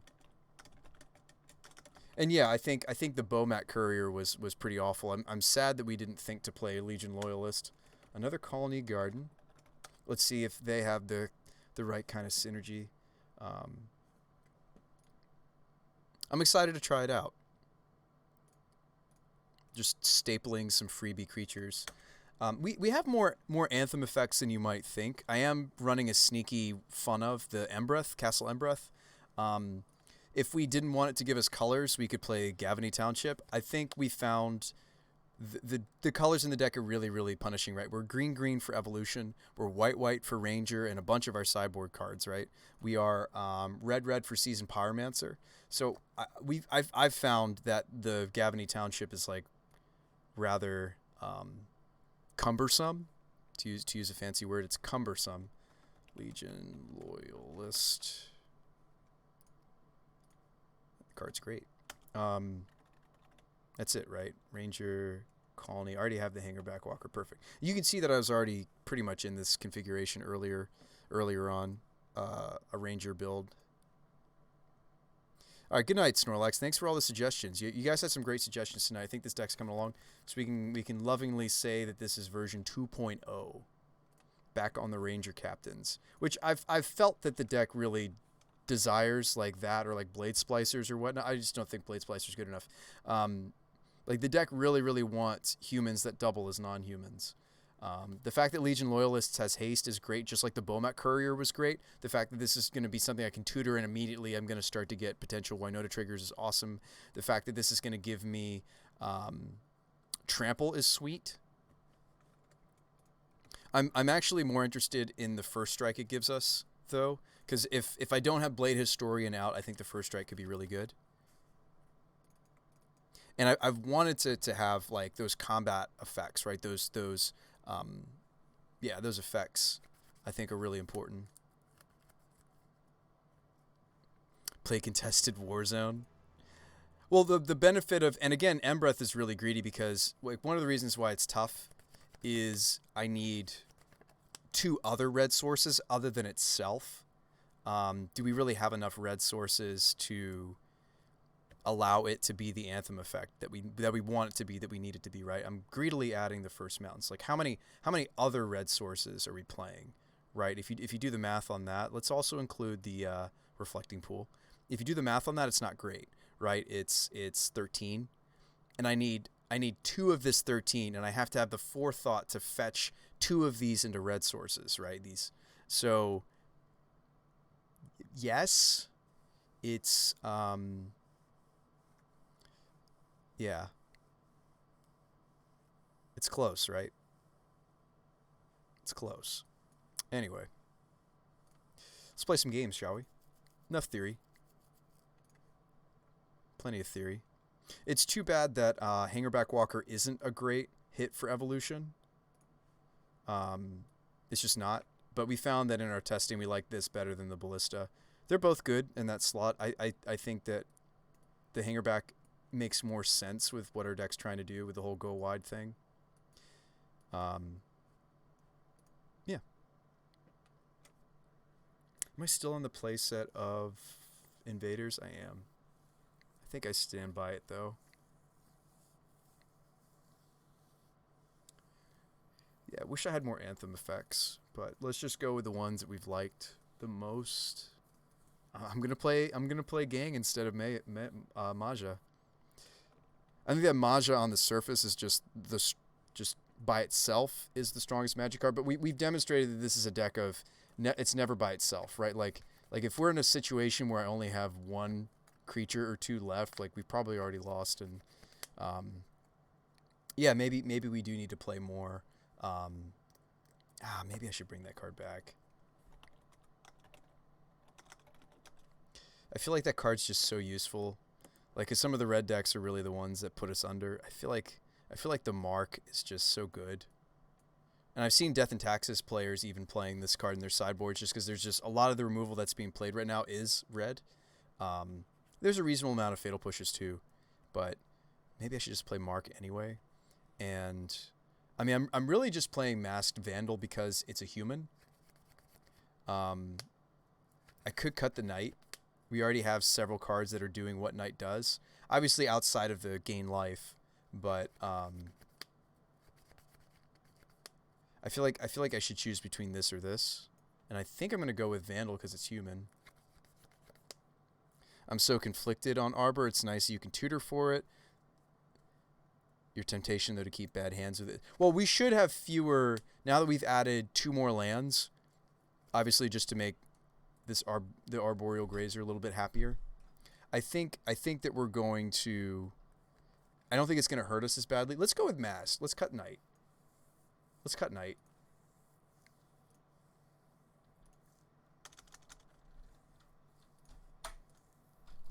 Yeah, thanks for all the suggestions, folks. Oh, it says they're waiting for somebody.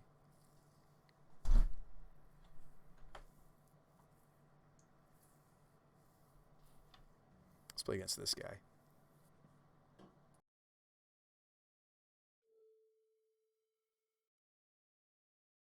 All right, so let's give this a shot.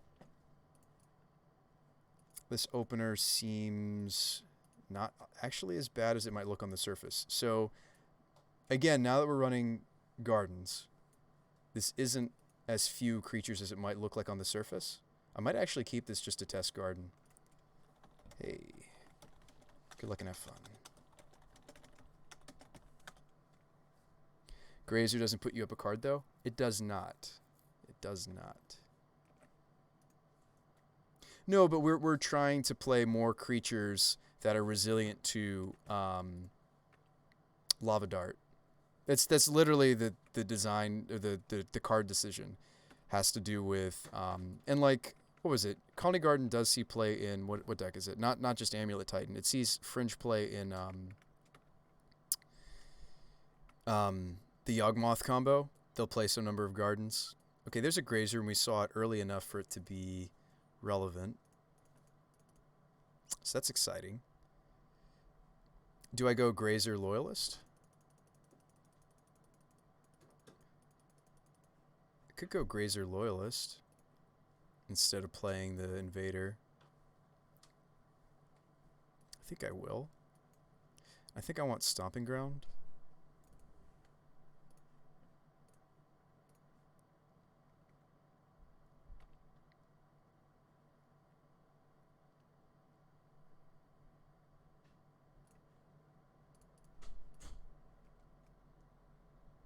Looks like a shadow deck. What, my opponent's deck?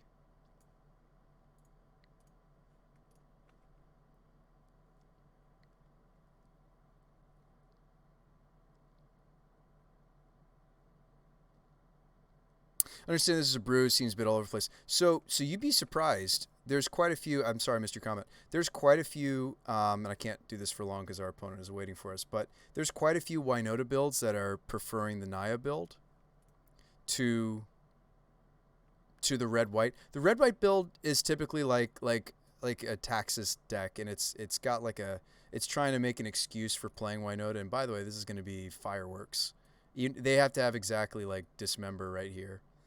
This is gonna be awesome. I don't disagree with you. You're saying Bruce Spy. I feel like this is all over. Like I get it. I'm telling you though, I've played pretty much every other variant of Path. Also gets me. That's true. I've played every other variant of. Well, we have a backup Winota though. Of the Winota shell, I've played the Angrath's builds. I've played the plain red white. It's usually a Taxus shell. I've played Yorion, or I've at least looked at Yorion builds. So they do have Path. Dang, that's okay. They had to have exactly Path there. Let's get plains because we're a Magus of the Moon deck. I like grabbing that here. We get our first strike. We did it. We did it. It doesn't make them deal any more damage though, which is sad. You were just wondering? Yeah, I'm with you, Twitchful Glad. I've seen and or played most of the quote unquote discovered variants of Winota. They need to have another removal spell here. Let's see if they have it. No worries about playing around. 5 color. The 5 color deck, right? Yes. Did I not float the right color? I didn't. Red here.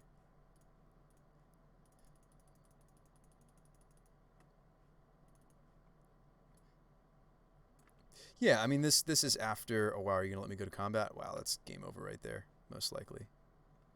I may have wanted to play out my Nest Invader because I may be hitting the Magus of the Moon. There's our first whiff. That's okay. It does happen. We should whiff less though in the nice. There's Blade. Do we take Blade or do we take Ranger? I kind of don't want to know what their next turn is going to be like. I'd rather just have the silence, just silence them. Let's go get. We already have Legion. Probably go get Hangerback Walker. Last trigger, and remember we had a whiff even with the. Okay, there's the Magus of the Moon. Yeah, that's lights out for them. Sweet.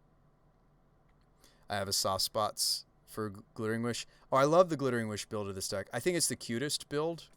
It's the best looking build, right? This used to be an Eladamri's Call. Eladamri's Call, Winota might just straight up, for most intensive, like you could argue for all intensive purposes, just better. Really the only thing that Glit Wish does for us that the Eladamri's Calls don't is Justice. And I just love this card. But I just like that card a lot. And we'll play this.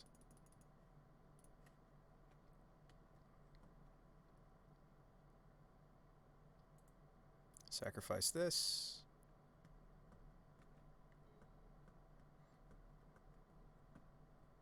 And then they angered the gods me, and I'm very sad.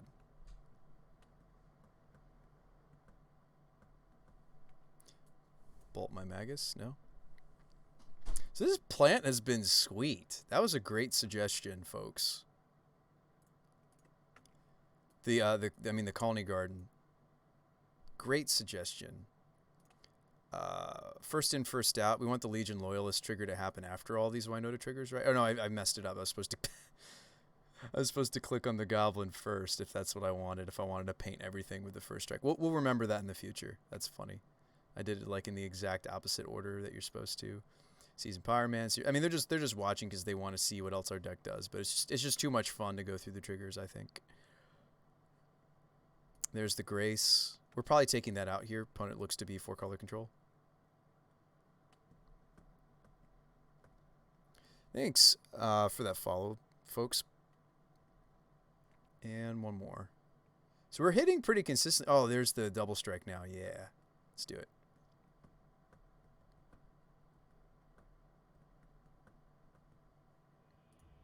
We win.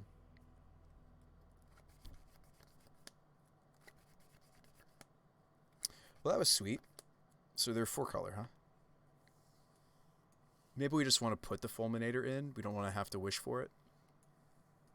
Like our best wish targets are the Winota and the Fulminator. 4-color control. All right, give me the Glyph Weaver. Give me Mark. Give me Favor. Teague is also good. Maybe we just put Teague in instead of having to wish for it. They might be the Bring to Light Tibbles deck. Yeah, Bring to Light Tibble is good. Legion Loyalist, we shouldn't need the first strike and such on. I'm satisfied with Ranger just being a silence slash walker slash the Dryad. This is fine. Ooze could actually go. Yet, like, yes, they sometimes run Snapcaster. Let's cut the Instigator and the Heron. I mean, I'd love to make room for the gang to still be in, but I think we cut it. I think we want the protection. I'm more interested in, I think, in the protection. Well, let's leave these as wish targets. I mean, out of the two anthem effects I can cut, it's gang, right? Gang and loyalist. They're pseudo anthems, right? They're painting our whole team with effects, but I feel like they're the weaker. Like Blade Historian is the real prize here.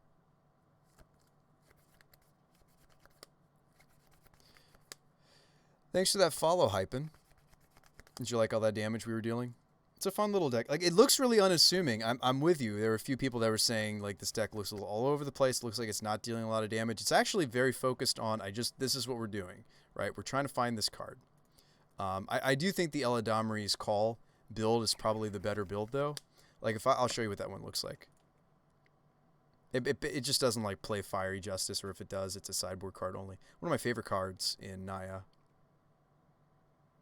Can't spell it without win. All right. We keep this hand, right? Knowing my opponent has 4-color control. It doesn't have white mana yet. Just something to think about. But I do think there's a strong argument that an Eladamri's Call build would be better, because you just put the Winota in and then you play 2 calls. And so the Wish build was like 9 hits for Winota. The Eladamri's Call is 10, right? And you're just more naturally draw the Winota. So I do realize that, folks. Shock, play Goose. Goose dies to Bolt. We're sad, but at least we have the food. Next turn we play Pool, play Pyromancer, ditch Wish, right? Oh, they didn't stop me. They went fetch. They're scared of being Blood Mooned again. I don't blame you. I might just ditch the Blade Historian. It's kind of what I'm thinking of doing to this Pyroman. I'm thinking I keep these. It's debatable to cut the Colony Garden too, but I'm gonna dump these two. Oh wow, we just drew exactly what I kept. That's funny. I guess we're okay with that. And of course, this is where Gilded Goose feels quite about. I mean, like, the reason we're trying Goose has to do with the meta having a bunch of lava darts in it. But we might not be able to get away from Birds of Paradise. I mean, like, it is slower. But yeah, like an Eladamri's Call build. Might not even bother with something like Fulminator. I guess we wouldn't play Fulminator. Yeah, we wouldn't play Fulminator if we were going to do an Eladamri's Call build. Play Utopia Tree. Isn't it a defender? I'm pretty sure Utopia Tree is a defender. I'm almost positive that Utopia Tree is a defender. It's also 2 mana. Yeah. Alright, Grazer. Okay. Sad. Is my turn just Grazer? I could also make a token. That feels awful. Let's not do that. Let's just play the Grazer. Attack for 4. And, like, these are pretty awful if I top deck them, right? They're literally just a creature to enable a Winota trigger, right, after the fact. Just something to say. It might have been better if it didn't play Grazer, if I just made a food token and still play the garden. 2 mana, you should just play Caryatid, but it's a defender. Yes. Like, there's lots of cards we would play except they're defenders, right? It's weird that Grazer's not a defender. I mean, it's great that it's not, because we can maybe try it out in this deck. Show me Supreme Verdict. Show me...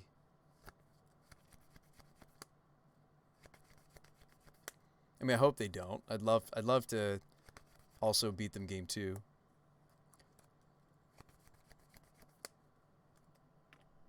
Is this literal? Well, if this is a white source, I'm going to start thinking this is a verdict. Nope. It's not. It is Dryad. That is great news. We probably just won. Because I can evolve the Power Man. We're going to get a lot of triggers. A Valakut that's not quite ready. Needs a 6th land. It does say other mountains, right? Yeah, so I think we're safe here. Even if they fetched. Pretty sure. Anyway. Yeah, Reflecting Pool's working just fine so far. Alright, evolve. Pyroman, get 5 triggers. Gilded Goose also flies. I mean, there's lots of little things about why Bird was good. Goose is also good. Give me 5 triggers. Win the game, please. Show me Dismember. Ooh, they had a path. Gross.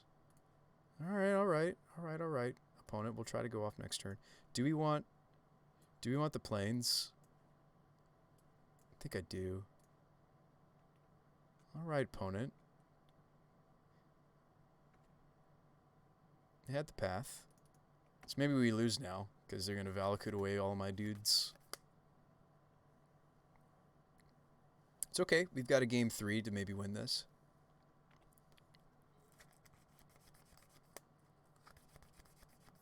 This is a lot of Valakut triggers. I mean, this is a lot.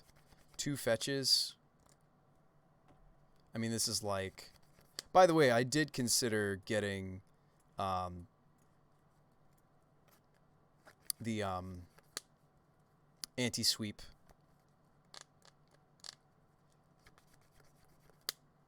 Human, but it's not, or I mean, like Spellskite would only protect me for so long.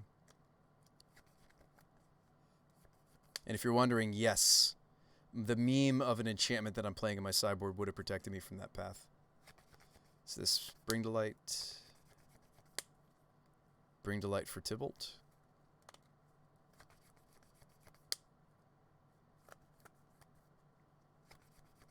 I kind of hope that's what they're doing.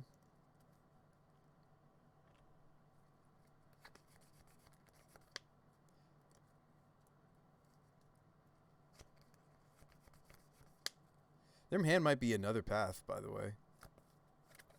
That would be really unfortunate. Unmoored Ego. Name Winota.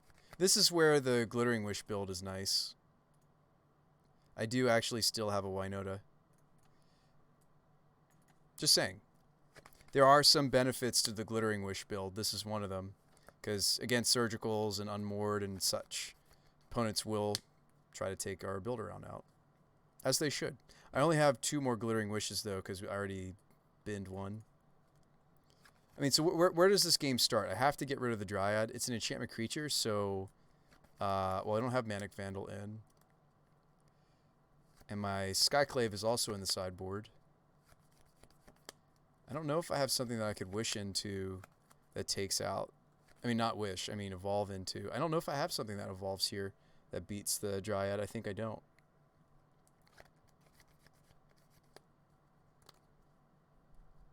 So did they get them all?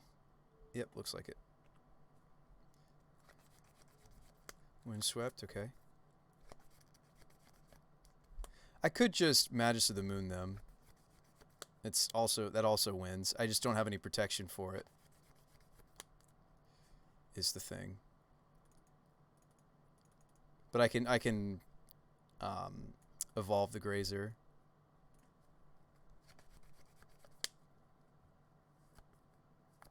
I might actually just want the Dryad Arbor.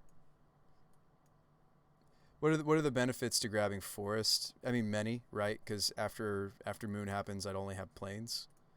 Yeah, that's fair. I should get the Forest first.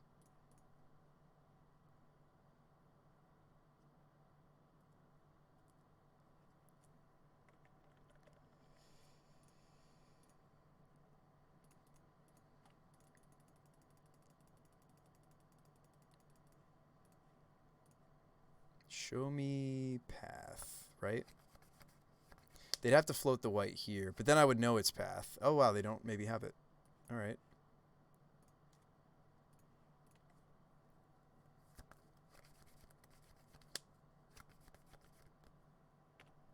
Now, if they have second Dryad, they can get their colors back, but they won't have the Valakut.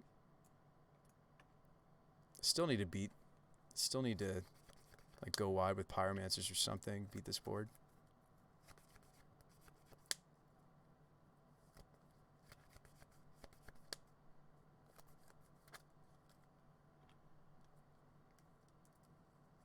All right, I would love to find a way to protect this Magus of the Moon. That's like the next thing that, oh wow, glittering wish. The Valakut? I know you're sitting there thinking, Bruce Spy. Like, no. Surely you want a glittering wish for the Winota. Like, yes, maybe. I mean, if they remove Magus of the Moon, the Valakut beats us.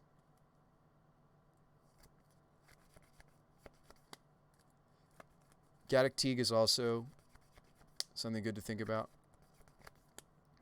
I mean, I can't wish into anything that's going to protect the Magus. So I'm tempted to go get the Fulminator and just get rid of the Valakut, because if they were to free up their mana, the thing I'm most afraid of is that they turn on the Valakut. So I actually think this might be one of the few times I actually go and grab the Fulminator Mage. It's been a while. I know you're like, but Bruce Spy, you need the Winota. Yeah, I do. But I'm trying to protect the Magus of the Moon is really where my mind is. And if I can't, I want to stop something like Valakut.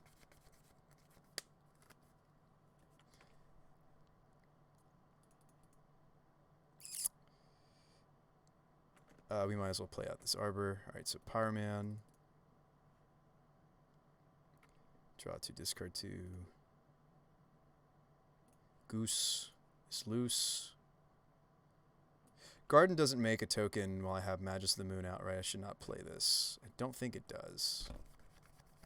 Still don't have good attacks yet. And our Blade Historian is in the bin. We're not running Gang or Loyalist right now.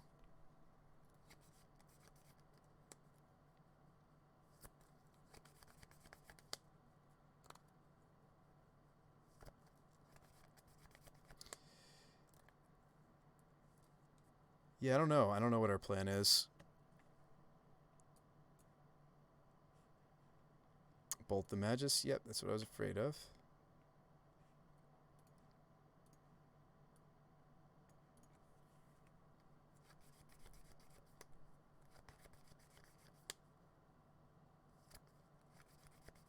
I've got 2 Seasoned Pyromancers in the bin. I mean, that's a lot of elementals. I do have enough red sources for our utility land. Castle. I don't know. I don't know how we're going to beat face through this 2-4. That's so sad that that's actually, like, kind of stopping my progress a little bit here. I mean, yeah. I mean, especially with, like, the Grazers and Invaders and Gardens and everything. Like everything in this build is definitely all in on the Winota. But this build could go back to running the Veil of Summers. That's actually something that should maybe be on our sideboard.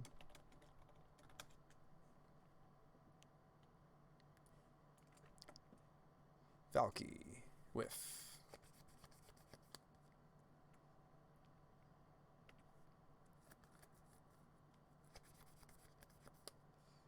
This is where like a Nissa would be so sweet, right? Like I've really thought the first like Nissa or something like that would be really sweet for this list.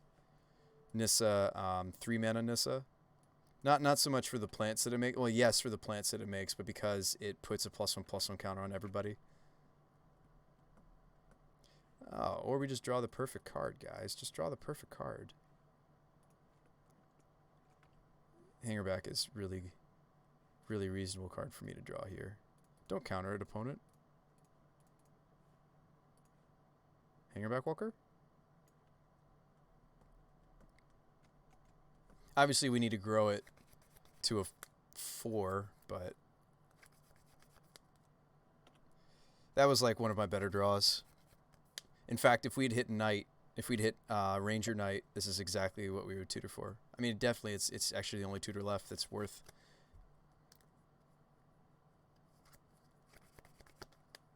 We're not out of the woods yet, folks. Gosh, we're so wide. I wish I just had some sort of just like overrun.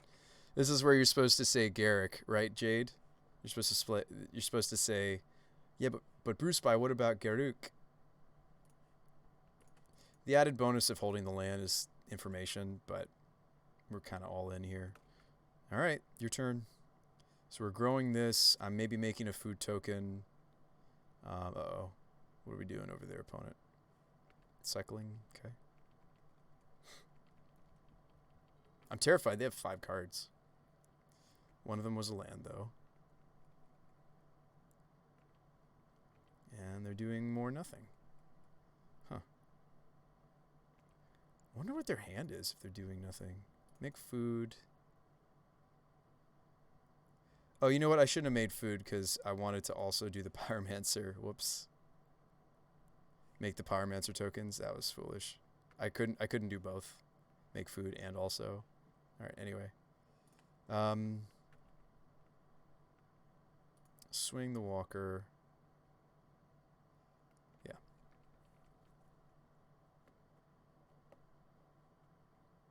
Path the walker. I don't have a way to sacrifice it that I can see.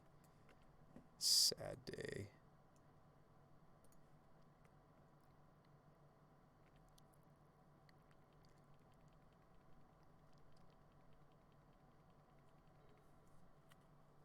I mean, are we wide enough now that I can consider attacking into the Dryad? We might be after this next turn, after I make elemental tokens. This is Teferi? No, this is Verdict. And then we're very sad. Alright, so let's make food. Wait for the dust to clear. Make tokens. And I know you're like, this is horrible for you, Bruce Bite. Like, yeah, I am losing 5 power. And I'm losing the utility of the goose and everything. But it's like, I actually wasn't attacking through the Dryad very easily.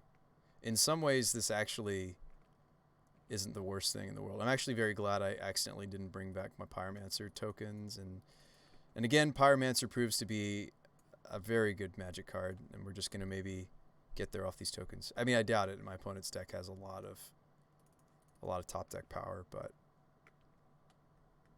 how's the meta now? It's interesting. I think I'll play this goose. I think I will. Plenty of food tokens. I should start to crack the food tokens. Because my opponent's a Valakut deck. I should start eating these up. Making more of them. So like goose also, like yes, like birds is the better early game play, obviously. But the life that the Gilded Goose can make you over the course of the game is not inconsequential. Another Dryad, that's terrifying. No Valakut number 2, though. So that's good, at least. Yeah, meta's interesting. I think it's in a good place. Eat a food. Doing the things. Don't really want to swing into that 2/4.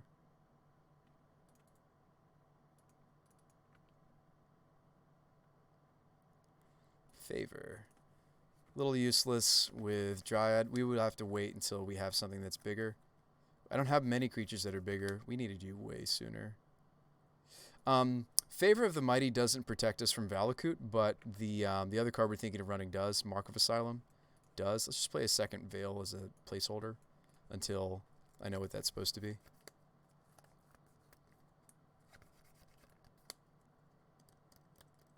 Alright. I really don't want to attack into this Dryad. It's really that bad. Like, if I did attack, I put them to 9. And then I make 2 more. Like, I just feel like this isn't worth. Put them to 9, make 2 more.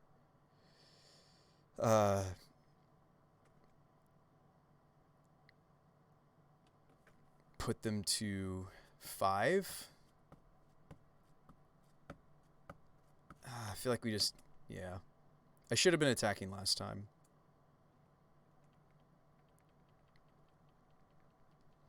Affinity was playing. You've done a Star City Games tournament? Oh, cool, privates. Jund was your main. Jund's coming back. People play Jund. We're not going to get there on a bunch of elementals.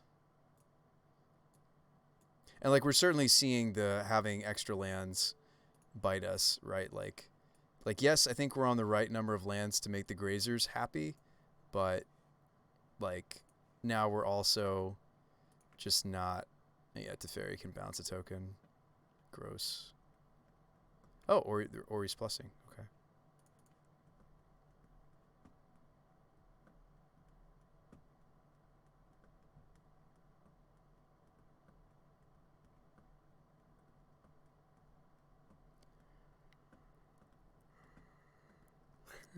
I think these are a really cool idea, but I don't know. I'm wondering. I think our mana's happier, but we're also flooding. We might want to go back to playing some Horizon lands. We have room for them.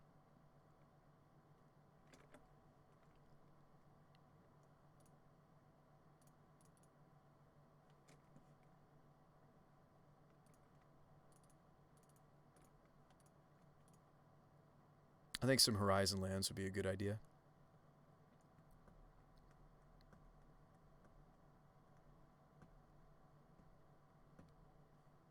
Let's make food. Eat food, I mean.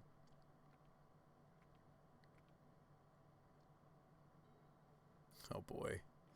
Yeah, I'm thinking some number of like Sunbaked Canyon. I think we have some, don't we? I have 2. Or like Horizon Canopy.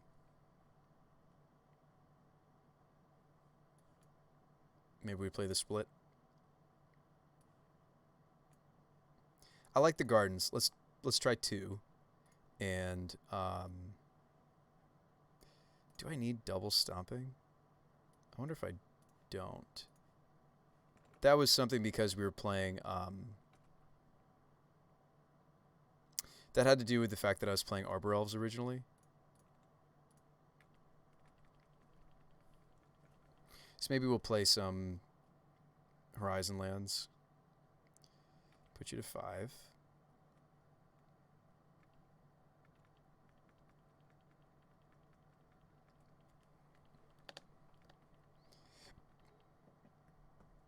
I would be drawing cards with the Teferi personally.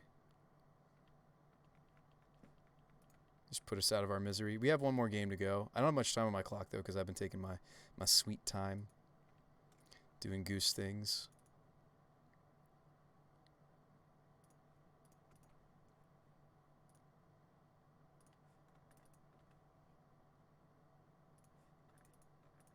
If I played the mountain, I could have cracked that last food.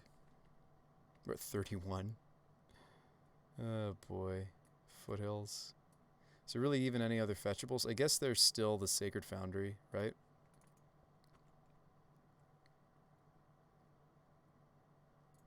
Like, what does our opponent possibly have?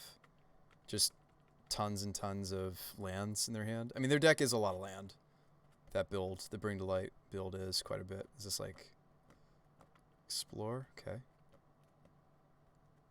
The old instant speed Explore. That's fun.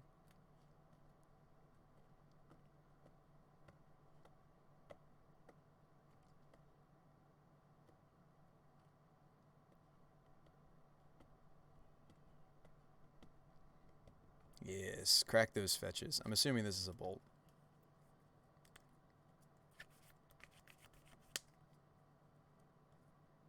Ooh, Scape Shift. That's lethal, isn't it?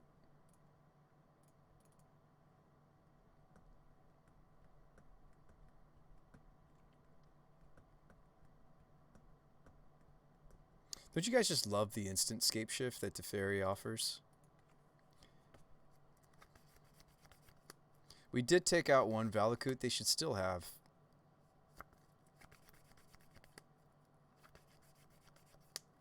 Enough Valakuts to get us here, right?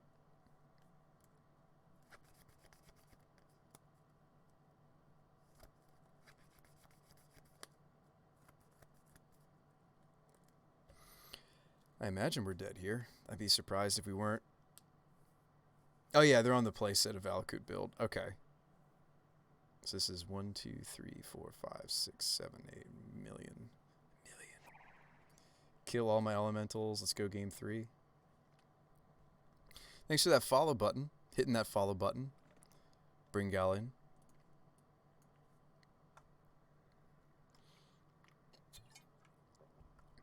That's where these going at the elemental tokens. These are going face. We're going face with these.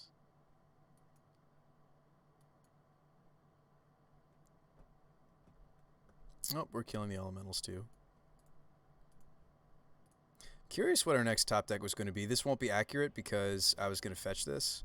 But yeah, I think some Horizon lands would be good. I do like the Gardens idea, but I think 3 was too many. I think 1 or 2 might even be fine. I mean, maybe we should just play all the Horizon lands I have just to see if we like them. So I have 3 right now. I really like the garden idea. I just don't know if that many is correct. Like it is heavy, right? They're tap lands always. Let's run it back. I think we want. Yeah, we definitely want to keep a Winota in the wish board now that we've seen they have the surgical intent. Selfless can stay. We've seen. Yeah, favor for path, mark for the burn. Mark also stops Valakut. Spellskite stops both. Well, some of both. Yeah, let's run it back. I think I like how we boarded. Let's just like do a better job. I guess I could have brought in the oh no, I should have brought in more removal for the that 3-drop. This hand's awkward. There's no white. There's no I think I should look for a 6 and hope that the 6 isn't playable either. Maybe I was supposed to keep that 7 and just hope to draw the white source. I think that's another thing about these Horizon lands. They're all duals, so I think that'll help our mana tremendously too. Guess I'm going to 5. This is not a great 5, but I don't want to go to 4. Put this back and put back. We have all our colors thanks to Reflecting Pool.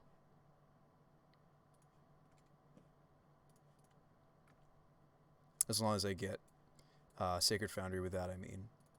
So I might want to lead Sacred Foundry. Nah, I don't want the Calling Garden to slow us down later. And I could play the Spellskite off of the Reflecting Pool. I might even just play Walker. No, we'll lead Spellskite. It's funny, there's a lot of games that we win if I have the Spellskite. It makes me wonder if A, this should be main deck maybe. B, if we should just be playing more copies. And oh, Ranger. Sweet. We're drawing some of the goods.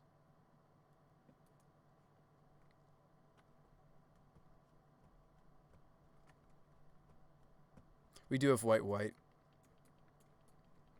Here if I want to play Ranger next.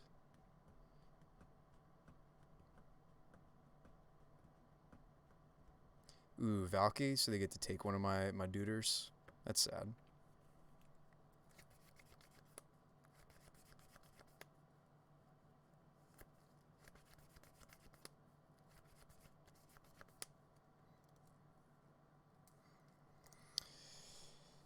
Taking my creatures.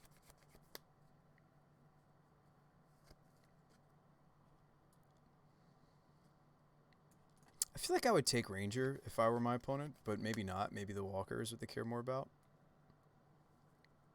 The cool thing about taking Ranger is they can upgrade their Valky to a 3/3, but I think they're going to take Hangerback Walker. Yeah, they take Walker. I respect that. I think that's right.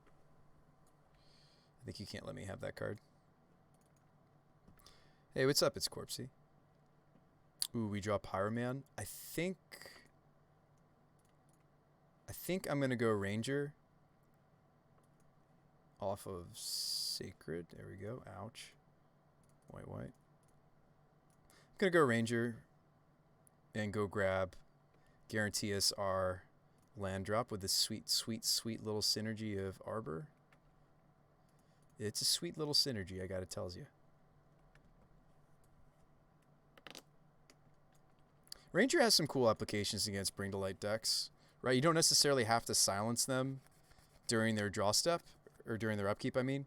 You can actually wait to silence them until they've cast the Bring to Light, right? Like, in other words, a good Bring to Light player is not going to cast Bring to Light into Ranger Captain because I can silence them while that's on the stack. So hopefully they realize that that happens. All right, Power Man. So red.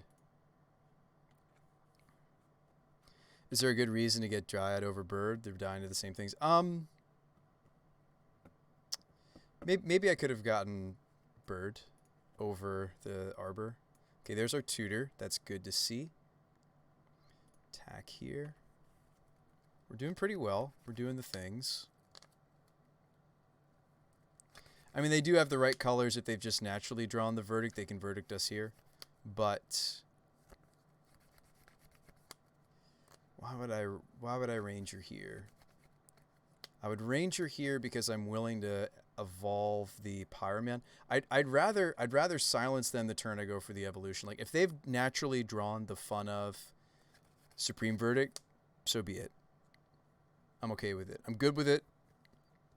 Yeah, but it also has evasion. It does. Yeah, it might have been better than me grabbing Arbor. I was just thinking I didn't want to have to pay for it, whatever creature I was going for. So you're right, Jade. It's possible that it might have been better for me to... Because, like, what did we do? We drew the... Yep. I was sitting here thinking I needed to Ranger. I didn't. We do get the Hangerback Walker back, but I think that sets us back too far.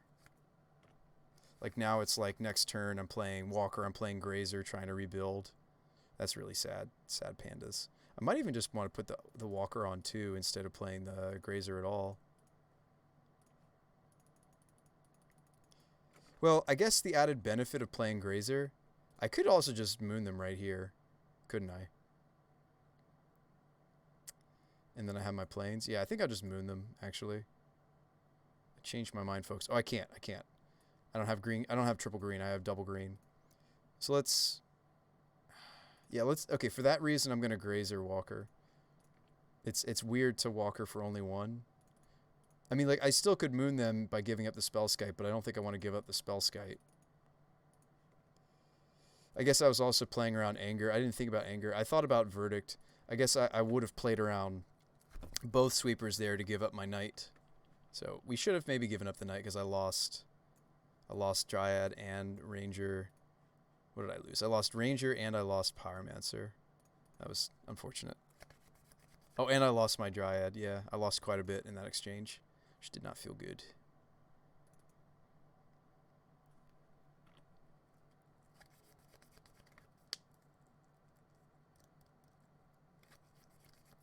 Yeah, so we have evolution here, right? Sure, they might have counterspell, but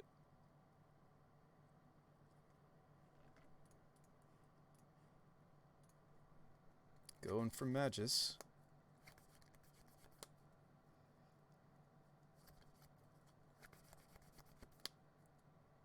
They float white. So that's likely path, but we have the Spellskite.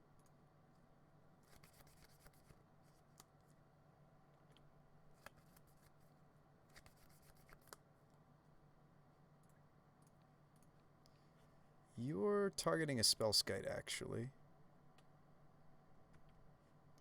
Go get me that forest I kind of need, actually. Thank you. We're going to grow the Hangerback Walker.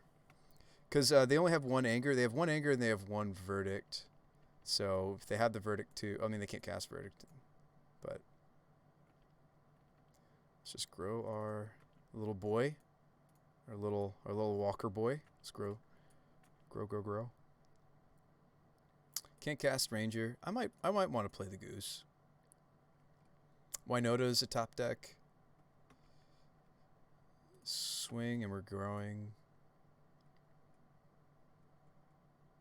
Eating food. We're doing all the things. I do like the Gilded Geese, right? Like, out of all the different mana dorks, this is the one that has the best late game. Grazer has some really awesome early game, but it falls off in the late game. They just do different things. Are you bolting my Magus? Food.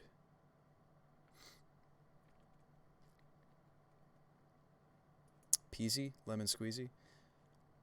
I wonder if my opponent is about to pop off my Magus. We can find out from going to combat.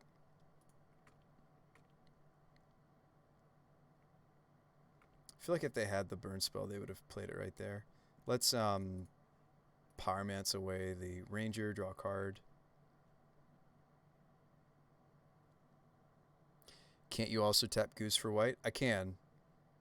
Oh yeah, that's a good point. I could tap Goose for white. I'll just play Grazer. There's merit to making more food with Goose. You're right, I didn't have to ditch that to the Pyromancer. I'm going to continue to grow my Walker until it makes sense to attack, which might finally be here. Because 1, 2, 3, 4, 5, 6, 7, 8, 9, 13. If I don't swing with the Walker this time, I'm only dealing 1, 2, 3, 4, 5.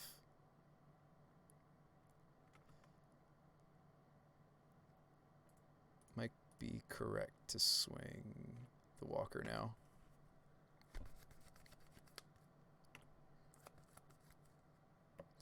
Now they're at 4, and even if they do manage to kill Magus next turn and Verdict, they have to deal with the tokens. Lana Bear, thanks for the host. Oh wow, we got there. Who'd have thunk that we would get there? We did it. I'm interested to try an Eladamri's Call build. I'm sad about some of the things that happen when we move away from Glittering Wish. I love Glittering Wish, but I think Eladamri's Call does some good things for our deck. Namely that the Glittering Wish build of Winota stinks because I have to put a Winota. I have to consider putting a Winota into my Wish board. Where it's better against what we even saw it in that matchup potentially game 2, although it didn't come up, where they play Bring to Light into the name a card, take. It's nice against Surgical to have the 4th Winota hold out in the sideboard, but again, like, people aren't going to bring Surgical in against us most likely. I can't remember the name of the spell it was that they just played, but yes, that is in the Bring to Light decks. Whether it's Niv to Light or the variant we just played against with the Tybalt, it's a popular deck, right? Because they get to abuse. These are tap lands. So let's try a build of the deck that's on calls, and it's playing. And this is essentially the same number of this is access to the same number of Winotas as our previous build, right? Previous build was 3 Winota, 3 Wish. This is 4 Winota, 2 Eladamri's Calls. And Call, of course, being instant speed is nice. It's a little bit less susceptible to hand hate, Eladamri's Call. In some ways, right? Because, they could just take the call, right? But then you're not losing the target. The target's still in the deck. So this is a call build.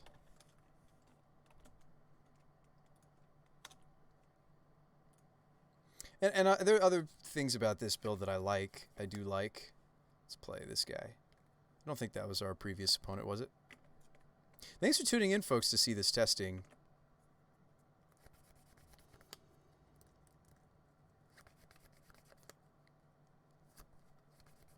That was an example of us getting there without Winota, which, yeah, that does happen. Like, you don't always have this every single time. I actually might consider keeping this hand because if I draw any 3rd land, I can Pyromance away. This is like a super greedy keep from me, folks. Don't keep hands like this. Hey. Good luck and have fun. Oh, well, I just need Magus of the Moon. All right. All right, Tron. Them being on the play, though, is unfortunate for us. What do I have for Tron again? Besides, I bring an Oaf. Teague, Weaver. Yeah. Oh, or we just draw the green source like a boss. Like a boss. Like you do. Most of our sources are green. And this is where Grazer looks really good, doesn't it? Next turn, I get the Pyromance. Might still not be fast enough. It depends on what they do. I need them to, like, play Wormcoil Engine. I need them to play... Yeah, I mean, I need them to play probably not Karn.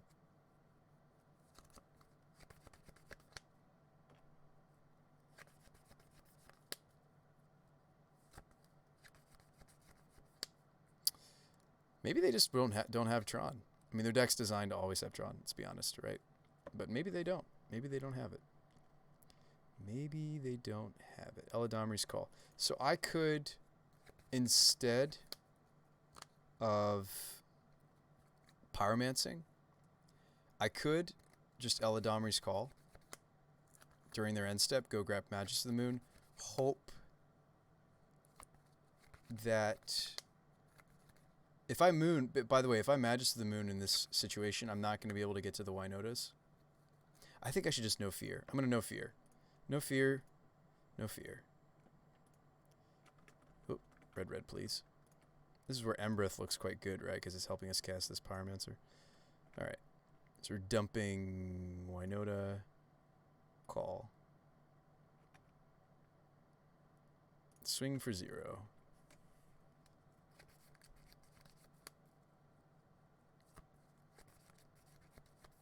Grazer looks kind of funny when it's sideways, doesn't it? Alright, show me not Karn. Actually, we don't care about Karn necessarily anymore. I'm afraid of Wormcoil? Somewhat? Oh, that's actually the worst case scenario is the Singleton All is Dust. It's got to be like a Singleton, right? Unless they're like Eldrazi Tron, but I feel like Eldrazi Tron would have done something by now. So that's unfortunate.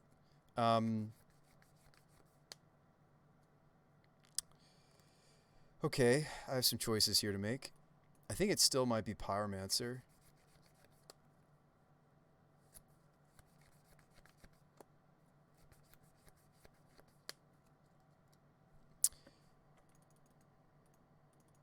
I think it's still Pyromancer. Slam the Winota here. Why? I don't get the triggers.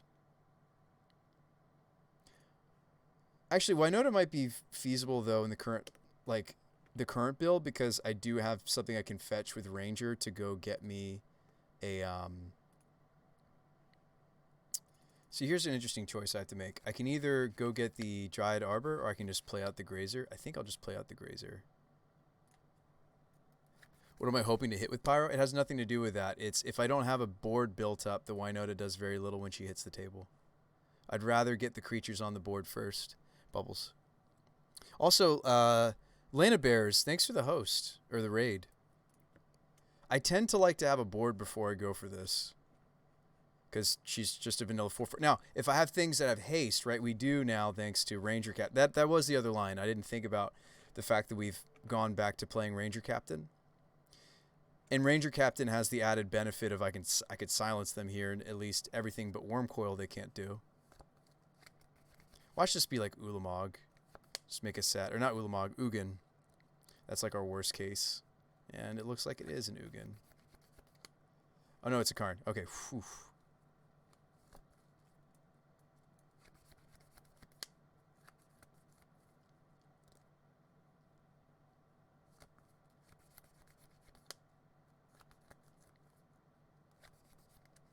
Magus is in the main. We've got him, probably. Yeah, Magus is main deck. We thought about earlier this game even, right? Going for Magus or no? That was last round against our 4-color Bring to Light. Well, sorry, they're 5-color now because you got to count the Singleton Valky, right? So this is good. This is good. This is really, really good. Let's play this out because it could be a Dryad Arbor. This is good. Although I'd love another red source because of the Embreth, but let's see what we get here. I think we do have to kill the Karn, right? Or do we just ignore him? Well, yeah, he's going to hit Winota if I don't. So it's 3 damage coming at Karn. Let's see if we can get the other 7. Okay. Karn as well. Ranger will go get the Haster in this situation. Absolutely. Yes. This is where we're going to try this out. The fact that it has haste is the best thing about that card, actually. Another Ranger. Also Karn. 1, 2, 3, 4, 5, 6, 7, 8, 9. So we're almost killing Karn, so he certainly can't mine us. Yes, and let's go get... well, that brings up an interesting thought. I do have the Windswept Heath open. Am I just supposed to go Gilded Goose here? Instead of fetching out the Dried Arbor. I've already played my land for the turn. I wonder if I should just grab Gilded Goose and just play it. Or even, I guess I could get Gilded Goose or get Hangerback Walker and still just fetch into the Dried Arbor. Actually, I'm going to do that line instead. So yeah, this should be almost lethal on the Karn. We'll certainly crack one of these Rangers to silence them. I feel like the silence on this card is just so important in so many different matchups, not just control, like against Tron too, right? Because we could overpower a I can overpower a Wormcoil, but I can't beat some of their non-creature spells, right? So we'll shut them off of that, and we should get something going next turn. I mean, maybe I just keep doing this until we hit the Magus of the Moon, right? Like maybe we just keep chaining together. All right, exile a card. I guess that's gonna be Walker. All right. I'd rather have the Haster. Yeah. We should finish off Karn this turn though, right? Because he's got enough loyalty to exile the Winota now. If you've got a Wormcoil, you can play it. All right, let's go get the Dryad Arbor. I think we're gonna have to spend each of these Rangers silencing my opponent. I think we're gonna have to silence them for the rest of this game until we get the goods. Oh, okay, they're done. All right. Yeah, I think the silence on this card is just so good for us. It's like it's a legitimate way for. I mean, like we're primarily a creature deck, but it's a way for us to interact. You know. Anyway, Teague comes in. That's easy. They do have Dismembers, but I don't know if we can bother. Collector Oath is really good in this matchup. Favor and Mark don't really do what we want them to do in this matchup. Selfless is great because a lot of how they're stopping us is they're cleaning up the board. Obviously, that doesn't stop Ugin. This is where I wish I had like a Phyrexian Revoker. Masked Vandal might be worth playing. That's pretty much it from our sideboard. Hangerback Walker is really slow and grindy. It's not really for when we're fighting Tron. The life boost from Herons is also pretty useless. I'd like to keep our other Anthem effects in if I can. But, Scavenging Ooze can go. That's a pretty easy cut. Magus of the Moon obviously needs to stay, but we could cut like a Nest Invader. We could cut like a... I think that's up for grabs on cutting. I don't think I want to cut Loyalist because I already cut the Walker. I want the Rangers to have, you know, things to tutor for that's not just Gilded Goose.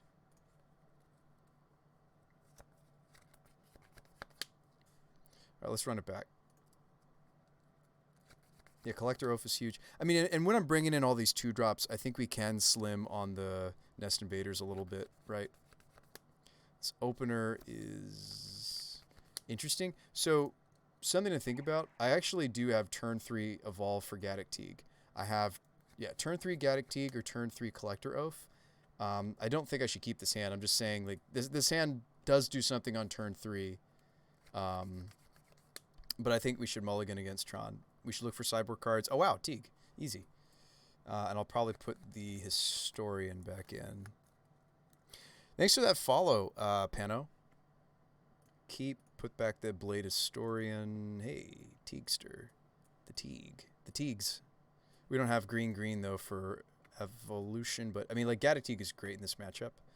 It shuts off quite a bit. I mean, sure, there's still Wormcoils and such to worry about. And, we just drew Grazer. Now, Grazer doesn't accelerate us much if I don't hit land again, right? Let's go Stomping Ground for the Seasoned. I'm more interested, well, I mean, we're still going Stomping Ground. I can't get to the evolutions unless I just draw another. Yeah, maybe we still don't have enough lands for Grazer to be happy, you know? That's something I was thinking about. Like, is 23 the beginnings of it? Does it have to be 24? And if so, I'm like, maybe I just don't want any part of this card. Maybe it should still just be birds or arbors. But we're trying it out. We're trying to be a little bit more resilient to darts and such in the format, lava darts. All right, we did not hit the land, so Teague Prey. Don't dismember me, bro.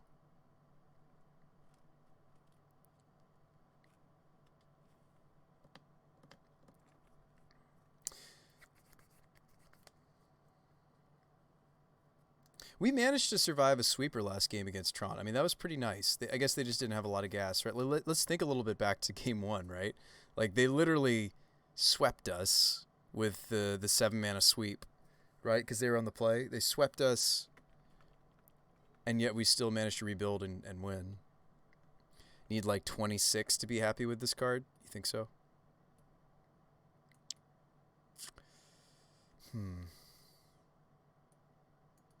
What if I did like a different... I know we swear by the invaders. I know.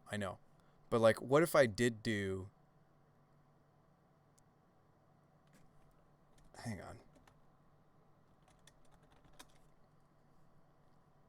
on. I know we swear by the nest invaders, but if you're saying I need 26... Oops. If you're saying I need 26 gardens... Sorry, 26 lands... That would be 26, and then I have room for something. I don't know. We've main decked the champion. We've main decked all sorts of different things. Ballista. That kills my Keeg. That seems pretty good. I think we scoop it up here if I can't find Colony Suite though. It is. I mean, I'm just wondering. I'm just wondering. Yeah. Okay. So maybe we move away from the invaders.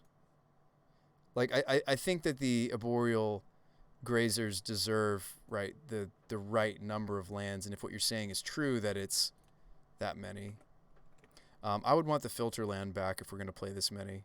I would want the maybe instead of the 4th colony, I would want to play Firelit.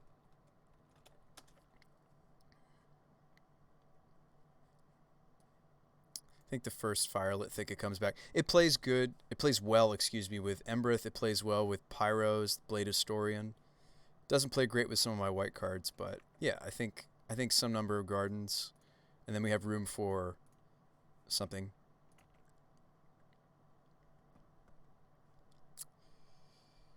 Okay, I can't evolution here. I can Pyromance. Try to hit the green source. Dump these two. We do hit the green source. No attacks.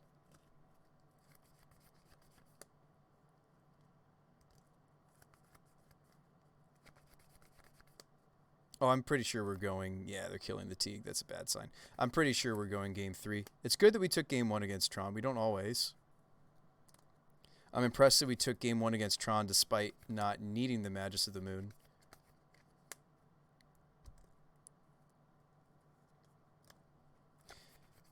But yeah, maybe Grazer Colony is exactly something we could be doing. It's 26 land. Yeah.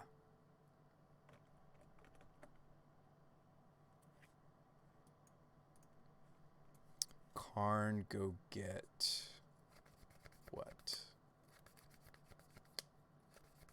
Karn, go get bridge, play bridge.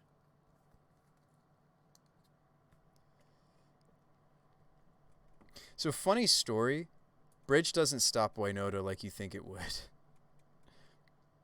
I mean, it stinks that they still have the ballista though. I'm still going for it, folks. We're going for it. They can ballista to shoot one of my elementals, but I can kill this Karn underneath bridge. I can get under the bridge. In fact, that was a great draw too. Wow. That's like the nuts. Like that's like a really, really solid card for me to draw in this particular situation. If we want white, I need to get the Temple Garden. Do I need white? Oh yeah, I have all these Rangers. Gosh, the mana base is getting greedier and greedier again. All right. Evolve the Pyro. I can get under bridge even with my 0 power creatures. This is where Grazer and Bird are like really good. I don't care about ensnaring bridge. I may not get rid of it. I may not bother. And let's try to kill the Karn, right? Our deck really doesn't care about ensnaring bridge as much as you think it would. Because I kind of can... Anyway, Karn... Triggers... Okay, let's stack these properly. So let's put the Legion Loyalist trigger on the bottom, as I meant to the other day. Opponent scoops. And we win.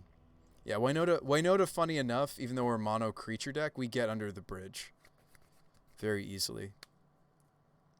Well,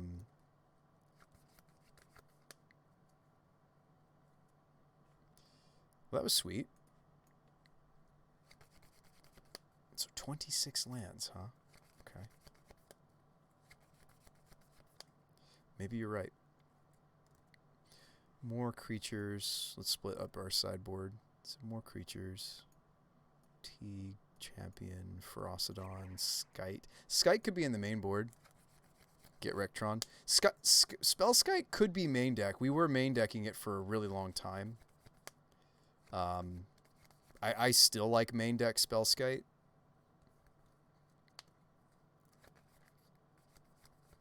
Like, at worst, I can evolve it. At worst, it's... Like, at best, it protects our combo piece, right? Our build-arounds. Or our Magus of the Moon, right? At worst, I feel like this is still main deckable for us. In the meta, I think it's just really solid. Since we're playing Ranger Captain, I could be playing the first Burrington.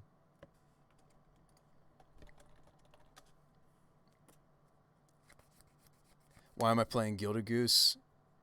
There's lots of darts. I guess maybe not as many darts as I was experiencing, right? So, like, Prowess is starting to slow down a little bit in its popularity. It's still arguably the most popular deck in Modern.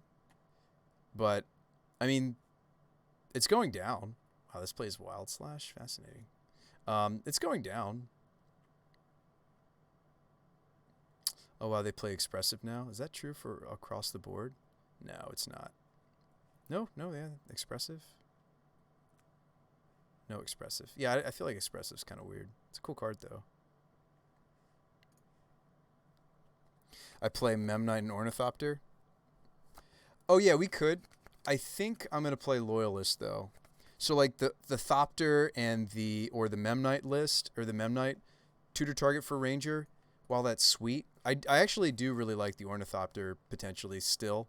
I think I'm going to shy away from that and play Loyalist, because Loyalist, the fact that it has haste means it's going to get into the fray just as soon. I mean, like, yes, the benefit of those other two cards you just listed is they don't cost me any mana, right? And then on the next turn, I don't have to pay for them, whereas I do have to pay for Loyalist. I think I'm very happy with my current Ranger Captain of Eos targets of Loyalist, Arbor,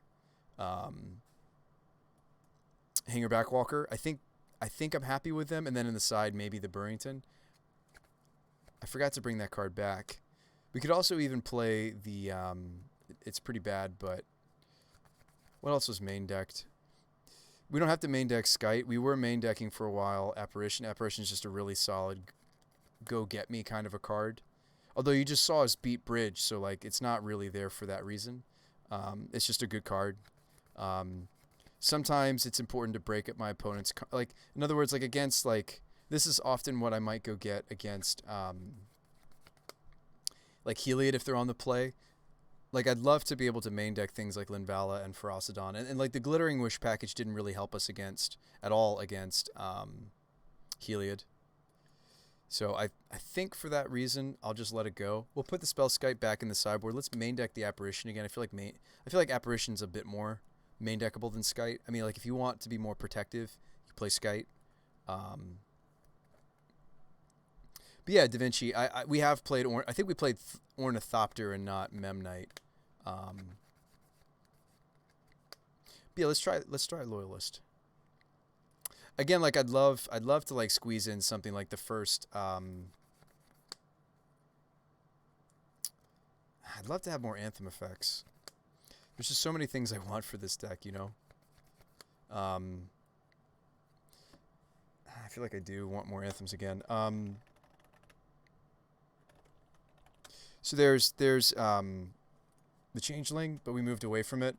And this, the same reason we moved away from Changeling is the same reason, Mirror Entity. The same reason I moved away from Mirror Entity is the same reason why I'm trying to move away from... And Loyalist isn't part of that, right? If we want to be better against... I think the utility on this card is far more important, though, than... I mean, we've tried Bowmat Courier in this slot, Ornithopter. I think it's okay that we have some cards that aren't great against Dart, right? Dart isn't all over. It's just in one of the most popular decks in the format. But anyway, Mirror Entity is sweet as an Anthem effect. It does count as a human for Winota, so it doesn't count as a non-human, though, because it's all types. So it doesn't trigger Winota, even though it's a changeling. I know that's kind of confusing. I had to think about the implications of that. However, it is going to just grow our team the best versus any other Anthem effect we've found. There is Gold Knight. Was it Gold Knight Champion? There's Gold Knight, there's Maja. I feel like we keep trying to get away from Maja, and yet I keep bringing it back in. I do think it's quite good for the deck. And in some ways, I like it better than Gang. I feel like I can't get away from that card, folks. Maja also protects me against one of the more popular cards in black sideboards, which is... I liked the game. Gang. I liked testing it. Let's go back to Maja, even though it makes the Favor of the Mighty a little bit awkward. Let's continue to play this card.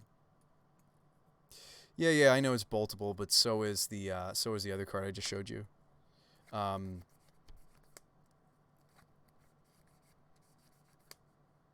Maybe I do main deck the Apparition.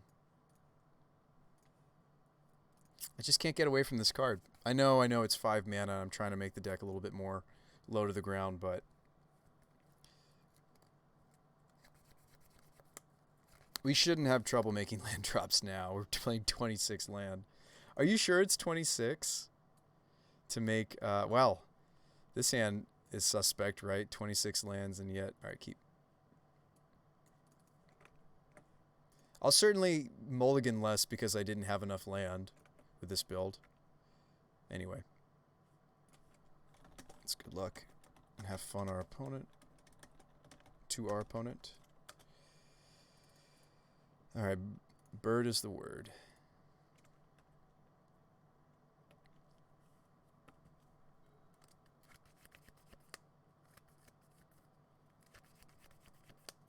But yeah, for mana cost's sake, right, the Memnite and the Ornithopter, I think the utility, though, that something like a Bowmat Courier or Legion Loyalist gives is important. This is probably getting bolted. It's fine. At least it didn't get lava darted, right? Oh wow, we drew Grazer and yet I don't have extra. Drew Grazer, but no extra land. But we're playing 26, folks. I thought we knew. Thought we knew what we were doing. I'm stuck. Okay, we're up against Jund though, so that's rough. Oh, never mind. They're playing a meme. I love it. They're still Jund, by the way. They're just playing Traverse Jund, which, by the way, is my kind of Jund. I do think that it's sweet. I might just cut them off their colors right here. I think I'm going to. I know, it's mean to do that. I know, Bruce Spy, you're so mean. You're so mean to moon these greedy 3-color decks. I know. Well, I mean, watch them have the basic anyway. And they can still bolt Magus. Yes, they're down a bolt. They still have 3 more bolts. So, I think I'm supposed to do that.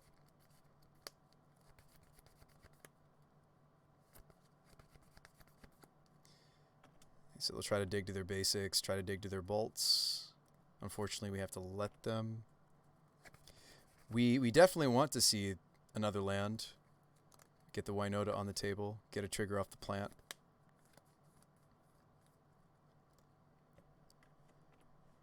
Liliana in the bin. Land? We have a lot of lands now. Okay. We can't call. Let's just hang her back. Just hang back. Hang her back. Just hang back on the hanger back. Like now is like a build where like, yes, like this is a situation where I'm glad we have all these extra lands and yet we're stuck.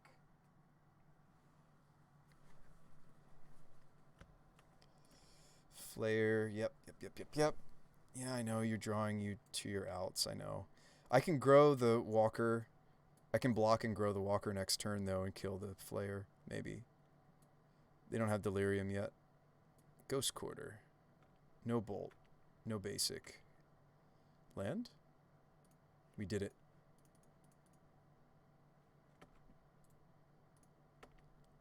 It's a better way to block the Grimflayer, right? 2 triggers. See, oh yeah. Oh yeah. Oh yeah. Oh yes. Yes. Yes. Yes. Oh man. They're not dead yet.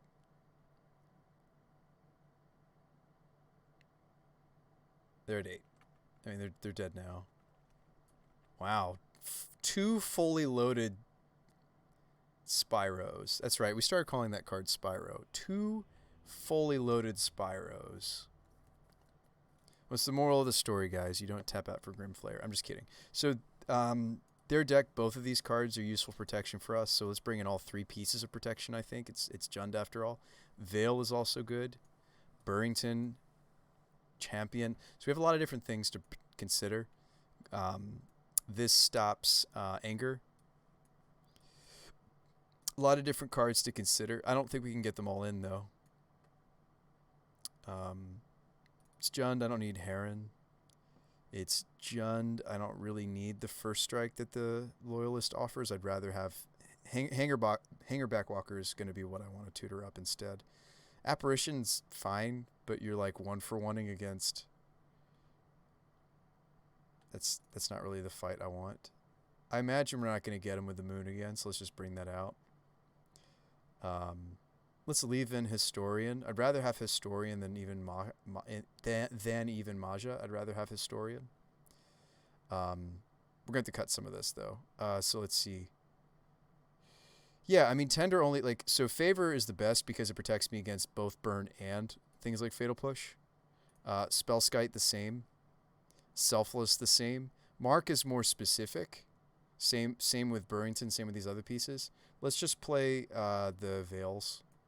Yes, Champion, Mark, Burrington, these are all useful, but they don't protect the Winota in the ways that I need to be. So I think that's overkill. Those are also 2 of those cards are also more so for the red decks of the format. Same with Auric Champion.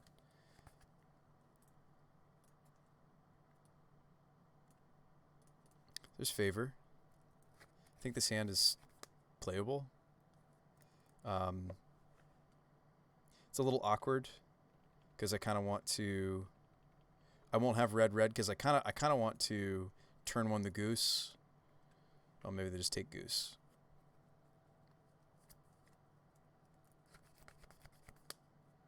Now, unfortunately, they do have some cards that are going to be big enough that the Favor doesn't do what we want it to do.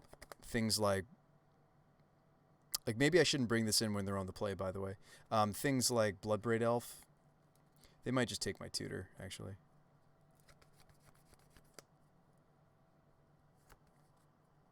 We also tonight saw, or earlier today, we saw something really funny. We saw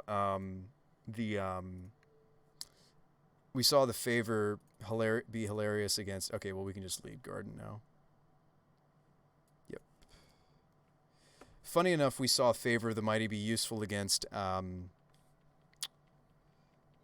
Boggles. It has fringe usability in that matchup. Next, I think I play the Spellskite, right? I mean, we could play the Favor. The problem is if they have a 3-drop creature, it might be correct to play Favor next. I mean, our opponent isn't really rushing us here.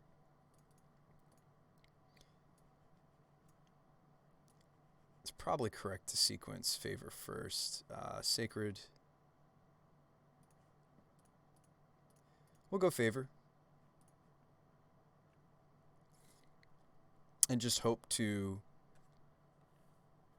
have the bigger creature. They're going to bolt my plant. I like it. Plant is dead. I guess they were concerned about me evolutioning it next turn, maybe? My 2-drops aren't that scary, though.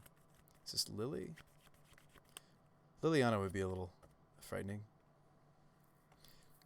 Maybe they're just going to toast my favor. Drew a Winota. All right, so let's go Spellskite Dryad. We're in. We're all in. I don't know. Maybe I don't play the Arbor. What are we killing this? Okay. So maybe I don't want to play the Dryad Arbor. I don't think I will, actually.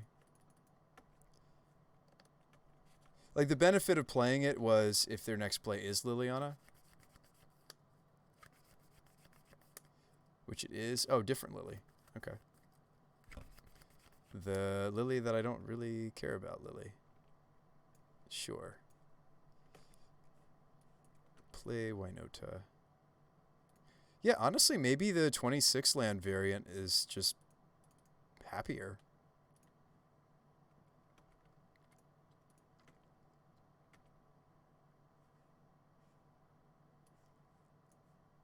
So, Ranger Knight is an interesting thought. Because I'd like to make them not cast spells next turn. Although a lot of what they have is instants. Now, let's just go with Peasy. Punch the Lily. And we'll make the tokens.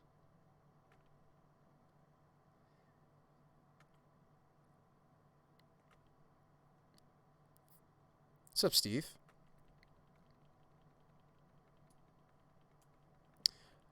Gosh, you saying that makes me wonder what time it is. It is almost 2 in the morning. I had some really nice hosts, though. Oh, gosh, is this Damnation? I didn't realize what time it was. This might be my last game. Thanks for the suggestion. We've been having some really good games, though. Some really nice hosts, but maybe. All right, Bloodbraid into Anger of the Gods. Which, by the way, isn't a total non-bow. It's a Thoughtseize they hit instead. Whoa, Pia and Kieran Alar. Hello. I'm liking our opponent's build. But no, they kind of whiff there.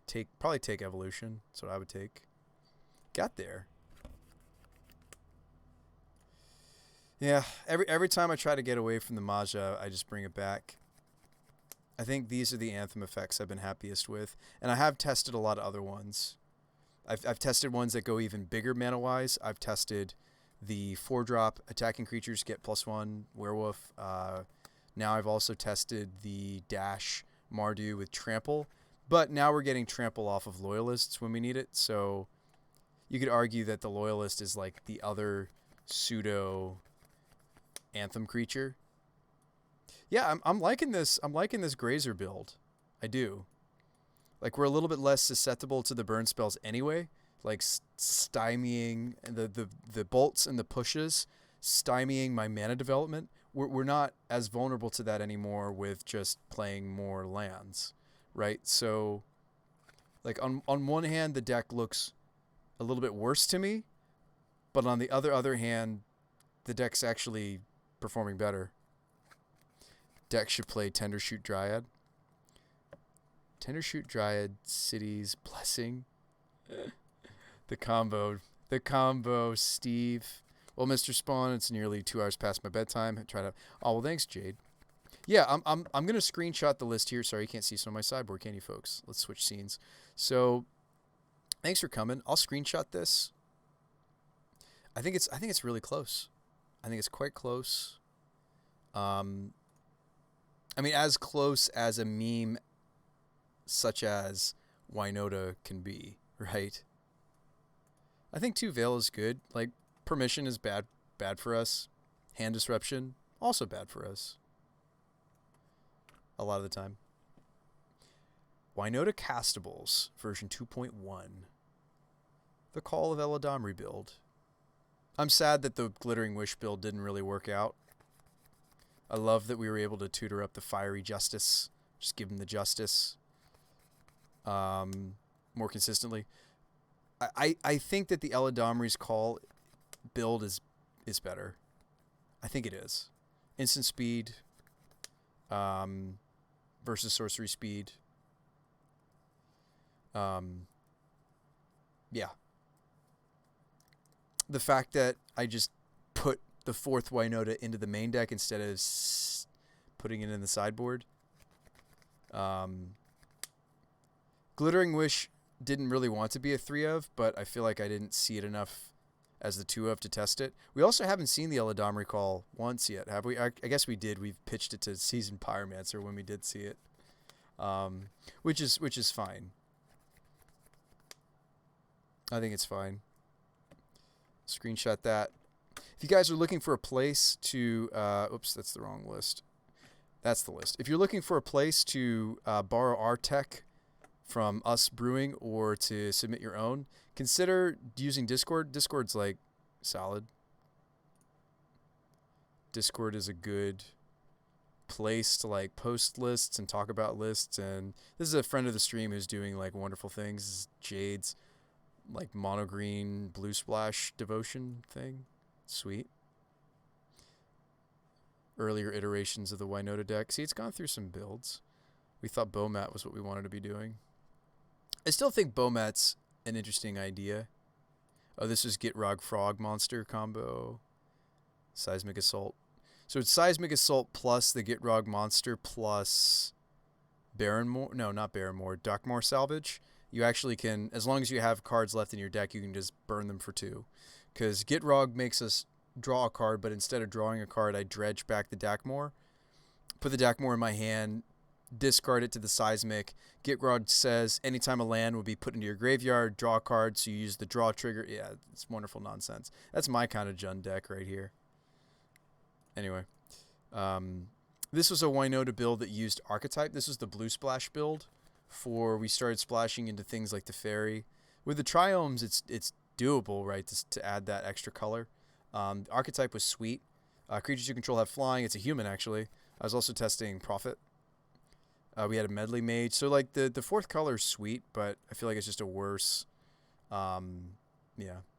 This was Arthur's idea. Aura Touched Mage Colossification. Aura Touched Mage is a human. Comes in, search your library for an Aura card. Slap it on the Aura Touched Mage. It's actually got great synergy for Winota. Does not get, does not get bolted out, because even while you're waiting for the Colossification to get onto the Aura Touch Mage, yes, Dismember still works, but Bolt doesn't work, Fatal Push doesn't work. Well, they can Fatal Push the Winota, but this was a sweet wombo, and they were playing like a Yorion build. What was this? Oh, anyway, if you want to join this Discord community and talk Magic with me and others, there's our Discord link. If you want to follow me on social media, here's our socials.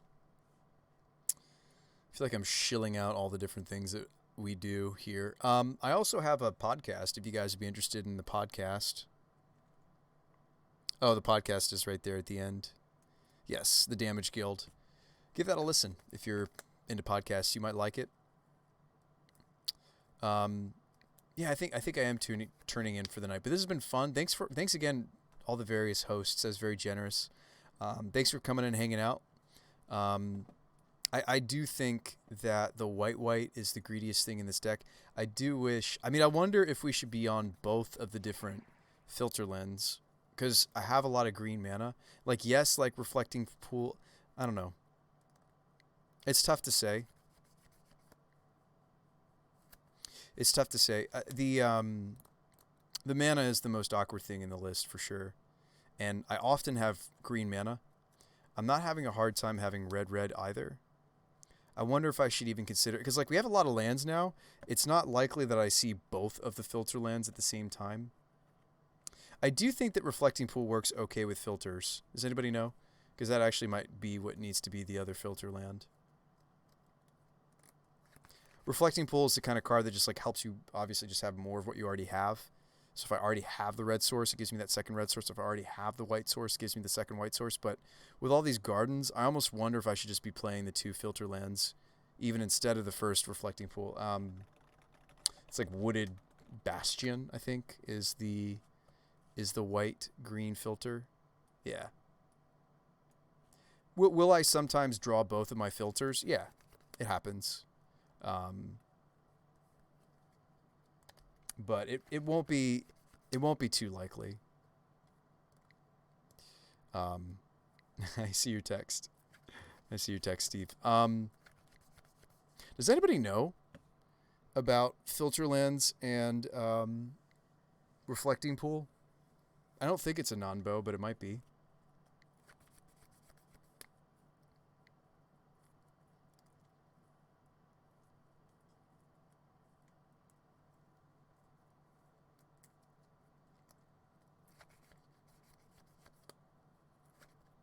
Wonder if anybody knows if. I guess the only reason it would be a non-bow is if.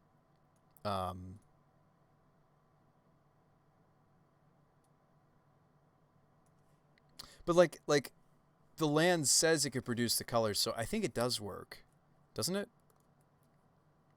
I think it does. Now, are we sure that what we want to have access to most is?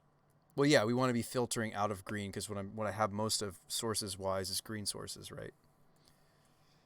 Arbor, 2 forest, canopy, all the gardens. I mean, yeah, it's obvious if I'm going to play any filters, they're going to be green filters. Yeah,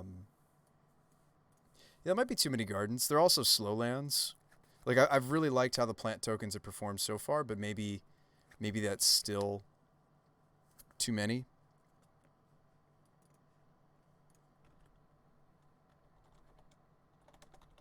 Maybe I play just 2 garden. Yeah, I do love that our mana development now isn't stymied by like a bolt. Thanks for the follow, Malarix. I appreciate you.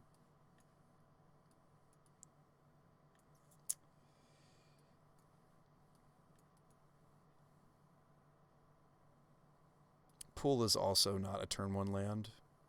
The Cavern of Souls, rarely we're playing turn 1. Unless it's like a super pinch.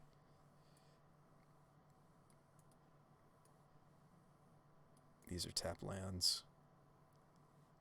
Bastion is not a turn 1 land either. So, like, even though I'm adding these lands, right, even though I have more lands, quite a few of my lands are still what? They're not turn 1 lands, right? Like, if you look at that, there's like 7 of my 26 lands don't really want to be played turn 1.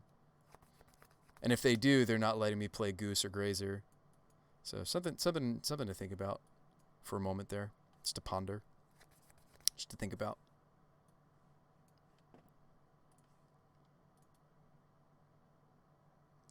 Something to think about briefly. I would like to know about Reflecting Pool. Because it like the land does produce those other colors, right? It can produce those colors.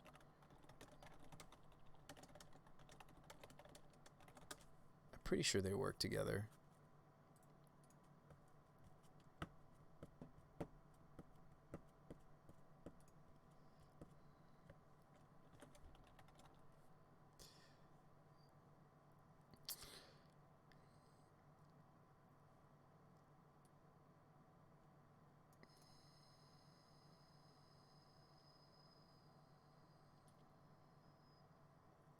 Botlike says, yeah, it works. I'm reading something from MTG Salvation right now about it.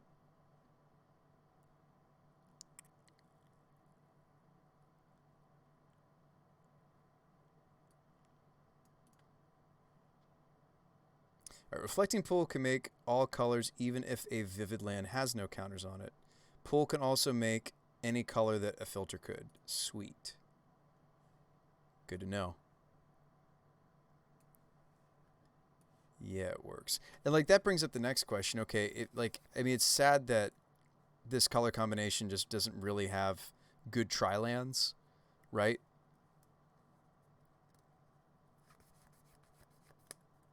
I think I like a lot of where it's at though. Playing some Horizon lands. Maybe they're not the right combination of Horizon lands. I got 2 Sunbakes and a Horizon Canopy. But I think the reason we went with 2 Sunbakes was the Sunbakes were compensating for both of our splashes better than, I mean, Canopy certainly is the better turn 1, but because of all of our dorks.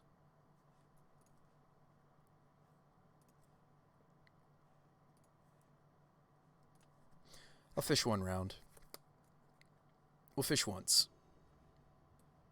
This opener is interesting. Keep but it's like how oh wow. How helpful is it really to fish the deck against itself, right? To fish.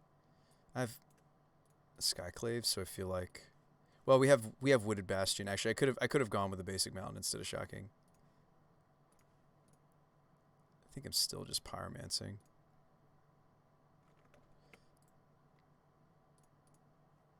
Yeah, I think I could have gone basic mountain because we have this filter land and we could have gotten into the apparition. See, that's where it's really good. That's where I like to see what I like to see happening. We have played Razor Verge. I think I'll just make the tokens though, since we're just fishing.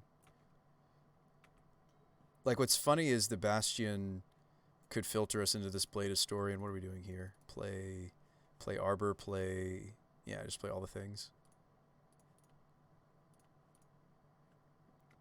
Hoping to find Tutor, right?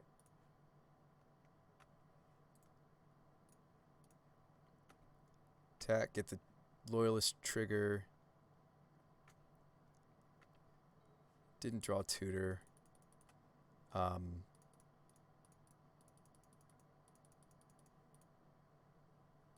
have some double strike. So white off the filter. Filter into red. So this is us drawing both filter lands, and it actually wasn't that awkward. I was worried about drawing both of them and it being awkward, but it looks like it wasn't. Swing everything except the 0 power. Trigger for the trample. It's a pretty healthy attack. Puts us to 0. Run it back. Like, it doesn't seem like we're dealing a lot of damage, and then, like, we do. Keep. This might be one more land than I really want to see. Oh, wow. Quite a bit more land than I want to see. But, like, this is a big mana deck. I feel like I've been shying away from that, and there have been games where I just don't develop. Like, let's think about, like, okay, but, like, what if Goose got killed here? We got the filter land against. Let's do the same scenario, except, yeah, let's go mountain this time. Whoops, red. Pyromance. Now, I guess I'll make a token, but I'm going to keep the evolution. Ditch the... Oh, wow, that's a lot of land. Yeah, are we confident? Are we confident that we have the right numbers on these things? I'll fetch. Could Wooded Bastion into this evolution. Let's go get the basic forest. Evolve the Pyromancer, go get Winota. Swing 2. 2 triggers, what do we get? We have some choices here. So you get Maja, or we could get Heron's Grace. We'll go with Maja. We do have our first whiff. I mean, not of the night. Like, you'll whiff occasionally on the Winota. So there's a Magus of the Moon to play. Here's where we could do some cool stuff. Check this out. So I'm going to go... Yeah, we make a dude. Doesn't matter so much. Watch this. So let's Ranger, go get the haste threat. Yes. Go get Legion, play Legion. Attack. Put this trigger on the bottom. Winota for herself, why not? Blade, so double strike. Ranger, go get Hangerback Walker. Now that's better, right? Like, this is the kind of damage we want to deal. So this is Maja plus Blade Historian with the trample of Loyalist, so they wouldn't even really have any good blocks, right? Double strike first. It's funny that it also puts first strike on the creature, but yeah. Indestructible trampling double strikers. Sweet, right? We're very dead.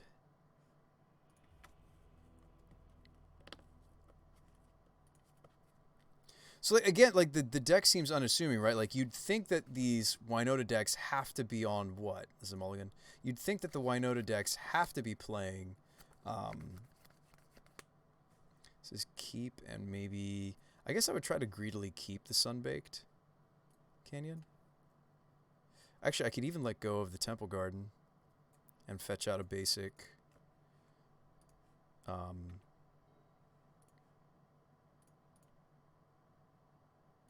If we want to be able to cast Pyromancers, you would get a red source here, though. So it just depends on what you think you're going to see off the top. So we could evolve into Magus of the Moon here, but then I should have gotten basic. I think what I might do, honestly, is just Bastion go or Canyon go and go Eladamri's Call up the Winota during my opponent's end step. Or whatever it is we need.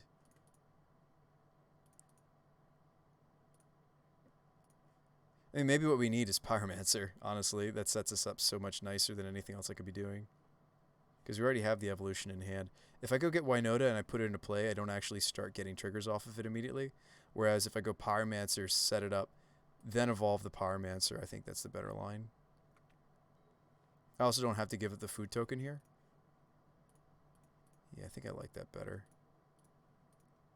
Take some damage. Dump the Grace. Dump the Canyon. Or we just draw Winota. Why not? Windswept. You would get basic forest or basic plains here. It doesn't really matter. White. Smash. 2 triggers. There's Maja. Some choices here. Probably going to go with Pyroman. Unless we need the utility or you know, unless we need something off of Ranger. Down to 3. Another Winota. Doesn't really do anything. Probably play Garden. Make a creature. Make a creature. You would probably just play the Hangerback Walker.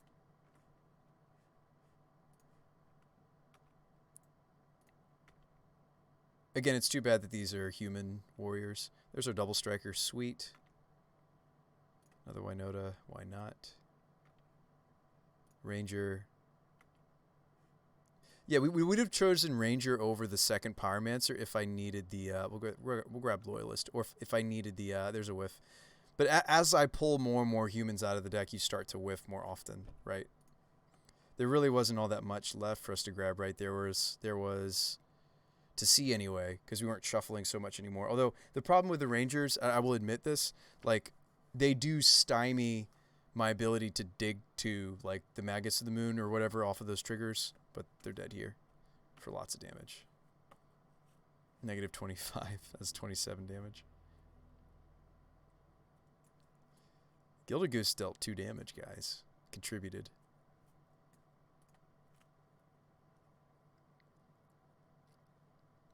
But yeah, it's easy for a linear deck like this to be like, oh wow, like look, it's killing turn 4. Look, it's like, but that's unimpeded, right? That's 0 disruption. So, you know, but it is a fun deck. It is sweet. I'm pretty happy with the Anthem effects we're playing now. It's these 5.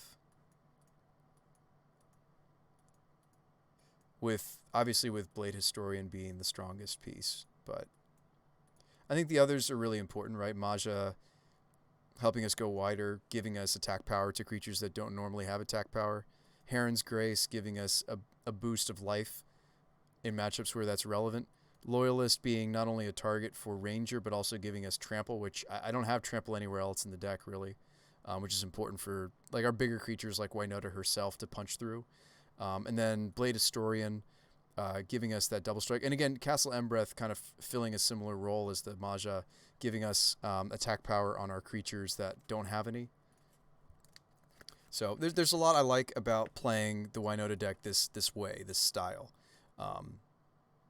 More toolboxy, that's more my style.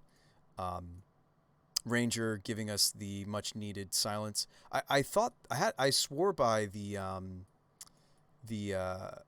let's see. I was swearing by the 2-drop we were playing, but now I'm not so sure. What is it? the Eldrazi. It makes an Eldrazi token, Scion, whatever. Um, yeah, I thought that was... I guess I can leave Cavern in the ones pile. Reflecting Pool, no, that's a turn 2 land for sure. Bastion, turn 2 land. So we have quite a few lands that aren't really fast lands. These are all fast lands, these 19. But that's sweet. I mean, and again, we are a big mana deck, so I didn't think this deck was going to be playing that many lands, but maybe it's supposed to. I wonder if we could be a little greedy and play 25. I know we had somebody in the chat saying, whoa, Bruce Spy, if you're going to play Grazer, you need to play 26 lands. But maybe we could cut one, right? Like the Sunbaked. Number 2.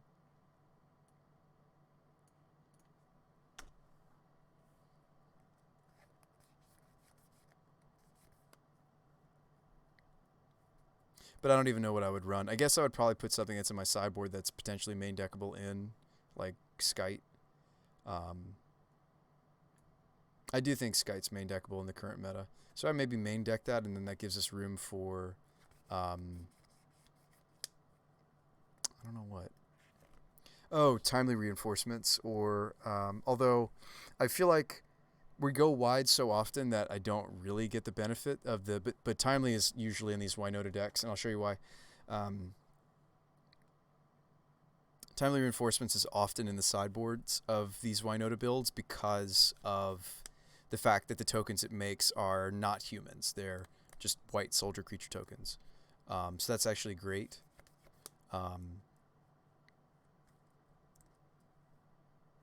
It's just a solid sideboard card for this archetype.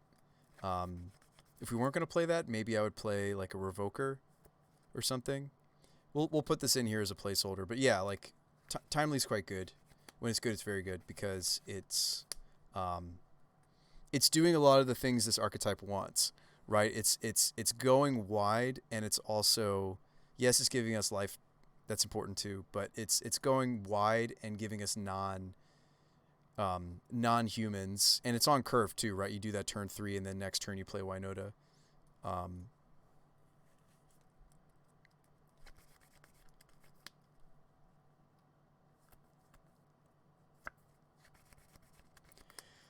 All right, guys, I'm pretty exhausted. Let's end the stream. Thanks for coming. Thanks for hanging out. I tend to when we go this late, nice giveaway at 1,000, bro. That was loud. When I go this late, I kind of like to host you guys over to another Magic streamer. Let me see if there's anybody else on that might be playing some modern or legacy content. Thanks so much for hanging out and playing with us. All right, Freak is playing some sweet Dax. This, by the way, this was a deck we were talking about earlier tonight. Hang on, you guys got to see this deck. Freak's playing. So this is the Time Walk deck using, oh, never mind. It looked like they were going to play the Velomachus deck, but it looks like now they're doing some sort of weird Gearhulk deck.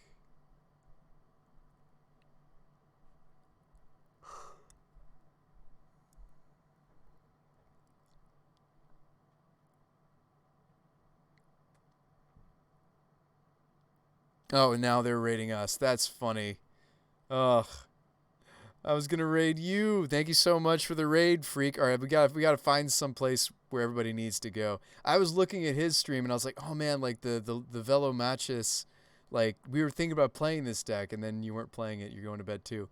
Thank you so much for that raid, though. I don't really see any other modern streams. No wonder you raided us. You beat me to it. I was gonna raid to you.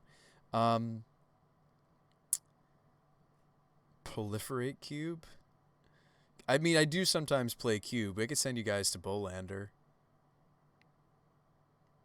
Bolander with the sweet Cube action. Yeah, I'm going to raid us over to Bolander, but real quick, the goal of the Naya Winota castables was that I wanted the cards to be hard castable.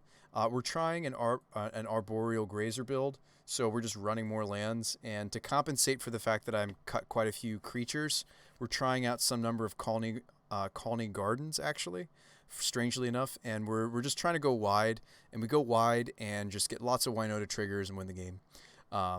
It's a fun deck. It's a bit of a meme, but it's been interesting to brew and iterate on and build. Usually the Winota Joiner or Forces deck is just straight up always Angraths, Marauders, and or like Geist Honored Monks. But it's interesting to try the build without going as big as like 7 mana, right? To just keep the deck a lot more tight. We've got a lot of hidden Anthem effects to kind of make our army of little duders much more effective. They're these 5. With Heron's Grace only affecting our humans, unfortunately. Maja affecting everything. The Legion Loyalist affects everything, gives it everything first strike. Trample. Blade Historian gives everything regardless of whether it's a human or not. Double strike. And the Castle Embreth, of course, it's something we snuck into the mana base. It gives us an Anthem effect as well. Sean, I didn't realize what time it was. Thanks for pointing that out. Still, what are you doing awake, Steve? Shouldn't you be asleep? All right, but I am going to host over to Bolander, or sorry, we're going to raid. Let's raid. Let's do it. Actually, no, I should host because a bunch of you folks are probably AFK at this point. I feel like I would be this late in the night. So I'm going to host. I know who hosts anymore, right? But I'm going to host over to Bolander 42. Give him a nice brew spy hello from me. They are 2-0 right now, it looks like, in their league. Cool to see. I think Cube is a lot of fun. Maybe I should be playing more Cube myself. But anyways, guys, I will see you later. Have a nice night. See you next stream. Should be as early as either this weekend, maybe next week. But yeah, we'll keep working on the Goryo's deck. We'll keep working on the I'll keep working on the Winota decks and some of the other builds we're working on. But yeah, I'll see you guys. Yeah, you see, my brain's just so slow now. All right, good night. Have a good one.